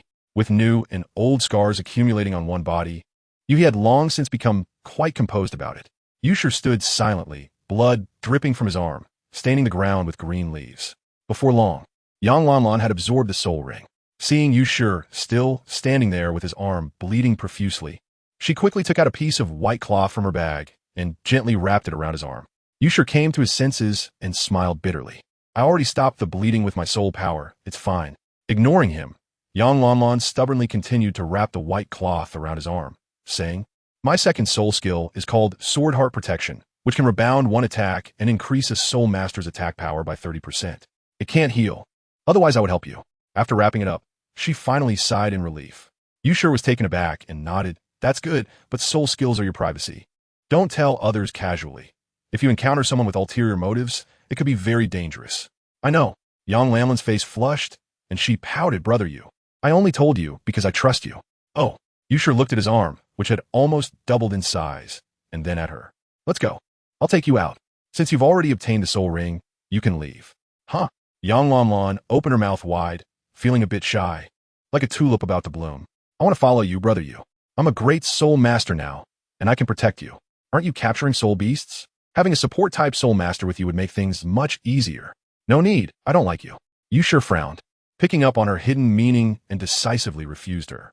Then I'll wait for you. Yang Lanlan lowered her head, her eyes turning red, her voice almost a whisper.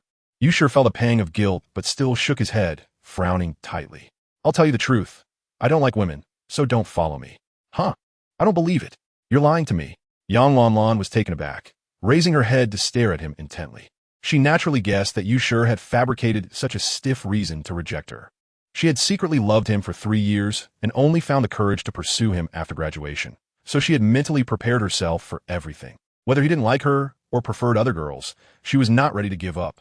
But he actually said he liked men? Was this a complete refusal to give her any hope?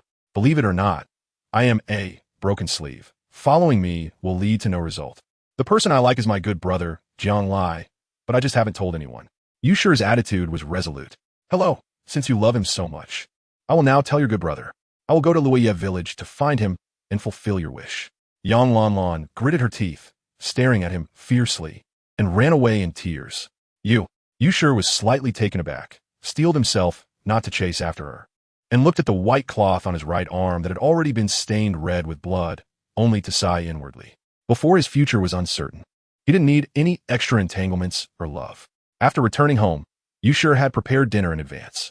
When Yui came back, the father and son sat around the dining table, and the atmosphere was somewhat dull. I heard that the classmate you brought back has left. What happened? Yui still had that scar on his face, but when he spoke, there was no trace of ferocity. The soul ring has already been given to her, and she had no other matters, so she naturally left. Oh. Yui paused with his chopsticks, seeming to understand something, said no more, just nodded, and put a piece of meat into Yushi's bowl. Yushi took a mouthful of rice, and suddenly said, Dad, what is it? Let me follow you for a month or two. I have nothing to do now. It will be better to go capture soul beasts with you and get some training. Okay. Yui nodded silently. A month ago, your aunt came and wanted you to go back to the Blue Lightning. I won't go. Yushi refused outright, tears welling up in his eyes. When they drove me away back then, I never thought about going back. Then tomorrow, you'll go with me to the forest to hunt soul beasts. Chapter 51. Encountering an acquaintance 2 days later, in Sawatu City. Jiang Lai sat on the back of the big white horse, watching the golden wheat fields rapidly retreating on both sides, feeling a surge of emotions. Since leaving Nodding City, this was his first time coming to a big city. Although in his previous life, he was a young master from a wealthy family and had seen many tall buildings. In this different world, seeing the same scenery felt entirely different. The kingdom located in the southern part of the Tiando Empire, bordering the Fasnuo province, is the Bala Kingdom. Although it is called a kingdom, its area is only 3/4 that of the Fasnuo province, and it is a part of the Tiando Empire, one of the 4 major kingdoms within it. Due to its border with the Xinglua Empire, the Bala Kingdom is also the most militarily powerful among the 4 major kingdoms. Within the Bala Kingdom, there are 2 most important cities. One is Balak City, where the Bala King resides, and it is the political and economic center of the entire Bala Kingdom. The other city is their destination this time, Soto City, located in the center of the most fertile Lima plain in the Balak Kingdom, known as the Granary of Balak. Therefore, along the way, there were vast expanses of farmland. Soon, the 2 arrived at Soto City, where they took the big white horse to a suburban farmer's market for temporary care, and then entered the city together. Soto City is a large city, where even the headquarters of the Wuhuan Temple is stationed. The streets were bustling with people, and it was extraordinarily lively, with patrols of soldiers occasionally appearing in various streets and markets. Where shall we go next? Jiang Lai yawned as he squeezed through the bustling crowd, completely unaffected by the lively atmosphere around him. After 2 days of traveling, he had almost been sleeping rough the entire way. Although it was daytime now, he really wanted to burrow into his blanket and not come out. I'm tired too. Let's find a place to sleep first. Jiang Pa saw his appearance and chuckled lightly, then walked into a restaurant casually saying, I'll go order food, you find a hotel. After we finish eating, we'll head over. All right. Jiang Lai pouted and, at this moment, couldn't be bothered to argue with him. She remembered the location of the restaurant, then took a detour, and, not far ahead, she saw a fairly nice hotel. The Rose Hotel.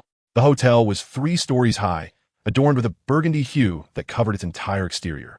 Compared to the other shops, it was like a striking red rose blooming amidst the weeds, making it hard not to attract attention. Jiang Lai was about to walk in when he ran into 2 acquaintances, Tang San and Xiao Wu. Xiao San? Xiao Wu? Jiang brother, you are here too? Jiang Lai laughed and said, what a coincidence. We both came to Soto City on the same day. Tang San smiled slightly and replied, indeed, it seems to be fate. So, Jiang brother, are you also planning to go to Shrek Academy? That would be great. Then I would have plenty of time to beat him up. Xiao Wu raised her small fist wrapped in a pink sleeve beside them. But you might not have the chance. My dad has already arranged my itinerary. And right now, I just want to find a place to sleep. Jiang Lai pointed to the Rose Hotel. I see. What a pity, Tang San said stunned, shaking his head with a sigh. Soon, the 3 of them entered the hotel, which was decorated in silver and red, without appearing cluttered, giving a sense of comfort. At the front desk, Jiang Lai looked at the delicate-looking female receptionist and said, hello, I'd like a room. Are you all together? The female receptionist glanced at Jiang Lai, then at Tang San and Xiao Wu, and smiled. I'm sorry, We only have one room left, but it's very spacious. So, 3 people can stay without any problem. 3 people staying? Jiang Lai pulled at the corner of his mouth, looking at Tang San and Xiao Wu, who seemed like a couple, and then thought about how he was currently a single dog with a cheap old dad. He quickly made a decision. He pushed Tang San and Xiao Wu towards the counter and smiled. Then just get them a room. I'll go look somewhere else. You humph. At least you know what's good for you. Xiao Wu's face turned red as she looked at Jiang Lai, her mouth pouting in anger. But her face was already blooming with a smile. Tang San frowned and shook his head. Since there's only one room, it should be you, Brother Jiang. Before he could finish, Xiao Wu boldly said, then just one room is fine. We've always been in the same dorm at Notting, and we can save some money to buy pretty clothes. Waitress, get us a room. Xiao Wu placed her hands on her hips in a domineering manner. Okay. The waitress smiled slightly, her gaze towards Tang San and Xiao Wu filled with ambiguity. Bro, be grateful to me. Jiang Lai leaned close to Tang San's ear and gave a strange smile. Tang San let out a bitter laugh, glanced at Xiao Wu, and inexplicably nodded. Ahem. Since that's the case, I'll head to another hotel first. We'll meet again if fate allows.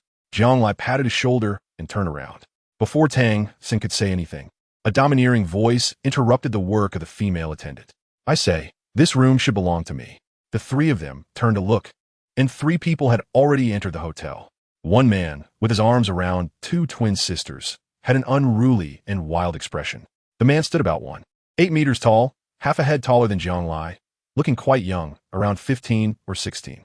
He had broad shoulders, a handsome face with a hint of toughness, and long golden hair that fell down his back to nearly waist level. What was most peculiar was that his eyes were dual-colored, with deep blue irises that exuded a cold aura. When he slightly opened and closed his eyes, a wicked light flickered within.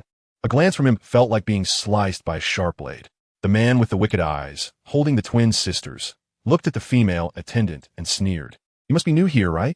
Don't you know to leave a room for me? Get your manager. The female attendant, who had been daydreaming, quickly snapped back to reality at his cold gaze and hurriedly ran off. Hey, big brother, I said, it seems we arrived first. Tang San's face showed displeasure. So what? The man with wicked eyes did not even turn his head. So what? I'll make you scram. Xiao had already charged in front of him, her face full of indignation. Having been the boss for so many years in Notting, she had never encountered such a rampant person.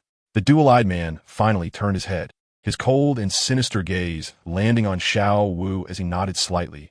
Good. It's been a long time since anyone dared to speak to me like that. You must be soul masters, right? Then let's see what you got. If you can beat me, I'll leave immediately. Otherwise, please show me how to roll. Jiang Li wiped his sweat slightly as he watched from the side. Tang San had already said to him, Brother Jiang, you should leave first. This is between me and him. You don't need to get involved. Then you two be careful, Jiang Li replied. Jiang Lai nodded and looked at the man with the sinister eyes, only to find that the man was not looking at him at all. Instead, the twin sisters beside him threw him a flirtatious glance, which made his scalp tingle, prompting him to leave in a hurry. TSK, are people nowadays so precocious? Jiang Lai walked out of the hotel door, thinking of Tang San and Xiao Wu, as well as the 2 twin sisters that the person had just brought along. TSK, what a pity. Some people have 2 wives, and he's still a single dog. Jiang Lai walked out and found that there was a budget hotel next to the Rose Hotel. Although it didn't look as luxurious, at least there were rooms available. Jiang Lai paid 2 silver coins and quickly received a room number. He walked out of the budget hotel and, relying on his memory, made his way to the restaurant. He didn't know what good day it was today, but he unexpectedly ran into an acquaintance again. Yes, it was Zhu Zhuqing, whom he had met 4 days ago. She was quite fast, traveling alone, training while on the move, and surprisingly, she also arrived in Soto City on the same day as him. Hello, Jiang Lai greeted her. Oh, you're here too? What a coincidence. Zhu Zhuqing looked surprised. Yes. Are you planning to go to Shrek Academy? Jiang Lai was taken aback. Yes. Zhu Zhuqing nodded, her tone slightly cold, somewhat similar to that sinister-eyed man. The friend I mentioned before, his name is Tang San, is also planning to go to Shrek. You can go together. He's currently at the Rose Hotel, so you can travel together. Jiang Lai pointed her in a direction. Thank you, but I have always preferred to be alone. Right now, I just want to find a hotel and get some sleep to recharge. I'll go to Shrek tomorrow. Zhu Zhuqing's eyes were slightly red, likely from the exhaustion of training and traveling day and night. Well, in the direction I just pointed out, there's a hotel next to the Rose Hotel that still has available rooms. I just came from there. Jiang Lai pointed in the direction of the budget hotel. Thank you. I'll take my leave now. Zhu Zhuqing nodded, like a nimble spirit cat, and swiftly dashed forward. Jiang Lai shrugged, then wandered through 2 streets and entered a restaurant, looking at the steaming, delicious dishes on the table and indulging in a feast. In the Rose Hotel, a fierce battle had long been inevitable.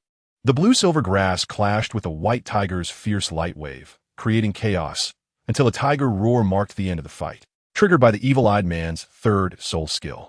At this moment, his upper clothing was completely torn apart, with many rips in his clothes, still carrying some branches and leaves of the blue-silver grass. The evil eyes returned to normal as he deeply glanced at Tang San and Xiao Wu, saying, "I think we will meet again soon. If anyone troubles you at Shrek Academy, just mention my name, the evil-eyed white tiger Dai Mubai." After speaking, Dai Mubai waved to the 2 twin sisters and embraced them as they left the hotel.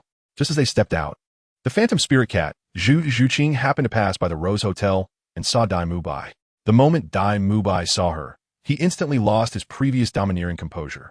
When he saw Zhu Zhuqing approaching, he suddenly froze and hurriedly released the twin sisters.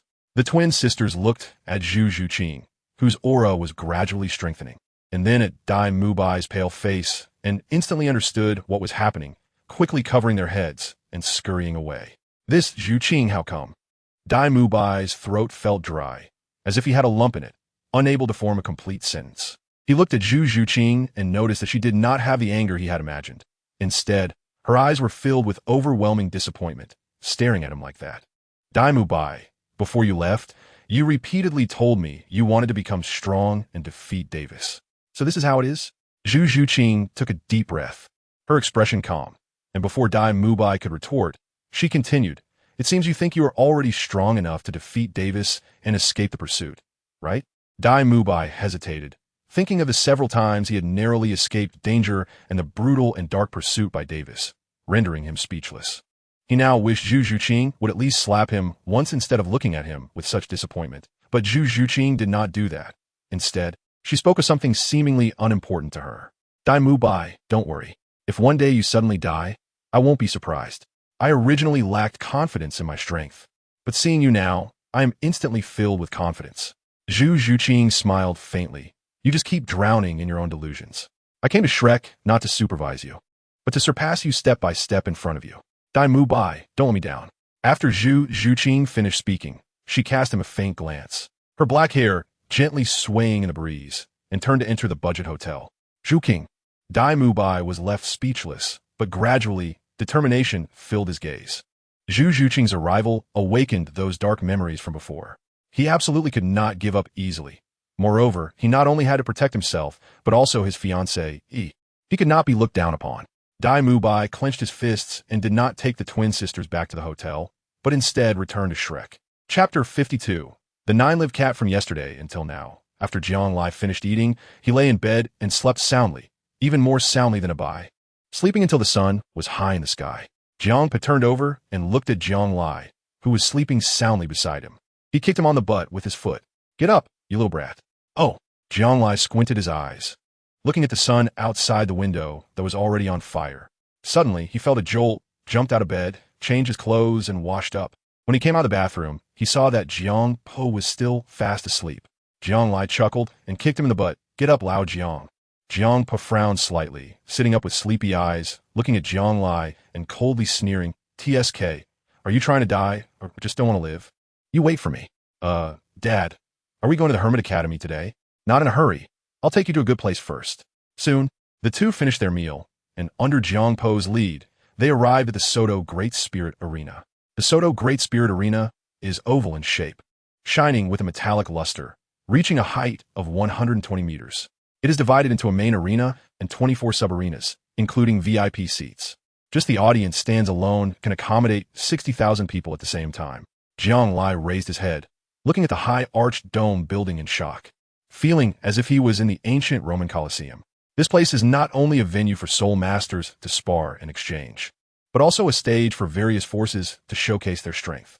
Generally, such grand soul arenas do not belong to the 2 great empires or the Spirit Hall, but are jointly established by the 7 most prestigious soul master families on the entire continent. This can be considered a third-party force, wealthy enough to rival nations. Soul masters who gain fame in the Grand Soul Arena will become dazzling figures throughout the country, not only able to reap enormous benefits, but also to gain great prestige, even attracting the attention of title Douluo. Is this a competition arena?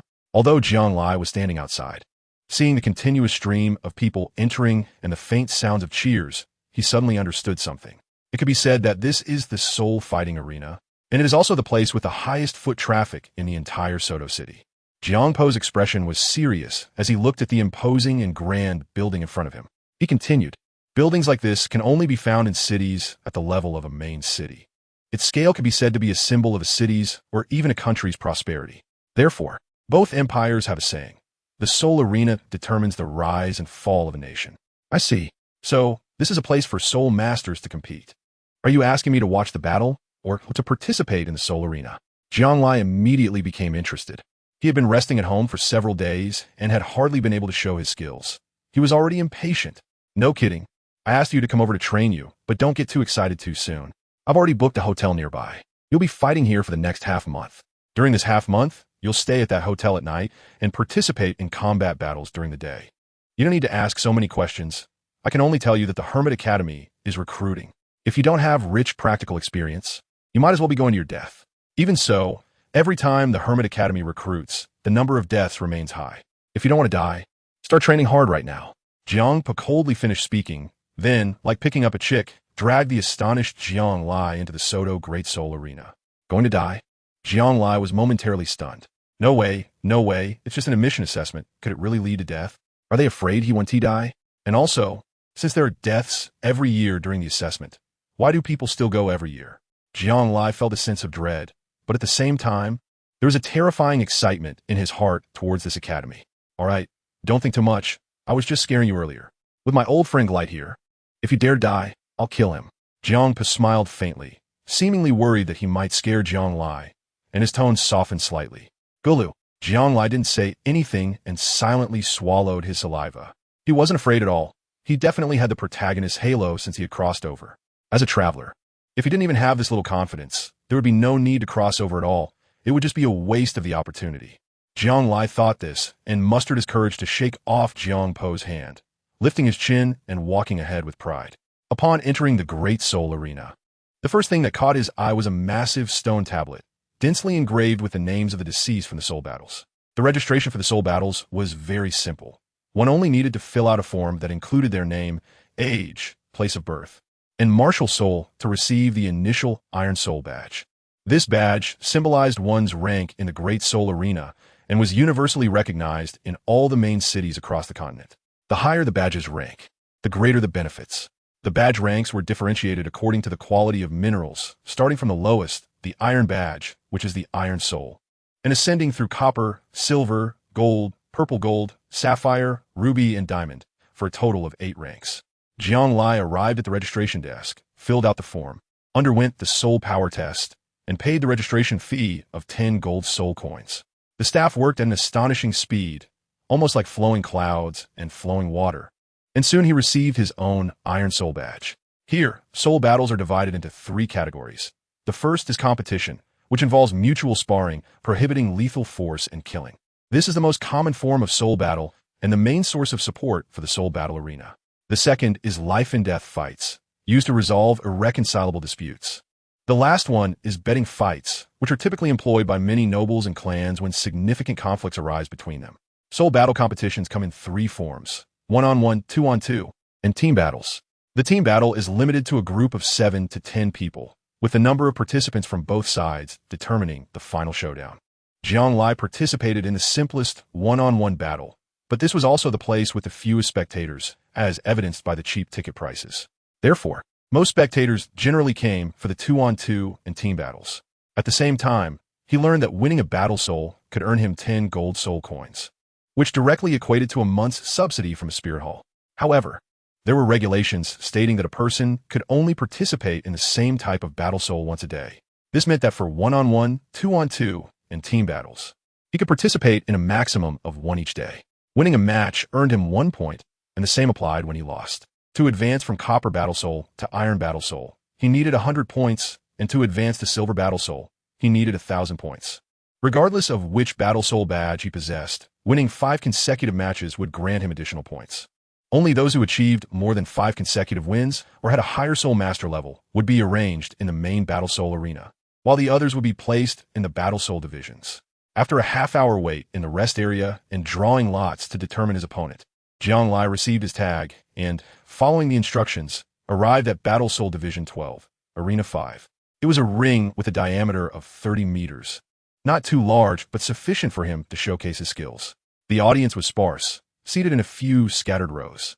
When Jianglai looked over, he met the gaze of Jiang Pe, who was sitting in the front row of the audience, watching the show with gritted teeth.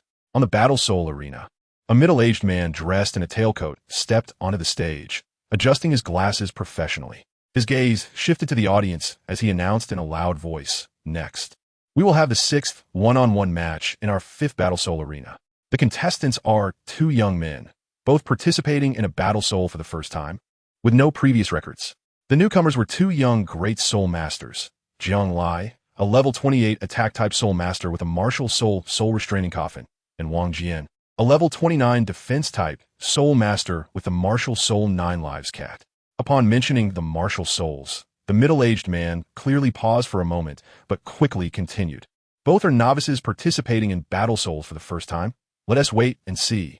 Please welcome the 2 Great Soul Masters to the stage." Upon hearing that it was a match between newcomers, the spectators, who were initially disinterested, suddenly lifted their heads with expressions of anticipation and surprise. 9 Lives Cat Martial Soul? Interesting. Jianglai loosened his grip on the soft cartilage in his hand. Especially since the opponent was also a novice, he charged onto the stage with even less fear. On the opposite side, a slightly older boy, looking about 13 or 14, stepped onto the stage. He was about the same size and height as Jianglai, dressed in cheap coarse cloth clothes. His appearance wasn't exactly handsome, but he could be described as having a delicate look. However, the cunning and lewd glimmer in his eyes made Jianglai's first impression of him simply elicit a "heh." Wang Jian took a deep breath, beckoned to Jianglai with his finger, and grinned mischievously, saying, "Come on, today is my first bucket of gold in the Battle Soul arena." "Heh." Jianglai smiled coldly. There was no need for excessive conversation when dealing with such a talkative opponent. Amidst the gasps of the audience, he released his Martial Soul, with 1 yellow and 1 purple soul ring rising like new stars. My goodness, what am I seeing? A purple soul ring. This young Soul Master actually has a super-level soul ring configuration, which is unprecedented in our entire Great Soul arena. The loud voice of the middle-aged man echoed throughout the arena, drawing the attention of spectators from other sections. As if he were afraid others wouldn't know there was an exceptional Soul Master on his side. The onlookers excitedly stood up, shouting loudly, genuinely feeling that the ticket for this match was worth every penny. Wang Jian's expression was even more spectacular than Jianglai had imagined. He was completely stunned, rubbing his eyes, and only then did the glimmer of fear appear in his wise little eyes. Second soul skill, Ghostly Messenger. Jianglai didn't give him any time to be surprised. The purple soul ring lit up, and a flowing black mist lifted from the coffin lid. A blurred black figure emerged, letting out a beast-like low roar. The second soul skill could be said to be his foundational soul skill. Not only was it powerful, but could also release the first soul skill through the Ghostly Envoy, equivalent to him using a strong assault twice. Once the Ghostly Envoy appeared, it transformed into a black shadow and swiftly charged forward, the black coffin on its shoulder slightly trembling, as if symbolizing the arrival of the Grim Reaper. Wang Jian's face turned pale as he gritted his teeth. The 200-year soul rings on his body lit up. First soul skill, Cat Demon. Whoosh! In the next moment, a 9 Lives Cat with 2 tails didn't possess him, but instead jumped out of thin air, appearing in its complete beast Martial Soul form before everyone. Meow. It was a 9 Lives Cat with shiny black fur, flicking its 2 fan-like long tails, and its crystal-like obsidian eyes revealed a divine light completely different from its master, exuding an imposing aura. Whoosh! In the next moment, Wang Jian jumped onto the cat's back. The 9 Lives Cat moved at incredible speed, its claws slicing through the air as it swiftly dodged the soul shockwaves from the Ghostly Envoy. Jianglai's pupils constricted. It was the first time he had seen a mountable beast Martial Soul. Was this a mutation? Or was it a characteristic of the 9 Lives Cat Martial Soul? Jianglai's heart surged with anticipation. After all, it's only interesting to engage in a match against a capable opponent. The audience was ablaze with excitement, drawing the attention of nearly the entire Soul Fighting Division.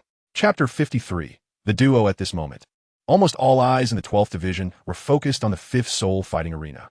Currently, there was only Wang Jian as his opponent, so he didn't need to command the ghostly messenger too much. He simply let it go into free mode and engage Wang Jian directly. Meanwhile, he could devote himself entirely to the battle. Riding on the 9 Lives cat, Wang Jian moved at incredible speed.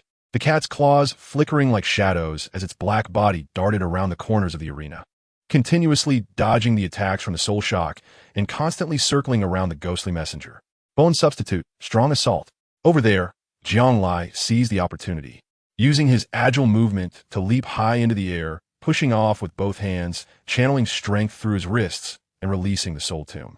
It swept through the wailing black wind, carving a terrifying arc as it crashed down towards Wang Jian, landing precisely where he was about to touch down, clearly indicating Jiang Lai had long anticipated this.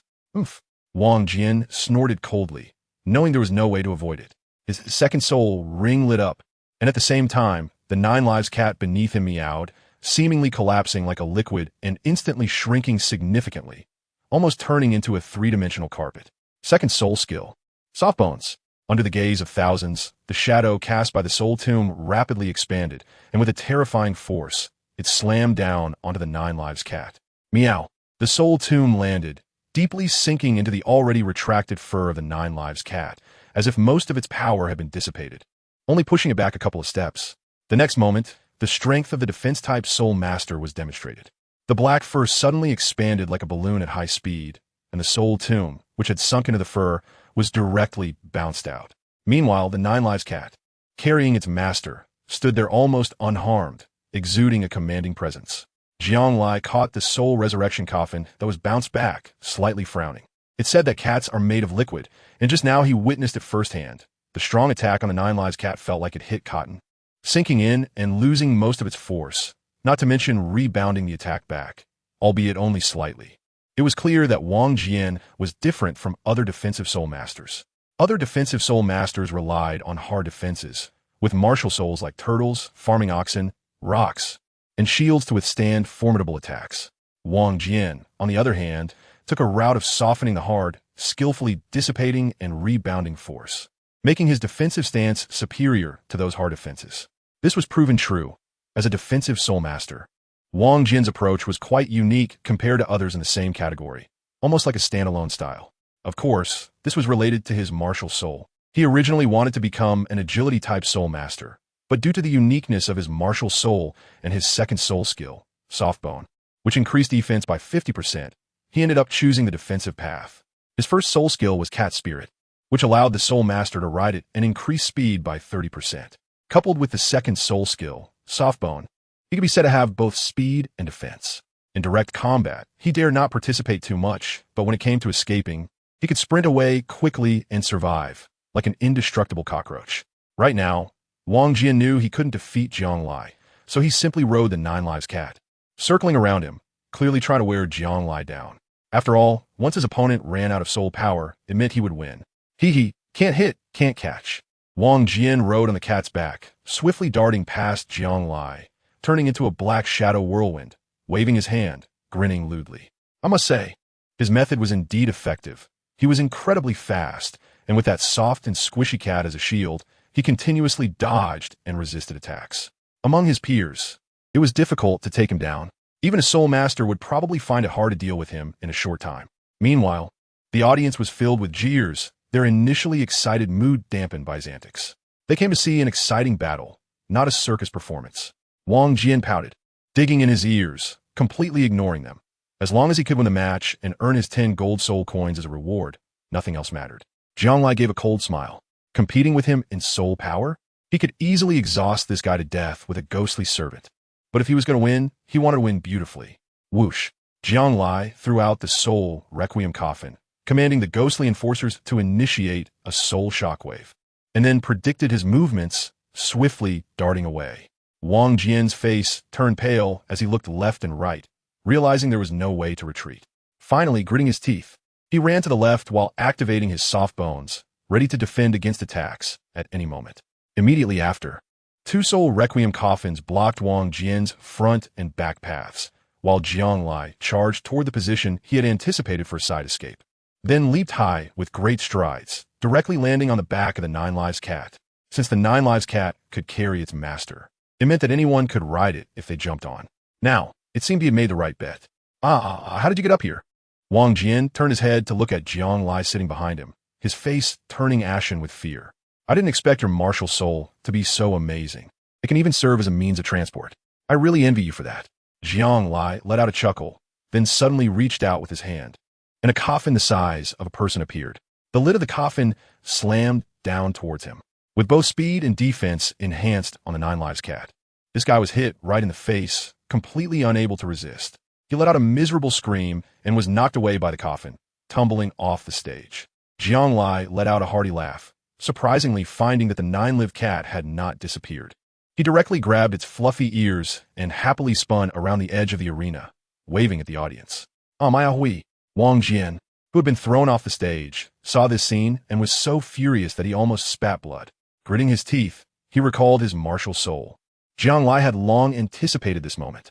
The instant the Nine Lives cat disappeared, he swiftly leaped up and performed a beautiful backflip, landing in the center of the arena. The audience erupted into thunderous applause.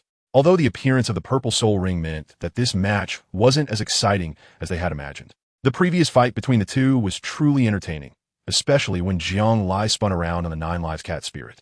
What a wonderfully fun soul battle. Let's congratulate the Great Soul Master Jiang Lai for claiming the first blood in the Soto Great Soul Arena, with a record of 1 win and 0 losses. The middle-aged man was beaming with excitement as he shouted into the sound amplification soul tool. Jiang Lai stepped off the stage amidst cheers and encouragement. Looking at the already dispirited Wang Jian, he walked over and poked his shoulder, smiling, "Come on, buddy.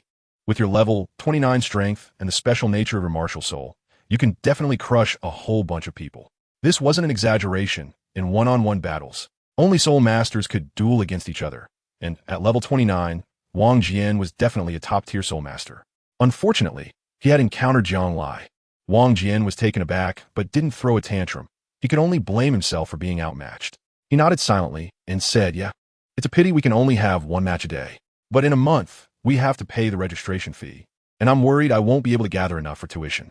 Wang Jian said with a long face, "The registration fee is 100 gold soul coins. I need to win 10 matches, but I also have to work part-time and don't come often. Which academy is so heartless?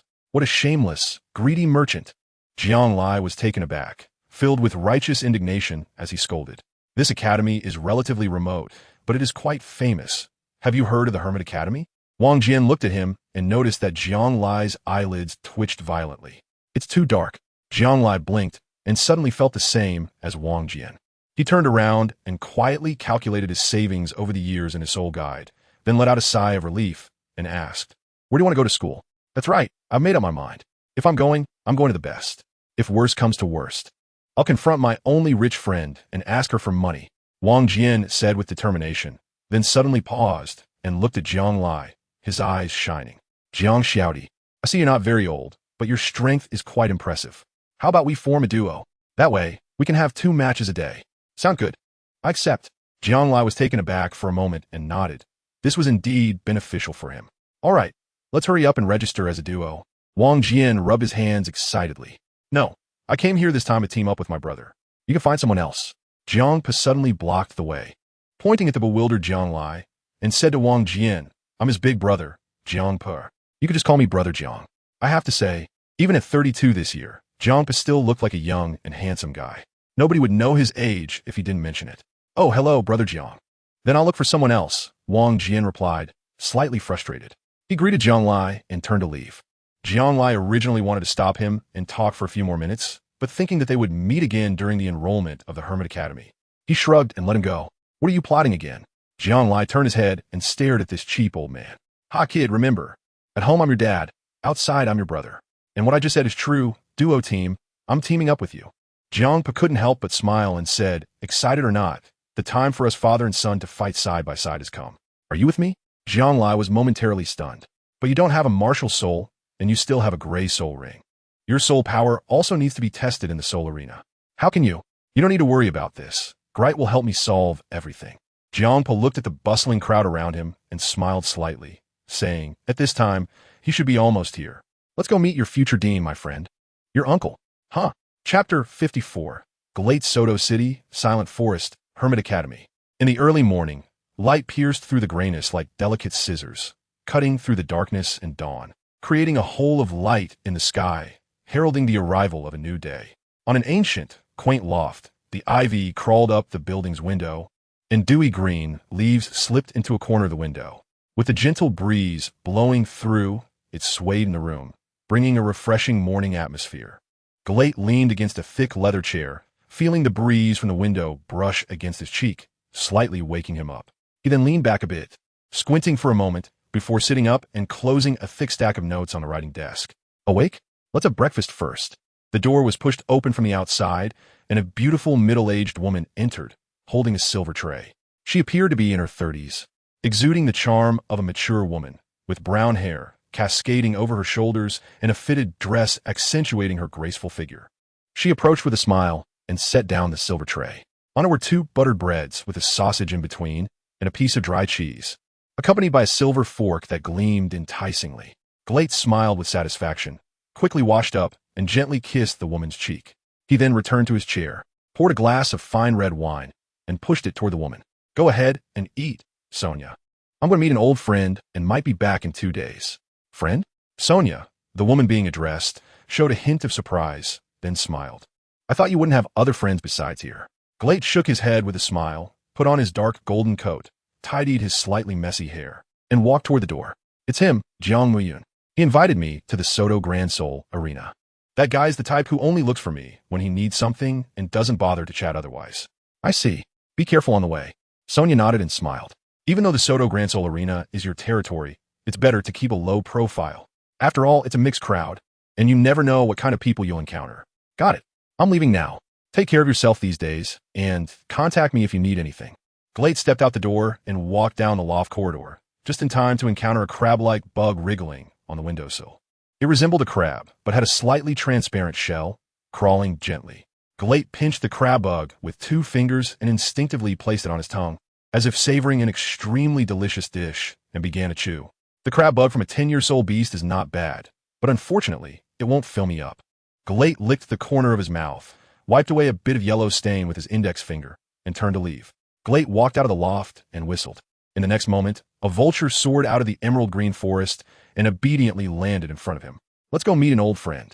Galate mounted the vulture, stroked its head, brushed off the green leaves from its brown feathers, and together they flew over the silent forest. Beneath them was a cold green sea. An expensive hotel. Jiang Lai groggily got out of bed, glanced at the time, and clicked his tongue. It was another day of sleeping in until late morning. Not only did he have to participate in the individual competition today, but he also had to team up with Jiang Pe for the doubles match, which made him quite unhappy. Who knew what crazy ideas his cheap old dad was thinking to prank him this time? After a quick wash-up and breakfast, he noticed that Jiang Pe had already left the hotel at some point. It seemed he had gone to the Soto Great Spirit Arena. Soto Great Spirit Arena. Jiang Pe sat in the VIP room, leaning back against the armchair, shaking a glass of red wine in his hand, and watching the fierce battles outside through the windowsill. The window was a specially made fine light window, which scattered the light from outside, so that the people outside could only see the blurred, colorful shadows inside the VIP room, unable to glimpse the true appearance within. That guy, Glite, is late again. It's really his typical style. Jiang Pe put down the wine glass and comfortably reclined in the armchair, changing his sitting posture. Jiang Muyun, this is my privilege towards you. Being late is only matter for you. With a creak, as soon as Jiang Pe finished speaking, the door was pushed open from the outside, and a man in a black coat, Galate, walked in and removed his mask. He had a robust build, with jet black hair, and the black coat tightly clung to his body. His 2 mustaches were unusually long, each hair extending outward, becoming more fragmented towards the tips, where only a few fine golden strands remained, making it hard to see the ends. These 2 mustaches played a significant role on his face, weighing down the corners of his mouth and giving his cheeks a drooping appearance, marking a downturned crease on his lips. He simply stood there, exuding a naturally powerful aura, accompanied by a steady charm that belonged to a mature man. Please have a seat. Jiang Pe was taken aback for a moment, chuckled lightly, crossed his legs, and pointed to the armchair opposite him. Jiang Muyun, this is my territory. You really are not polite. Glite casually took off the black patent leather cap from his head, placed it along with the mask on the table, then sat down, poured himself a glass of red wine, took a gentle sip, and let out a breath of stale air. Jiang Pa didn't mind, shrugged his shoulders, and looked up and down at Glider, smiling. It's been 14 years since we last met, and you don't seem to have changed at all, big brother. Hold on, I'm still a bit behind you.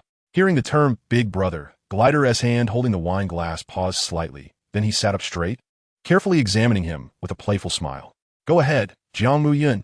What did you summon me for? Or are you asking me to clean up your mess? I've changed my name long ago. I don't go by that name anymore. Now it's Jiang Pa, simple and easy to remember. Jiang Pa let out a bitter laugh and said, I came here this time regarding my son. He then roughly outlined his plans, which were simply to entrust Jiang Lai to him and have him take care of him for a while. Oh, so you already have a son? Glite looked at him in slight surprise, his gaze as if he had heard some strange news. Of course. Do you expect me to be single for a lifetime? By the way, your child with Sonia must be older than Jiang Lai, right? Jiang Pa laughed, but then noticed that the light in Gret's eyes suddenly dimmed, and the smile at the corners of his mouth quietly disappeared. After a moment of silence, Gret shook his head, a flicker of painful memories passing through his eyes, one hand resting on his forehead. No, that year, the child had not yet been born and had passed away. Best not to mention it. Oh, I see. Jiang Pa nodded silently, not asking any more questions, and quickly changed the subject. By the way, besides this matter, arrange a duo for me and Jiang Lai. Our combination will be called the Break Duo, and I will participate in the 2v2 soul battle with him. Glite was taken aback by his words and chuckled lightly. Huh? Are you joking with me? Old buddy, you're a diamond-ranked soul battle master, taking Jiang Lai to fight against new recruits? Oh, don't worry, I won't reveal my strength. Just go ahead and handle it. If anything goes wrong, I'll take the blame myself. Jiang Pa waved his hand dismissively. Haha, easy for you to say. Well, have I not been the one cleaning up your mess? No wonder you came to me. Only I can help you with this. Glite shook his head with a smile, stood up, put on his mask, and then walked out the door. Soon, Glite found the staff and directly authorized them to process a Duo Soul Battle badge, which had the words Break Duo on it. He took the badge and turned around, only to see a young boy walking out from the resting area of the Soul Battle division, his eyes fixed on him. From this boy, he seemed to see the shadow of Jiang Pa in his youth. Kid, you must be Jiang Lai. Glite approached and stopped him, looking at the puzzled Jiang Lai with a smile. My name is Glite. Uncle? Jiang Lai hesitated for a moment, widened his eyes, and looked at the tall man in front of him. He remembered Jiang Pa had told him how to address Greta, and said, I'm Greta. Greta was taken aback, seemingly taking a while to react, then patted his shoulder hard and nodded. I'm Greta, your father Jiang Pa's friend. You should call me Uncle, right? Your dad told you that, didn't he? Yes. Jiang Lai looked up and down at Glider, feeling astonished. This was his cheap dad's old friend, the dean of the Hermit Academy, Glider. Chapter 55, Soul Skill Enhancement, Sealing Magic. Hearing his affirmative answer, a slightly firm smile appeared on Glider's somewhat stern face as he looked at Jiang Lai and said, Since that's the case, don't call me Uncle anymore. Call me Godfather. Godfather? Jiang Lai was momentarily stunned. Let's go to the VIP room first. Glite looked at Jiang Lai, who was a head shorter than him, with a complex expression, sighing. You're only 12, but you already look like a little adult. Glite took his hand and casually chatted as they soon pushed open the door, gathering the three of them in the VIP room. Here, the Soul Duo badge you wanted. Under Jiang Lai's shocked gaze, Glite revealed the badge, which had the words crack written on it, and tossed it to Jiang Pa. No way. It really exists. Jiang Lai stared at the Greta beside him, 1,000 alpacas galloping through his mind. If he told him that Greta had nothing to do with the Soto Great Soul Arena, he wouldn't believe it even if he was beaten to death. Sure enough, Greta met Jiang Lai's shocked gaze and smiled slightly. You guessed correctly. The Soto Great Soul Arena is indeed part of my domain. After saying that, he pulled the dazed Jiang Lai down to sit and removed the mask from his face, revealing a slightly gaunt but resolute face. The first impression he gave Jiang Lai was that of a calm and seasoned foreign officer, looking nearly 40, with a heroic face, a black coat, the standard mustache of a big shot, and an unflappable gaze. Your father said he plans to entrust you to me to study at the Hermit Academy. So, I've made arrangements. Once everything is set on your side, I will take you directly to the Hermit Academy. So, does that mean I don't need to take an assessment? Jiang Lai was taken aback, and joy immediately appeared on his face. Naturally, I believe in your abilities. The child of your father can't be too bad.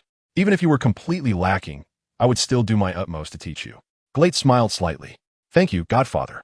Jiang Lai exclaimed excitedly. Wait, did I agree to that? Olga, it's my own kid. I have the final say. He must pass the assessment in person. You can't give him special treatment. Jiang Pe, who had been sitting in the armchair, stood up and, after speaking, tugged at Jiang Lai's ear, laughing and scolding. "You little rascal, you just met him and you're already calling him Godfather. Not bad. Ouch, that hurts." Jiang Lai was tugged by the ear and suddenly had a flash of inspiration, realizing the purpose of his visit. He came to feel the atmosphere, to see the true nature of the Hermit Academy, and then decide whether to stay and tell his companions about what he had seen and heard. That's right. He couldn't just think about himself. Yu Shirley, Yi, Ling Yin, and He Xiong were all waiting for his response.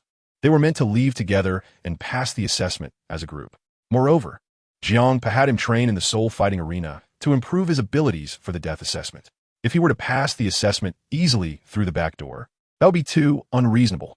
All right, then I'll take the regular route. Godfather, I want to ask you, is your Hermit Academy reliable? Jiang Lai swallowed hard and asked directly. He was sure he had no problem, but he had to take responsibility for his other partners, so he needed to find out the truth. Gleit became interested, did not answer his question directly, but smiled gently. Let me put it this way. As long as you can pass the assessment and stay in the Hermit Academy for at least 10 years, you will come out as at least a soul saint. I can guarantee that. A soul saint. Jiang Lai was stunned, such confidence. So, a 15-year-old child can pass the assessment and directly break through to level 70 in 10 years, at just 25 years old. The soul saint realm is a watershed, allowing one to summon their martial soul's true form, and their strength would definitely crush a soul emperor by more than one level. So, what are the registration requirements? Jiang Lai is already moved. No wonder Jiang Pe said that every year there are deaths, and yet people still go. If this passes, it will indeed be a blood profit. It's simple. First, pay a registration fee of 100 gold soul coins. Recruiting soul masters aged between 12 and 16 with a soul power above level 25. Both nobles and commoners can participate, and if the registration fee is insufficient, loans are available. The assessment is very simple. Individuals or teams must walk out of the Silent Forest and reach the gate of the Hermit Academy to officially pass the assessment. There are some specific rules that I want to mention. They are internal regulations. However, I must remind you that every year there are inevitable deaths and injuries among participants. I can also clearly tell you the pass rate. Out of 100 people, only about 10 are able to pass. It is terrifying indeed. Jiang Lai really wants to take a deep breath right now. A 10% pass rate, coupled with the danger of death, sounds terrifying. Soul Sage death. So how many people participate in your academy's assessments each time? It's basically a fixed 100. That's my rule, and almost half of them leave midway. The number of those who truly persist until the end is very few. Most of the deaths are due to those who are eager for quick success, refusing to leave and getting killed by soul beasts. So if someone really wants to leave, they can. Gleit took a sip of red wine and smiled slightly. So, acting according to one's capabilities is the right choice. Not everyone can stand out. So, does this mean that most of the deaths during the assessment are accidental? And if someone really can't make it, they can successfully leave? Zhang's eyes lit up. This wasn't too terrifying after all. Of course, the participants in the assessment were also genius youths, and the death of any one of them would be a tremendous tragedy and loss. Those who voluntarily gave up could leave midway, with a special teacher escorting them out of the Silent Forest. So that's how it is. Jiang Lian nodded, suddenly taken aback. The academy is so famous and has been around for so many years. There must be quite a few talented individuals who have emerged, right? No, quite the opposite. There are very few. The difficulty of the assessments is one aspect, and then there are the special regulations I've set. Gleit extended both palms and smiled. The Hermit Academy enrolls once every 10 years, with a fixed number of 100 participants for each assessment, repeating this cycle, and then enrolling again after 10 years. 10 years. Jiang Lai was struck by lightning. No wonder. He confidently said that after the assessment, he would definitely become a soul saint in 10 years. Because within these 10 years, no one else would enter the Hidden Academy, so the teachers could fully dedicate themselves to teaching the children. So, how many times has your academy recruited this year? The second time. Glider smiled quietly. The first batch just graduated this year. 6 people passed the assessment. 5 of them are soul saints, and 1 is an 81st level soul Douluo. The results are pretty good. Jiang Lai. Oh my god, this is crazy. He doesn't care about others. He must go to this academy anyway. With his protagonist Halo, in 10 years, let alone being a soul sage. He will at least be a soul Douluo. Just then, ding. The system issued a selectable task. Participate in the assessment of the Hermit Academy to receive a task reward of a skill enhancement book. Would you like to accept it? What? Jiang Lai widened his eyes. After 6 years, This broken system finally showed some movement, and it was sending him benefits right away. Of course, he would accept it. Sure enough, the next moment, the system reward had already entered his possession. Godfather, Dad, you guys chat first. I need to use the restroom. Jianglai hurriedly dashed out and then hid in a toilet stall. With a thought, a book radiating a greenish glow appeared in his hand. Enhancement Skill Book, after use. It randomly increases the ability of one soul skill, but only among the first 3 soul skills. Note, cannot be transferred or traded. What a good item. As expected, the book lives up to its name. Jianglai's expression changed suddenly, and he quickly clapped his hands together, merging the blue light into his body. The next moment, a sound rang out. Ding, your first soul skill strong assault of the soul guarding coffin has been enhanced and transformed into sealing magic. Sealing magic increases the power of your next attack by 30. Reduces the opponent's soul power by 10 after hitting them, and blocks their soul power limit, sealing their first soul skill and preventing them from using it. The sealing effect lasts for 1 minute, and the same person cannot be sealed again within 10 minutes. You can use it a maximum of 3 times a day, and subsequent uses will not trigger the sealing effect. Sealing magic. Jianglai took a gulp, and compared to before, his first soul skill now had a sealing effect. Although it could only seal others' first soul skills, this was still a qualitative improvement. Moreover, for some people, the first soul skill is a fundamental skill, like Tang San's Bind, Wang Jian's Cat Spirit, and Ling Yin's Flower Devour, sealing for 1 minute, and it doesn't take their lives? Roar, roar, roar. This is how the soul-suppressing coffin should be. From now on, his first soul skill of the soul-suppressing coffin would be called Demon Sealing. Chapter 56. Martial's soul fusion skill. After coming out of the restroom, Jianglai returned to the VIP room and scratched his head while looking at Glate. Godfather, besides me, I have 4 friends. Can I help them reserve 4 spots first? Jianglai thought for a moment and added, they're not much older than me, and their strength is similar to mine. They all want to follow me. He was mainly worried that the Hermit Academy enrolls students once every 10 years, with a fixed number of 100 people each time. Wouldn't that mean many people would be fighting to get in? So it's better to make a reservation in advance. In that case, it is indeed feasible. Glate sat up in the armchair, pondered for a moment, and a smile appeared in his eyes before asking, so, are you going to participate in the assessment with your friends? Well, I've thought about it, and it's better to challenge myself a bit. Jianglai nodded seriously. Of course, more importantly, he didn't want the other participants to see him in an alternative light, including his partners. Since you've made that decision, then in a month and a half, bring your partners to the Silent Forest. You just need to go through a registration process. And that day will also be the assessment date. After finishing, Glate rummaged through the inner pocket of his black coat and then gave a wry smile. I came out in a hurry this time, and I didn't know your dad had such a child, so I didn't bring any gifts. Next time you pass the assessment, I'll prepare a gift for you. Don't mind it. Consider it a welcome gift from me as your godfather. Glate gently patted his head and smiled warmly. Jianglai hadn't spoken yet, but Jiangpa had already jumped over eagerly, grinning with a sly smile. A gift? At least it should be a soul bone, right? Let's make it clear, Grellet, I don't want any soul bones under 50,000 years. Of course, if you have a 100,000 year soul bone, I can give it to my son for free. Jianglai looks like he's been struck by lightning. Soul bones? That's something every soul master dreams of. Unlike soul rings, soul bones can be absorbed by anyone after they drop, but the drop rate is only 1 in 1,000. If I really give him a soul bone as a meeting gift, he would certainly be overjoyed. Ha ha ha. You do talk big, so I'll think about it when I get back. I'll choose a soul bone as a gift for Jianglai, but of course, it definitely 1 TB for you. Glate's death, I glanced at Jiangpa, and he smiled faintly. Of course, if you really want Jianglai to be my son, I happen to have no children, and I would be more than happy to do anything for a 100,000 year soul bone, even if it cost me half my life. Jianglai widened his eyes, hesitated for a moment, looked left and right, and then asked his question. Godfather, are you a title Douluo? The territory is the Soto City Soul Arena, and with the identity of the president of the Hidden Academy, he had reason to suspect that Glate was at least a title Douluo, given that he had given a soul bone as a greeting gift and had cultivated 5 soul saints and 1 soul Douluo. As expected, Glate nodded lightly, showing no signs of arrogance, as if affirming an unimportant matter. Well, I don't need to say much about this now. You'll understand when you grow up a bit more. Jianglai nodded, then shifted his gaze to the carefree Jiangpa, and then to Glate. He just couldn't understand how these two ended up together. You brat, what kind of look is that? Let me tell you the truth. Your old man was quite impressive when he was young. Actually, I've always been hiding my strength. Jiangpa flaunted his well-developed biceps. Before Jiang Lai could roll his eyes, he suddenly froze for a moment and then pulled Jiang Lai out the door. I almost forgot, we still have to play a doubles match. It's time for you to witness some real skills. Fine, just don't sell me out. This father-son duo.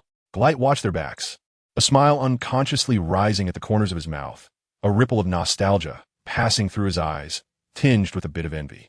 If his child had grown up healthily to this point, he would be a year older than Jiang Lai, with this feeling of regretful reminiscence. When he saw Jiang Lai earlier, he even mistook him for his own son. Over there, the two had already drawn lots and were sitting in the waiting area. Their match was next. However, this time Jiang Pa had even put on a mask, claiming it was to prevent his strikingly handsome face from dazzling the opponent and the audience. I'm too exhausted to complain about Jiang Lai anymore. By the way, you little rascal, remember to extort that guy Glite when you go to the academy. He's notoriously stingy, and if it weren't for you, he wouldn't even give me a scrap of bone, let alone a soul bone. Jiang Poki snorted with indignation, then chuckled slyly, his face full of cunning. It would be best to trick him a bit more, and then you can secretly bring me a few.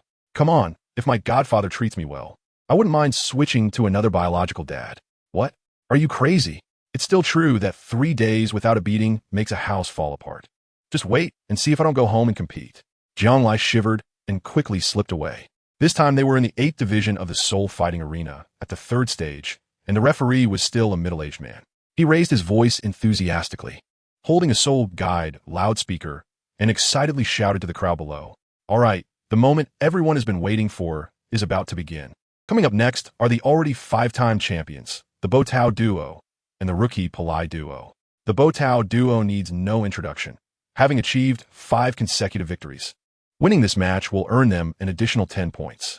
As for the Palai Duo, although they are newcomers, I believe they will also bring us a spectacular performance. Let's wait and see.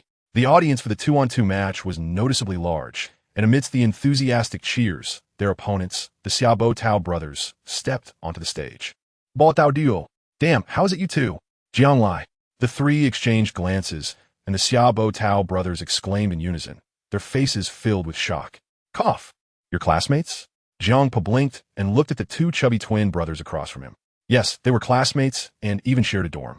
Jiang Lai forced a. He didn't expect that the Xiao Tao brothers were also at the Soto Great Soul Arena, and they had already achieved 5 consecutive victories. These 2 guys were rich second generation, lacking for nothing, and they must have come here to train. Jiang Lai, even though we are classmates, I won't hold back. The older brother, Xiao Bo, said with a grin. Come on, let me see what you've got. Jiang Lai provocatively beckoned with his finger. In the next moment, the Xiao Tao brothers simultaneously activated their martial souls. A Zelkova tree appeared, and a Zelkova silkworm attached itself, accompanied by 400-year soul rings. Xiao Tao needed no further introduction. Jiang Lai had fought against him once before. His martial soul, the Zelkova silkworm, had first and second soul skills of silk spit and moth, making him a control-type soul master. As for Xiao Bo, his martial soul was the Zelkova tree. His first soul skill was rooting, and his second soul skill was tree shield, making him a solid defensive soul master. Jiang Lai smiled faintly, without saying a word.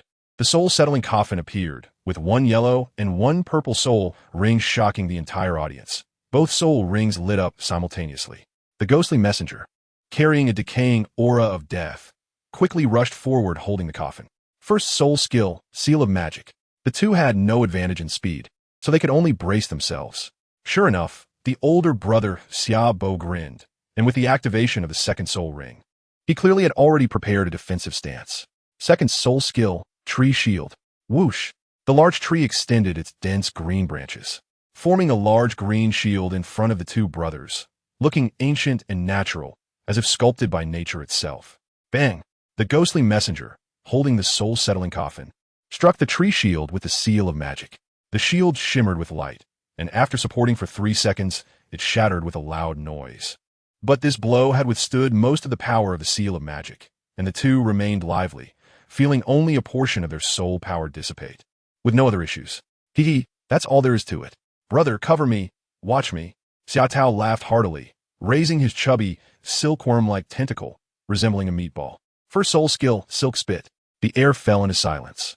Xiao Tao was taken aback, pouting, and after a long time, he still couldn't spit out a single strand of silk, his face full of confusion, momentarily falling into embarrassment. Jianglai couldn't help but almost laugh at this scene. Poor Xia Tao, as a control system soul master, couldn't even spit out silk. How could he control anything? My first soul skill can't be used. Xia Tao, realizing what had happened, looked at his dim and lifeless first soul ring and was startled. First soul skill root?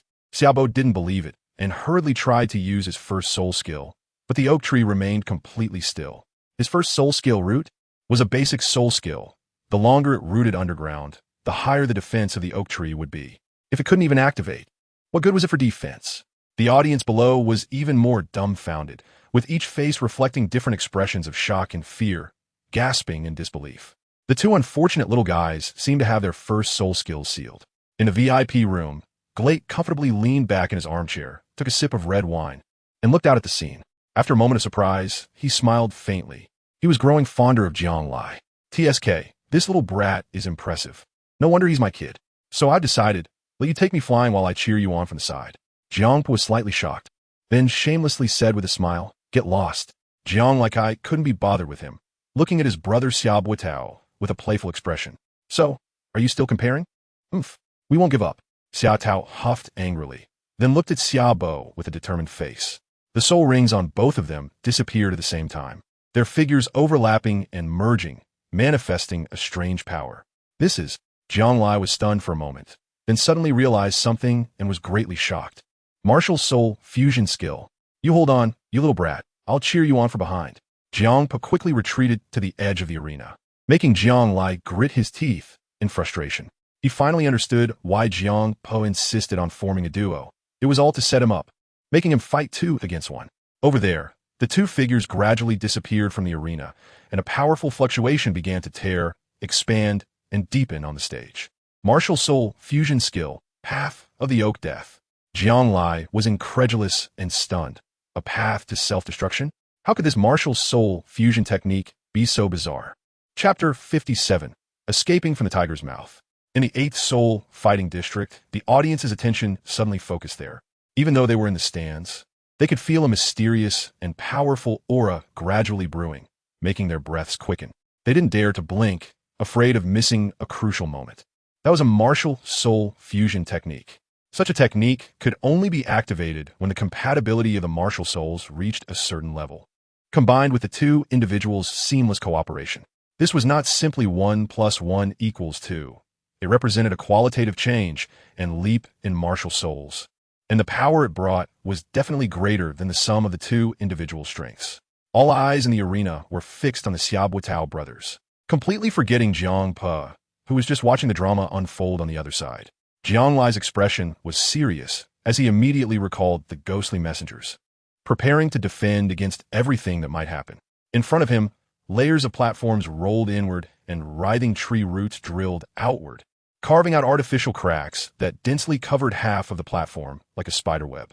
Then, rows of oak trees rapidly broke through the soil, and with the movement of the roots below, the lush green oaks formed a green barrier, encircling him layer by layer. At the same time, fine silk-like silk threads burst forth directly from the hearts of the trees, as if each tree harbored a silkworm. As the oak trees converged inward, the smooth silk threads continuously surged forth, transforming into beams of white light that enveloped Jianglai like a celestial net. Bone substitute. Jianglai was taken aback, his speed suddenly increasing as he quickly dodged the sticky silkworm silk, narrowly escaping in the crevice. However, he soon realized that the so-called crevice was quickly disappearing. Accompanied by the splattering of silkworm silk, the oak trees that had surrounded him were continuously closing in, each bare branch moving slowly like a knife. From the audience's perspective, the dense oak trees had formed a circular encirclement, with the silkworm silk flying rapidly and the oak trees moving slowly, making Jianglai, trapped inside, feel like a bird in a cage with no escape. It was easy to imagine that when the oak trees continued to move and successfully closed in on Jianglai, there would be almost no chance of escape. He would be bound by layers of silkworm silk, and then sharp oak branches would pierce his skin, ultimately leading to the formation of a small grove of oak trees where he would be crushed alive or impaled by countless branches. Whoosh! Jianglai gritted his teeth and quickly dodged a strand of silken thread covered in a slimy substance. Looking at the increasingly smaller area around him, he clearly understood everything. No wonder it was called the Path of Oak Death. The silken threads bind and restrict movement, and soon, the oak trees would gradually close in, surrounding him to death. This was a martial soul fusion skill with extremely strong control in the early stage and terrifying lethality in the later stage. The path of oak death meant there was no way out. Swish! In less than a moment, he was left with a space of only 10 meters in diameter, surrounded on all sides by a sea of trees, their sharp branches continuously closing in. If a sensitive attacking soul master were here, they would have been completely restrained by now. But he, perhaps, still had a chance to fight back. He no longer expected anything from his cheap father. Maybe that guy was still secretly enjoying himself.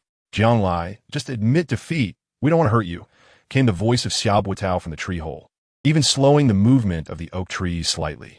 Admitting defeat was impossible. Huh. How could I not try the martial soul fusion skill, since it was my first time witnessing it? How would I know if I couldn't do it if I didn't give a shot? Jiang Lai did not hesitate for a moment, and a battle plan flashed quickly in his mind. It was impossible to confront head-on. He didn't have that strength, so there was only one word: escape. Right now, he was like a bird in a cage, situated at the core of the martial soul fusion skill. But what if he jumped out of this martial soul fusion skill? Whoosh! As the oak tree moved, another 10 strands of silk were shot out from the tree hole, narrowly avoided by Jiang Lai. However, the silk that fell to the ground fused with the other strands, and stepping on them would cause him to be firmly stuck, leaving him with no way to retreat. Jiang Lai furrowed his brow, then seized the moment to command the ghostly envoy to stand in the center of the circle formed by the oak trees. He quickly took a large leap and stepped onto the envoy's shoulder. The audience below widened their eyes, seemingly understanding his intention, and involuntarily slowed their breathing. Threads of silk tightly coiled around the ghostly envoy, binding it in place. Fortunately, at the moment Jiang Lai stepped on the envoy's shoulder, he tossed out the soul-restraining coffin mid-air, using it like a springboard to gain extra momentum and leap again. He initially thought this would allow him to jump out of the oak tree encirclement, but he did not expect the oaks to be densely clustered together, forming a thick barrier with layers upon layers. Even if he jumped up, he would only land in the oak grove and be pierced to death. He had been surrounded earlier and couldn't see clearly from the audience's perspective. It was only when he leaped into the air that he discovered this terrifying scene. Fortunately, this scenario was also within his calculations. Meanwhile, the oak trees closed in. Their sharp and terrifying branches had already pierced through the ghostly envoy bound by the silk. There was no blood, only a large amount of soul energy mixed with deathly aura drifting away from the envoy. Finally, the ghostly envoy let out a wail and transformed into black smoke, completely vanishing. At that moment, Jiang Lai, about to land on the oak grove, instantly gained a second of invincibility. With both feet planted on the oak trees, he dashed forward as if running on a wide avenue, while beneath him, the blade-like trees seemed to pose no threat as he madly charged ahead. So close, Jiang Lai did not dare to be careless. The phantom of the coffin on his body disappeared. Looking at the remaining 3 meters of the oak tree in front of him, he felt a bit unwilling, but he could only take a gamble. At the moment when invincibility vanished, he leaped high again, ready to take the risk and jump over. Although he could escape, there was a high probability that he would still get injured. Gritting his teeth, just as Jiang Lai was about to jump down at the cost of injury, whoosh, Jiang Po rushed over quickly, leaping high to catch Jiang Lai, who was about to fall at the edge of the oak forest, and they landed safely. Phew! It wasn't until Jiang Lai's feet firmly touched the ground that he took a deep breath, his face full of lingering fear, cold sweat soaking his entire body. Over there, the gathered oak forest was tightly closed together, then transformed into drifting green light and slowly disappeared. The Shabo brothers were also lying on the ground, half alive. It was evident that this martial soul fusion technique had taken a huge toll on them, as both were completely exhausted. Are you okay? A martial soul fusion technique scared you this much? Jiang Pa patted his shoulder and said with a smile, "You go ahead if you can." Jiang Lai glared at him and said, "I thought you wouldn't save me." It's easy to imagine that if Jiang Pa hadn't come just now, he would have probably been injured. Generally, I wouldn't take action easily, unless you were in life-threatening danger. Only through the baptism of blood and fire can you grow quickly. Understand? Jiang Pa smiled lightly. Jiang Lai rolled his eyes in disdain, too lazy to bother with him. We admit defeat. Xiao Tao and his brother helped each other stand up, forcing a bitter smile and shaking their heads in surrender. They no longer had the strength to fight, especially with Jiang Pa in full condition. Although they didn't understand why he hadn't attacked earlier, they didn't think much of it. Their physical state simply wouldn't allow it. The middle-aged man clenched his fist and shouted excitedly, Let's congratulate the broken combination for defeating the 5-time winning Buatao combination and achieving the final victory.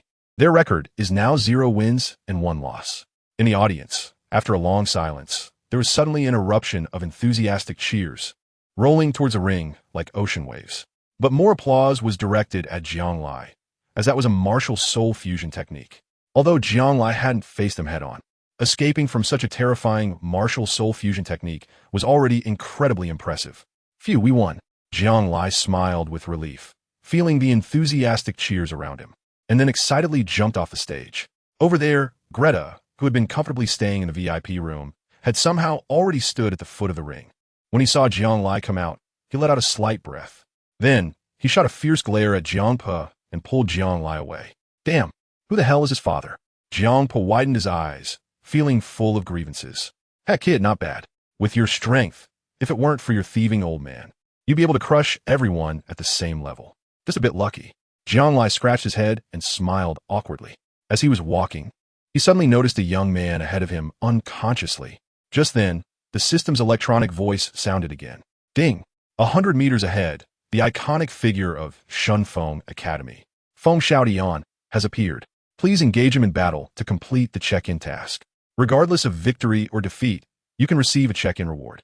The reward is a spin on the lucky wheel. What? Jiang Lai was momentarily dumbfounded. Is it really possible to do it this way? Chapter 58. Intense Gambling Battle. Looking at the person in front of him, Jiang Lai fell into deep thought. Originally, he had planned to check in at Shunfeng Academy a month later, but he didn't expect the system to arrange such a clever check-in method. However, this made things convenient for him. He didn't need to go to Shunfeng. He could just challenge this person named Feng Xiaotian directly. After thinking this through, Jiang Lai turned his head, pointed at Feng Xiaotian over there, and told Glite that he had something to handle. Glite comfortingly nodded, signaling him to finish his business before coming to find him. Soon, he walked forward and saw this iconic figure of Shunfeng Academy. As he got closer, he realized that Feng Xiaotian looked much older than him, with a tall and slender build, silver hair, and a half-mask covering the lower part of his face. Dressed in dark green clothing, he stood with his arms crossed, watching a match in the soul fighting division, saying nothing and appearing somewhat aloof. This person must be at least 20 years old. Jiang Lai widened his eyes in disbelief. What the hell? The system actually assigned him such a powerful opponent. It turned out to be true. He was now 12 years old, while Feng Xiaotian was 22. Just the age difference alone was a huge disadvantage for him. But with the arrow on the string, he had no choice but to shoot. Jiang Lai sighed helplessly and walked over to pat Feng Xiaotian on the right shoulder, his expression flat. Hello, Feng Xiaotian. Feng Xiaotian turned his head, and a look of surprise appeared in his blue eyes as he looked at Jiang Lai in front of him. Who are you?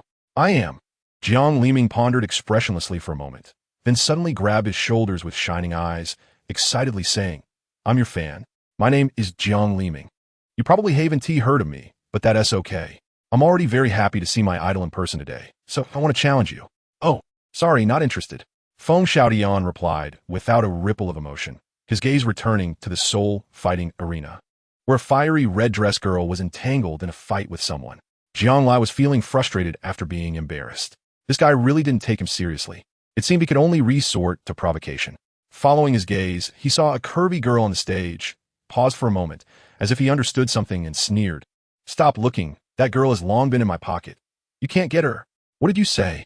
Sure enough, Feng Xiaotian's sturdy body shook, and he turned his head in shock, his face filled with anger. Sister Huo Wu is mine. With you, kid, you can't even take one of my moves. Go play somewhere else. So it turned out that the girl's name was Huo Wu. Jiang Lai drooped his eyelids and made a middle finger gesture at him, sneering. How do you know I can't take your move, young man? Don't be fooled by the surface of things. If you can't even defeat me, then there's no need to pursue Huo Wu. How do we compare? Feng Xiaotian frowned. Although he knew it was a provocation, he absolutely could not allow anyone to insult the Huo Wu sister he had loved for several years. However, looking left and right, Jiang Lai was at most 15 years old. He really had the guts to challenge a rank 39 Soul Master. If you want to compete with me, fine, but I need to understand your strength and age first. Feng Xiaotian crossed his arms and adopted a cold expression. Jiang Lai, rank 28 Attack System Soul Master. 12 years old, almost 13. Rank 28, at 12 years old? Feng Xiaotian's previously calm face suddenly surged with shock. He was 22 and only at rank 39. He was sure that if Jiang Lai were the same age as him, his strength would definitely surpass his. No wonder this guy was so arrogant. It turned out he had the confidence to back it up. Feng Xiaotian blinked and immediately perked up. Regarding the ownership of Huo Wu, he absolutely would not allow anyone to flaunt their power in front of him. The two chose to battle in the Soto Soul Arena through a wager fight, a combat method similar to a life-and-death duel among soul masters. Generally, both participants are voluntary, and it could be a simple spar or a battle with stakes, such as items or gold soul coins. In short, wager fights are quite flexible, possess a certain level of fairness, and are filled with variability due to various complex factors. Although wager fights are also one-on-one, the audience is obviously much larger than in the one-on-one duels among soul masters. The two didn't wager anything and simply took the stage for a spar. If they were to wager, it would just be out of frustration. With the referee's command, Feng Xiaotian stood proudly in place, as if he had already become a victor, exuding a powerful aura. Feng Xiaotian, rank 39 attack system soul master, martial soul, Gale, twin-headed wolf. Rank 39? Jianglai almost spat blood. This system really knew how to mess with him. Not to mention the 11-level difference in soul power between them. Just the extra soul ring was enough to crush him. Fortunately, he was a twin martial soul. Now, the main gap between the two was that 11-level soul power. Jianglai, a level 28 strong attack system soul master, with a martial soul restraining coffin. The audience below was in an uproar, discussing among themselves, and their looks at Jianglai were full of skepticism. Many people breathed a sigh of relief. They had all bet on Feng Xiaotian for this match, and it seemed that Feng Xiaotian's victory was a foregone conclusion. "Come on, Jianglai, I bet 10 gold soul coins on you to win," shouted Wang Jian, who suddenly appeared on the arena, waving his hands and laughing mischievously. Received. Jianglai was taken aback and made a gesture to Wang Jian to indicate that he was at ease. Then he summoned his martial soul. "Jianglai, since you're younger than me, I won't bully you. I won't use my third soul skill to fight you, so you'll lose with peace of mind." The martial soul manifested. Feng Xiaotian smiled calmly, and then a green light shot out from his eyes. Accompanied by the crackling sounds of bones, his muscles and skeleton expanded simultaneously, making his figure noticeably larger. The green light surrounded him, and his silver-white long hair was also tinted green. Most remarkably, a wolf's head emerged from his left shoulder. The green wolf's head had a fierce gaze, staring at Jianglai, and a terrifying chill was continuously released from its eyes, accompanied by 3 soul rings, 2 yellow and 1 purple. The aura of a top-tier battle soul master was fully revealed in him, and his presence alone overwhelmed Jianglai significantly. In the next moment, Feng Xiaotian raised his legs, and his body accelerated almost instantaneously. The green light behind him left a long shadow, moving in incredibly fast speed. First soul skill, wind blade formation. At the same time, his first soul ring lit up, and the green wolf claws shot out from his palms, locking onto Jianglai with a sharp and merciless gaze. Before he even arrived, the wolf claws were already swung out, sending 10 crescent-shaped wind blades towards him, accompanied by a piercing sound of slicing through the air, blocking his path. Jianglai was shocked. The same speed and explosiveness. He had also experienced it with Yushur.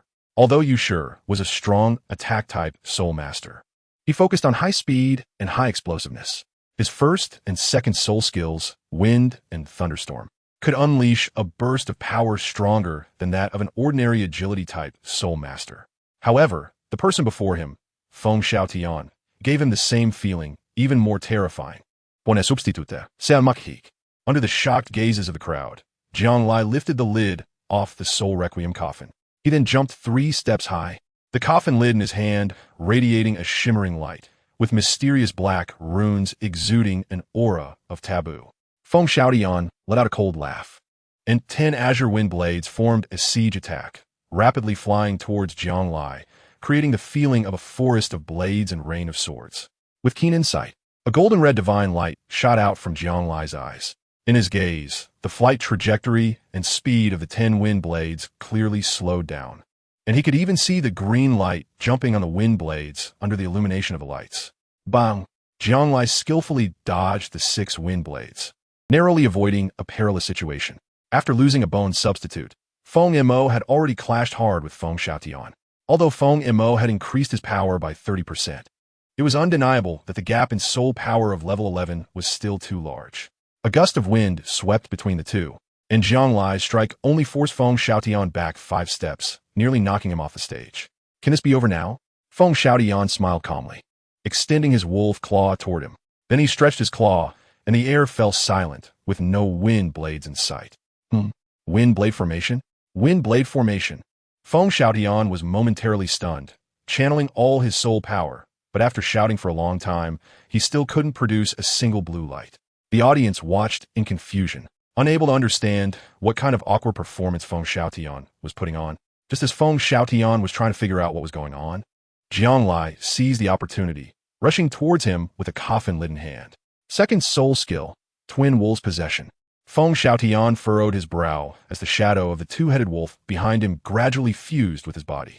This was his second soul skill, Twin Wolf's Possession, which would increase his attack, defense, and agility by 50%. At this moment, even without using his third soul skill, his strength was enough to crush an ordinary soul master. A green light burst forth from him, and under the enhancement of Twin Wolf's Possession, Feng Xiaotian's speed skyrocketed. Clenching his fists, the sound of his bones cracking echoed in the air like a knife cutting through the wind. Although this strike was just a simple brawl, it contained terrifying power that surpassed level 40. If Jianglai took it head-on, he would surely be severely injured. Bang! The massive fist struck the hard coffin lid, and after a brief moment, the lid shattered into pieces, crashing down on Jianglai. Feng Xiaotian remained calm, but before he could show a triumphant smile, Jianglai had transformed into bones and collapsed, reappearing behind him. Ghost Messenger, Feng Montak. Both of his soul rings lit up simultaneously, and the ghost messenger leaped out, with the coffin lid reconsolidating in his hand, launching a barrage of attacks at Feng Xiaotian. Seeking death. Feng Xiaotian's brow tightened, and with terrifying force, he resisted the two combined attacks, forcing himself backward. Demon Pine Cone. In the instant he was pushed back, Jianglai quickly threw out a mysterious object, successfully striking Feng Xiaotian. Feng Xiaotian frowned. He felt no pain and kicked away the pine cone that had fallen to the ground, charging back in. Along the way, he unconsciously turned his head and just happened to catch a glimpse of Huowu, who had just finished her battle, passing by lightly next to the arena. With a fiery figure, red short hair, a slim waist, and a graceful posture, Huowu, Feng Xiaotian was momentarily distracted, and a strong sense of pressure came over him. Before he could react, Jianglai slapped him away with a coffin lid. Feng Xiaotian screamed in agony, quickly gathering his spirit to stabilize himself, only to suddenly realize that his soul power was down to half. He had just used his first and second soul skills, and with Feng Mo hitting him twice, his soul power had been reduced by 20%. His current state was already in disarray. Whoosh! Immediately after, the ghost messenger's soul surged in the air, spinning into a full moon before charging at him again. Feng Xiaotian frowned, ducking to evade the attack, but the coffin brushed past his brow, and before he could regain his footing, Jianglai's Feng Mo struck him again, knocking off another 10% of his soul power. Feng Xiaotian let out a muffled grunt and retreated quickly, with Twin Wolf's Possession and the gap of 11 levels in soul power. This Feng Mo's strength was hardly a threat to him. However, the effect of the soul power reduction and the ceiling of his soul skills was genuinely frustrating, and he shockingly discovered that he couldn't autonomously recover his soul power, as if the soul power flowing through his meridians was blocked by stones, unable to generate any soul power like a stagnant pool. On the surface, it seemed Jianglai couldn't harm him, but if this continued, his soul power would eventually run dry, which left Feng Xiaotian feeling quite depressed. Moreover, his powerful wind blade formation was temporarily unable to be used, sealed for 3 minutes. Meanwhile, Jianglai, getting more and more addicted to the fight, collided with Feng Xiaotian again before retreating sharply, running a hand over the black and white impermanence at his waist, coldly saying, "White impermanence." Whoosh! The white impermanence, dressed in white mourning clothes, appeared out of nowhere, shrouded in a mysterious aura, its exact form unclear, holding a soul-summoning banner. Everyone was dumbfounded, but upon glancing at the ghost messenger beside Jianglai, they immediately understood. They naturally assumed that white impermanence was also Jianglai's second soul skill. White impermanence merely stood still, waving the soul-summoning banner with white ribbons. And a terrifying suction force spread throughout the arena, forcibly locking onto Feng Xiaotian. Feng Xiaotian attempted to dodge, but it was utterly useless. The next moment, he spat out blood as he realized that 20% of his soul power had directly vanished. After casting the spell, White impermanence transformed into a bizarre shadow and disappeared from Spot. This only exacerbated the already dire state of his soul power pool. Bang! On the other hand, Jiang Lai absorbed his soul power, becoming even more lively, and with a strike of Feng Mo, he unleashed a terrifying aura again. Wind blade formation. At the same time, Feng Xiaotian was thrilled to discover that his first soul skill was finally usable. Without hesitation, he gathered all his soul power into 10 blue wind blades. Ghost Messenger. Jiang Lai was slightly startled, summoning the ghostly messenger to charge ahead, and he followed closely behind. Swoosh! The terrifying wind blade sword formation sliced through the ghostly messenger's body, and after barely holding on for a breath, the messenger vanished from Spot. With a second of invincibility, Jiang Lai directly ignored the remaining wind blades, concentrating his soul power, compressing it again and again. The terrifying sealing soul technique bombarded Feng Xiaotian relentlessly. Feng Xiaotian let out a muffled groan, suffering minor injuries. But more importantly, he was directly knocked back to the edge of the arena, barely stabilizing his form. His soul power had also completely vanished. There was a long silence on the arena. Under the watchful eyes of everyone, Feng Xiaotian closed his eyes and sighed, "I lost." Ding! Congratulations on completing the check-in task by battling Feng Xiaotian. Because you won, you have received an extra chance for the lucky spin. A pleasant voice rang in Jiang Lai's ears, indescribably delightful. Chapter 59. Martial Soul Transformation. With the end of this gambling match, 90 of the audience was shocked and sat up, rubbing their ears to confirm they had misheard. Feng Xiaotian actually admitted defeat voluntarily. Initially, they thought this would be a match without suspense. Even if Feng Xiaotian didn't use his third soul skill, he could defeat Jiang Lai within 3 moves. Now, the actual outcome left everyone dumbfounded, and after the shock, there were continuous sighs. Many people were also confused about the battle's result. Clearly, Feng Xiaotian wasn't injured. So why did he voluntarily admit defeat? At this moment, the person involved, Feng Xiaotian, stepped down from the arena with a face full of frustration and gloom. His soul power had been completely depleted and could not be restored. Continuing to fight was completely meaningless. His self-created soul skill was still just a prototype, and it was not the right time to use it or reveal his strength. Jiang Lai left the arena under the astonished gazes of many, feeling quite pleased. He looked at Feng Xiaotian, who wore a face of disappointment, and chuckled as he patted his shoulder. "All right, I was just teasing you earlier. I want to compete with you for your fire dance sister." "Really?" Feng Xiaotian was taken aback, then let out a relieved sigh. But soon a bitter smile appeared at the corner of his mouth. "You have great talent, and your soul skill ability is quite strange and powerful. It's a pity your martial soul isn't of the wind attribute. Otherwise, I would definitely take you to the divine wind." As he said this, Feng Xiaotian crossed his arms and suddenly regained his confidence. "I've learned from this lesson, and I will definitely reclaim it when I have the chance." "Then I won't hold you to that anymore. Your fire dance sister has left. Aren't you going to chase after her?" Jiang Lai pointed to the 8th Soul Division, where the graceful and elegantly dressed Wo Wu was moving. So it's goodbye, Jiang Lai, right?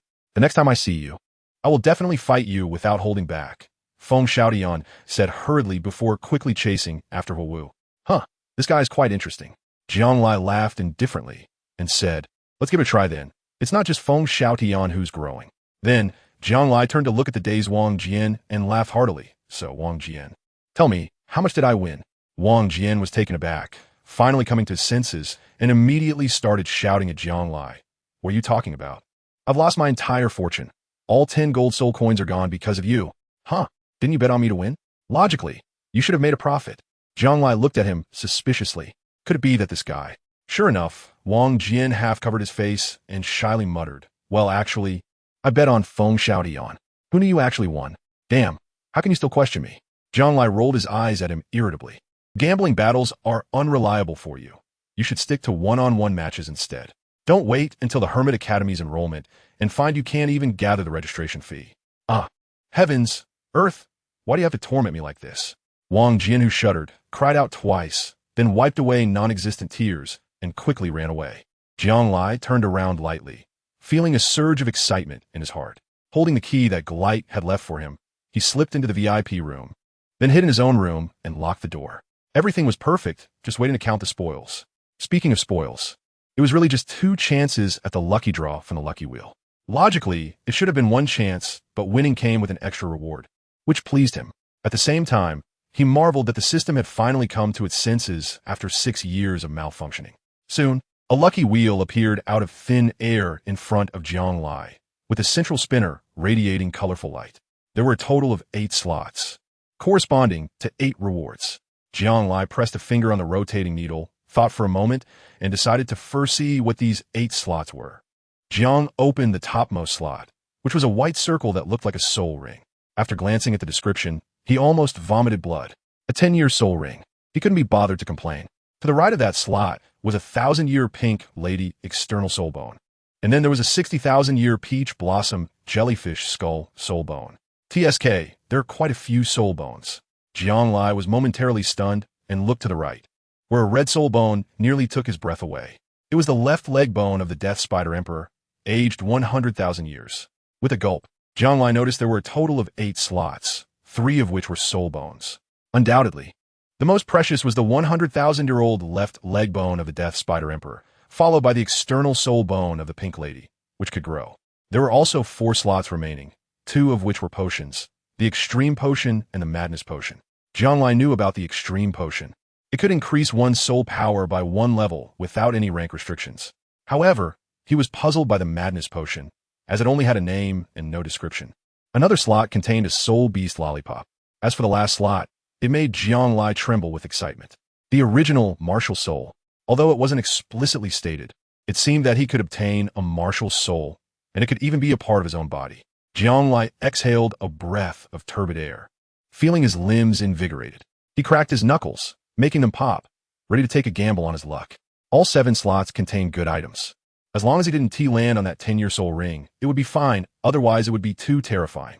He extended his hand and gently fiddled with the spinning needle. Instantly, the lucky roulette was filled with a dazzling array of colors, the needle gliding smoothly over one good item after another, making Jianglai's heart race.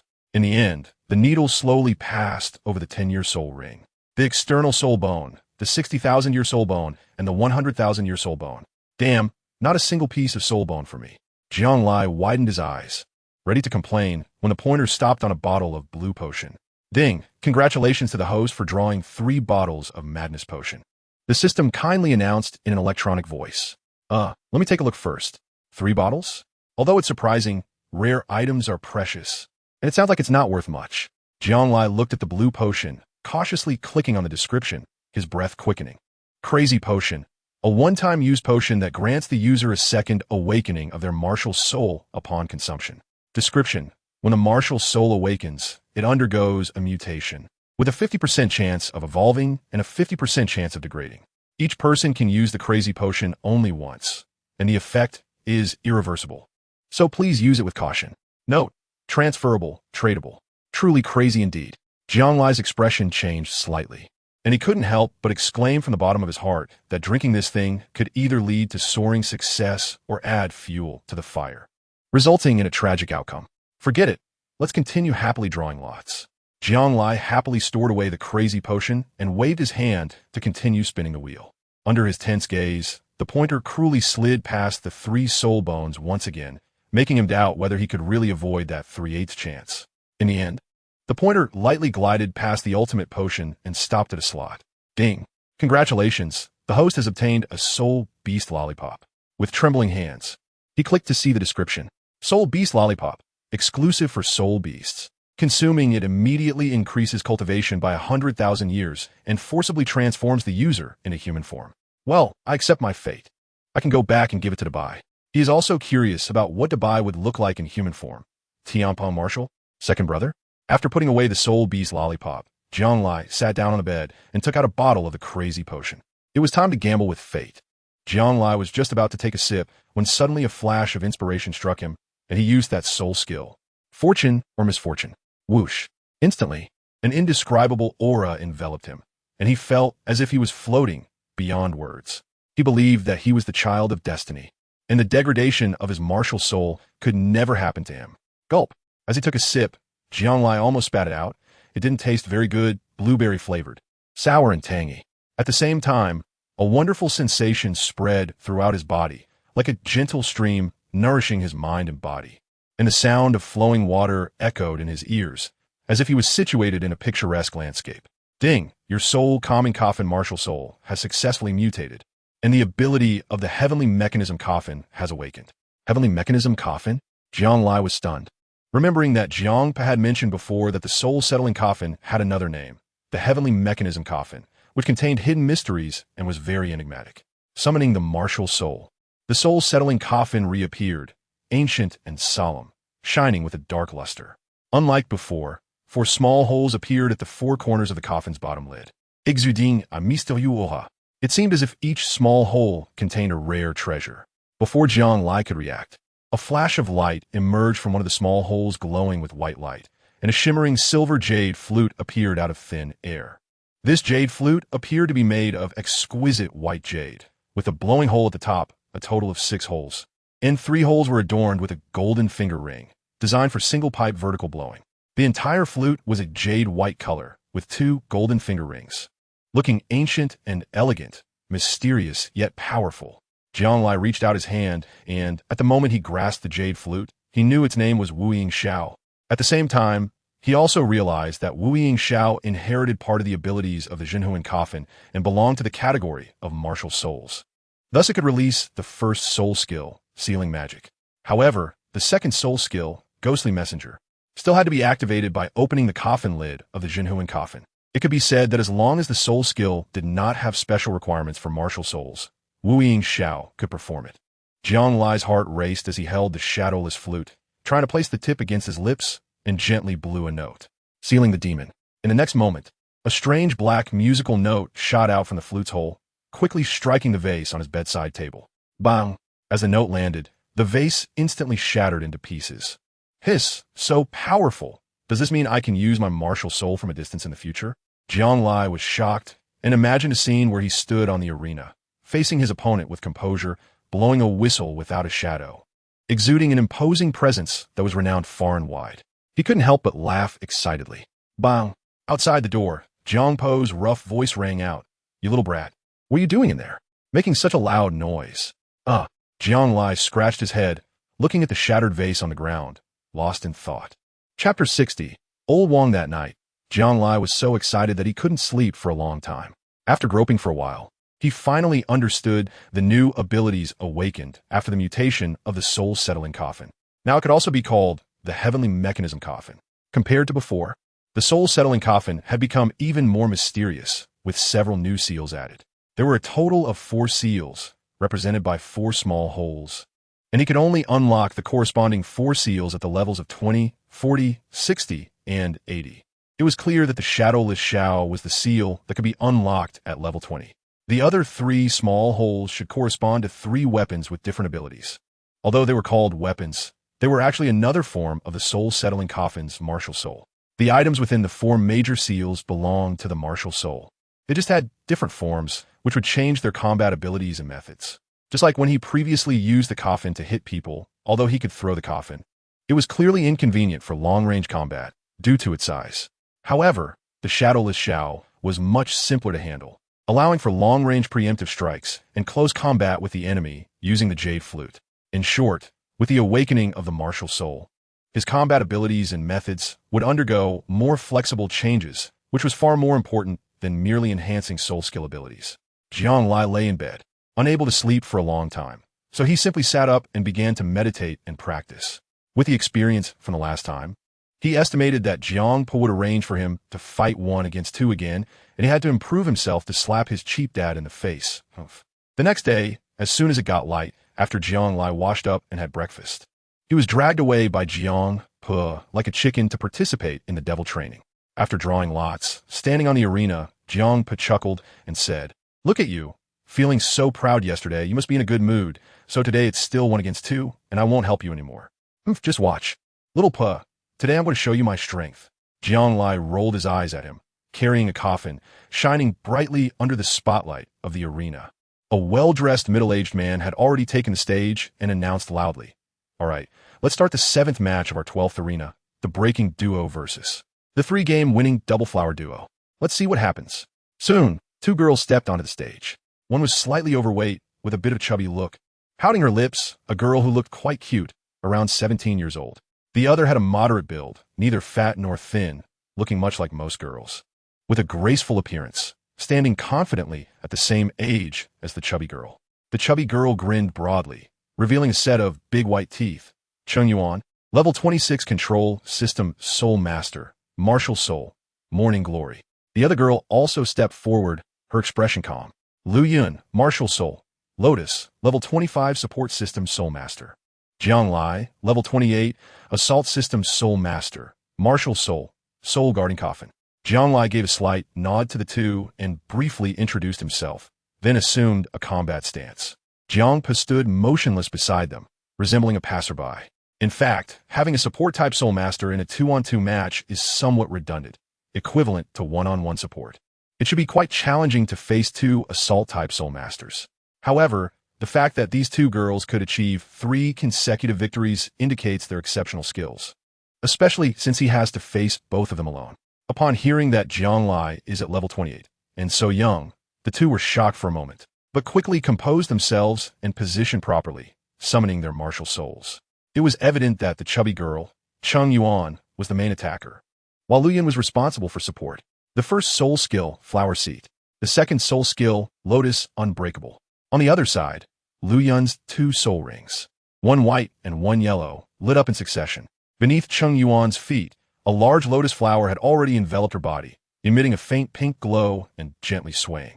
At the same time, Lu Yun's second soul skill, Lotus Unbreakable, extended a white thread connecting the two, creating a mysterious bond.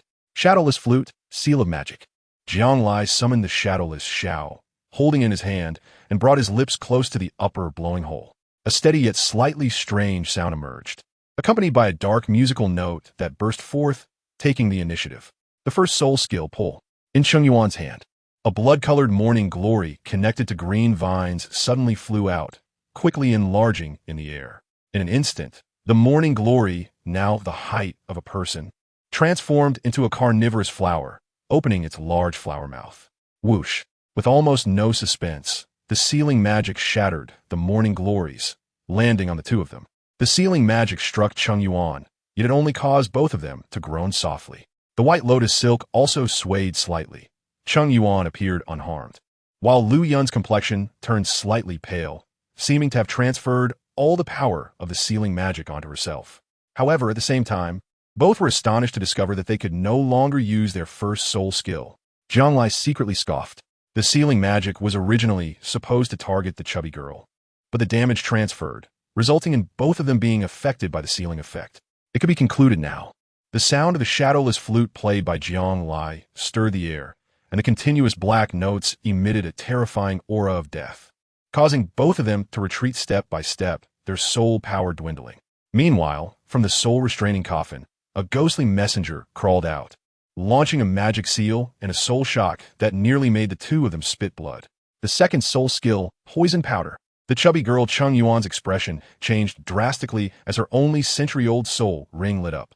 A purple morning glory released a sky full of white powder, which was nearly impossible to evade, landing on Jiang Lai. The next moment, everything went dark. Jiang Lai's expression changed suddenly as he realized that the entire world had turned pitch black. No, it was that he had fallen into a state of blindness. A second later, everything suddenly brightened again.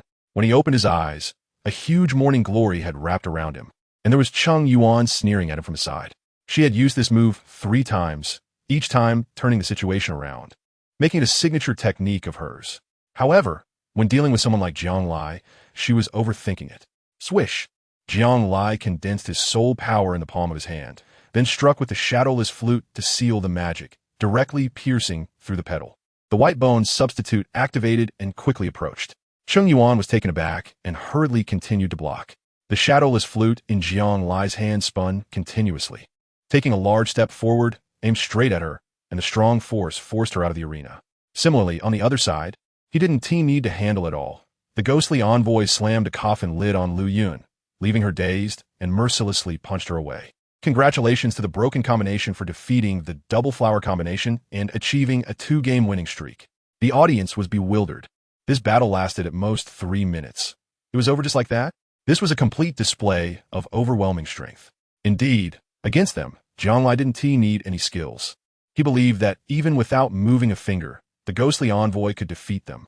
After all, the ghostly envoy also possessed 2 soul skills.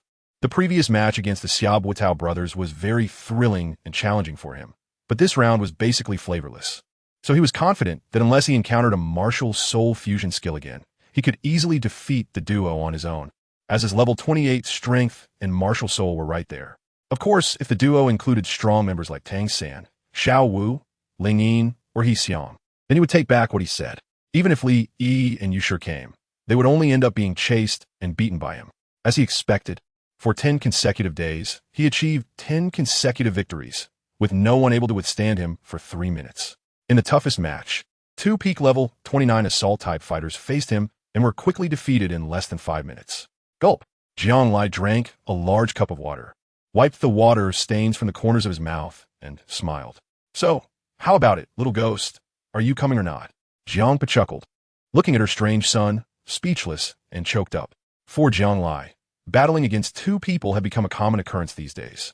As for the changes in the soul guarding coffin and the shadowless flute, he was aware of them and didn't ask much, simply considering it the awakening of the mysterious abilities of the heavenly machine coffin. Since that's the case, you little rascal, it's no fun to keep fighting like this. Get ready. We'll go home in half a month, and then we'll invite your friends to participate in the academy assessment a month later. All right. Jiang Lai ran away in a flash. After 2 days of one-on-one matches, he let out a light sigh, feeling a bit bored. Just then, he ran into Wang Jian. Hearing that Jiang Lai had already gotten rid of his cheap dad, Wang Jian quickly suggested that Jiang Lai take him along for a duo match, as he still needed to gather tuition fees, which was really tough. Fine, since he had nothing better to do. He agreed to team up and play a few matches with him. Jiang Lai couldn't resist his insistence and had to nod in agreement. Thank you, brother Jiang. I won't let you suffer losses. You take me along to win easily, and I'll give you 10 of the money I make. How about that? Wang Jian chuckled, very cleverly trying to curry favor, clearly wanting Jiang Lai to take him along for more rounds. Jiang Lai was taken aback for a moment, then smiled and nodded in agreement. Winning a match would earn him 10 golden soul coins, which was equivalent to Wang Jian giving him a golden soul coin as a tip every day. Not too bad. Afterwards, the 2 of them set up a cat-coffin combination. As soon as they stepped onto the battlefield, Wang Jian summoned his imposing 9-live cat and waved to Jiang Lai. Brother, get on the cat. Coming. Jiang Lai let out a loud laugh, holding the shadowless flute, sitting behind the 9 lives cat, moving at incredible speed. Wang Jian was responsible for defense and maneuvering the 9 lives cat to dodge attacks, while Jiang Lai played the shadowless flute, casting spells that made their opponents suffer as the 9 lives cat circled around them. Soon, the 2 entered the arena again, their coordination becoming extremely tacit. Wang Jian's words became simpler and more brutal as proof. Brother, get on the cat. Brother, on the cat. Brother, cat. Hurry up on the cat. On the cat. Up. After achieving 8 consecutive victories, just as Wang Jian summoned the 9 lives cat spirit, Jiang Lai pounced forward, pinning him down. Not only the opponents, but the entire audience was left dumbfounded, with some fangirls emitting frenzied laughter. Yeah, I finally gathered enough tuition. It wasn't easy. 11 days later, Wang Jian excitedly counted one shiny soul coin after another, finally laughing heartily, but still reluctantly handed 10 to Jiang Lai, his outstretched hand hesitating, looking pitiful and desperately hinting at Jiang Lai. Thank you, I won't be polite. Jiang Lai ignored his expression of suffering and snatched away 10 gold soul coins. Oomph. Since that's the case, Jiang Lai, since we have already used each other, farewell for now. Wang Jian snorted coldly and pretended to leave. Wait, where are you planning to go? Jiang Lai chuckled lightly, knowing he was joking, and asked, what else can I do? I'll drag people in to earn some extra cash. I'm very poor. After paying the registration fee, I can barely afford food and lodging. Wang Jian looked distressed as he patted the 9-life cat, not forgetting to play the victim before leaving. All right, but before you go, I'll give you a title, Old Driver. What does that mean? It doesn't mean anything, just a little something. Oh, then goodbye. Bye. Old Wang the Driver. Okay, see you at the Hermit Academy. Chapter 61. The Road to Becoming a God. Jiang Lai has been training at the Soto Great Spirit Arena for more than half a month, and the others have not been idle either. 2 days after Jiang Lai left, Li Yi went to Qingfeng Town to find Yusha and joined the beast-catching team with him, saying he wanted to improve himself. Although he is a food-type spirit master, he felt he should at least have some self-defense capability, just like He Xiang, who may not be particularly agile, but can at least not hold back his teammates. Yu was naturally very pleased to see Li Yi join. Having a food-type spirit master accompany them into the spirit beast forest provided an extra guarantee of safety. Of course, even though Li came voluntarily and is a classmate at Yusha, he wouldn't be allowed to work for free. He would receive a salary of 3 gold spirit coins each day. In the Douluo forest, there is a tall building known as the Mercenary Registration Building. Since this building is located on the southwestern edge of the Douluo forest, it is convenient for entry and exit. Additionally, mercenaries can form teams to enter the forest to hunt spirit beasts, which has led to the establishment of such a place. Across from the mercenary building, after crossing a small rise and a patch of tender green grass, a simple wooden cabin can be faintly seen in the center of a sparse small forest. A gentle breeze occasionally carries the low crowing of a chicken from within the small grove. Inside the wooden cabin, Ling Yin had already tied up her brown hair and came out with a patched bag on her back, looking satisfied. Xiaoyin, aren't you staying for another half-month? Why are you leaving so soon? An elderly couple, leaning on their canes, walked out of the cabin, their faces lined with thick wrinkles that spread like a spider's web. Yet they looked energetic and smiled at her. These two were the grandparents that He Xiang mentioned. No, I've been here for half a month already, and I've troubled you too. I need to go home for a bit. You two take care and rest well. Ling Yin smiled slightly, waved goodbye to He Xiang, and left with her bag. Inside the bag were various snacks made by the elderly couple, including red bean pies, corn sausages, and fish balls that they insisted she take for the journey. After Ling Yin walked for a while, He Xiang finally sighed in relief, stepped out of the wooden cabin, and walked heavily towards the Douluo forest, her mind filled with worries. After she left, the area around the wooden cabin fell into silence, with only the occasional chicken call breaking the quiet. The originally kind couple, as soon as they entered the house and closed the door, vanished into thin air. In the dimly lit cabin, there was no sign of human presence. Only 2 yellowed leaves remained. After a long while, footsteps were heard in the small courtyard of the wooden cabin. A young male mercenary seemed to have something to do and was preparing to knock on the door. Creak! The door opened from the inside, accompanied by the kind smile of the old lady. Who are you looking for? He Xiang strolled through the Douluo forest, feeling increasingly relaxed. Along the way, all the spirit beasts she encountered did not attack her, but passed by like mere pedestrians. It had been a long time since she saw Grandpa Shu, and she wondered how he had been. He Xiang picked a delicate pink rose, gently inhaling its fragrance, feeling joyful as her steps became lighter and more cheerful. The sky was as clear and bright as a sapphire, dotted with various oddly shaped clouds. A gentle breeze swayed the willows, and the flower petals sent forth their fragrance. It was indeed a rare good day. However, after walking a few steps, she saw pale white spirit rings floating in the grass ahead, like the unwilling souls of the dead. The rose in He Xiang's hand fell as she quickly moved forward, only to discover that there were corpses of spirit beasts everywhere, along with white spirit rings that seemed to have just fallen.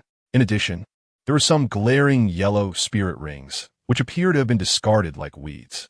The air was filled with a faint smell of blood, mixed with the scent of soil and sweat, making her feel increasingly nauseous as she walked further. Finally, following the path lined with over 20 corpses of spirit beasts, she spotted a group of mercenaries. There were 6 of them, all dressed in matching black attire, with the leader wearing a layer of silver armor and having grotesque scars on his arms, currently using a dagger to dissect the corpse of a 100-year-old spirit beast. Boss, this thunder beast is useless to us. It runs faster than a rabbit, and it took us ages to catch it. A female team member complained from the side. Hee. Although its spirit ring isn't suitable for us, its scales and the lightning core in its heart are top-notch materials for equipment. Selling them will definitely fetch a good price. The man said, already pulling out a bloody purple crystal nucleus from the carcass, smiling. Its meat is also a great tonic. We can all enjoy it later. That's great. Just in time for me. What are you doing? A sharp shout interrupted them, and they looked up to see He Xiang rushing over with red eyes. We're obviously hunting spirit beasts. Little girl, what are you doing? Don't say I didn't warn you. This area is full of spirit beasts. Be careful not to get eaten. The leader paused in surprise, chuckled, and shook the blood off his hands, while the others laughed and urged her to leave quickly. Ignoring their warnings, He Xiang stared directly at the man. I'm asking what you're doing. Even if you 6 want to obtain spirit rings, you shouldn't indiscriminately kill the innocent. Those 10-year spirit beasts pose no threat to you and are of no use to you. Why do you have to be so ruthless and kill them all? As she spoke, her eyes turned red and tears began to swirl in her eyes. The mercenary group looked at her in confusion, and then their leader stepped forward, sneering. They would attack us. Do you expect us to let them go? Finding suitable spirit rings is never easy. Who would be so lucky to find one just right? Little girl, didn't you think about these things when you absorbed spirit rings? Exactly. Why are you meddling in our business? Or do you want a spirit ring? If that's the case, we can help you kill one. Cut it out. The others jeered, their earlier good mood completely ruined. Heeseong clenched her fists, her eyes red as she glared at each of them and shouted, "Then I wish you encounter 1,000-year or 10,000-year spirit beasts that swallow you whole." After saying this, she wiped her tears and quickly dashed past the floating spirit rings in the surrounding grass, as if this place were her hell on earth. Not want to stay a moment longer. TCH, clueless. Hopefully, the spirit beast will swallow her whole. All right, don't mind her. Let's hurry up and help you two get your third spirit rings. We have a mission tomorrow. I don't care, boss. My third spirit ring has to be 1,000 years. Hong Ying from the Flame Mercenary Group has been flaunting her purple spirit ring at me every day. I've been wanting to show her. Sai, let's do our best. In the central area of the starry forest, a towering tree loomed like a green sea, enveloping a small world. The dark, hanging vines seemed like strands of hair transformed by time, each one ancient and natural. Wailing, Heeseong ran continuously, finally leaning against the towering tree with one hand, her head bowed as she sobbed. Above the trunk, a green light resembling a human face gradually emerged, looking at the endlessly crying Heeseong, letting out a sigh that was both ancient and distant.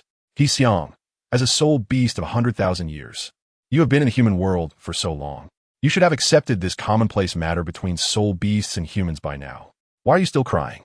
Heeseong brushed aside a strand of hair stuck with tears, shaking her head desperately. I know, I understand the reasoning, but Grandpa Tree, you don't know that when you see that scene with your own eyes, you still can't help but feel hurt. Sigh, humans hunt for soul rings, and soul beasts kill humans in self-defense. This has become an iron law of nature, nothing more ordinary. Since you have made up your mind to transform into a human, there is no turning back.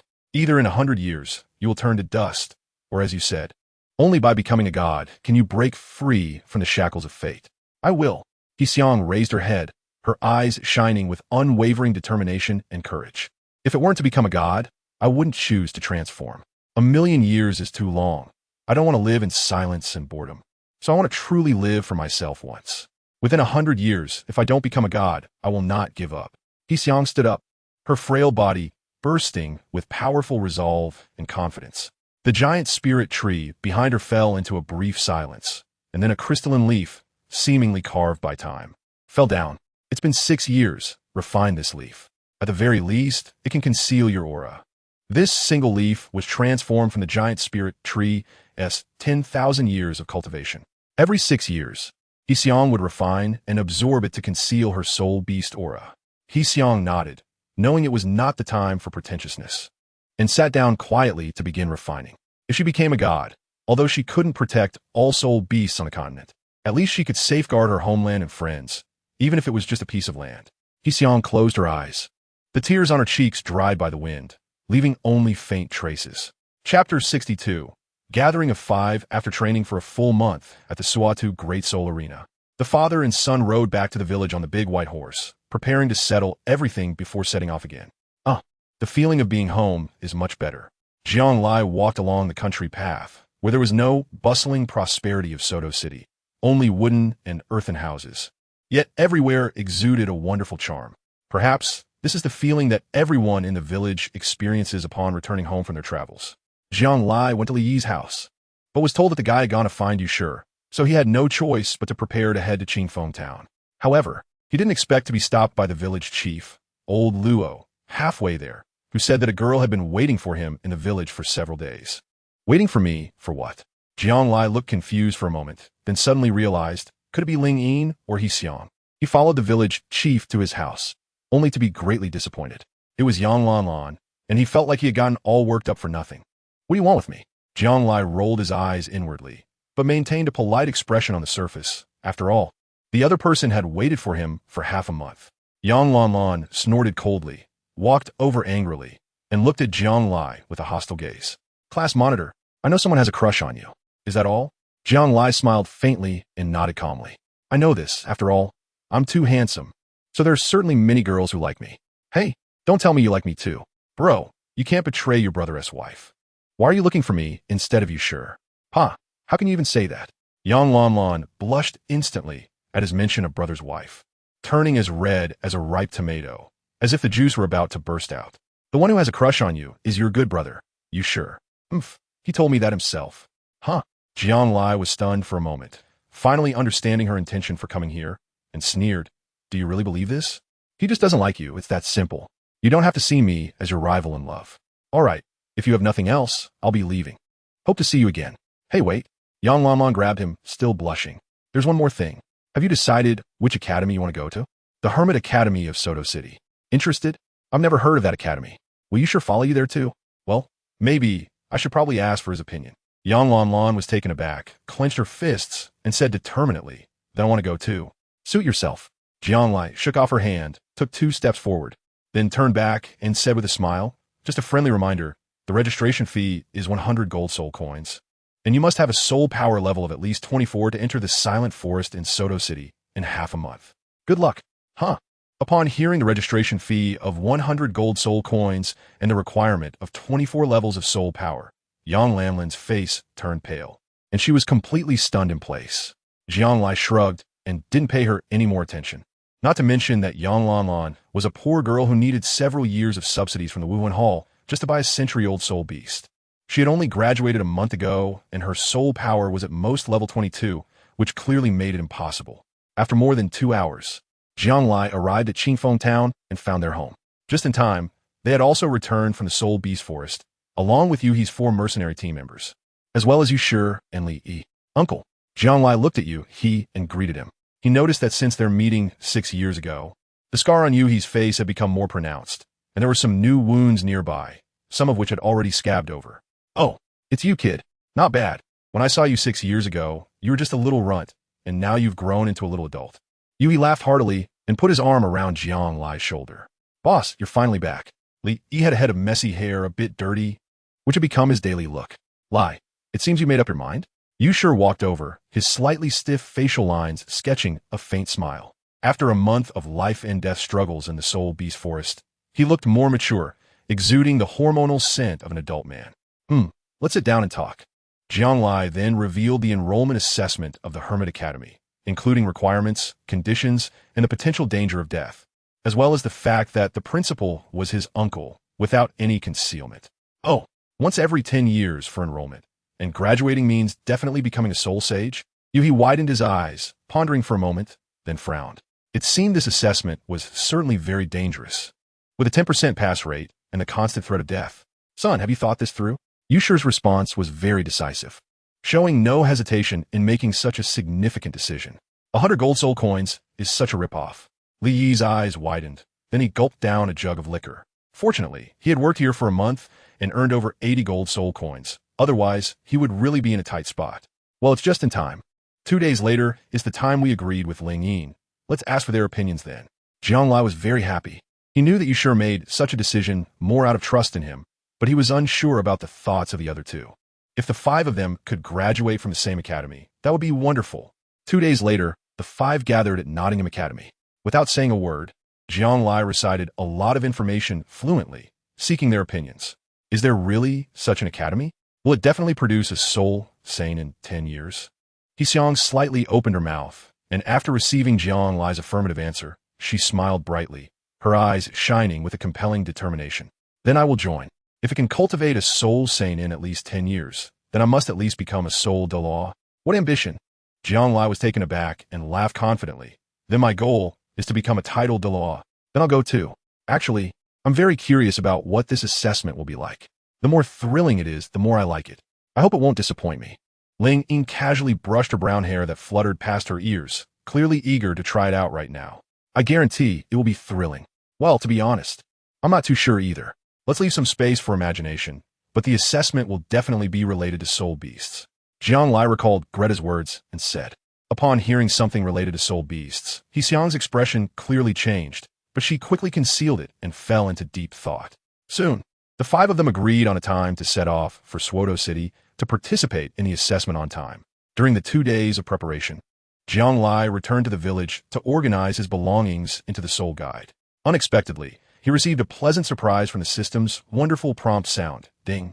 The number of 3-eyed fox guardians in Loya village has reached 10. Congratulations to the host for obtaining the achievement reward. Three-Eyed Fox Spirit Vision. Three-Eyed Fox Spirit Vision consumes 30 of soul power, with a chance to uncover the characteristics of soul beasts, the effects of the enemy's soul skills, weaknesses, invisible enemies, etc. Can be used a maximum of 3 times a month. It sounds quite impressive. Soul skills have always been private to soul masters, and if they are uncovered, it will be terrifying. It can also detect the characteristics of soul beasts, which means he can take precautions even when outside, just in time for his upcoming assessment. This soul skill is simply tailor-made for him. It's just a pity that it can only be used 3 times a month. Thus, Jianglai mainly organized his items. First were the one-time consumable cards: Owl Ring Butterfly Disguise, Devil Squirrel Demon Pine Cone, Mountain Monkey Frenzy, and Incorpse Beast Undead Servant. The Undead Servant is his second soul ring, obtained by killing the Incorpse Beast and then recycled by the system. It can summon a 1,000-year-old Incorpse Beast, which will follow him until it dies. Then there are his permanent soul skills: Fortune and Misfortune, and Spirit Vision. Also, his black and white impermanence Soul Guide, Soul Beast Lollipop, and 2 bottles of Madness Potion. Although he can't use the Madness Potion himself, he definitely wants to keep it for his future wife or son. Jianglai shook his head, feeling that he was overthinking things. Then he took out a Soul Beast Lollipop, jumped into the pig pen, and waved it in front of Daba. Hee, want to eat it, Daba? Daba jumped over with excitement, drooling as if it had seen its beloved sow. It seemed that this thing had quite a strong allure for soul beasts. You can eat it, but I must remind you, once you eat it, you'll turn into a human right away, Jianglai said honestly. Transforming into a human form means starting to cultivate again, and by then, Dabai's martial soul will just be a pig. Moreover, if someone kills Dabai, they can directly obtain a set of 10,000-year soul rings and soul bones for free. If it weren't for Dabai, he could have kept this for himself, as it would be equivalent to a gift from a 10,000-year soul beast. Upon hearing about transforming into a human form, Dabai immediately hesitated, silently lying on the haystack in the pig pen, boredly wagging his tail, then shook his head. You don't want it? Come on. Jianglai widened his eyes and thought carefully. It seemed that the Great White did not want to transform into human form. A 100,000-year spirit beast that transforms into human form cannot become a god within 100 years. Otherwise, it will perish. Therefore, most 100,000-year spirit beasts do not choose to take on human form because the risk is too great. And they must also guard against others trying to kill them while cultivating. Well then, if you don't want me, I'll keep it for myself and reserve a set of 100,000-year spirit rings and spirit bones. Jianglai silently retracted the soul beast lollipop. 2 days later, the 5 of them gathered together and successfully arrived at the Silent Forest in Soto City to pay the registration fee at the admissions office.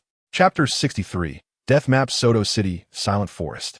A withered tree resembling a human face waved its branches menacingly in the wind, its entire form pitch black, with 3 tree holes of varying sizes creating a ghostly face that sent chills down one's spine. Next to the withered tree, an elderly man with white hair sat there, with a long table in front of him, along with a pen and paper. Beside him stood a banner with the words Admissions Office of the Hermit Academy written crookedly in large letters. Quite simple. Just by looking at this setup, one might think he was some kind of fortune-telling scam artist. However, upon closer inspection, there were quite a few people surrounding him, mostly young and handsome individuals, along with some parents who looked flustered, asking questions and bargaining, filling the air with the atmosphere of a marketplace. What? The registration fee is really 100 gold soul coins? And it's non-refundable? That is too much of a scam. You can take out a loan, but you can only owe up to 50 gold soul coins to be paid back within 5 years. Old man, my child has a level 26 strength, but just turned 17 last month. Could you please make an exception? No, the rules are clearly stated here. Only those aged 12 to 16 are accepted, no exceptions. No. Come on, there's so many people here, the 100 spots must be gone by now. He brushed his hair back before leaving home today. He had specifically styled his hair in a wild and carefree manner, looking sharp and handsome. Don't worry, I had Grellet reserve 5 spots for us. We just need to wait for the assessment notice. Jianglai glanced at the crowd pressing beside him, not daring to be too ostentatious, and then followed the crowd to line up at the back. Others also stood with him. Although there were many people, it was evident that most were just there for the excitement, and very few could actually participate in the registration. Even Grider had mentioned that his academy never boasted loudly. Goodwine doesn't fear the deep alley, and everything developed naturally. Soon, it was Jianglai's turn. He looked at the white-haired old man in front of him and handed him a token. This was the registration proof that Grider had left him before leaving. The old man's eyes sparkled as he carefully examined the token, and after confirming its authenticity, he seriously sized up the young man in front of him. Ahem, old man. I have 4 companions, and we want to participate in the assessment together. Of course, this matter has already been informed to me by the dean in advance, but we still need to go through the necessary procedures: bone age, soul power test, and filling out forms. All right. Jianglai stretched out his hand, and the old man pressed twice at his wrist, nodding slightly before taking out a crystal ball and handing it to him. Soul power test, level 29. The dazzling blue light instantly captivated the entire audience. After training in the Soto Great Soul Arena for a month, his strength had clearly improved by 1 level. At 12 years old, with level 29 soul power, not bad. A gasp filled the surroundings, and some young talents were left dumbfounded. Most of them were around 15 or 16 years old, but their strength was only comparable to Jianglai's. Just a moment ago, when Jianglai took out the token, they secretly mocked him, whispering that he was someone who had used connections to get ahead. Now, well, if they had the strength, they could also walk through the back door openly. After that, Jianglai filled out the form and paid 100 gold soul coins as registration fee. And the other 4 also completed their tests, all of which revealed formidable strength. However, what surprised Jianglai was that Xiang's strength showed a significant improvement. In just 1 month, she had broken through to level 28. Also, Ling Yin, damn, she was actually a year older than him. Wasn't she supposed to be the same age? Ling Yin met his gaze and smiled shyly, saying, well, I just didn't want to lose to you in everything, so I lied about being the same age. When it was Yu Shi's turn, the crystal ball's brightness shone even brighter, approaching 14 years old, with level 31 strength. The old man was slightly surprised and said, hiss. Everyone felt as if they had been struck by lightning once again. Jianglai smashed a fist forward and laughed. Not bad, pretty well hidden. Seeing the laughter, he added, compared to everyone here, what I have isn't much. Yu Shi's expression remained calm. Soon, 100 people gathered, almost all of whom were talented individuals. Then they lined up in 10 neat rows, waiting for the elder's instructions. The white-haired elder's voice was strong and resonant, each word clearly drilling into everyone's ears. I am Hu Daojio, a teacher from the admissions office of the academy. I will briefly explain the assessment rules. The rules are simple, but the details are intricate, so please listen carefully. Firstly, I need to mention that the Hidden Academy is located in the center of the Silent Forest, and your task is to pass through the Silent Forest and successfully reach the academy to pass the assessment. The crowd's faces turned pale. They didn't expect they would have to traverse the Silent Forest, rumored to be filled with soul beasts. As for the requirements, during the assessment, you're not allowed to fight each other. You can cooperate, of course, but that will be more relevant in the later stages of the assessment. You also don't need to worry about getting lost. Behind me are 10 paths, and each of you will enter individually, no forming teams, just move forward. Basically, after walking less than halfway, the main road will appear, and you may encounter each other then, at which point you can team up. The assessment period is 1.5 months, 45 days, so you have plenty of time. 1.5 months? The crowd erupted in an uproar. From the sound of it, the Silent Forest must be enormous, and staying in there for 1.5 months could be deadly. Hu Daojio ignored their shock and protests and continued. As for food and accommodation, you don't need to worry. The soul beasts you encounter along the way will provide enough food for you for a year, and there will be 3 lodging inns along this route, managed by teachers from the academy. You will be completely safe there and can stay as long as you want, of course, if you don't want to fail the assessment before the deadline. On your journey, you may encounter other adventurers and soul masters. Most of them will be in teams of 3 or 4, hunting soul beasts. They will not interfere with your assessment, but you also cannot rely on their strength to pass. Anyone who violates this will be disqualified. As for the death threats that everyone is most concerned about, I will now distribute a beast-repelling potion. If you spray it on yourself for 5 hours, all soul beasts will not approach you. You will have ample time to escape. The elder took out a small bottle of yellow potion and scanned everyone. However, using this beast-repelling potion means you will lose your qualification for the assessment. It signifies giving up. Each person only gets one. When you successfully reach the academy, you must present the potion to pass the assessment. Also, 1 bottle per person. You cannot steal others' potions. There will be comprehensive monitoring by the dean during the assessment, along with random checks by the academy teachers. If caught, you will be expelled from the assessment. The crowd fell silent, their earlier thoughts instantly extinguished. All right, that's all. It's that simple. I'll have a sip of water now. Hu Daojio took a big gulp from his wooden cup. Is it really that simple? The crowd was left speechless. They were too tired to complain, but fortunately, everyone was talented, so they remembered everything after one hearing. However, Some parents were already confused. Soon, everyone received a beast-repelling potion, treating it like a treasure and placing it in their soul guide devices, as this was their proof of passing. I will also give you a simple map to prevent some people from getting lost. Just moving forward could lead to getting lost. Douluo handed out a map he had drawn himself. Zhang took a look and was speechless. It was just a bunch of stones and rivers. And apart from the 3 inns along the way, there weren't even any place names marked anywhere else. How ruthless. It was clear that at first, everyone was supposed to act alone, with various small paths, and then some main roads started to appear midway. Didn't he say we could team up and cooperate? How about we gather here? Zhang pointed to a wide road in the middle of the map, estimating that it would take at least 10 days to get there. All right, everyone nodded blankly. They could enter now, in batches, with each person taking a different path. The early assessment would be individual actions, testing their personal combat abilities. Douluo put down his cup and allowed the 10 small paths behind him to be used for entry. First group, come on. Douluo. What about the support-type soul masters? Do we have to fight soul beasts alone too? Li timidly raised his hand. The crowd fell silent for a moment. Then a wave of agreement followed. I actually forgot about this. Support-type soul masters have a special path set by the Dean, where there are fewer soul beasts and less danger. You can team up in pairs during the early stages. He pointed to another strange little path that looked extremely eerie. Great. Then Xiang, we can team up, Li said with a grin. Xiang nodded indifferently, seemingly okay with teaming up even if it was a personal team. Soon, within an hour, everyone entered the silent forest in batches. Since, apart from the support-type soul masters, everyone was acting individually, they appeared extremely cautious. After all, a 10% pass rate for the death assessment was no joke.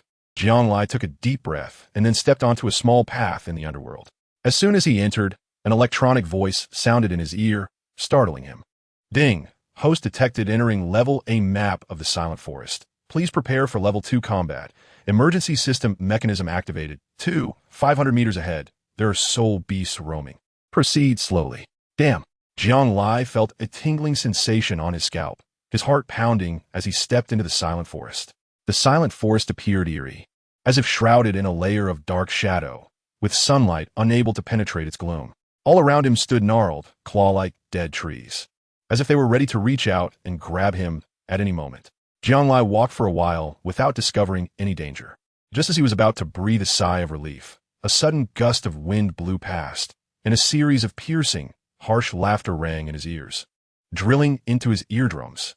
Ha ha ha ha! It was not a human sound. It seemed to come from the underworld, eerie and horrifying. Chapter 64, Dark Bell. Ha ha ha ha ha! The sharp, jarring laughter assaulted every nerve in his brain, as if trying to shatter his will and spirit. Fiery eyes and golden sight. Zhang covered his ears, feeling a bit better, and then the second soul ring of the heavenly book lit up, his eyes shrouded in a strange golden red light. The terrifying mental shock slowly faded away, but the sound of laughter lingered in the air.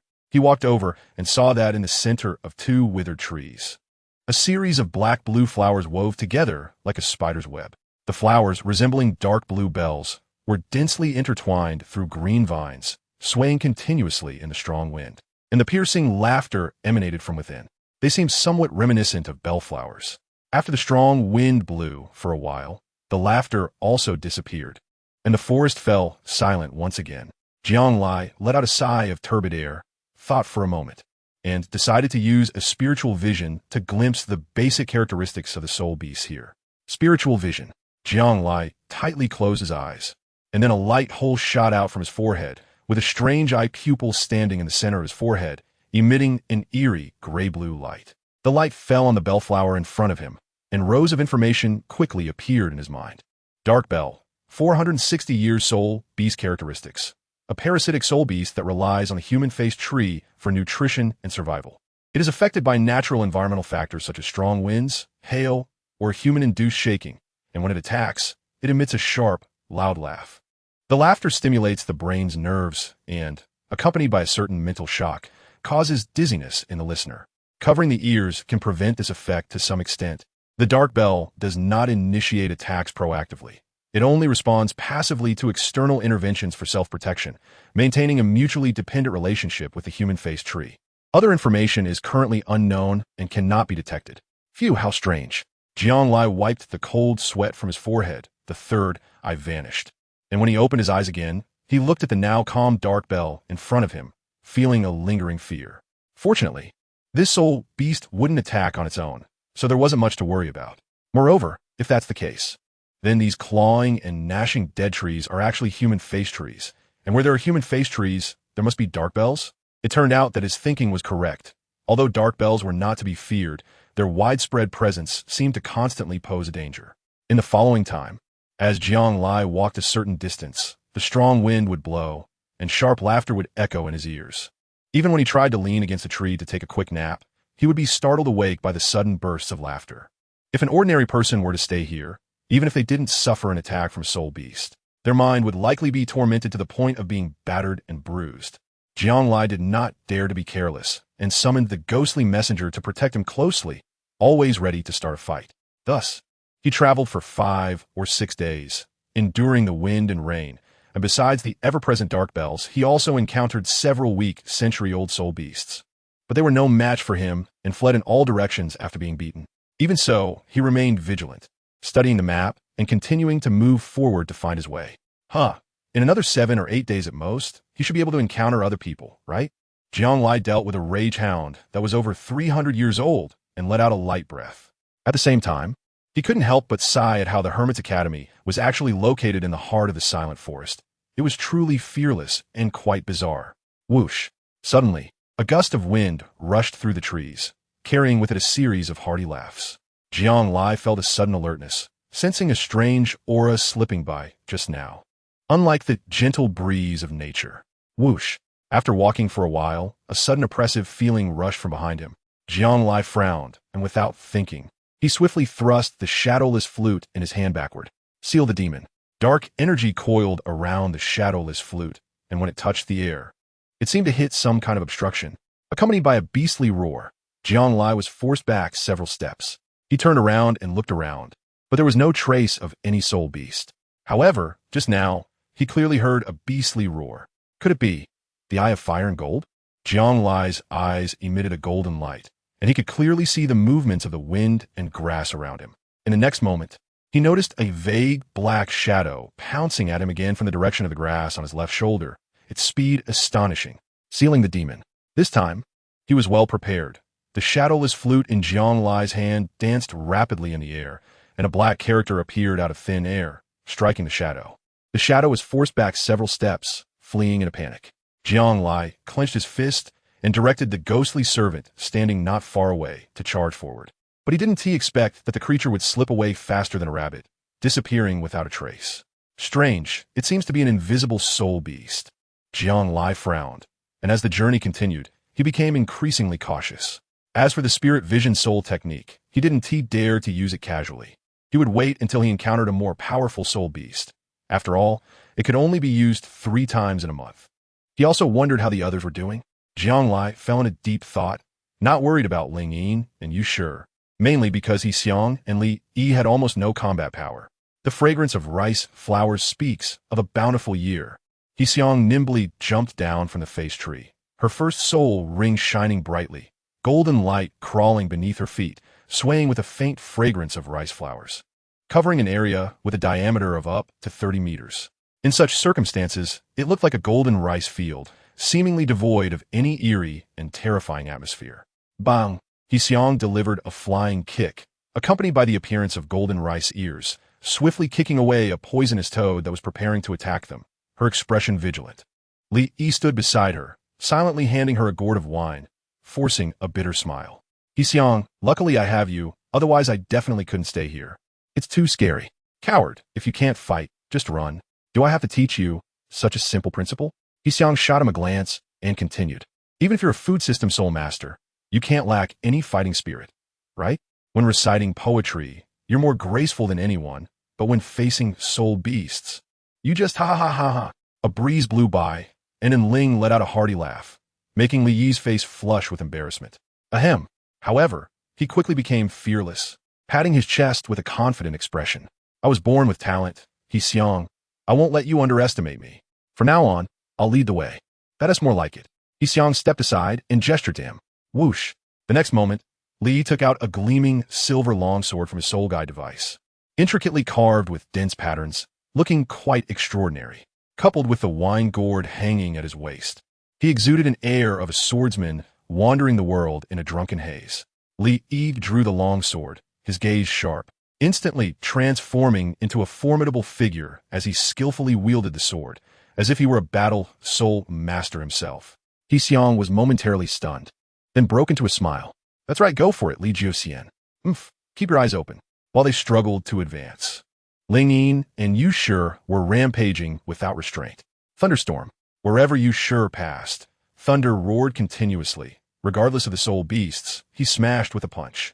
And amidst the thunderous light, either smoke was rising or it was a one-hit kill, simple and clean. Even in Ling, who provoked him, ended up full of holes. With a strength of 31, 2 yellow and 1 purple soul rings, he was enough to dominate during the early assessments. Reincarnation. A towering Manjusaka rose into the sky, lifting Ling Yin inside, spinning rapidly in the air, then flying through the forest. Every so often, when she encountered a soul beast, she would jump down. Entering the second phase of reincarnation, flower explosion, amidst the blood mist, the soul beasts were definitely doomed. It seems my speed is the fastest. Ling Yin lay in the Manjusaka, stroking the crimson petals, munching on a cheese cookie, looking at the rapidly receding scenery, feeling very leisurely. During her free time, she would even apply light makeup. After all, no matter how strong a girl is, she loves beauty. It seems to be a girl's nature. And even she couldn't escape it. Even in such a deadly assessment, life still requires a sense of ritual. If Jiang Lai saw this, he would definitely be dumbfounded. He had always thought Ling Yin would be an absolute tomboy. Most of the exam participants entering the silent forest would not encounter life-threatening dangers along the way and gradually relaxed. However, facing the vast forest, what they experienced was just the tip of the iceberg. As they delved deeper, more and more soul beasts gradually came into view. 14 days later, Jiang Lai finally walked out of his own small path and arrived at a broader fork in the road, looking as if he would soon meet up with other companions. However, it seemed there was still some distance between him and the agreed meeting point with his companions. What he didn't expect was that the first group he encountered was not the other exam partners, but a group of soul masters hunting soul beasts. Chapter 65 Notebook. I'll help. As Jiang Lai's head popped out from the grass, he heard a hysterical scream coming from the woods ahead, accompanied by a slight tremor in the ground. It seemed that someone had accidentally encountered a soul beast pursuit. It was better to leave while he could, as he didn't want to attract trouble. Hearing the increasingly close roars of the beast, Jiang Lai shivered, no longer hesitating, and quickly used his bone substitute to dash in the opposite direction. After he ran out, he turned back and saw a woman fleeing, but there was no soul beast chasing her. From the sound of the beast's roar, it was still some distance away, and this woman wasn't being pursued. What was she screaming about? It startled him. Jiang Lai couldn't help but breathe a sigh of relief. Just as he was about to leave, he was suddenly spotted by the woman, who called out to him. Wait a minute. Upon seeing Jiang Lai, she looked as if she had found her savior, instantly overwhelmed with joy and tears. She rushed over, and her expression seemed to genuinely convey her emotions, without any pretense. Jiang Lai stopped in his tracks and turned to look at this peculiar woman, staring at her in confusion. She appeared to be around 25 years old. Definitely not someone participating in the assessment, which could only mean she was a soul master here to hunt soul beasts. Is something wrong? Please, I beg you. Say my friends. Without saying another word, the woman knelt down directly under Jiang Lai's shocked gaze, her ample chest heaving up and down with her sobs. She wasn't particularly attractive, but she had a certain charm typical of an adult woman. Your friends? Jiang Lai suddenly realized something. Pointing to the beast roar coming from over there, his expression changed. So they're your friends? They got entangled by the dissolving beast to cover for me. I escaped to find help. The woman, being an adult, quickly calmed down, wiped away her tears, and said, My name is Yilin, an auxiliary spirit master. A few days ago, I entered the silent forest with 2 companions to hunt soul beasts. Today, we finally encountered a suitable one, but unexpectedly, we were attacked by a dissolving beast. Dissolving beast? 100 years old? It seems to be close to 1,000 years. I'm sorry, but I'm afraid I can't help with that. You should find someone else. Goodbye. Jiang Lai scratched his head and pretended to leave, but was suddenly hugged by Yi Lin around the thigh. Don't go. As long as you promise me to save them, I will agree to anything you ask. If it comes to it, I'll give myself to you. Yi Lin gritted her teeth, and the words she spoke almost made Jiang Lai spit blood. It was clear that she was really desperate. Jiang Lai held his forehead, his thoughts shifting, just as he was about to speak. The sound of a beast's roar drew near. He saw two burly men with tiger-like backs being violently thrown over 10 meters away, spitting blood. Their arms bore a patch of dirty, charred marks, accompanied by drops of fresh blood splattering onto the grass. "Young hero, save me." One of the men spotted Jiang Lai, completely ignoring everything else, as if he could only see one person, instinctively sending out a signal for help. "Ghost messenger." Jiang Lai shook his head. Now there was no escaping.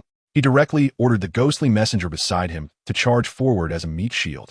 Over there was a gigantic soul beast, its body pitch black and shiny, standing upright, with a huge comb-like crest on its muddy head. With each step it took, a layer of black, slimy substance fell from its body. Roar. As the ghostly messenger rushed over with the coffin, the soul beast opened its mouth wide, and a stream of black liquid erupted from its mouth like a mud pot, splattering onto the ghostly messenger and releasing clouds of white smoke. The messenger's body was gradually being corroded. Seeing this scene, the two fellows over there quickly took the opportunity to madly run over here without caring for their lives. Jiang Lai was taken aback, recalling the various characteristics of the dissolving beast in his mind. If he remembered correctly, the dissolving beast was extremely rare, and the liquid it spat out resembled concentrated sulfuric acid, capable of corroding all objects, even soul power. However, its weakness was quite simple. As long as its large black comb on its head was removed, it could be said that this was the source of its power. Soon, the two men who ran over to Jiang Lai explained its situation and weaknesses. The two were greatly surprised, and then, with a mix of belief and skepticism, they quickly rushed over under Jiang Lai's coordinated command, bracing themselves for the challenge. Sealing the demon, Jiang Lai played the shadowless flute, maintaining an absolute safe distance from afar, while the terrifying black musical notes continuously attacked its comb. The two men were respectively the Rhino Martial Soul and the Barbarian Monkey Martial Soul, both over level 30 Battle Soul Lords, with a Martial Soul configuration of 1 white and 2 yellow, constantly circling around the dissolving beast and then delivering a heavy blow. It must be said that although their martial souls and soul skills were not impressive, their practical experience was extremely rich. With Jiang Lai's control in the middle, they gradually shifted from being the aggressors to the defenders, successfully cutting off its comb. Howl! The dissolving beast covered its bloody head like a wronged child, dragging its heavy steps and preparing to flee. When the two brothers saw this, they got ready to intercept and kill it. "Don't chase, come back." Jiang Lai retracted the shadowless flute and called out to them. "If you continue to chase, it will only have the opposite effect. Don't blame me if you end up dead." The two were taken aback and had no choice but to stop the pursuit, quickly coming to his side. Yilin let out a sigh of relief, her face full of gratitude, and hurriedly summoned the wishing flower spirit to help the two recover from their injuries. What surprised Jiang Lai was that although this woman was only at the 2-ring level, she had the best configuration for 2 yellows. One of the men chuckled, looking to be around 30, with a somewhat silly smile. He was the one with the rhino spirit. "Little brother, I didn't expect you to know quite a bit, even understanding its weakness." "Oh, it was mentioned in the 5th-year textbook of the Junior Soul Master Academy," Jiang Lai said bluntly. The rhinoceros man was taken aback upon hearing this, and then he couldn't help but laugh awkwardly. "Oh, I see, hee hee, that's great. It's a pity we never went to school. If we had known it had this weakness earlier, we wouldn't have been so embarrassed." Boss. Now you understand the usefulness of knowledge, right? We should have signed up for that after-school tutoring class. It was only 10 gold soul coins per person." The man with the barbarian monkey martial soul put his hands on his hips, looking disgruntled and still brooding over the previous incident. "Ahem. All right, let's talk about that later." "Thank you, little brother. I will never forget the favor of saving my life. This small gesture is not a formality. Please accept it." The rhinoceros man handed Jiang Lai 5 gold soul coins, feeling a bit embarrassed and awkward about his financial situation. He thought that no matter what, he couldn't let someone help him for nothing, so this was the only way to repay him. Jiang Lai did not respond immediately, but pondered for a moment before asking, "Do you often come here to hunt soul beasts?" "Not really. We've only been here twice before. This is our 3rd time. Helping my younger sister obtain her 3rd soul ring. Yes, before entering, everyone has to pay a fee of 10 gold soul coins, and given how dangerous it is here, we usually wouldn't come." Another barbarian monkey man said, "Wait, you have to pay a fee to hunt soul beasts? Who do you pay it to? The Hidden Academy?" Jiang Lai's expression changed. Could it be that the entire Silent Forest is Greider's private property? "Yes, that's right. No matter who you are, you have to pay a fixed fee every time you enter, otherwise he won't let you in. Little brother, you look young and your strength is unfathomable. You must be here for the assessment." Brother Rhino said with a smile. Yes, but I want to know, this place is quite terrifying. Why don't you go to other places to hunt soul beasts? It should be safer there, right? Little brother, you may not know, although this place is dangerous. The soul beasts here are extremely rare and bizarre. The soul rings obtained here are incomparable to those from ordinary soul beasts outside. Besides us, other people sometimes come here to hunt soul beasts, but there are regulations. Each time you enter, you cannot hunt more than 5 soul beasts, and you must not harm the academy students. I see. Jianglai nodded, then suddenly had an idea. You've been in here 3 times, so you're somewhat familiar with this place, right? Tell me everything you know, the more the better, especially anything related to soul beasts. Although the rules state that we cannot use the power of outside soul masters to pass the assessment, knowledge transfer shouldn't be included in that kind of power assistance, right? As long as we have a general understanding of the environment here, it's much better than being blind and feeling around. Of course I could do that. Every time I come in, I record some habits, weaknesses, etc. of the soul beasts, but these are all things we've figured out through battle ourselves. So they might be somewhat inaccurate. Yilin hurriedly took out a notebook from her soul guide device and handed it to Jianglai. It contained various intricate knowledge points, such as a soul beast that looked like a worm, which liked to suck blood and used its tentacles to bind enemies. A soul beast that looks like a worm? Don't you even know the name of the soul beast? Jianglai felt embarrassed, but fortunately, some of the information inside was very crucial, giving him many hints that could help prevent a lot of dangers in advance. For example, Dark Bell. She even recorded that when Dark Bell was killed, the person who killed her would let out a hysterical laugh, which was even more intense than Dark Bell's own laughter. Jianglai flipped through it for a while, and there were 2 or 3 pages in total, mostly recording some keywords, which seemed quite useful to him. Thank you. I won't take the gold soul coins. Can I take this instead?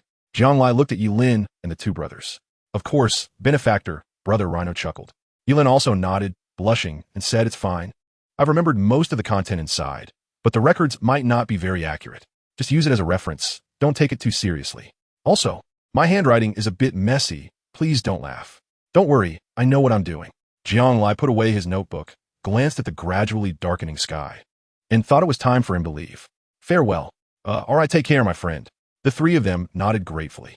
Soon after, Jianglai quickly parted ways with them and, under the moonlight, once again slept on a tree that resembled a human face. Chapter 66. Meng Iran. The hands of dawn caressed the cheek of the night, piercing through a delicate beam of light, signaling that a new day had arrived. Jianglai woke up from a nap, quickly stuffed 2 pieces of biscuits into his mouth, took a sip of water, and continued on his way.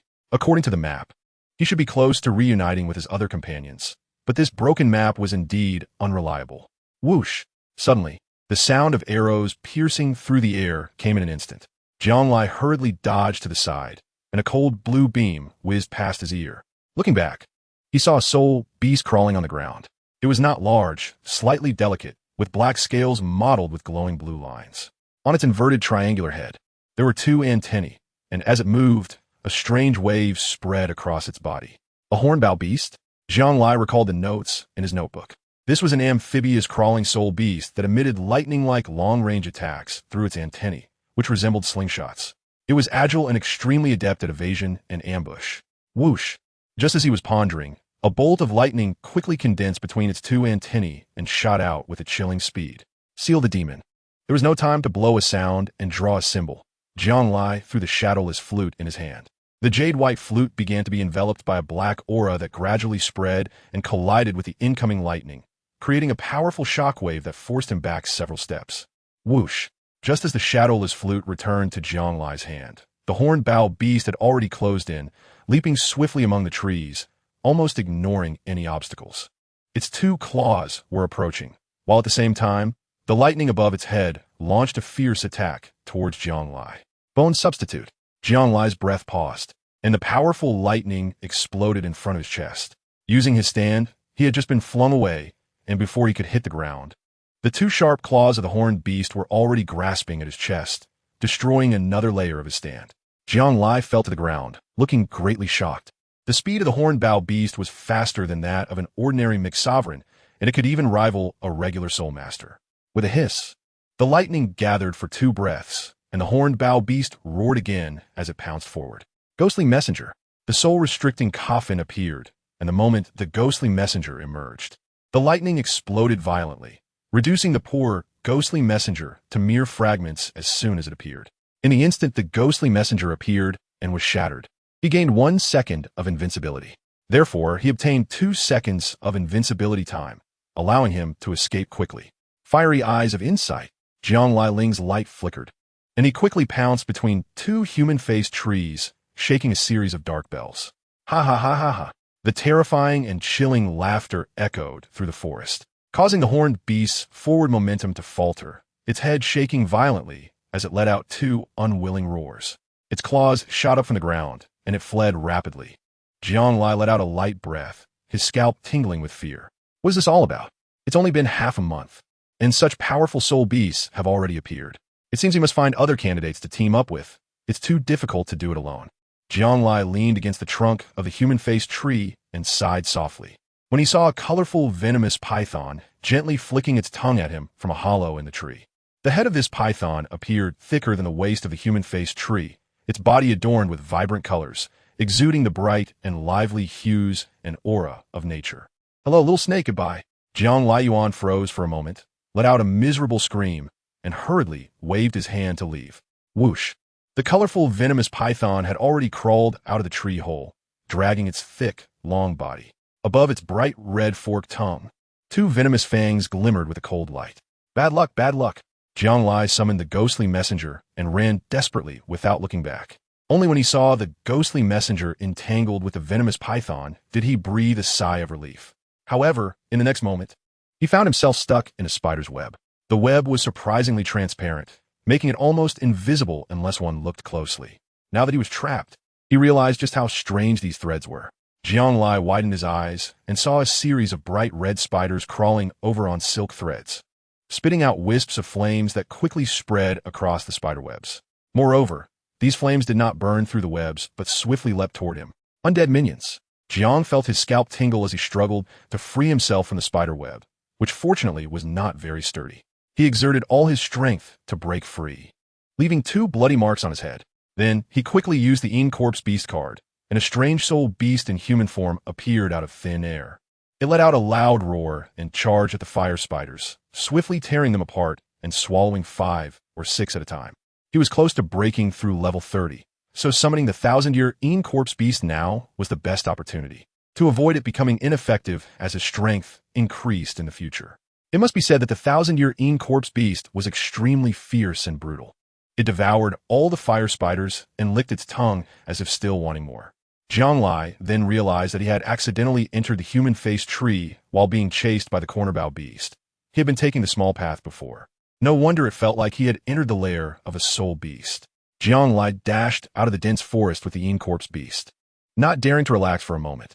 A gentle breeze blew through, and from time to time, a sinister laughter echoed in the woods. Whoosh! A poisoned blade shot out from one direction, swiftly passing right in front of him. A girl's scream rang out from inside the forest. Jiang Li hurriedly rushed over, peeking out to find a young woman around 16 years old, with short hair, holding a snake staff that seemed to be her martial soul. The snake head constantly shot out tongue blades, coated with layers of deadly poison. An assessment companion? Jiang Li's eyes widened, and upon closer inspection, she realized she was bound by red, worm-like tentacles. These red worms resembled blooming flowers, tightly constricting the short-haired woman's waist and abdomen like a net, sucking the blood from her arms. The second soul ring of the short-haired woman shone brightly, and then her body became as smooth and serpentine as a snake, wriggling out from the bindings of the red worms in a rather awkward manner. Could this be? Jiang Li did not dare to be careless and used the spirit vision. Earthworm net, an 870-year-old soul beast, a plant-type soul beast, with countless worm-like tentacles spreading out like a net to bind its enemies. The earthworm net generally does not attack unless it senses a wounded and bleeding soul beast or human passing by. Then it will autonomously extend its tentacles to absorb blood. After absorbing enough blood, it will enter a brief state of calm. This soul beast has an extremely strong regenerative ability. Even if its tentacles are severed, they will grow back rapidly in a very short time. The burning of flames has a significantly limiting effect on its regenerative abilities, but it does not hinder its attacks. To a certain extent, the earthworm net is in an invincible state, unless it suffers a devastating blow at once. As long as it has a breath left, it will not perish. Hey, you over there, are you just watching a show? The short-haired woman gritted her teeth and turned her head. Her serpent staff continuously shooting out tongue blades, swiftly cutting through the worm-like tentacles, but they quickly grew back in an instant. Jianglai didn't say a word and quickly took out a flint from the soul guide, igniting a wooden stick and throwing it rapidly at the worm net. The flames surged violently, causing the growing tentacles to immediately wither and retract, but other tentacles still tightly wrapped around her snake-like body. It was clear that her second soul ring was very useful, as the short-haired woman twisted her body again and managed to break free from the layers of worm tentacles. Hurry up, don't get entangled with it. Jianglai quickly grabbed her hand, and the two of them dashed out of the dense forest. At this moment, the short-haired woman looked disheveled, especially her fair arm, which was drenched in blood. But even so, it couldn't hide the charm she possessed, perhaps due to her slightly older age. Hello, I'm Jianglai. You're also one of the candidates for the assessment, right? Yes, I'm Meng Iran. Thank you for earlier. Meng Iran nodded, retracting her snake's staff martial soul, her chest rising and falling, clearly still shaken. How did you know it was afraid of fire? Meng Iran took out a piece of clothing to cover the holes in her outfit before asking. Well, I encountered a group of soul masters earlier. They knew a bit and told me. The river crack didn't change color. How about we travel together? I see you have good strength, and we can look out for each other. Good. Meng Iran nodded deeply, recalling her experiences over the past few days, her face filled with fear. I am 16 this year, a level 29 soul master, with a martial soul being a serpent staff. My grandparents are revered in the soul master world as Dragon Lord and Serpent Lady. You must have heard of them, right? Meng Iran looked at him somewhat arrogantly. No. Jianglai shook his head speechlessly, not expecting Meng Iran to be so arrogant, which made him feel a bit uncomfortable. No, that's impossible. Meng Iran's pupils contracted, seemingly angry at Jianglai's indifferent attitude. Really not. I said I am the president of the Hermit Academy and the godson of Galate. Do you believe it? I don't believe it. Then if you don't believe me, why should I believe you? You. All right, discussing this is useless now. Let's join forces to face the difficulties together. How is it useless? Little brother, you just need to focus on protecting me right now. Once I successfully pass the assessment, my identity alone will be enough to cover you. Don't miss such a good opportunity. No need. You are simply unreasonable. It's that worm. Meng Iran shouted instinctively and dodged to the side, her expression alert, but when she didn't see a worm, she realized he was just trying to scare her. Jianglai let out a cold laugh. All right, if you're really that capable, you can walk by yourself. Anyway, I'm leaving first.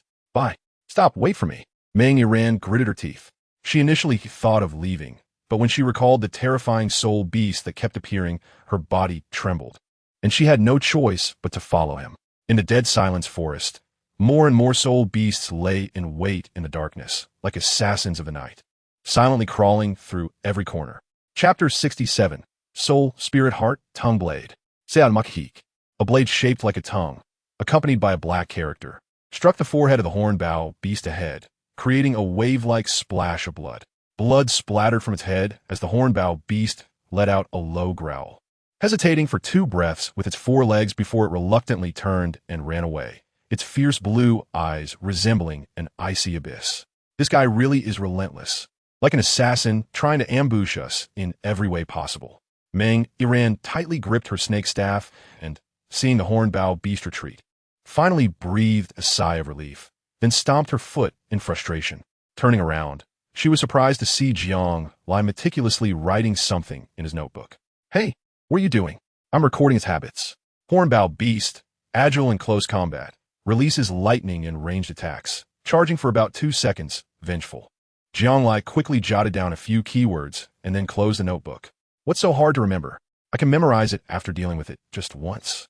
Meng Iran scoffed, her expression indifferent. Sister, can you remember all the habits of soul beasts? A good memory is not as good as a poor pen. I advise you to take more notes in private. Jianglai waved the shadowless flute in his hand and said, let's go. We've been walking for 2 days and haven't encountered anyone else. Meng Iran walked in front, stretching her slightly tired arms and yawning repeatedly.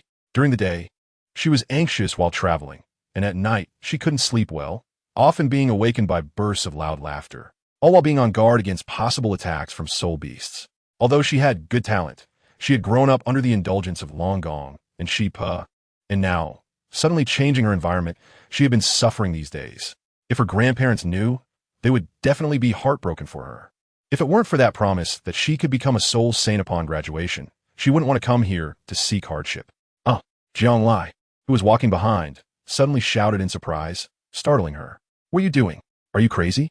"No, we're now just a mountain away from the first and marked on the map." Jianglai suddenly raised his head and pointed at a towering mountain standing in front of them. If they could get over it, they would reach the inn. "What are we waiting for? Let's try to make it there tonight. I don't want to sleep on tree bark." Meng Yiran excitedly clenched her fists and rushed ahead without saying a word. Jianglai hurriedly quickened his pace. On the mountain, the ravines were overgrown with dense vegetation, separating the sky from the earth, swaying in the wind and producing a mournful sound, yet not a single laugh was heard. As they were walking on a mountain path, the terrain was steep and the thickets dense. At first both of them were cautious, almost sticking together, always ready to prevent an ambush. However, after walking for more than an hour in such a state of fear, there was not even a whisper of a soul beast. And the sounds of the wind rustling through the grass seemed increasingly calm. Everything appeared the same as in an ordinary mountain. The two of them, suspicious and wary, continued walking for half a day and finally reached the mountaintop. On the way down, they surprisingly encountered not a single soul beast, which was indeed unusual. Moreover, upon reaching the summit, Jianglai, with his keen eyesight, spotted a small building at the foot of the mountain, which should be the inn. With that, the two had no more reservations and rushed down the mountain rapidly. However, halfway down, the night had already swallowed the last bit of twilight, covering the entire mountain. The surroundings were silent. The whole mountain seemed dead, falling into slumber with the arrival of night. Gradually, without realizing it, a chill that seeped into their bones began to creep upon their skin, causing goosebumps to rise everywhere it passed. Meng Yiran, being delicate, sneezed and instinctively wrapped her arms around her chest, shivering. "It's so cold." Jianglai didn't speak, but he also felt the chill. However, due to his earlier training with elixirs to strengthen his body, his physique was incredibly robust, and the mere cold couldn't harm him. But soon, he realized that a layer of white mist had already formed around them, enveloping all the scenery. When he looked up, even the moon had turned into a blurry white orb. The bone-chilling, eerie white mist seeped into their bodies in thin strands. Meng Yiran suddenly shivered and exclaimed, "Not good. This must be poisonous miasma." No wonder. Jianglai felt a shiver, as if a hard stone was pressing against his chest, making it hard to breathe and impossible to expel the air. His lips had turned a purplish hue from the poison. Meng Yiran was doing better. Her martial spirit was a serpent staff, which was inherently resistant to toxins, so her situation was much better than Jianglai's. "Hey, don't hold me back," she said, glancing at Jianglai's purple lips with a frown. "Shut up, you won't die. Let's get out of here quickly." Jianglai was too lazy to say much. It was said to be poisoning, but it was actually just a feeling of chest tightness and discomfort, and it seemed that there was some difficulty in mobilizing soul power. Yet it did not pose a lethal threat. He had not studied toxins. If only Li Yi were nearby. A gourd for sobering up would ensure he was lively and energetic. However, he soon realized that things were far from as simple as he imagined. Suddenly, several gusts of sinister wind sprang out from the silent treetops. With fiery eyes in the dark of night, a pair of gold and red eyes pierced through layers of poisonous mist and quickly spotted two shadowy soul beasts, their sharp claws already coming in for the attack. These were the soul beasts he had encountered before that could become invisible, looking strange and eerie. Jianglai threw the shadowless flute in his hand to block them for a moment, pulling Meng Yiran to retreat quickly, while the second soul ring lit up.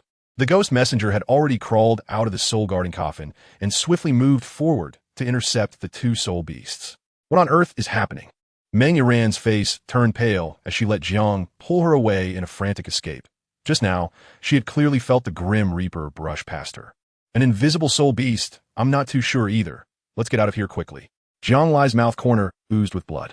Just now, when he used the first and second soul techniques, he finally understood the true purpose of this poisonous mist. It was to restrict soul power and block the meridians. When he released the soul technique earlier, it was clearly slower than usual, and even when he mobilized his soul power, it triggered internal injuries. Honestly, if he could obtain such a soul technique, it wouldn't be bad to release poisonous fog right after opening the coffin. There wouldn't be a random poisonous mist. He thought this mountain must have some plant-based poison soul beast that released poisonous mist at night. Meng Yiran frowned. Then, taking advantage of the night, Jianglai quietly released the Yin Corpse Beast from the black and white impermanence to cover for the two of them. The Yin Corpse Beast summoned now would exist indefinitely unless killed. Even killing it would yield a 1,000-year soul ring. So as long as it wasn't dead, It would follow him and obey his commands. With the ghostly messenger and the Een corpse beast providing cover, sounds of biting and clawing occasionally erupted from the poisonous mist, resembling the roars of angry ghosts. Soon, the two reached the foot of the mountain, breaking through the layers of poisonous mist and letting out a sigh of relief. In front of them, a two-story inn emitted bright yellow light from its treetops, with two striking pumpkin lanterns hanging at the entrance, carved with devilish faces, somewhat resembling the pumpkins used in Western Christmas celebrations. Jianglai walked in and immediately saw a beautiful female teacher, under the glow of the crystal chandelier above. She let her long, smooth hair down and lazily leaned against the counter. As soon as she noticed someone entering, she instantly perked up, her curvy figure revealing the charm and grace of a mature woman. Especially when she saw Jianglai, she couldn't help but show a look of surprise. Her sapphire blue pupils filled with stories. "Hello, teacher. I am Jianglai, and this is Mangaran. We are the assessors." Jianglai took out the beast control potion from the soul guide device. Mangaran quickly followed suit. The mature woman smiled gently, exuding charm, and handed each of them a card with a copper key attached. "You two are quite fast, ranking among the top 10 of everyone here. Make sure to keep your room numbers. Of course, if you both voluntarily choose to live together, I won't interfere," the beautiful teacher said with a graceful smile. I'm tired. I'm going upstairs first." Upon hearing her words, Mangaran's face turned beet red as she quickly ran away with the key. Cough, teacher. Then I'll go up too," Jianglai said with a wry smile, not expecting the teacher to be so open. "Wait a minute." Jianglai turned his head in confusion and saw her approaching, examining his purple lips with a slight frown. "You've been poisoned by a needle. Although it's not severe, the residual toxins may prevent you from sleeping well tonight." As she spoke, she suddenly grasped Jianglai's hand, and at the same time, her heart emitted a crimson glow. Immediately, to Jianglai's shock, 2 yellow, 2 purple, and 4 black soul rings appeared in succession around her. Although she did not intentionally release any pressure, Jianglai still felt his breath catch, a deep-seated awe rendering him completely petrified. A soul Douluo. She was actually a soul Douluo. Then, her third soul ring lit up, and a crystal pink light radiated from her heart, enveloping him entirely. Immersed in the dazzling brilliance, he felt an indescribable comfort throughout his body. His soul power flowed like a gentle river, loosening his meridians and tense brain nerves, as if feathers were lightly brushing against his skin. At the same time, all the residual toxins in his body were completely cleared, and even his soul power visibly increased by more than half, leaving him just one step away from breaking through the 30th level. Afterward, she released his hand and smiled at Jianglai. "Feeling better now?" "Yes, much better, thank you." "Teacher." Jianglai stared directly at the female teacher in front of him. She had a beautiful but not overly striking Western face, with every line on her face depicting infinite tenderness. And the gentle smile, curving at the corners of her mouth, made him feel as if he were bathed in a spring breeze. Jianglai's heart shook, and he suddenly remembered her strength from earlier, unable to help but ask, "Teacher, what is your martial soul?" "I am Sonia, a level 90 support type soul Douluo, and my martial soul is heart." "Heart is a main body martial soul?" Jianglai was greatly shocked. Chapter 68. Happy Little Bread. "You seem a bit surprised." Sonia looked at Jianglai's shocked expression, smiling slightly at the corners of her eyes. "In fact, I had the same expression when I awakened my martial soul back then. After all, there are not many original martial souls, especially not one related to the heart. It's clear that you are very outstanding, teacher, becoming a soul Douluo at such a young age," Jianglai exclaimed with a hint of restraint. Although she was a teacher at the academy, she was also a level 90 soul Douluo, so it was no wonder she felt nervous. Taking advantage of the moment, Jianglai thought about the toxic miasma on the mountain and asked, "Teacher Sonia, you just said I was poisoned by needles," her words trailing off in confusion. "That mountain is widely covered with a plant-type century-old soul beast called magic needlegrass, which releases toxic miasma at night. Inhaling this miasma will obstruct the soul power of the affected person, and when using soul skills, it can trigger the toxins accumulated in the body, causing internal injuries and backlash. If not cleared for a long time, it won't pose a life-threatening risk, but it will definitely be uncomfortable. Moreover, the release of the toxic mist serves as a kind of assassination signal from the magic needlegrass, and often, at this time, some shadow beasts will emerge, lurking in the darkness and miasma to assassinate others. So that's how it is, magic needlegrass and shadow beasts." Jianglai's scalp tingled. To be honest, the soul beasts here are too bizarre, with abilities that are all strange and varied, and I have rarely seen them in textbooks. The Silent Forest is fraught with danger. In order to hold this assessment, the dean even specifically drove away some powerful soul beasts to ensure your safety, so that you wouldn't be swallowed by soul beasts before you even had time to spray the beast repellent potion on yourselves. Sonia tucked a strand of brown hair behind her ear, looking at Jiang Lai with a smile that revealed a hint of a little girl's delight. Your name is Jiang Lai, so your father must be named Jiang Muyun, right? Huh? No, I'm not. Jiang Lai shook his head, feeling that Sonia had no ill intentions towards him, and said honestly, my father, Jiang Pa, is just an unknown nobody, not as impressive as I am. Right? Sonia's eyes flickered for a moment, then she smiled gently and shook his hand. All right, it's late, you should go get some rest. Good night and sweet dreams. Good night, teacher. Jiang Lai nodded, took the key, went up the stairs and unlocked the door, discovering that the facilities here were quite complete. Lying on a large bed, it was indescribably soft and comfortable, as if lying in the embrace of thousands of girls, feeling no different from being cuddled. After a simple wash, Jiang Lai turned off the light, pulled up the soft thin quilt, turned his head, and looked at the hazy moonlight spilling in from the windowsill. As clear and bright as flowing stream water, a piece of gentle time. For the first time in half a month, he lay down on the bed without any defenses and fell asleep, his breathing steady and comfortable. When dawn broke, Jiang Lai woke up but did not get out of bed. He lay in the second-floor room, watching the sunrise climb over the horizon. A streak of orange-yellow light drove away the darkness, occupying most of the sky. Birds soared high, and the forest exuded an ethereal silence. Having been here for more than half a month, he had never truly seen the desolate forest scenery like this. Now it seemed quite nice.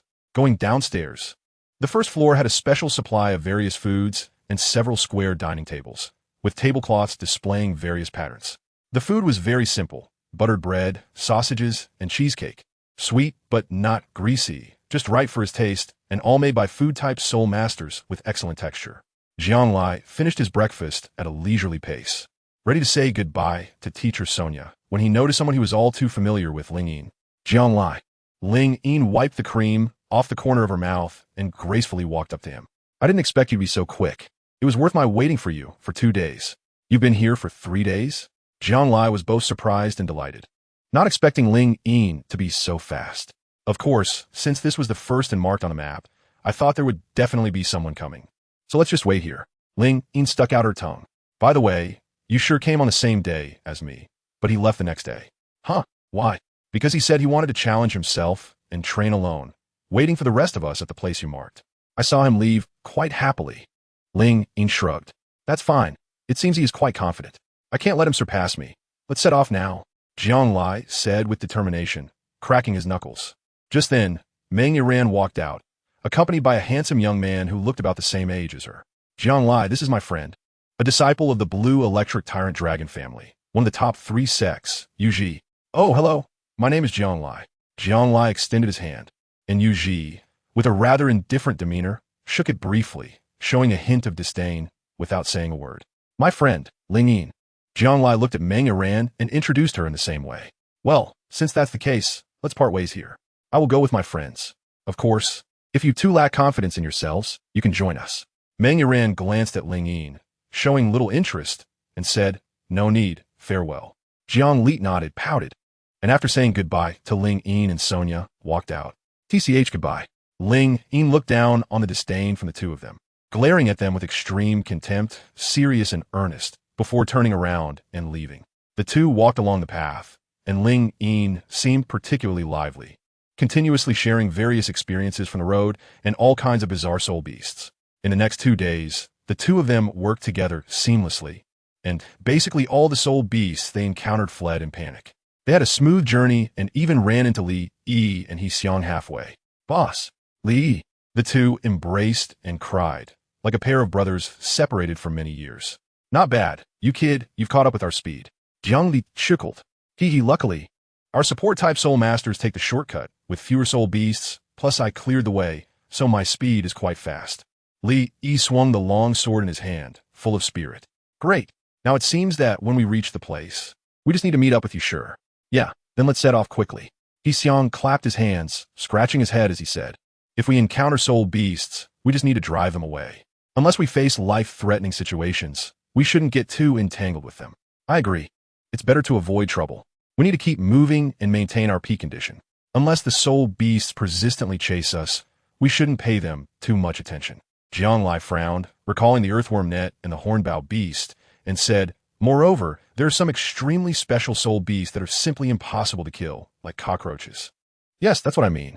Hexiang silently nodded, her expression unchanged. "All right then, let's work hard together." Jianglai walked in front, while Ling Yin walked to the back of the group. Hexiang and Li Yi were sandwiched in the middle. After all, they would definitely have a hard time in case of an emergency. Moreover, the path taken by support-type soul masters had fewer dangers in the early stages. But now they were on the same main road, so they had to be extremely cautious and not be the slightest bit careless. With the addition of Hexiang and Li Yi, the two support-type soul masters, Jianglai instantly felt more confident, teaming up with Ling Yin to act domineeringly along the way. 10 days later, in Huashi, a bundle of soared into the sky. Jianglai's shadowless flute unleashed a sealing soul skill, retreating from the charging horned bow beast while performing a backflip to jump into it, quickly retreating with the help of the rebound. Reincarnation, flower explosion. Ling Yin extended her jade finger, and a Munjusha flower instantly detached from its roots, spinning in a gorgeous blood red, quickly colliding with the incoming horned bow beast, exploding into a dense mist of blood. The horned bow beast howled like a stray dog, dragging its wounds and fleeing in disgrace. The rice flowers spoke of a bountiful year. Golden rice ears lay sprawled under the feet of the four, like a warm sun, restoring their soul power. Li Yi had been almost continuously in a semi-soul power state, preparing at least one of the drunkenness and sobering gourds for each person. Since what was made that day had to be used that day, he didn't dare to be too ostentatious, just following the group and slowly keeping pace, ready to respond at any time. Phew, that hornbow beast just now had already surpassed 1,000 years in cultivation. We might not be careful enough next. Jianglai wiped the sweat from his forehead. The others also nodded seriously. However, just as they were about to leave, they unexpectedly encountered a young man setting up a stall, looking no older than 14 or 15, tall and thin like a bamboo pole. So he seemed to be one of the candidates as well. Jianglai curiously walked over and came to his stall, only to find that he was selling bread. "Brother, come and have a piece of bread. I am a level 26 food system soul master, Wu Bin, with the soul of bread. Eating one of my specially made happy little breads can restore 5% of your soul power, and it's also hunger satisfying. The most important thing is that my happy little bread can be stored and is effective within 10 days. Wu Bin said with a smile while rubbing his hands. A shelf life of 10 days? Jianglai was taken aback. It sounded good. One could yield 5%, which was acceptable and could serve as their backup food supply.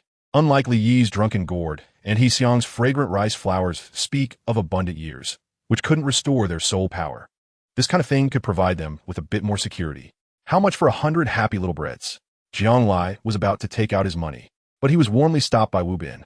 "No, brother, I don't want your money, really." "Don't want money? Thanks." Jianglai widened his eyes and nodded in thanks. The other companions were also dumbfounded. They couldn't believe there was someone who sold things for free, especially since this person was an auxiliary spirit master. "Hee, not only will I not take your money, but I can also keep providing you with happy little buns." Wu Bin smiled in a particularly eerie way. Jianglai immediately became alert and took a step back. "You brat, you don't want to cling to us and make us help you pass the assessment, do you?" Mutual help and support, mutual help and support. Wu Bin scratched his head, looking very embarrassed. "Oh, then goodbye." Jianglai put down the happy little bread in his hand and turned to leave.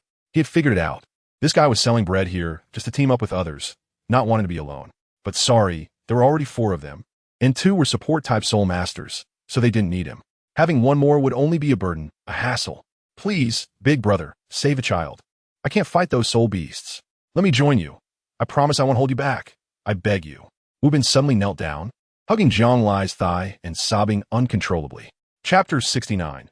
Avada Kedavra. Jianglai helplessly squatted down, staring directly at the pitiful Wu Bin in front of him, and asked, "With just over 10 days left until the assessment ends, how could you, a food-type soul master, have come this far all alone?" To be fair, by this point in the assessment, many people had already been eliminated, and the remaining support-type soul masters were few and far between, let alone a food-type baker like him. "I'm just a poor child abandoned by my companions. They think I'm a burden, so they secretly formed a group and ran away while I was sleeping. Boo-hoo." Wu Bin cried particularly pathetically, with a touch of absurdity, his eyes turning peach red. Jiang Lai almost couldn't help but laugh. Not only that, but before they left, they also took away my 200 happy little breads and 50 stuffed breads. Boo-hoo. They tricked me and then sneaked away, leaving me here all alone. So miserable. It seems that as the assessment progresses, the soul beasts are becoming increasingly terrifying, and his companions no longer wanted to spare the effort to protect a food-type soul master like him. They simply stole his bread and ran off. I can imagine that when this guy wakes up and finds himself all alone, his heart must feel incredibly cold. If Jiang Lai were also a food-type soul master and encountered such a situation, he might have turned dark. It's not that I don't want to help you, but there are only 4 of us in total, 2 of whom are support-type soul masters. If you join in, it would be chaos. We want to protect you, but we simply don't have the strength. Jiang Lai was swinging his legs, unable to shake off this guy no matter what. It seemed like he was determined to stick to him. Upon hearing this, Wu Bin immediately wiped away his tears and once again pleaded without any shame. Brothers, just take me with you. I promise I won't hold you back. If we really encounter life-threatening danger, you don't have to save me. Even if I get eaten by a soul beast, I will accept it willingly. Wu Bin gritted his teeth, tears streaming down his face. Boss, since he's saying this, let's just take him along. Li Yi, also a food-type soul master, knew that Wu Bin must be feeling terrible at this moment. Besides, to put it simply, they were all companions, and helping out a bit wouldn't hurt. All right then, this matter isn't solely up to me. Let's hear my companion's opinions. Jiang Lai turned his head and looked at the other 2. If he really meant what he said, then they should bring him along. Yixiang stuck out her tongue. Thank you, big sister, Wu Bin said with a touched expression, then looked at Ling Yin. Ling Yin propped her chin on her hand, thought for a moment, and cautiously stared at him for a few seconds before asking, your happy little bread can restore 5% of soul power. What about the fill bread? Ahem. My filled bread cannot restore soul power, but for half an hour after eating it, it can reduce soul power consumption by 20%, and it has a shelf life of 2 days. Wu Bin said excitedly. Oh, sounds pretty good. Ling Yi nodded, indicating her approval. Thank you, everyone. I will definitely work hard to make little bread for everyone to carry. Wu Bin jumped up excitedly. All right then, you stand in the middle of the line, be alert. Or else if a soul beast grabs you, we won't be able to save you. Jiang Lai rubbed his temples. All right, 2 days passed quickly. During these 2 days, the 5 of them were very cautious. With 3 auxiliary system soul masters around, it was hard to die, but it was clear that only he and Ling Yin had combat power, so their progress slowed down a bit. They had already reached the meeting point with Yushur, but after waiting and waiting for nearly a day, they still couldn't see a single figure. They had no choice but to give up and hope to run into luck on the way. Worst case scenario, they would meet at the academy's entrance. Wu Bin followed the group, diligently carrying happy little bread and sandwich bread, trying to contribute his value, fearing that if everyone was unhappy, they would run away while he was asleep. He was relatively relaxed. With the addition of a little bread, he didn't have to be so anxious anymore. Moreover, his wine gourd had a shelf life of about a day, so it was also inconvenient to stock up. Since they were both food system soul masters, these 2 got along quite well. Along the way, it seemed that because there were only 10 days left until the end of the assessment, there were quite a few assessors appearing, mostly in groups of 3 or 2, and there were also 5 or 6 people gathering together. This didn't mean that many people had persisted until now, but rather that the main road had gradually widened, so the chances of running into others had greatly increased. Jiang Lai sat under a human-faced tree, exhaling a breath of turbid air, a glint of sharpness flashing in his opened eyes. Now, he had officially broken through to level 30, just 1 soul ring away from becoming a soul sovereign. Just as he was about to sit up, the system's ringtone momentarily stunned him. Ding, please break through to level 31 before the assessment ends. Reward, Avada Kedavra. Failure penalty. Reward, Lumos. What? Avada Kedavra. Isn't that one of the 3 forbidden spells from Hogwarts School of Witchcraft and Wizardry? Ling Yi noticed his odd expression and waved her hand in front of him. What are you thinking? Once we rest well, we can set off. Let's go. Jiang Lai calmed his inner excitement, then stood up and took the lead. His 3rd spirit ring was at least at the 2,000-year level, but the spirit beasts here were so terrifying that relying on him alone probably wouldn't work. Jiang Lai then told his companions about his plan.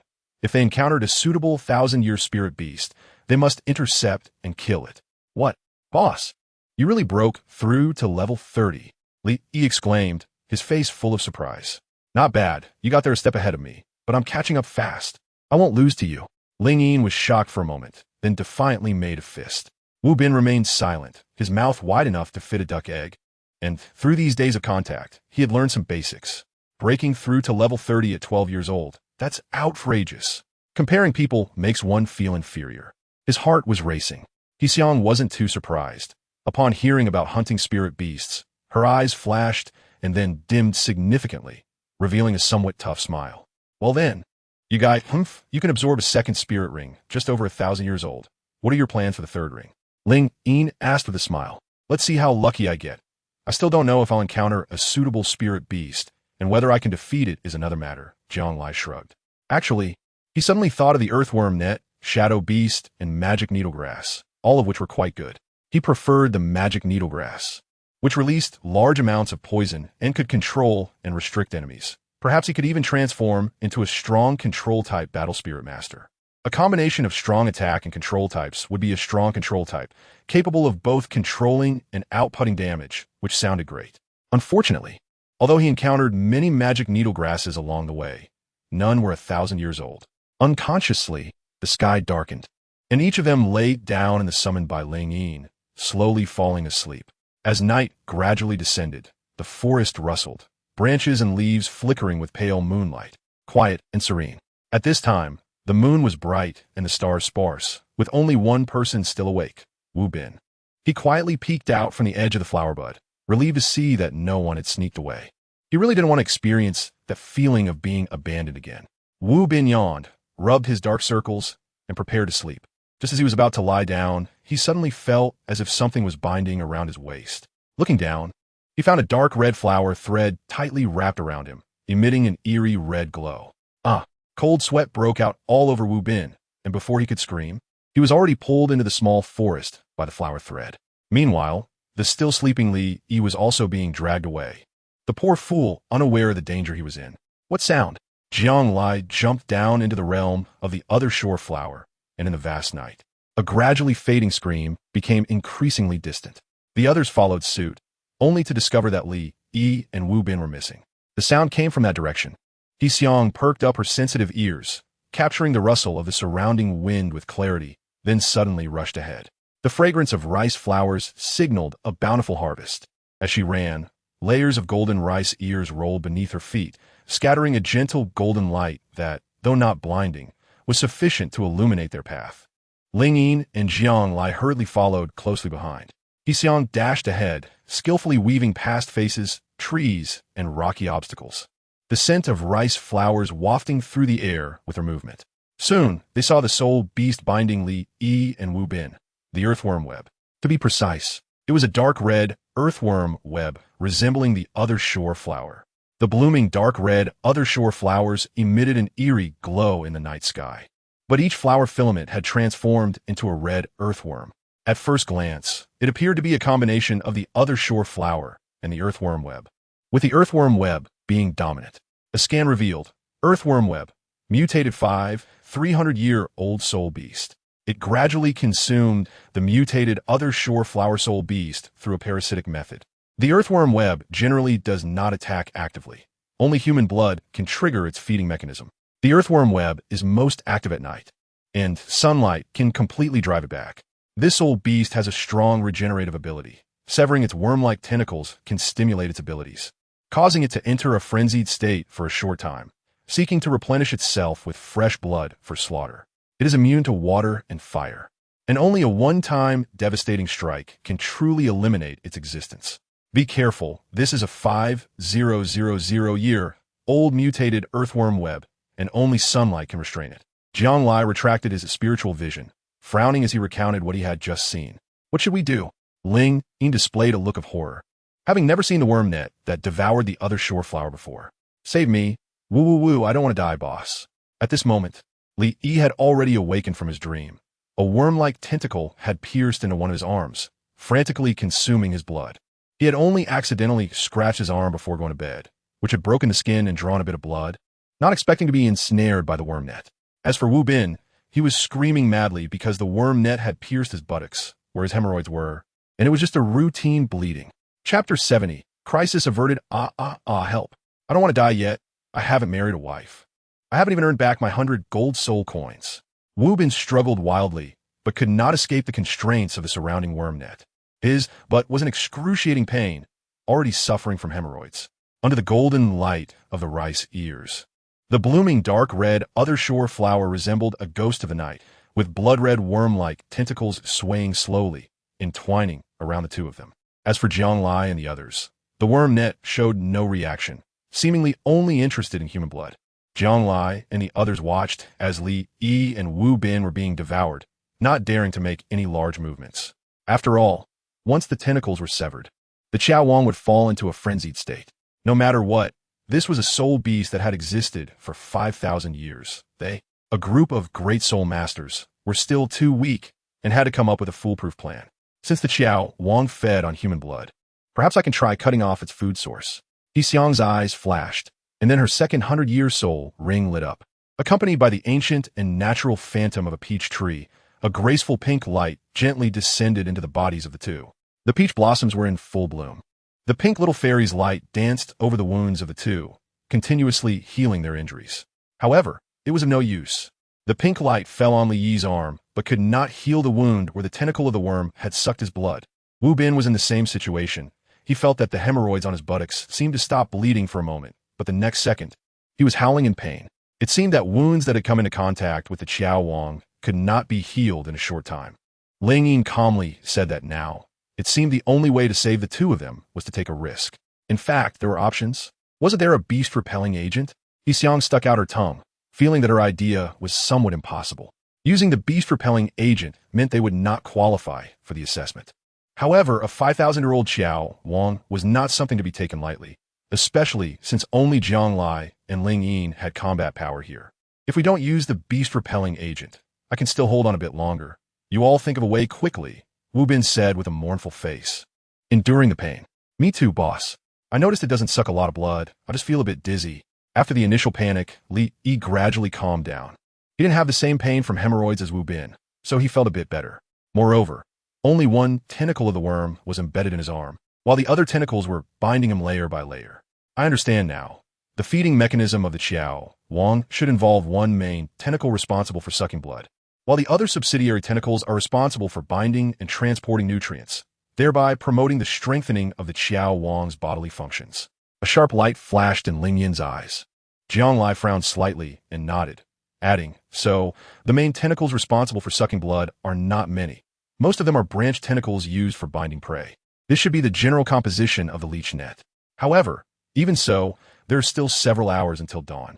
If they're drained all night, they'll at least lose half their lives, right? Xiang looked worried. It's impossible to be drained all night. Without absolute assurance, we can't take such a risk. Moreover, both of us are support-type soul masters, and our bodies are not in good shape to begin with. Jianglai shook his head. Then a serious light appeared in his eyes as he said, Ling Yin, are you ready? Let's work together to cut off the main tentacle of the worm network. We need to be quick. Xiang stay to the side. When I can't free up my hands, you will be responsible for supporting them. Okay.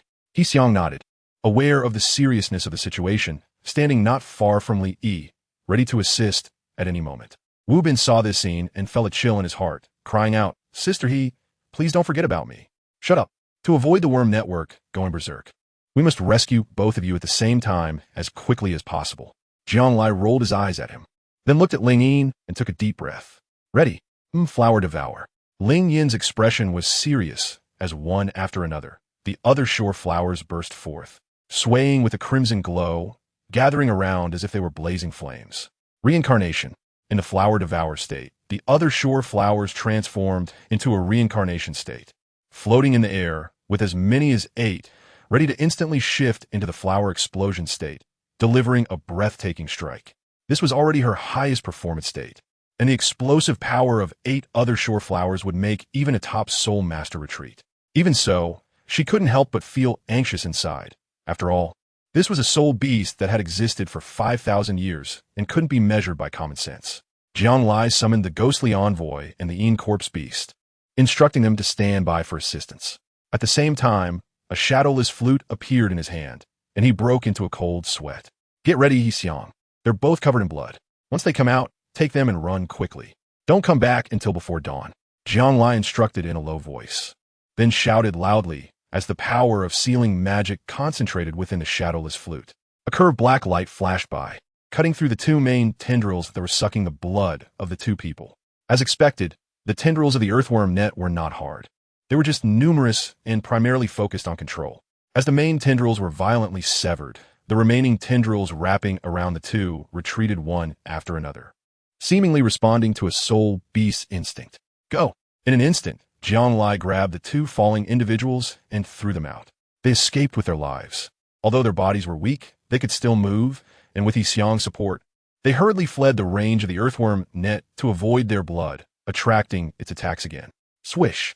Meanwhile, the earthworm net, having lost its prey, emitted a strange scarlet aura, and the worm-like tendrils shot towards Jianglai like an impenetrable web, terrifying in their might. Get back! Ling Yin's voice rang out from behind. Without thinking, Jianglai instinctively dodged to the side, swapping places with the ghostly envoy. The howling red flames erupted in the night sky, producing a terrifying shockwave. Z. Amidst the horrifying explosion, the earthworm net let out a beast-like roar, while the ghostly envoy perished in the blast. Jianglai, however, used a moment of invincibility to escape the aftermath of the assault. Seal the magic. After Jianglai burst out, a sealing strike broke through the blood mist behind him. Hurry up! Ling Yin grabbed his hand, her voice weak, her body nearly depleted. That terrifying explosive strike had almost drained all her soul power. Whoosh! Before they could escape, dark red worms, like snake whips, pierced through the air and fiercely lashed out from the blood mist, striking the two of them. Bang! Such a swift and terrifying attack sent both of them flying. Ling Yin was slightly better off, with Jianglai's protection. She was unharmed and was propelled backward by the force.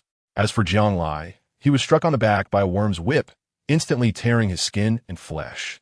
With blood oozing from the wound, bone substitute, Jianglai gritted his teeth, taking advantage of a shadow corpse beast holding down several worm-like tentacles while constantly dodging the blood-red attacks of the worm net.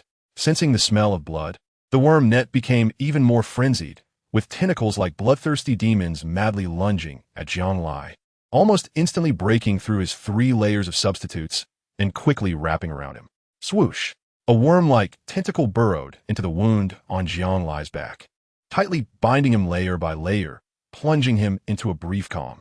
Jianglai, Ling Yin rushed over with unsteady steps. After the previous flower explosion, which had almost shattered more than half of the worm net's tentacles, it now looked like a dying soul beast, with only 10 remaining blood-red tentacles still waving. But the next moment, almost visibly, those tentacles that had been destroyed in the explosion began to regrow, as if they would fully recover in no time. It was too difficult. Jianglai was bound by the worm web, and at the same time, it felt like a needle was stabbed into his back, burning painfully, making it impossible for him to shake off these tentacles, leaving him incredibly frustrated. More importantly, he was unable to mobilize his soul power or use soul skills. Ling Yin gritted her teeth, took a sip of her drink, and ate at least 10 portions of the happy little buns, nearly choking to death. The 4 blossoms of the other shore dodged Jianglai's side attack, and only managed to destroy 4 tentacles. At the same time, her soul power was exhausted again, and she could barely support her own body. Ling Yin, you should go first. Once the worm web fully recovers, you won't be able to escape either. Take advantage of the fact that you're not injured right now, and go get help. Jianglai's lips appeared slightly pale, and a sense of helplessness spread in his heart, growing wildly like weeds. In front of the 5,000-year soul beast, especially the bizarre and strange soul beast like the earthworm net, he felt too insignificant. He had no sharp attack methods, and could only be at the mercy of others, like fish on a chopping board. I won't abandon you. Who knows if you'll turn into a human when I come back? Ling Yin forced a bitter smile, then regained some soul power and made a surprising move that stunned Jianglai. Swish! Ling Yin took out a dagger and, without hesitation, made a quick cut across her palm, the taste of blood spreading in her hand, radiating a vivid color. Are you crazy? Jianglai was taken aback and vigorously shook off the leeches on his body. Whoosh! The next moment, several leeches bound to Jianglai sensed the smell of blood and quickly moved out, crazily attacking Ling Yin. Ling Yin used her remaining soul power to summon a bundle of ghost flowers and, using their elasticity, rushed over quickly, cutting off the only 2 tentacles on Jianglai's body, and then almost collapsed from exhaustion. Jianglai took a deep breath and hugged her tightly. The remaining worm-like tentacles realized that they had been tricked and launched a frenzied attack again, with a siege-like offensive. Bai Wuchang, Jianglai coughed up a mouthful of fresh blood, and in the next moment, Bai Wuchang, holding the ghostly banner, appeared out of nowhere. from the floating white canvas. A terrifying suction force emerged, causing the blood-red aura on the tentacles of the earthworm net to continuously dissipate. However, even so, it could not hinder its offensive. Several tentacles that had already recovered transformed into slender blood-red serpents and swept towards him. Zhang Lai's pupils constricted, ready to use fury, when suddenly a cold voice sounded beside him. "Get out of the way. You sure?" Zhang Lai heard that familiar voice and almost instinctively pulled Ling Yin aside. A sudden storm. Boom! With the appearance of the Wind Thunder Dragon, a terrifying tornado erupted with thunder and lightning, exploding violently in the earthworm net, creating an astonishing momentum. Hiss! As a cloud of dust dispersed, with the disappearance of the wind and thunder, the earthworm net swung its blood-red tentacles listlessly, a scene of misery. Chapter 71. The Grievance Grave Grass. That terrifying strike had nearly obliterated the area, leaving it barren. The pale moonlight washed over the drifting dust and filth on the ground, accompanied by a cold breeze. "Are you all right?" Yu Shi walked over, looking at the two of them covered in dirt, unable to hide his apology. "I'm sorry. I'm late." "Thank you, brother Yu." Zhang Lai let out a bitter laugh, patted his shoulder, shook his head, and helped Ling Yin sit down as they walked towards Xiaowang. After experiencing Ling Yin's 8 blooms of the other shore flower and the soul power absorption by Wu Chang, Xiaowang was in its weakest moment. Coupled with Yu Shi's third soul skill, the sudden strike of wind and thunder, Xiaowang was now lifeless, all its tentacles completely severed, and it soon vanished entirely, turning into a purple soul ring. Although it was a bit of a pity that Xiaowang was killed by Yu Shi and he couldn't absorb the soul ring, preserving his life was already the best outcome. At that moment, the system notification sounded again. "Ding! Congratulations to the host for defeating the 5000 Year Soul Beast Xiaowang. Reward, Blood Touch." Zhang Lai was taken aback, and then he noticed a small mini-worm web appearing among the black and white impermanents, gently pulsating with several blood-red tentacles, enveloped in a white light sphere. Blood Touch, a one-time consumable item, which when used, increases soul power by 2 levels and guarantees a 100 promotion of martial soul evolution, awakening different abilities based on the characteristics of the martial soul. Restrictions: Plant Type Soul Master. Note: transferable, tradable, and can be used multiple times. What good item! Zhang Lai was stunned. This was much better than that unreliable crazy potion, and could even enhance soul power. However, the condition was that it had to be a plant-type soul master, and he had already thought of who to give it to. Such a good thing should not be given to anyone other than Ling Yin, who possessed the Bayan Flower martial soul. Otherwise, it would be unfair to her. Turning around, Zhang Lai quickly returned, and the three of them soon left this place of conflict. After they exited, they found He Xiang and the others anxiously waiting in the same spot. "Boss, you're hurt." Li Yi ran over, looking at the large area of bloodstains soaking Zhang Lai's back, which was shocking. Fortunately, it wasn't serious. "You guys stand together. Peach blossoms are beautiful." He Xiang sighed in relief, and behind her, peach blossoms bloomed, sending a fragrant scent that healed the wounds of the two. In just a moment, the wounds gradually disappeared, leaving smooth skin as if reborn. After this incident, the group couldn't sleep, so they directly built a bonfire on the spot, with the gentle breeze brushing against them and the flickering firelight. "By the way, Yu Shi, how did you find us? And a few days ago, we didn't see you at the agreed location." Zhang Lai looked at Yu Shi beside him. "I had a bit of an issue and couldn't make it to the appointment. I'm really sorry. It was just a coincidence that when I passed by here, I happened to see He Xiang and the others escaping. After asking a few questions, I came to help you guys." As he said this, Yu Shi's mouth curled into a bitter smile. "To be honest, during the later stages of the assessment, it's too risky to go alone. I overestimated my own abilities a bit. Then just stick with us. You kid wanted to show off and insisted on training by yourself." Zhang Lai laughed and punched his chest. Hiss! The fist hit his chest, and Yu Shi's mouth twitched a bit, as if it had touched his wound. "You were injured just now?" Zhang Lai was stunned. Just now everything was fine, but the injury he sustained earlier was a bit serious. It had improved a lot these past few days. Yu Shi tugged at his clothes, revealing a wound wrapped in bandages, where some blood-red color was gradually spreading. He Xiang didn't say a word and used his soul skill, pink light and shadows swirling around the wound. "What happened to you? Such a serious injury. Did you encounter an ambush by soul beasts?" Jiang Lim looked puzzled. With Yu Shi's strength at level 31, he had high explosive speed. How could he not win or escape? It wasn't a soul beast, but a person. He had a personal grudge with him, and, on the way, He was ambushed by a soul beast, which was why he hadn't recovered in a few days. Yusha frowned, the light in his eyes fading into brief memories as he clenched his fists. I have to admit, my strength is still weaker compared to that person. Who is that person? Everyone looked curious and surprised, unable to imagine who could defeat Yusha. His name is Yuji, from the blue electric Tyrannosaurus family. Yusha was silent for a moment, his voice devoid of any emotion. The blue electric Tyrannosaurus, isn't that one of the top 3 sex? No wonder. He took a sip of wine, suddenly realizing, what's wrong with the blue electric Tyrannosaurus? I know that person named Yuji. He even looked down on me before. Next time we meet, I'll get my revenge for you. Ling Yin's expression was calm, as if she were talking about a trivial matter. Jiang Lai gave a bitter smile. It seemed that the last time he met Meng Iran's friend, Ling Yin still remembered the grudge. Thanks, I trust you. Yusha felt warmth in his heart and nodded with a smile. Although Ling Yin was only a great soul master, her control over soul skills was extraordinary, and she had always followed a high-skill approach, making her absolutely dominant in one-on-one fights.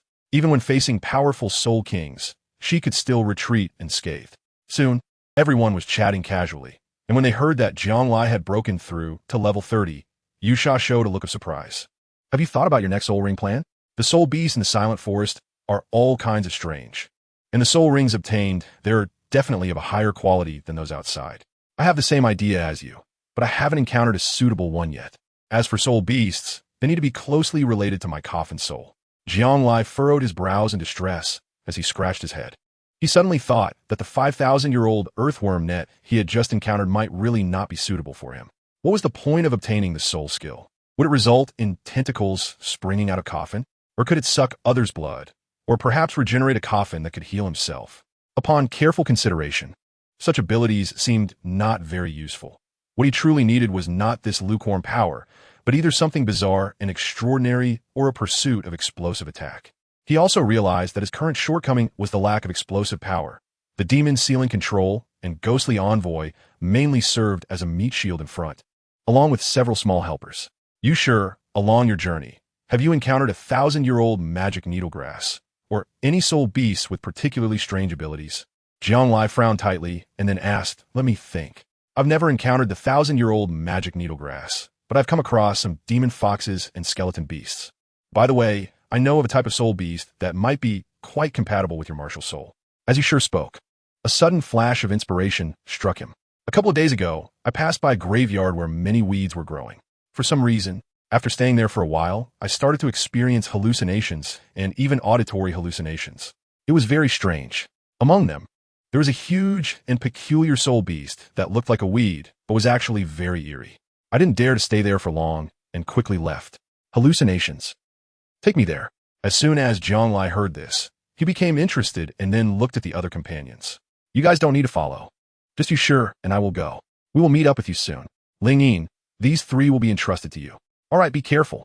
Ling Yin initially wanted to follow, but suddenly realized that she was the only soul master with combat abilities here, so she shrugged and gave up. The next morning, Yusha led the way, and the 2 of them set off. Before leaving, they confirmed the route and planned to meet at a small hill just before the finish line. In half a day, the 2 of them arrived at their destination, the 100 Tombs Cemetery. From afar, the noontime sun was glaring, and a chilling wind swept through the cemetery, making the graves appear as if they were silent souls, silently watching the passing spirit beasts and humans. Be careful, there are other spirit beasts here. As the 2 were walking, they suddenly saw a team of spirit masters who had ventured deeper into the cemetery. There were 5 of them, looking to be around 15 years old on average. 2 boys and 3 girls, searching for something in the cemetery. Jiang Lai and Yusha looked at each other in surprise, not expecting to encounter so many examiners at once. The group of people obviously saw them as well, showing expressions of surprise as they approached. After a brief introduction, everyone decided to walk together. Jiang Lai also discovered that 2 of the women were twin sisters. One was playful and cute, while the other had a frosty demeanor. Their names were Shun Rong and Shun Ying, and they were also here to hunt soul beasts to obtain their 3rd soul ring. Another woman had a graceful figure, her every smile and frown enchanting, exuding a maturity beyond her 14 or 15 years. Her name was Su Xian, and she carried herself with elegance. Coming from an extraordinary background, the 2 men had similar tall and slender physiques, appearing somewhat indifferent, even towards the 3 women. who were also a temporary team with no emotional ties. After walking for a while, the graveyard gradually became eerie, with cold light dimming among the branches and leaves, casting shadows of various sizes on the ground. Suddenly, a faint odor wafted through the air, sharp and unpleasant. This was Jiang Lai pinched his nose. Feeling the moment the smell entered his body, a moment of dizziness struck him, and a stinging sensation swirled at the tip of his nose, more uncomfortable than the rhinitis he had experienced before. At the same time, the objects in front of him flickered uncertainly, as if changing positions. Fiery eyes and golden sight. Jiang Lai rubbed his eyes, and the illusion before him gradually faded. However, his nose still felt unusually uncomfortable, as if it had been forcefully blocked by a hand. Others also began to exhibit similar symptoms, though not as severe. It was that particular patch of grass. Yusher seemed to be prepared, pinching his nose and mouth, pointing at a large, bizarre patch of weeds ahead that looked very shabby, resembling a hunchbacked old beggar. Jiang Lai was about to use spirit vision when he suddenly realized that he had exhausted the number of uses. Upon closer inspection, he found that this soul technique had changed. Three-eyed fox spirit vision consumes 30 of soul power, with a chance to uncover soul beast characteristics, enemy soul technique effects, weaknesses, invisible enemies, etc. It can be used a maximum of 3 times a month. Using it again requires a payment of 10 gold soul coins. Damn, what a ripoff. Jiang Lai looked at this unexpected delight, helplessly pursing his lips, and consumed 10 gold soul coins to scan with his spiritual vision. Grievance grave grass, a soul beast that has grown from a grave for 2,100 years. It is a plant-type soul beast that prefers shady and dim places. It has lived in the desolate environment of graves for a long time, and once it senses the presence of a living person nearby, it becomes particularly excited and releases a peculiar stench. The smell stimulates the nose and seeps into the brain. Those who linger in the area for an extended period will experience various symptoms of hallucination. Grievance grave grass stimulates the senses of the living through its scent, infinitely amplifying the evil thoughts in their hearts, thereby inducing their innermost desires, causing them to lose their ability to think and become killing machines. There are bound to be corrupted crows guarding the area around Grievance gravegrass. Flames have a restraining effect on it. TSK, how strange. Jiang Lai's expression brightened with joy, unexpectedly finding the grudge grave grass so magical. A grave and a coffin. Isn't this the perfect match? Jiang Lai turned around and looked at the others. If you don't want to die, hurry up and leave here. It's nothing, just an ordinary illusion, nothing deadly. 2 men, their eyes half red, shook their heads and said carelessly. Just as he was about to say more, suddenly, from the branches above, a group of corrupted crows screeched and charged down, quickly becoming a chaotic mass as they surrounded them for an attack. Everyone was taken aback, and the crowd fell into disarray, losing all sense of order. Chapter 72, Third Soul Skill, Funeral Ah. A large swarm of corrupted crows descended upon the crowd, and in an instant, the sky above was shrouded in dark clouds, accompanied by the eerie cries of the crows, swooping in and launching surprise attacks. The crowd was thrown into chaos as everyone tried to fend off the attacks from the corrupted crows around them. Ghostly officials sealed the demons. Jiang Lai frowned, and the soul-settling coffin appeared. The ghostly messenger crawled out holding the coffin, and with a soul-shaking attack, cleared the surrounding obstacles. With the embodiment of the arrow wind thunder dragon, lightning entwined around him, accompanied by the condensation of purple-blue scales, a strike of thunderstorm passed, and the corrupt crow was instantly reduced to ashes. The others weren't as straightforward as the two. They used various methods to defend themselves. 2 men directly embodied their beast martial souls. One was a gorilla, and the other was a fiery lion, both with a 100-year soul ring, showcasing impressive strength. Xiansha, the cold and frosty twin sister, Shuning, produced a pipa in her hand. As her first 100-year soul ring lit up, sharp, arc-shaped sound blades shot out from the pipa, wreaking havoc in all directions. Sound explosion. At the same time, she slightly tilted her jade fingers and suddenly pulled a heavy note, accompanied by her cold shout. A loud explosion of pipa reverberated in the surrounding air like firecrackers, stirring up ripples in the air and dispersing the remaining attacking corrupt crows. Her sister, a girl named Shenrong, summoned an ancient zither with a fragrant aura, sitting cross-legged on the spot, with 1 or 2 soul rings lighting up in succession. Heavy jade, floating light. Shenrong's jade fingers lightly plucked, and the ethereal sounds of the zither floated out, dispersing in the air, while wisps of elusive floating light swirled around the two like glowing birds.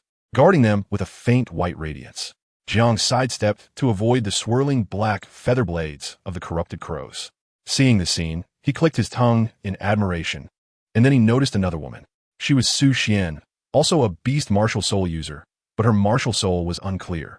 All he could see was a layer of white clouds swirling around her, as she moved swiftly through the chaotic swarm of corrupted crows, her speed erratic and rapid, suggesting she was a agile attack system great soul master. Jiang, we can't stay here for long. Let's work together and kill that strange grass, Yushur said as he punched and killed an oblivious corrupted crow, his steps slightly unsteady, likely due to the lingering effects of that strange odor. Yushur, that's called the grievance grave grass, and by the way, I'm your brother Jiang. Jiang Lai let out a bitter laugh, then followed Yushur as they charged ahead. The flock of crows here was incredibly dense, blocking their way like a black cloth, seemingly obscuring all the surrounding light. Whatever, it's all the same anyway. Red light flickered in Yushur's eyes as he kept shaking his head, the hallucinations growing deeper. Jiang Lai sensed that the situation was not good and quickly took out a drunkenness-reducing gourd prepared for him by Li Yi from the hands of the black and white impermanents. Handing it to him, he had sharp eyes, so he was immune to this illusion effect, but his nose was congested, and the pungent, strange smell was somewhat uncomfortable. Yushur downed the gourd in one go and immediately felt much more relaxed, although he was still a bit dizzy. His ears were clear, and his vision was much better than before. I'll take the lead and eliminate this group of crows. Yushur took a deep breath. Just as he was about to activate his third soul skill, a blazing lion suddenly pounced from behind him, the very tall and thin man. The man's arms transformed into flames, thick brown fur covering half of his body, and his eyes were filled with a red glow as he roared and charged at Yushur. Seal the demon. Jiang Lai was taken aback. The shadowless flute in his hand flew out, a black strike intercepting his leap. The wind rose. Yushur felt the wind under his feet, narrowly dodging the man's sneak attack, his face filled with surprise and uncertainty. Be careful, he has been controlled. Jiang Lai recalled the explanation he had just seen. Those whose wills were weak had been completely controlled by the vengeful grass, which could infinitely amplify the evil thoughts in people's hearts, turning them into killing machines. Meanwhile, on the other side, the gorilla man had already charged madly at the three women, catching the Shun sisters off guard, especially for the support type, Shun Rong. She had not anticipated that her companion would suddenly ambush her, and she took a punch directly, spitting out blood. Rong's sister, Shuning, saw this scene and quickly supported Shun Rong, her eyes filled with killing intent. Sharp, curved flying blades shot out from her pipa, slicing through the gorilla man's body and leaving terrifying, elongated blood marks. Floating light. Shun Rong, with blood in her mouth, gently stroked the Gujing with both hands, and strands of white light danced around the two sisters. There was not a trace of red light in their eyes, likely due to the dispelling effect of her soul skill. At the same time, streams of white floating light leaped on the gorilla man, continuously wearing down the hostility within him. Over there, Su Xian also rushed over, with white clouds swirling around her, launching a surprise attack on the gorilla man from the side, creating an opportunity for the Shun sisters. Roar. On this side, the blazing lion man seemed to be possessed, flames erupting from his claws, spewing intense fire, indiscriminately slaughtering both the corrupt crows and soul masters. Thunderous winds. Yushur's third soul ring lit up, and then two dragon-like arms covered in lightning smashed into the ground, causing bolts of lightning to surge up from the earth, tearing through the air with roaring thunder. At the same time, a fierce wind swept through the entire graveyard around the lightning, resulting in countless corrupt crows dying, clearing a large area. I'll hold them off. You go, Yushur said, punching back the blazing lion man and shouting to Jiang Lai. That is up to you. Jiang Lai was shocked for a moment, then nodded. Stepping on the corpses of the rotting crows and the swirling black ashes, he arrived at the grievance grave grass. The grievance grave grass appeared wilted, the earlier move. Wind and thunder from the ground had also affected it, causing several leaves to break. It seemed to sense the threat to its life, continuously emitting an increasingly pungent odor. Jiang Lai covered his nose, his eyes flickering with a golden red light, ignoring the illusions around him, while his heart remained tranquil. With a single strike, he sealed the demon, drawing black characters that seemed to envelop the resentful grave grass, as if the Grim Reaper had descended.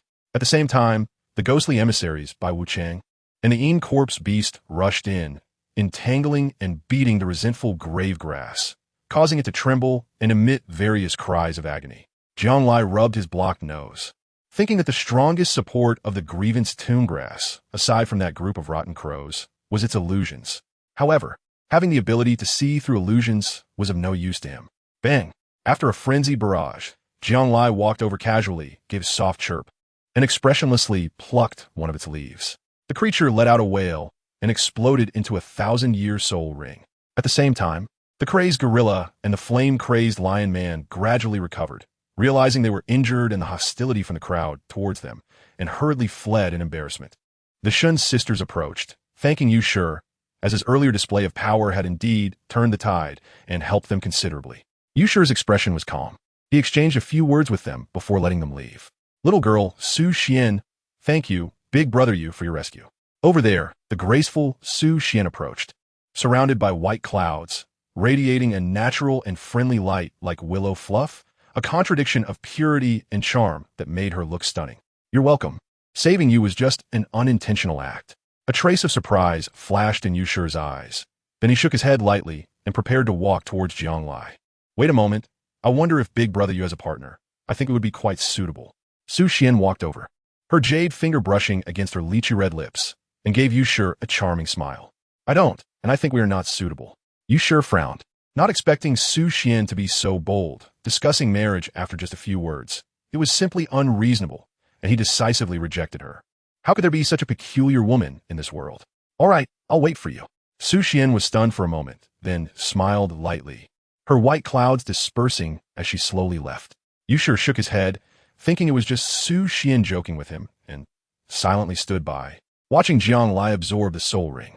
Half an hour later, the purple soul ring merged into Jianglai's body, and a powerful wave surged outward like a roaring tide. A sharp purple light flashed by. Jianglai exhaled a breath of turbid air, stood up, and stretched his muscles, feeling immensely comfortable. How's the effect of his soul skill?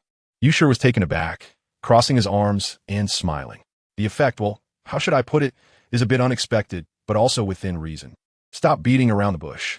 Ahem, let me put it this way. Watch closely, little Yazzie. Jianglai excitedly stretched his muscles. And then 3 soul rings, 1 yellow and 2 purple, floated out from him. The 3rd soul ring lit up. The soul-guarding coffin appeared, and the coffin lid opened automatically, revealing a dense aura of death swirling inside. Yu Shi, cooperate with me. Jianglai gestured for Yu Shi to lie down in the coffin. Yu Shi was slightly taken aback, but without saying a word, he stepped into the coffin. The soul requiem coffin fit him perfectly, neither too big nor too small, as if it were custom-made. Soon after, the coffin lid quickly closed, and after a breath, the soul requiem coffin floated in the air. And Yu Shi was immediately ejected from the coffin, falling to the ground. This is my 3rd soul skill, funeral. What do you think? Jianglai raised an eyebrow. Is that it? Swallowed into a coffin gone? Yu Shi spread his hands, dusted off his clothes, and couldn't help but chuckle. Not yet, thunderstorm. Jianglai gave a strange smile. Huh?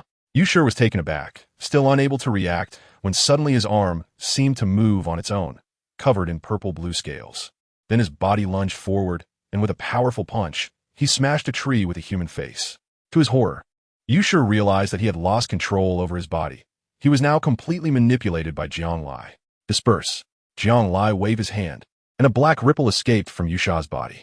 Then, to Yu Shi's surprise, he found that he could control his body again. Is this your 3rd soul skill? Controlling enemies?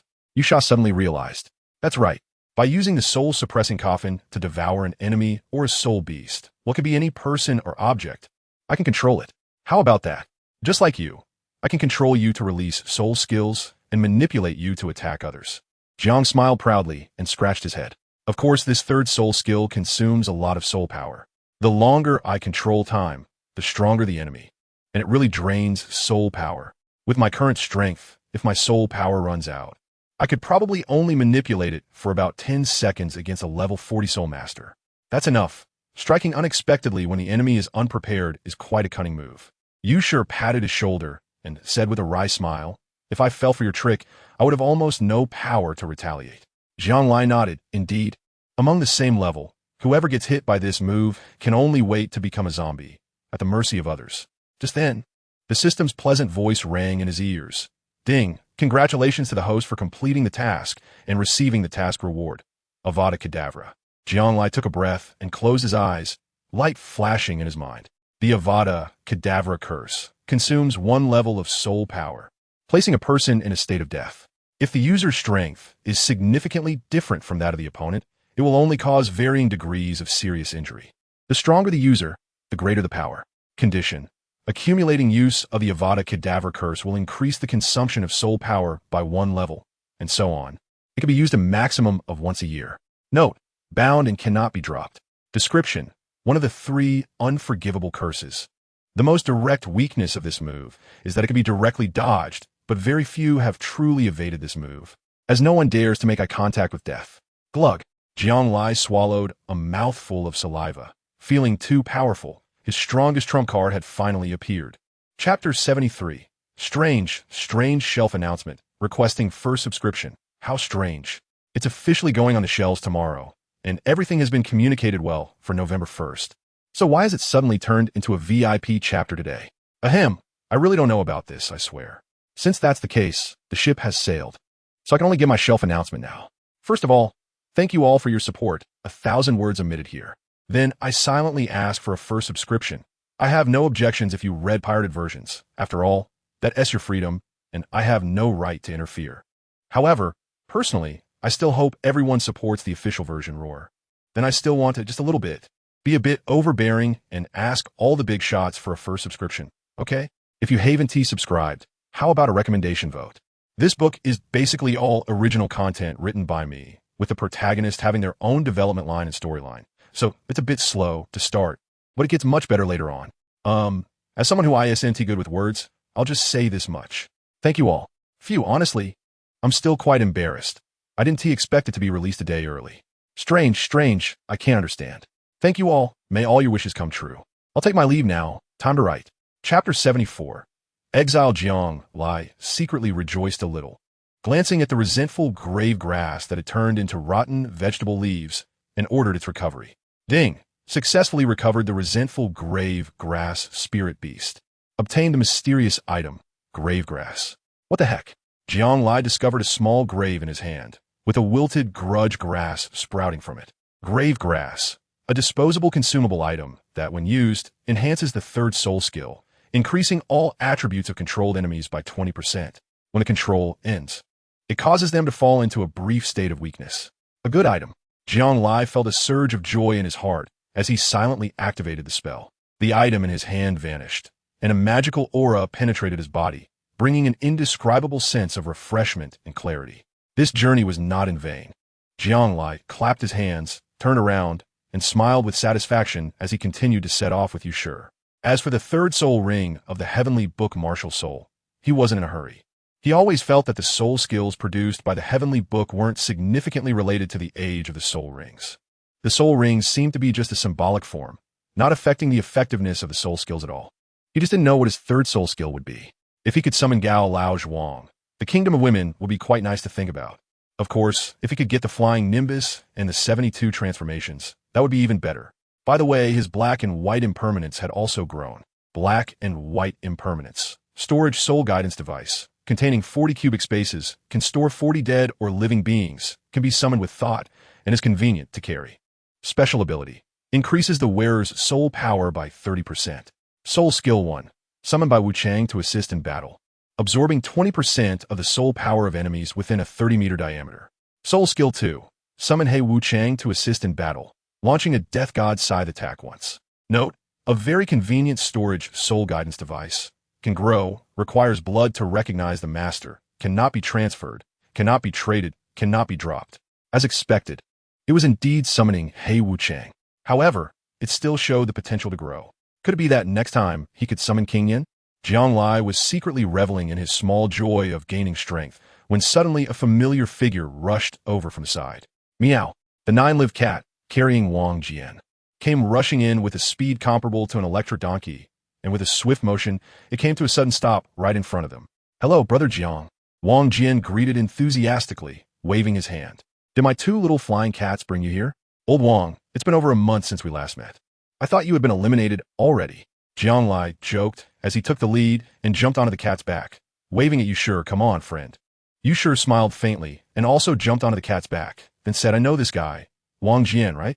He carried me for a day when I was being chased by soul beasts in the forest and charged me a gold soul coin. After so many days, I guess he has made quite a bit, huh, old Wang? You sure looked at Wang Jian with a playful expression, clearly addressing him with that remark. Old Wang, you're something else. While others are risking their lives in the assessment, you're making money on the side. Jianglai was dumbfounded. There was no way out. He was as poor as a church mouse and had no rich woman to support him, so he could only rely on himself. Wang Jian drove a 9-live cat through a forest and chuckled. Rich woman? Jianglai and Yu Shi looked at each other, tilting their heads in unison. Do you want to eat soft rice? Ahem. No. Well, okay, I'll be honest. I actually just want to eat soft rice. I have a dream, which is to have a wealthy woman descend from the heavens so I can live freely without effort. Ha ha. Okay, although it's not very likely.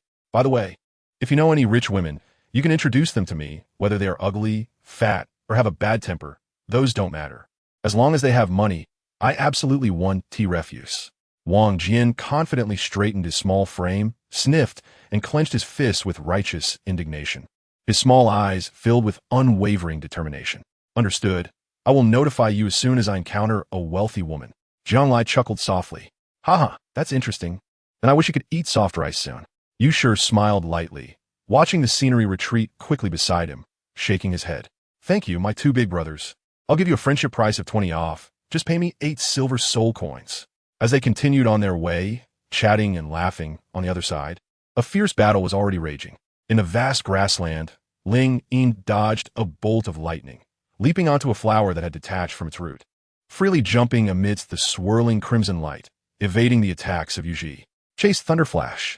With a slight lift of his brow, Yu Shi, already possessed by the blue electric Tyrannosaurus, felt 2 dragon arms, now transformed, crackling with purple electric snakes, before unleashing a terrifying bolt of lightning.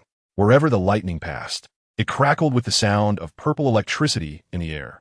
Ling Yin remained relaxed throughout, even with 1 less soul ring than her opponent, still showcasing her impressive strength. Leaping freely amidst the fiery dense flower thicket, each time brushing past the lightning. With her exquisite positioning and extraordinary use of soul skills, despite Yu Shi's fierce attacks, they never touched the hem of her clothes, but were gradually suppressed to the point of being utterly defeated. Li Yi watched from his side, his face full of worry.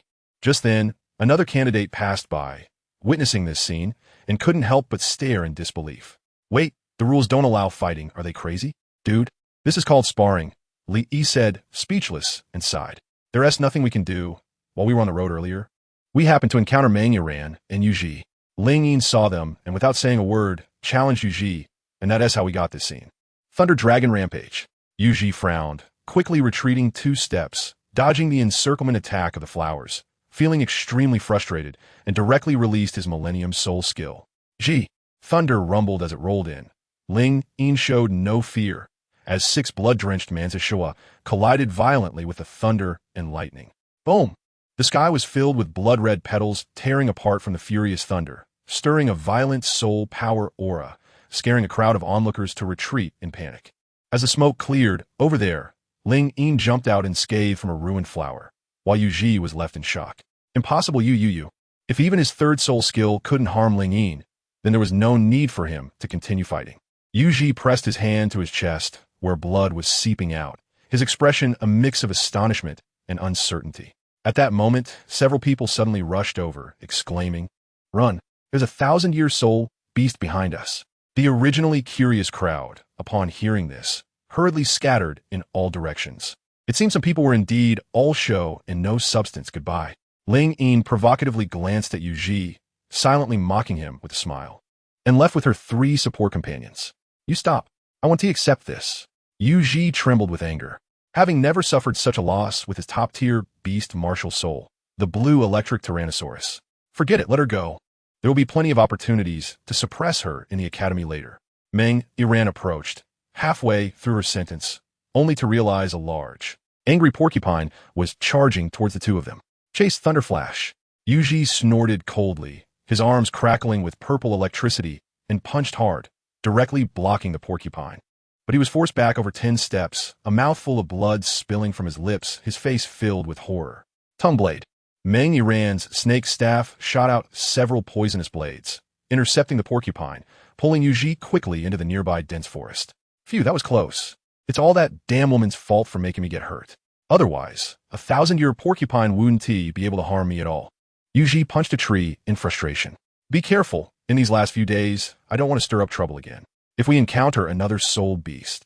Meng Iran sighed lightly. Suddenly her gaze sharpened, focusing on what was behind Yuji, and exclaimed, "Watch out." Swish! Just as she finished speaking, a worm-like tentacle shot out from the forest, plunging into the bloodstain on Yuji's chest, while more than 10 worm-like tentacles tightly coiled around his body, dragging him into a web of worms. Everything happened too fast. By the time Yuji fully reacted, he felt a sharp pain in his chest, realizing the tentacle was actually sucking his blood. Tongue blade. Meng Iran was alarmed, quickly cutting through the worm tentacles binding Yuji, but before Yuji could escape, the worms rapidly grew, tightening their grip around him even more. What the hell is this thing? Yuji's face turned pale, feeling utterly weak and unable to summon his soul power. This is a worm web. I encountered it once before. If you have wounds on your body, it will bind you and suck your blood. Meng Iran remembered how Jianglai had dealt with it last time, knowing that fire could restrain the worm web. But the key was that she had no firestone stored.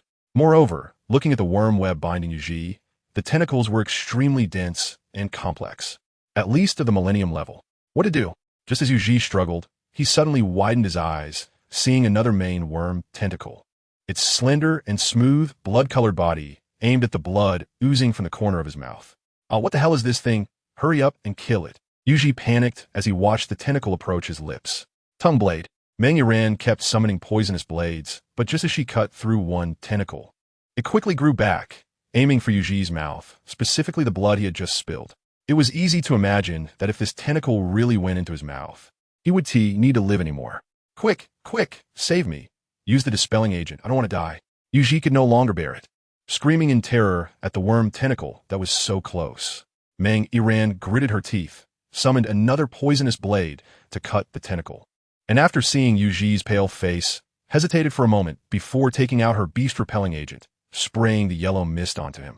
As the beast-repelling agent was sprayed, the worm web seemed to smell something unpleasant, and the binding tentacles immediately loosened, releasing him and retracting back to their original form.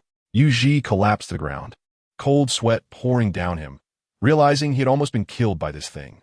Turning around, he kicked the worm web furiously, feeling no relief. He never expected that he would be so hastily eliminated today. "All right, hand over your beast-repelling agent to me." Meng Iran walked over calmly. If it weren't for the jade quality being bound and unable to use the beast control potion, she wouldn't have used her own. Now that he was no longer in danger, she naturally wanted to take back what belonged to her. Yuji was taken aback, turning his head with a complex expression, and took out his beast control potion from the soul guide device. However, for some reason, his outstretched hand suddenly retracted. "What are you doing? Give it to me." Meng Iran was startled, and her expression immediately turned cold. "Yuji, are you trying to violate the rules? You can't snatch someone else's potion." "I didn't snatch it. You volunteered."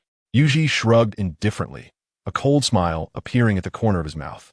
"So this is outside the rules. Even if you report me, it won't matter. Iran, we are all friends. Just let me have this once. Let's not ruin our relationship." Yuji smiled lightly, and under Meng Iran's furious gaze, he pulled out a stack of shimmering gold soul coins. "At most, I'll return the 100 gold soul coins for the registration fee. Just consider it a chance to see this place. Get lost." Meng Iran gritted her teeth, suddenly scattering the gold soul coins in his hand, grabbing his collar. Her eyes filled with rage. "Is that what I want, the 100 gold soul coins? Yuji, hurry up and give me the things. If it weren't for me, you'd already be a corpse. If your grandparents knew what you did, they wouldn't let you off. You dare to threaten me? Ha, Meng Iran. I'm from the Blue Electric Tyrannosaurus clan. I'm not afraid of that so-called Dragon King and Snake Lady. Don't push your luck." Yuji forcefully shook off Meng Iran's grip on his collar and said coldly, "You should thank me. If it weren't for me on this journey, would you have made it this far? You would have been eaten by a soul beast long ago. So, I'm just collecting what you owe me in another way. Shut up, hurry up and give it to me, or I will definitely kill you." Meng Iran angrily charged at him, her snake staff suddenly shooting out several poison blades. Looking for death. Yuji's expression turned cold, and with a punch from his Thunder Dragon arm, the electric ripples hit Meng Iran, directly knocking her back. Meng Iran spat out blood, and suddenly, a worm net from the side bound her tightly. Seeing this scene, Yuji smiled faintly, turned around, and said, "Goodbye. See you again." After saying that, He left this desolate place without looking back. Stop. You're dead. Meng Yiran trembled with anger, hurriedly using her snake form to wriggle out of the worm net. But before she could escape, the worm net wrapped around her again. Woo-woo. Meng Yiran struggled desperately, her soul power exhausted, unable to break free. Not only that, but a large shadow loomed over her from the sky. A gigantic vulture descended, quietly staring at her. Meng Yiran turned pale with fright. This vulture looked at least like a 10,000-year-old beast. And she was really going to die without a burial place this time. Just at that moment of despair, a figure in a gray-brown coat jumped down from the vulture. He waved his hand lightly, and an invisible force spread out, causing the worm net binding Meng Yiran to disintegrate.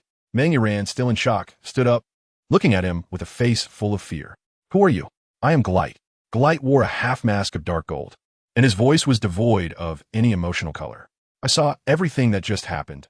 Otherwise, I wouldn't have come specifically to save you. Director, that person just now was Yuji. You must not hire him. He is despicable and shameless, using underhanded tactics, a complete scoundrel. Hearing his words, Meng Yiran's face turned red with grievance, almost crying, tears welling in her eyes. Glite glanced at her expressionlessly. What he did was indeed outside the rules. So I won't intervene too much. You can only blame yourself for encountering the wrong person. You have already lost your qualification for the assessment. Leave now. No, please give me another chance. Meng Yiran suddenly raised her head, lowering her stance, pleading with tearful eyes. Opportunities are not given by me. They are earned by you. A cold light flashed in Glite's eyes. You are an adult now. You should bear the consequences of your actions. Your grievances with him, you will resolve on your own. If you don't want the gap between you and him to grow larger, then work hard to cultivate. Yes. Meng Yiran wiped her tears, knowing that further pleading would be useless. She stared resentfully in the direction Yuji had left. It's dangerous here. Let me escort you. Glite turned around and, before Meng Yiran could react, a white light surged from his hand, enveloping her. Exile. Swish. In the next moment, Meng Yiran felt darkness before her eyes, and she found herself outside the silent forest, where Hu Daojio was snoring. How is this possible? Meng Yiran couldn't believe it. She had just been in the central area of the silent forest, and now, the white-haired old man, Hu Daojio, woke up, rubbed his eyes, and saw Meng Yiran yawning. Little girl, what a pity. Since you've been exiled, just go home. There's no place for you here anymore. Meng Yiran was dazed for a long time, then gritted her teeth and angrily turned to leave. Sigh. The director is still as heartless as ever. Hu Daojio sighed and continued to rest his chin on his hand. After Meng Yiran left, Glite looked around and, finding no one, quickly squatted down, happily picking up the 100 gold soul coins, then casually stuffed them into his soul guide device. He jumped onto the vulture, feeling great. Let's go. Today's harvest is good. I'll treat you to a nice meal. The vulture let out a happy cry, flapping its massive wings, flying away with Glite. In midair, Glite suddenly sneezed, snapping back to reality. Who is talking about me? Chapter 75, 11-person team Meow. The 9 lives cat leaped gracefully through the woods, skillfully avoiding various obstacles along the way, quickly carrying Jianglai and the others forward. Along the way, they encountered all sorts of soul beasts, and there was no need for anyone else to act. Jianglai simply played the shadowless flute, sealing the magic and drawing black characters that shook the surroundings. With the increase in strength, his first soul skill also became increasingly powerful, as a 30% increase in soul power was not just talk. Due to delays caused by soul beasts along the way, after running for more than a day, they finally arrived at the place they had agreed to meet with Lingyin. Kanya Mountain. From a distance, it looked like a small hill, surrounded by green earth, with several patches of vibrant colors dotting the greenery. And amidst the refreshing sounds of the wind, faint birdsong could be heard from time to time. They circled the foot of the mountain and indeed found Lingyin and the others. There a strikingly vivid red spider lily was growing, quite conspicuous, presumably a marker left by Lingyin. Jianglai leaped down with the 9-live cat and walked over with Yushur. Hey, you two brothers, haha, can I join you? Wang Jian quickly rushed over, speaking enthusiastically, but his gaze was not kind as it wandered over Lingyin and Xiang, seemingly trying to use his divine eyes to determine if these two were wealthy ladies. You brat, those two are my friends, don't get any funny ideas. Jianglai was taken aback for a moment, then suddenly understood his intentions and gave a cold smile. Friends are great. The more the merrier, wealthy lady. Here I come. Huh. Wang Jian had already dashed over with a gust of wind, seemingly sensing the powerful aura that Lingyin exuded. Instead of charging straight in, He chose to approach the gentle and lovely Xiang first. Hello, my name is Wang Jian. I'm a good buddy of Zhonglai. May I ask, beautiful lady, who are you? Oh, I'm Xiang. Xiang replied with a slight nod. Oh, I see that you have an extraordinary physique and exceptional talent. May I ask which force you hail from, that you are so stunningly gifted? Wang Jian asked with admiration on his face. Ahem. Li Yi sensed that Wang Jian's intentions were not pure and subtly positioned himself in front of Xiang. Having friends come from afar is a delight. My friend, you seem a bit overly enthusiastic. Why do you need to inquire so detailed? Just asking casually, Wang Jian replied awkwardly, then shifted his gaze to Ling Yin, organizing his thoughts, and just as he was about to speak, Ling Yin turned her head with a slight smile on her lips. My name is Ling Yin, a level 30 great soul master. Do you want to fight me? You little brat, get lost. Jiang Laimei expressionlessly pushed Wang Jian aside, then smiled and said, Don't mind him, everyone. He's a friend. You can call him Old Wang. He mainly helps with transportation and earns a little extra money. That's right. Everyone can ride my 9 Lives cat at a friendly discount of 20 off. Absolutely no overcharging. Wang Jian said enthusiastically, rubbing his hands and smiling. The four of them nodded in understanding. Ling Yin took out a map and marked a spot with a feather pen. Here, this is the third inn. We'll stay there for one night and then set off from there. It will take us at most 2 days to reach the finish line, and the map indicates that all participants must register at this location. Since that's the case, let's set off. Old Wang, you lead the way. Zhonglai glanced at Wang Jian. Wang Jian looked troubled, and then said, Ahem, of course I can lead the way, but my current strength is weak. Plus, with me, the 9 Lives cat can only carry 3 people at most. This is also the limitation effect of my first soul skill, Cat again. Every time my level increases by 10, I can carry 1 more person. I'm currently level 30, and after absorbing a soul ring, I'll be able to carry 4 people. Once I become a title Douluo, I can carry 10 people at once. Wang Jian showcased his developed biceps. Zhonglai was slightly surprised, imagining a scene where Wang Jian sat confidently in front, with 9 passengers behind him, almost laughing out loud.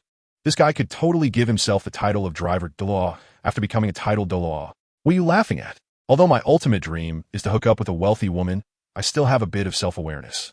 Before I meet a rich lady, my goal is to become a title Douluo, then go for it. I look forward to you becoming a title Douluo, Zhonglai said with a smile, patting him on the shoulder.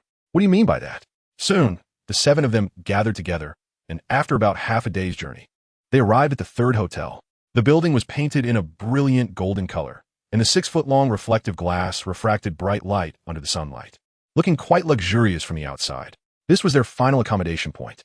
Upon entering, each person presented their beast control agent, registered their information, and then arrived at the lobby on the 1st floor, which looked spacious and bright, with several long sofas arranged.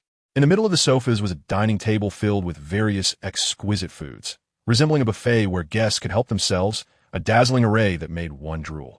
As they walked over, they discovered that besides the 7 of them, there were 4 others inside, also examiners, seemingly just arrived not long ago. These 4 were the Shun sisters, as well as Su Xian and Yu Ji. Why is that annoying guy here too? Ling Yin muttered as soon as she spotted Yu Ji, but she still sat down on the sofa.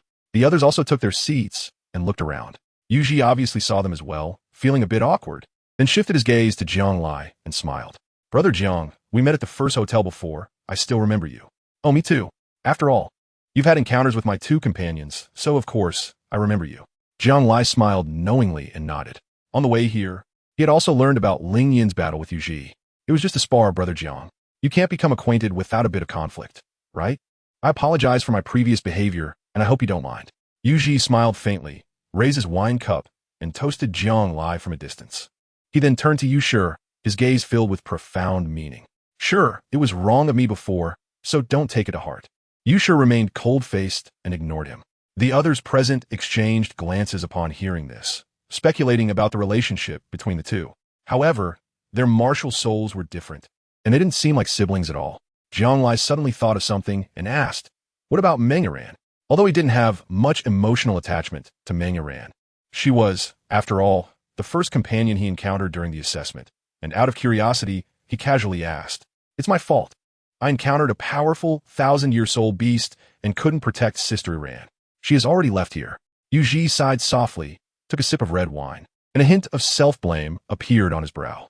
Oh, what a pity. Zhonglai was slightly taken aback and fell silent. with such a grandiloquent statement? Could it be that you encountered danger and ran away, abandoning her? Ling Yin's sharp gaze swept over Yuji. Think whatever you want. After the assessment, you can go out and ask Meng Yiran to see if I truly abandoned her. Yuji pretended to be profound, puffing out his chest, and his confident demeanor convinced at least 80% of those present. Ling Yin looked at him with a mix of belief and skepticism, remaining silent. After a moment, the night draped itself in a black coat, enveloping the silent forest, while the crystal chandelier in the room cast an even brighter glow.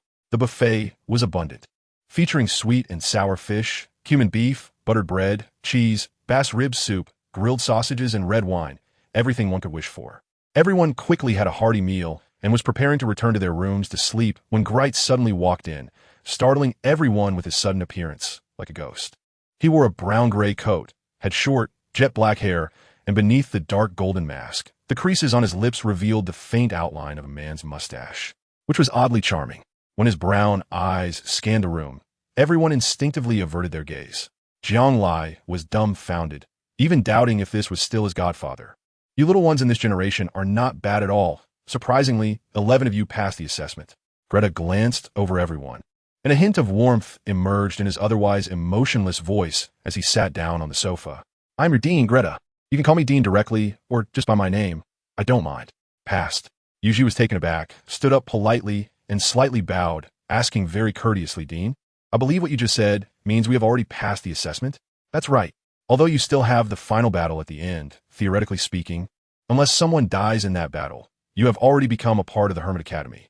Really? Everyone was filled with joy, almost in unison, extremely excited. Jiang Lai and the others were fine, but Wang Jian was so happy he was almost out of control. Especially that kid Wu Bin, who relied entirely on others for support with his constant supply of bread, surprisingly passed as well. The Shun sisters were so excited they hugged each other tightly. Su Xian appeared relatively calm, but the joy in her enchanting peach blossom eyes couldn't be hidden. Of course, because next, the 11 of you will form a team to face the final test together and overcome difficulties. During this process, unless someone is abandoned by the group you form or chooses to go solo, you have already become a whole. Strictly speaking, having come this far, there is no turning back. You can only move forward. Do you understand? Director, do you mean for us to form a whole and face the upcoming test together? Yuji was taken aback, wanted to say something but hesitating. He actually wanted to express that this way. Some people who were not strong could rely on their teammates to pass the assessment, which seemed very unfair, especially Wu Bin, as well as support-type soul masters like Li Yi and He Xiang. He felt there was no need to include them. However, considering the special circumstances, he didn't want to create enemies in front of everyone, so he kept his thoughts to himself, feeling somewhat dissatisfied. Of course, it seems you have some objections. Glate's gaze, sharp as a knife, swept over Yuji. No, it was just a casual question. All right, there's still 2 days' journey to the academy from here. You 11 should discuss strategies together and set off tomorrow. Glate turned to leave, but looked back to add, there is another rule. During these 2 days of battle, if someone is not performing actively or their strength is insufficient to support the optimization of your team, and they cannot gain the team's approval, a vote can be initiated to abandon that teammate. If 5 people agree, they can be abandoned. The abandoned person will lose their qualification for the assessment, and having beast-driving agents will be useless. Of course, malicious voting is not allowed. It needs to be justified. Understood, Director. Everyone fell silent, looking at each other, the earlier excitement dissipating and anxiety settling in. After Glate left, the group quietly sat down, engulfed in silence. Jiang Lai coughed twice and said, in fact, the purpose of a dean is quite obvious. He just wants to unite all of us, not to abandon or give up on anyone, to work together and face the final challenge. So, everyone should bring out their strongest abilities. There is no need to worry about that. Yes, I agree. It's not easy for any of us to get here. Voting to abandon a teammate is really disheartening. It's better for us to understand each other, help one another, and have one more person means one more strength. Su Xian said sincerely. Everyone nodded quickly and began to think quietly. For tomorrow's challenge, let's introduce ourselves to each other, so we can fight side by side. Jiang Lai proposed. Brother Jiang, this suggestion is good. I'll go first. I have a jade quality, and my martial soul is the blue electric Tyrannosaurus Rex, a level 35 attack-type soul master. Yuji proudly puffed out his chest. Everyone was taken aback. His strength was definitely the strongest among them. The others also took turns introducing themselves. Yu Shi, level 31 attack type Soul Master, Martial Soul Wind Thunder Flood Dragon. Jiang Lai, level 31 control type Soul Master, Martial Soul Soul Restraining Coffin. Jiang Lai touched his nose, and his words left everyone in confusion. What does it mean to be a strong control system? Ling Yin, a level 30 Soul Master with a Martial Soul Manzishowa, is a control type. Ling Yin shrugged, her expression indifferent. Li Yi, with the Martial Soul Wine Gourd, is a level 29 Food type Soul Master. He Xiang, a level 29 Support type Soul Master, with a Martial Soul 4 Seasons Deer. Wu Bin, a level 27 Food type Soul Master, with a Martial Soul Small Bread. Soon, it was the turn of the Shin sisters. The playful and cute Shin Rong stuck out her tongue and said, I am Shun Rong, a level 29 Support type Soul Master, with a Martial Soul Guzhong. Shun Ying, a level 30 Control type Battle Soul Master, with a Martial Soul Pipa, coldly spoke. I'm a younger sister Su Xian, a level 31 Agility Attack type Battle Soul Master, with a Martial Soul Fat Lark, Su Xian said helplessly. Fat Lark? Jiang Lai was taken aback, looking at her enchanting figure, and then associating it with the words sensitive attack, feeling a bit puzzled.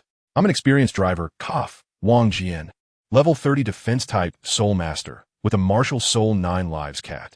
Hee, please take care of me, everyone. Wang Jian chuckled, which made Shin Rong burst into laughter, only to be silenced by a stern look from Shun Ying. So, let's work hard together tomorrow. Jiang Lai stood up and reached out his hand, striving for everyone to pass the assessment. Of course, Yu Ji quickly placed his hand on it. As long as no one sabotaged, it would be fine. Ling Ying gave him a glance and placed her hand on Yu Ji's. Yu Ji's eyelids twitched, but he said nothing. The others also placed their hands one after another, exchanging glances. No matter what, their combination of 11 people was forcibly locked in like this. What kind of day would tomorrow be? Chapter 76. Murdering Maple. Please subscribe. The next day, dawn broke. Everyone finished breakfast early, getting themselves into the best condition before leaving the hotel, fully prepared to set off. Considering the different specializations, among the 11 of them, they surrounded the 4 support-type Soul Masters, Li Yi, He Xiang, Wu Bin, and Shun Rong in the middle. The 3 strongest, Yu Ji, Yu Shi, and Jiang Lai, stood at the front of the team, responsible for dealing with frontal attacks and protecting their teammates behind them. Ling Yin and Shun Ying, the 2 control-type Battle Soul Masters, stood on the left and right sides of the middle of the team, serving as the wings and core of the group. After all, in any situation, control-type Battle Soul Masters are the soul of the team, closely connected with everyone as cooperation. As for Wang Jian and Su Xian, they stood at the back of the team to prevent enemy ambushes. Additionally, Su Xian, as the only agile attack-type Battle Soul Master in the team, was responsible for scouting movements and reporting the surrounding situation. Among the 11, the gaps in the formation were relatively loose, so they didn't have to worry about being unable to unleash their skills. They would only tighten their formation in case of crisis. Jiang Lai walked in front, looking at the troubled Yu Sha, and patted his shoulder. Last night, during their rest, he had clearly learned everything, and Yu Sha had also informed the other companions about his situation. He was actually Yu Ji's cousin, born into the Blue Electric Tyrant Dragon clan, and was supposed to have a bright future. However, due to unforeseen circumstances, when he awakened, his martial soul mutated and regressed. It went from a true dragon to a flood dragon. The flood dragon has no horns and needs to transform to truly evolve into a true dragon. Therefore, Yu Sha's martial soul actually regressed from the Blue Electric Tyrant Dragon to a flood dragon. The only consolation was that the mutation of the martial soul also endowed his flood dragon with wind attributes, turning it into a wind thunder flood dragon, possessing 2 attributes. This granted him high speed and high explosive potential. Despite this, after the awakening of his martial soul, he was marginalized by his family, with some even claiming that his existence brought shame to the Blue Electric Tyrant Dragon clan and that he should be expelled from the family tree. Although after some turmoil, the family eventually accepted Yu Sha's existence. His father, Yu He, could no longer endure the exclusion from the clan and left the Blue Electric Tyrant Dragon with Yu Sha. The two then changed their surname to a homophone, Yu Sha, and Yu Sha changed his name accordingly. Yu Ji, at the age of 16, was actually Yu Sha's cousin, but they had not gotten along well in the past, leading to a natural estrangement. Recently, Yu Ji encountered Yu Sha, and with cold sarcasm, they quickly engaged in what was claimed to be a spar, but in reality, it turned into a fierce battle. Yu Sha was injured due to insufficient strength and left, which led to animosity between the two. I'm Fine. Yu Sha gently shook his head, his gaze passing over Yu Ji, and he said nothing more. Regardless of the circumstances, they were now a united front. Even if he was reluctant, he would not resort to underhanded tactics. However, if Yu Ji took the initiative, he would not just sit back and do nothing. Wow, look, it's so beautiful. As they were walking, suddenly, they saw Shen Rong excitedly pointing at an autumn maple tree in front of them. It was a maple tree, with each bright leaf appearing to be adorned with dew, resembling a person's severed red palm, creating a striking visual. Although autumn was approaching, and it was only the end of August, this autumn maple was already a vivid blood red, as if it had been stained with blood, seemingly ready to ooze blood droplets at any moment. Everyone marveled, as this was the first beautiful sight they had seen in over a month since entering the silent forest. It was far better than those chaotic face trees. Just look at it, don't provoke it. It might be a 1,000-year soul beast, Wang Jian said while picking his nose. Everyone fell silent, just as they were about to speak. As they passed the maple tree, a strange wave suddenly swept through their group, and the blood-red maple leaves suddenly scattered into their ranks like wind blades. There was no time to scold Wang Jian for his bad luck. Everyone became alert. Flower Devour. Reincarnation. Ling Yin reacted the fastest, a cluster of Manjusaka flowers shooting into the sky, almost instantly detaching from their roots and transforming into crimson blades that swiftly swept away. Upon colliding with the maple blades, they shattered and scattered, but they also bought the group some time. String kill. Xin Ying's eyes turned cold, and the pipa in her hands shot out layers of curved flying blades. Under her mental control, they traced various bizarre flight trajectories, eliminating a large number of maple leaves in just a few exchanges. Shen Rong quickly reacted as well, her jade fingers lightly gliding over the guzheng. The melodious sound creating a nearly invisible transparent barrier in midair, which significantly reduced the speed of the maple blades upon contact. Everyone, let's leave here quickly. There's no need to engage too much. Unless we encounter a relentless soul beast, we can still avoid it and conserve our strength. Jiang Lai frowned and said, The others quickly nodded in agreement, preparing to leave after repelling the maple blade. Suddenly, the cold and frosty Shanning blushed, feeling a bit embarrassed as she whispered, I'm already level 30 and just need one more soul ring. This should be a 1,000-year killing maple. Can everyone help me? Killing maple? Wang Jian was taken aback. Yes, I saw it in an ancient book at my family's home. It's a type of maple tree that is deadly. It kills upon encountering people, and wounds inflicted by its maple blade won't heal for a day. Those with weak strength may bleed to death because of it. Shining nodded slightly and explained to everyone. I specialize in control-type abilities, so I think if my third soul ring is from it, my string blade might get enhanced, allowing me to wound enemies in a way that they can't heal, thus achieving a control effect. I see. Jiang Lai nodded, suddenly thinking, isn't Ling Yin also at level 30? This killing maple is just right for her. Shuning followed Jiang Lai's gaze towards Ling Yin, seemingly realizing the same thing. Her face immediately flushed, and she was about to speak. No need, this soul beast isn't suitable for me. You can take it. I mainly rely on control and the instant explosion of flower bombs to show my strength. So I rarely depend on my martial soul to launch attacks like your Windblade. It can only unleash its maximum power in your hands. Ling Yin pondered for a moment and seriously shook her head. Thank you. Shuning revealed a warm and bright smile. Ahem, it's not dead yet. Let us first beat it to near death. Wang Jian had a speechless expression, although he was also at level 30. It was clear that this soul beast wasn't suitable for him. Since it's what Sister Shanning needs, we must do our best. Yu Ji took the lead and directly activated his 1,000-year soul skill. Thunder Dragon Rampage. Roar. The blue electric Tyrannosaurus Rex descended upon Yu Ji, transforming his arms into blue-purple dragon arms, his muscles rapidly swelling, filled with explosive power. Accompanied by his dragon roar, the thunderous roar of heaven descended, crashing into the killing maple. Z. The moment the thunder light struck, the killing maple immediately erupted with thunderous fire, letting out a scream unlike that of a human. Its leaves shattered into countless defeated branches, scattering with charred thunder smoke. Everyone stared intently at this scene. Only He Xiong couldn't bear to look. Lowering her head and closing her eyes, her hands tightly twisted together. Xiansha. As the thunder smoke dissipated, Shun Ying's expression brightened, and several arc-shaped flying blades shot out from her pipa, forming an encirclement to cut through the branches from all directions.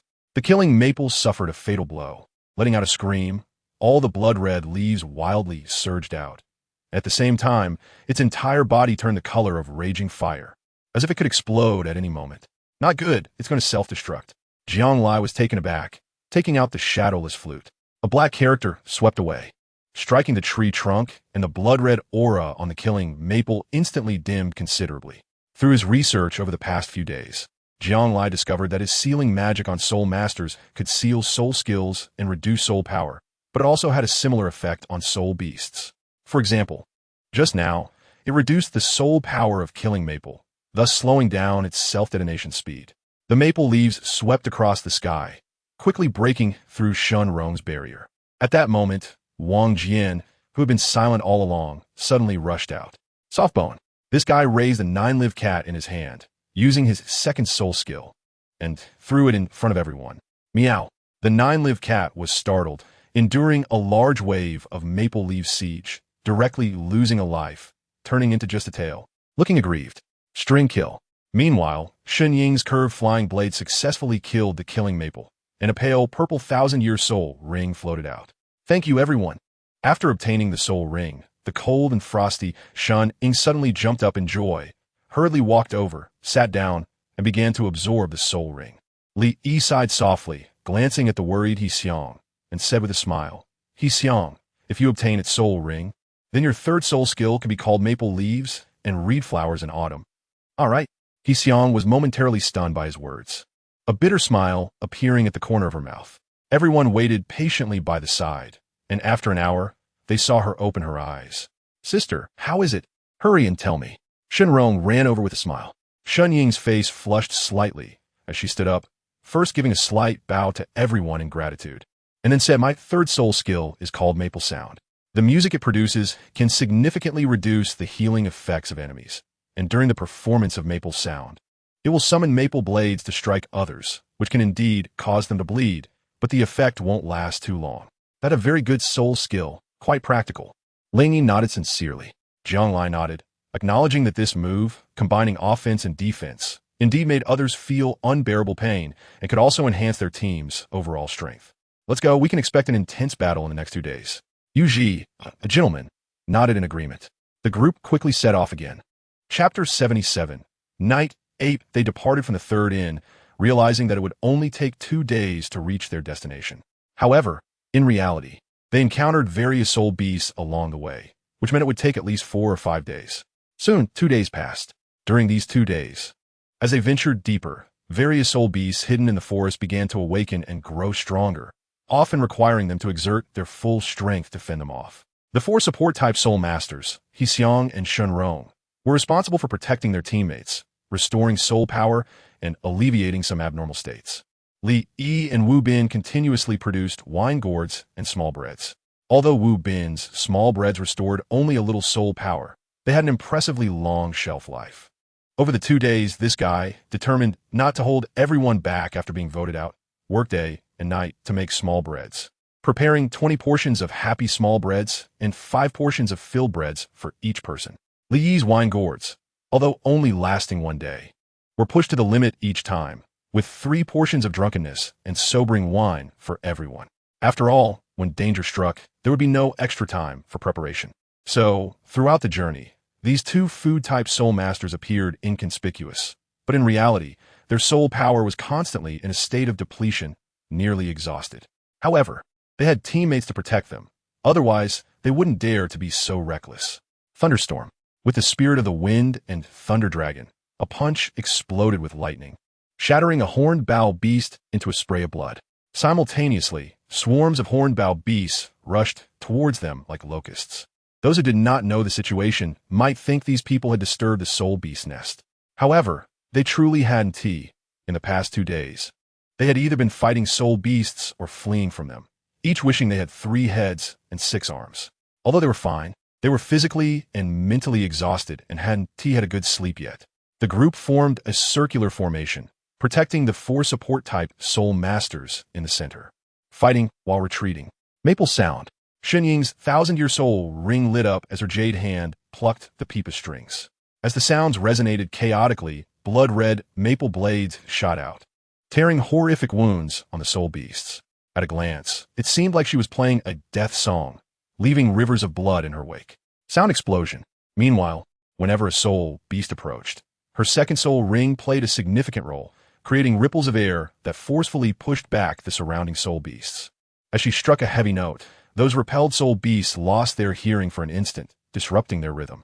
Fragrance of rice flowers. Yixiang took a deep breath. A field of golden rice ears covering everyone's feet, releasing a captivating aroma that restored 10% of soul power to everyone except herself. This amounted to a terrifying total of 100% soul power recovery.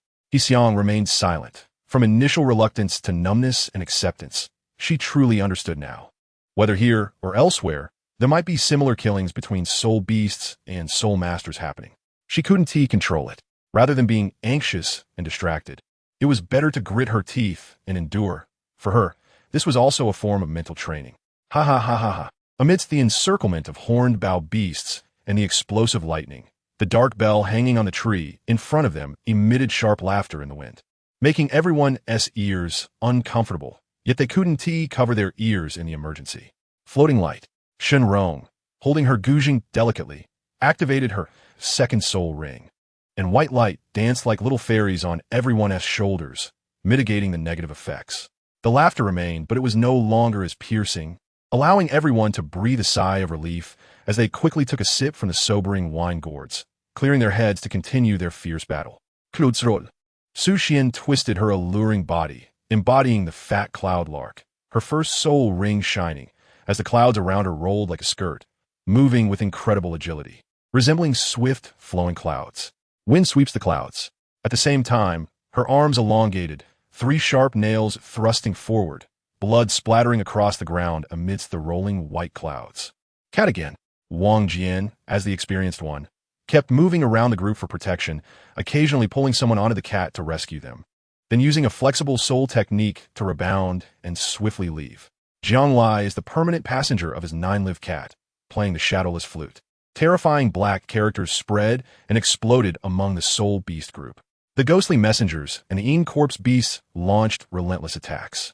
Jiang Lai commanded the 2 to attack and protect the 4 auxiliary soul masters, creating opportunities for others to take action. Thunder from a clear sky. Yu Shi slammed his fist into the ground, and the terrifying thunder accompanied by a tornado descended violently, with lightning racing through the area, leaving destruction in its wake. The soul beast screamed in agony amidst the explosions, and the strong smell of blood wafted into the people's mouths and noses, making them gag. After the lightning dissipated, a large area was cleared, allowing everyone to catch their breath as they looked at the piles of soul beast corpses and yellow soul rings on the ground, preparing to leave this bloody place. Boss, it's that thing. It's coming. Li's expression changed as he pointed in that direction. Everyone looked over and gasped in shock, seeing blood-red worms writhing towards them, pulling at the corpses of the soul beasts and sucking their blood, while several tentacles reached out towards them. Jiang Lai almost wanted to vomit. If he had to say which soul beast left the deepest impression on him during this assessment, it would undoubtedly be the earthworm web. Whether it was the ordinary earthworm web or the mutated one, this thing was truly disgusting, like an indestructible cockroach. It drained blood, entangled its prey, and prevented the release of soul skills. Getting caught in it was a big trouble. The ordinary earthworm web was somewhat manageable, as fire could restrain it. But the mutated earthworm web was truly inhumane. It could only be countered by sunlight, and once it entered a state of rage, its lethality was extremely terrifying. The last time he faced a mutated earthworm web, if it hadn't been for Ling Yin risking herself and using her own blood to lure the earthworm web, he would have probably had to use some hidden cards to escape. Quick, everyone with wounds, retreat immediately, he shouted. Yixiang. Jiang Lai furrowed his brows and looked at Yixiang. Yixiang nodded, ready to unleash Tao Zhi Yao Yao to heal everyone, when suddenly, she felt a terrifying claw strike her. With a scream, she was sent flying, blood staining her clothes. What happened? Everyone was shocked. Just a moment ago, Yixiang was surrounded by them. How did she get hurt so suddenly? They didn't even see which soul beast had attacked. Whoosh! A tentacle of a worm shot over, ready to wrap around Yixiang. Xiansha. Shening launched a wind blade, cutting the tentacle. Wang Jian used the 9 lives cat to carry Jiang Lai and quickly pulled Yixiang back into the group. Fortunately, her injuries weren't too severe, but it seemed she wouldn't be able to continue fighting for a while. Fire-Eye Golden Eye, Spiritual Vision. Jiang Lai frowned tightly, sharp light spreading through the crowd. quickly discovering a humanoid soul beast that resembled a monkey, completely black with sharp claws slightly curled, like a ghost. The night ape is an 800-year-old soul beast of the primate category, with mediocre strength but possessing the intelligence of a 10-year-old child. In the dark, the night ape can become invisible and ambush others. Any form of light can reveal its presence and drive it away. The night ape enjoys ambushing others but generally does not directly kill enemies. Instead, it plays with them step by step in a playful manner until they die. Truine. Jianglai retracted his spiritual vision and cursed quietly. Then he looked at Shenrong and said, "Use your second soul skill." Okay. Although Shenrong was a bit confused, she hurriedly complied. Over the past 2 days, Jianglai had demonstrated strength that was definitely among the best. Floating light. Streams of white light began to jump around them. And soon, under the illumination, everyone could see the night ape. Yuji frowned. It was the one that had ambushed Hexiang earlier. That's right, but now that we have light, we can confront it directly. As for Hexiang, she was helped to sit down by Li Yi and was recovering from her injuries on her own. At the same time, tentacles resembling earthworms were attacking from all directions, all pointing towards Hexiang. It seemed they were about to have a fight. "Leave the night ape to me. You all take Hexiang and run forward to a place without the earthworm nets," Jianglai said, striking and pushing back 2 tentacles standing in front. "Brother Jiang, I can't just watch you face danger alone. I'll help you," Yuji said, stepping beside him, then glanced at the others. "You all hurry up, we'll catch up soon." Yusher didn't say anything and was preparing to stay behind, but was stopped by Jianglai. "Go, don't worry about me." Yusher nodded, casting a faint glance at Yuji, and led the others away first. Ling Yin hesitated to speak, but finally shrugged helplessly and followed them out. "Brother Jiang, by the way, this is our first time working side by side, isn't it?" Yuji said with a faint smile. Then the blue lightning Tyrannosaurus possessed him, with purple lightning wrapping around his dragon arm, tearing through the tentacles and pushing back quite a few of them. "Really? So, does that mean you haven't fought alongside me all this time?" Jianglai glanced at him with a meaningful look. A slip of the tongue. The jade-like eyelids twitched, and he pulled at the corner of his mouth, retreating while fighting alongside Jianglai. A funeral procession. Jianglai couldn't be bothered to pay attention to him. With a sweep of his fiery eyes, the soul-settling coffin appeared out of thin air, suspended in midair. The coffin lid opened automatically, and an overwhelming black aura tightly wrapped around the night ape.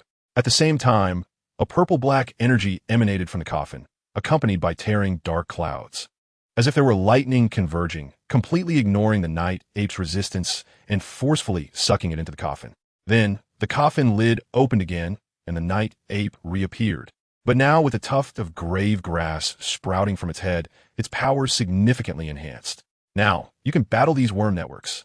Jianglai smiled and instructed the night ape to charge towards the earthworm net. In reality, he didn't need to give any commands at all, as the night ape possessed high intelligence and had been entangled in battle next to the earthworm net all along. Yuji watched in astonishment, never expecting the problem to be resolved so easily. Chapter 78. A crisis looms in the next moment. The night ape, transformed into a Shura, charged madly towards the earthworm net with the grave grass on its head, acting like a tool with wisdom. It was time to go. Jianglai summoned the ghost messengers and the Yin corpse beast, blocking the other 2 powerful 1,000-year soul beasts, and turned around faintly. "Is this it?" Yuji felt a twitch in his eyelids, intrigued by Jianglai's strange methods. He hadn't even done anything yet, and this guy had already resolved everything. What else could he do? Jianglai patted the soul-suppressing coffin and chuckled. "If you really want to go up and have a big battle, I won't stop you. But before that, you can enter my coffin to strengthen your power." No, let's go." Yuji hurriedly waved his hands, shaking his head vigorously, while secretly astonished. He tucked away his little thoughts. He had initially thought that with everyone leaving and the chaotic mix of soul beasts around, he could sneak attack Jianglai. Now, it seemed he had to reassess the young man in front of him. You better not have any funny ideas. Just as Yuji was thinking this, Ling Yin suddenly appeared, startling him. "Why, you didn't leave?" "I was going to leave, but I need to tell you that the route has been blocked." Ling Yin tossed her brown hair and pointed to the blooming blood-red earthworm web over there, as if the bloodthirsty wild ghosts were staring at them intently. "Let's go. Clear the route obstacles and quickly meet up with everyone." Jianglai frowned and walked ahead, then used his spiritual vision to scan the surroundings, revealing a look of surprise. "Ling Yin, this is a mutated earthworm net, but it's only just over 1,000 years old, which makes it perfect for your 3rd soul ring. If it were just that simple, I could indeed handle it. Ling Yin's emerald eyes appeared incredibly deep as she pointed in all directions around them. Jiang Lai was taken aback, scanning the surroundings, and was horrified to discover that they were actually surrounded by a swarm of earthworms, most of which were coming straight for them. Due to the previous battle, a large number of soul beast corpses had piled up, and while they were not injured, their clothes were splattered with a lot of blood, which attracted such a large swarm of earthworms. Let's fight with everything we've got, together. Jiang Lai gritted his teeth, no longer hesitating. Taking advantage of the second Millennium Soul Ring and the cover of the Soul Settling Coffin, he directly summoned the black and white impermanence. Bai Wuchang appeared out of thin air, the soul-evoking banner swaying, exuding a terrifying aura of the underworld. Each swing was accompanied by a chilling wind, as if it could forcibly pull out a person's soul. Under this horrifying suction, the auras of all nearby soul beasts weakened, rushing forward in a frenzy. At the same time, He Wuchang, like the Grim Reaper, wielded a massive, soul-reaping scythe, radiating a cold, killing intent and a motionless temperature. His feet lifted off the ground, and the scythe descended like a crescent moon, harvesting everything in its path. With a hiss, wherever the scythe passed, blood-red ripples spread like tides, as if a blood-colored crescent moon from the apocalypse had completed a cycle, scattering a large number of soul beast heads. Worm-like tentacles piled up like weeds, filling the ground and exuding a strange red light under the pale moonlight before being obliterated. After launching an attack, He Wuchang faded into the air, leaving only the overwhelming smell of blood, as if he had never existed. Yu Ji watched in shock, as if struck by lightning, and, after a long moment, he quickly reacted, not daring to hold back, and directly activated his third soul skill. Thunder Dragon erupts. Violent lightning erupted among the soul beasts, creating arcs of purple lightning on the ground, displaying an astonishing might. Hua Shi, reincarnation. With Jiang Lai and Yu Ji's high explosion, Ling Yin didn't need to intervene at all. She only summoned the Ghost Flower to help the two evade soul beast attacks when they were in danger. At this moment, the night became unbearably long amidst the slaughter created by the three. Meanwhile, the 8 who should have fled long ago encountered ambushes from other soul beasts and had to fight back desperately. Wind sweeps away the clouds. Su Xian was surrounded by swirling clouds, and surprisingly, even at night, the drifting clouds were still dazzling, casting a bright light. Whoosh, whoosh, whoosh. Several white afterimages crossed the heads of 2 magic wolves, instantly leaving 3 bloody trails. Shun Bai, floating light. Shun Rong frowned, her delicate face showing unprecedented seriousness, as the first and second soul rings almost continuously released energy. The main function of floating light now was to provide illumination, giving everyone a relatively clear view in the dark and dispelling the dizziness caused by the Dark Bell's laughter. Shun Bai formed 2 white barriers in front of Su Xian and Yu Ji since they were the main combatants, and they had to be protected at all times when they were in danger. Li Yi kept making wine gourds, occasionally glancing at the injured Xiang. Wu Bin was relatively idle, as his 2 bread's shelf life was quite long, and he was well prepared. Now, he couldn't play a major role, so he focused entirely on taking care of Xiang beside him. As the wind rose, thunderstorm. Yu Yi froned, his speed suddenly increasing as he dodged the lightning sphere launched by the hornbow beast, and a terrifying aura erupted from the blue-purple scaled dragon arm. Feng Sheng. Shun Ying's jade fingers drew blood-red maple blades on the pipa, playing a flowing melody of blood amidst the cold wind and music. Wang Jian continued to move around, fetching people, and, at critical moments, he would throw out his 9 lives cat to protect everyone at the cost of losing 2 of its tails. Wang Jian had previously told Jiang Lai that his 9 lives cat martial soul had a characteristic. Every 10 levels, the 9 lives cat would grow an additional tail. When he became a title Douluo, the 9 lives cat would truly grow to 9 tails. Each tail allowed him to gain a second of invincibility when consumed at critical moments, which could be used for himself or teammates. Now, as a great soul master with 2 tails, he could be invincible for 2 seconds. Once he became a divine title Douluo, he would truly become a 9-second man, enough to easily defeat most title Douluos in a short time. The premise was that he had to become a title Douluo first. However, there were limitations. Every time the 9 lives cat lost a tail, it would only grow back the next day. So he didn't dare to use them recklessly since they were meant for survival. Thus, every time he threw it out, it wasn't an exaggeration to say it was the 9 lives cat's life at stake. Softbone. Just as a blue magic wolf's large claw was about to pounce on him, Wang Jian hurriedly used Softbone, quickly retreating using the rebound force. Meanwhile, more and more soul beasts surrounded them. Damn, how long is this going to last? Wang Jian cursed angrily. It had been over 2 days, and he hadn't had a good night's sleep. Blood-dye blossoms. Suddenly, a cold voice echoed in the night sky. Chapter 79. High mountains and flowing water. Blood-dye blossoms. Under the jumping floating light, small and delicate ghost flowers spread and grew beneath everyone's feet, resembling an unending blood-red river. Subsequently, these manjusaka covered the surface layer by layer, quietly growing in the dark night. Unlike before, these ghost flowers were no longer just bright red, but had turned dark red, especially the blackish-red sepals on the outer edge, symbolizing the teeth of a demon. One by one, the ghost flowers began to push against the soul beasts. Those weaker soul beasts were quickly engulfed by the encroaching flowers, and before they could scream, the petals suddenly exploded, turning both the flowers and the trapped soul beasts into a cloud of blood mist. Meanwhile, the powerful Millennium Soul beasts walking through the sea of ghost flowers were occasionally scratched by the serrated petals, leaving long, thin, bloody scars on their bodies. Though not fatal, they were shocking. Everyone looked delighted. They were already quite familiar with these ghost flowers, especially such a powerful and eerie soul skill. As expected, in the darkness, Ling Yin stepped out, her 3 yellow and purple soul rings flashing alternately, soaring up with a spinning manjusaka, exuding elegance and vigor. At the same time, Jiang Lai and Yu Ji jumped down from the ghost flowers, their faces showing shock. They had just witnessed Ling Yin's 3rd soul skill for the first time. It had to be said that compared to Yu Yi and Yu Ji's explosive power, while Ling Yin's 3rd soul skill also had a sufficiently wide coverage, the strength it displayed was strangely terrifying. Thus, to some extent, it was far more frightening than pure destructive power due to its unpredictability and the difficulty of defense against it. With the addition of the 3, they quickly exterminated a large number of soul beasts, knowing that they should not stay long in this place, and hurriedly set off without rest. Wow, Sister Ling Yin, I have to tell you, that move you just did was incredibly cool. You're so exceptional, with such great talent. It must have come from your parents, right? After all this time together, I haven't heard you mention your parents. They must be remarkable figures. Wang Jian, riding on the 9 Lives cat, had stars of admiration in his eyes, and although they were on the run, his mouth kept babbling nonstop, while also probing for information. By the way, what about Sister He Xiang? You all must come from prestigious families, right?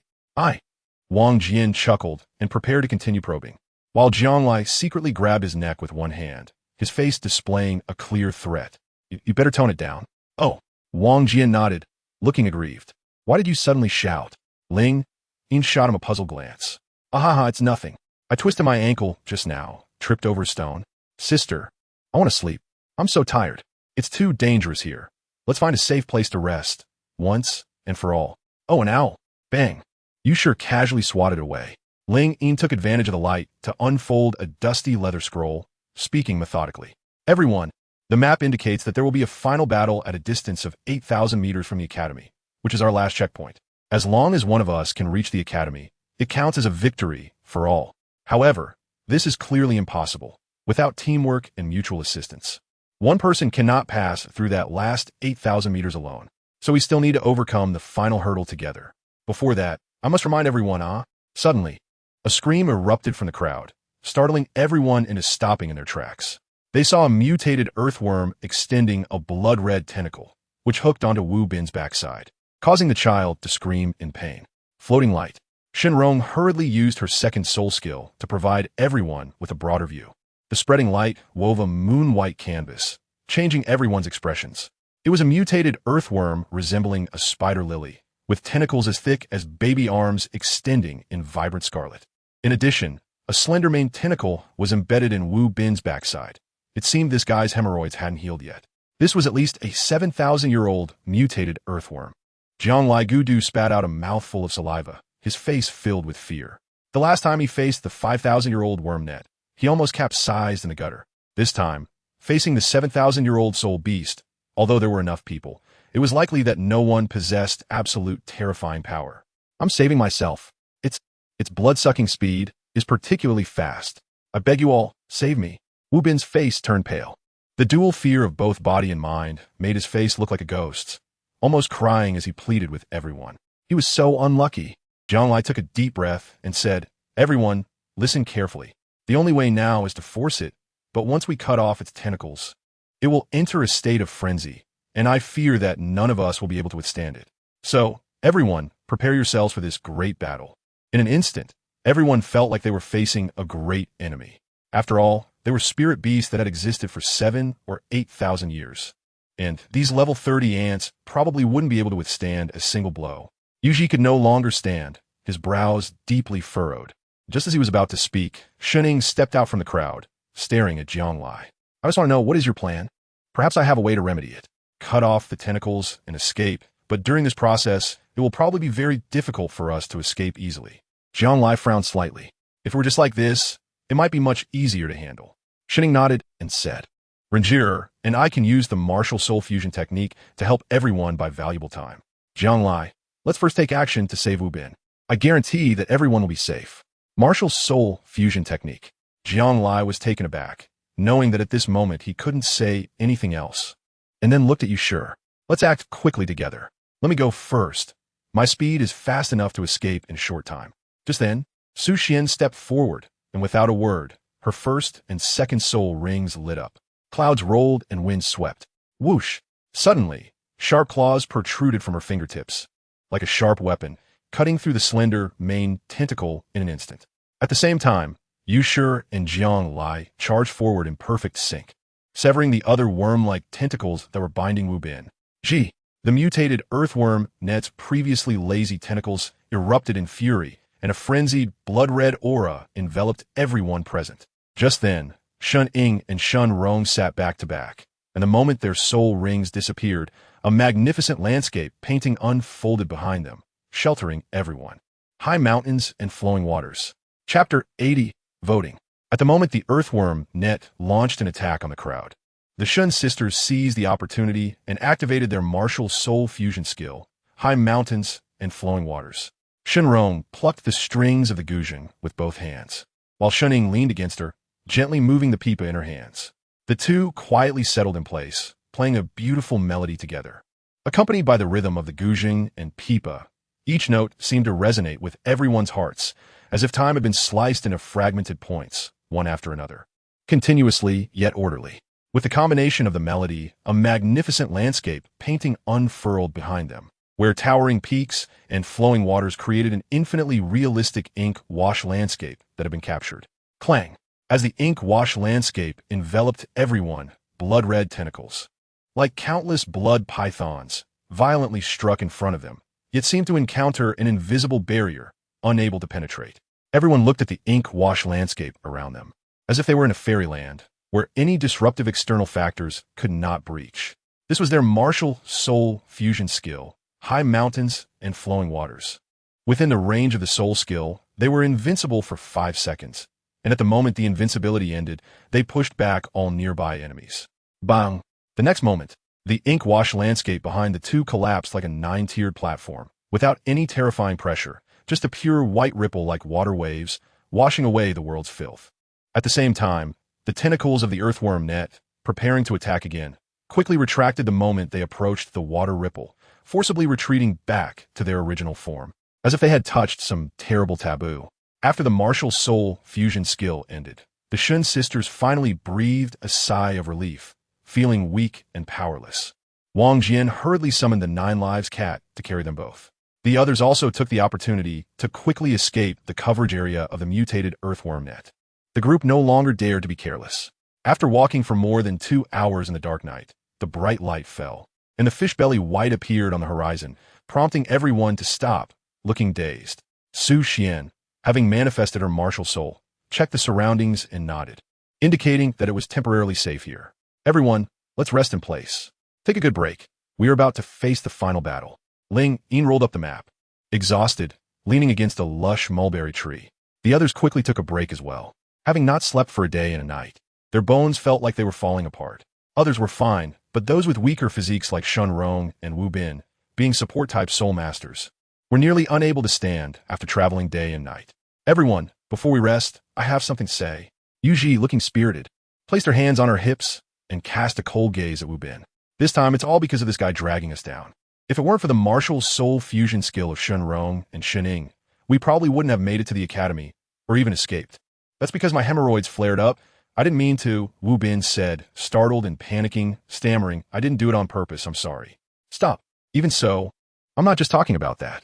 I will say it bluntly, Wu Bin, you are the weakest among us. Your presence has lowered our overall strength.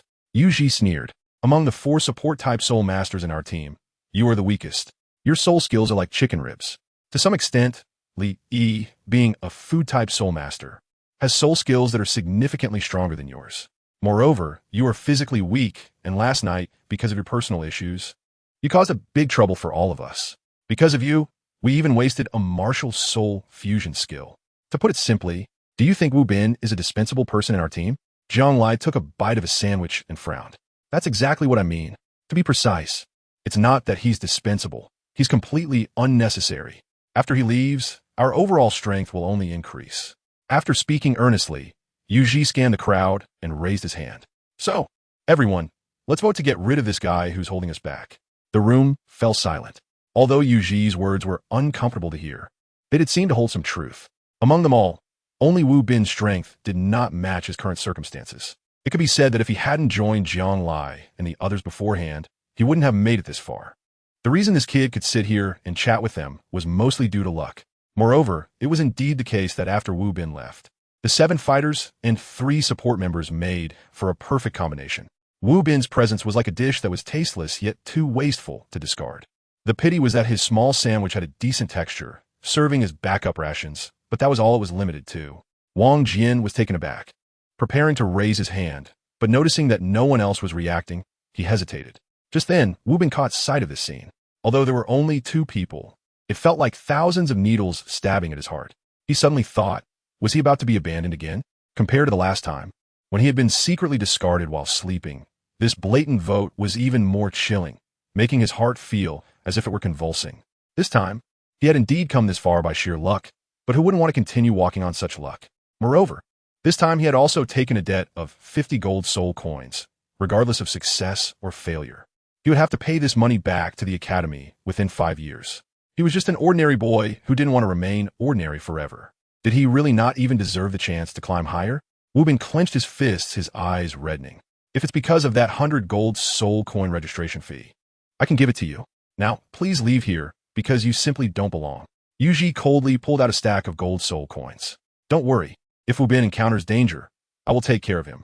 The rest of you don't need to worry. I alone am enough to protect him. Jiang Lai sighed lightly. From Wu Bin, he seemed to see the shadow of most soul masters. Even when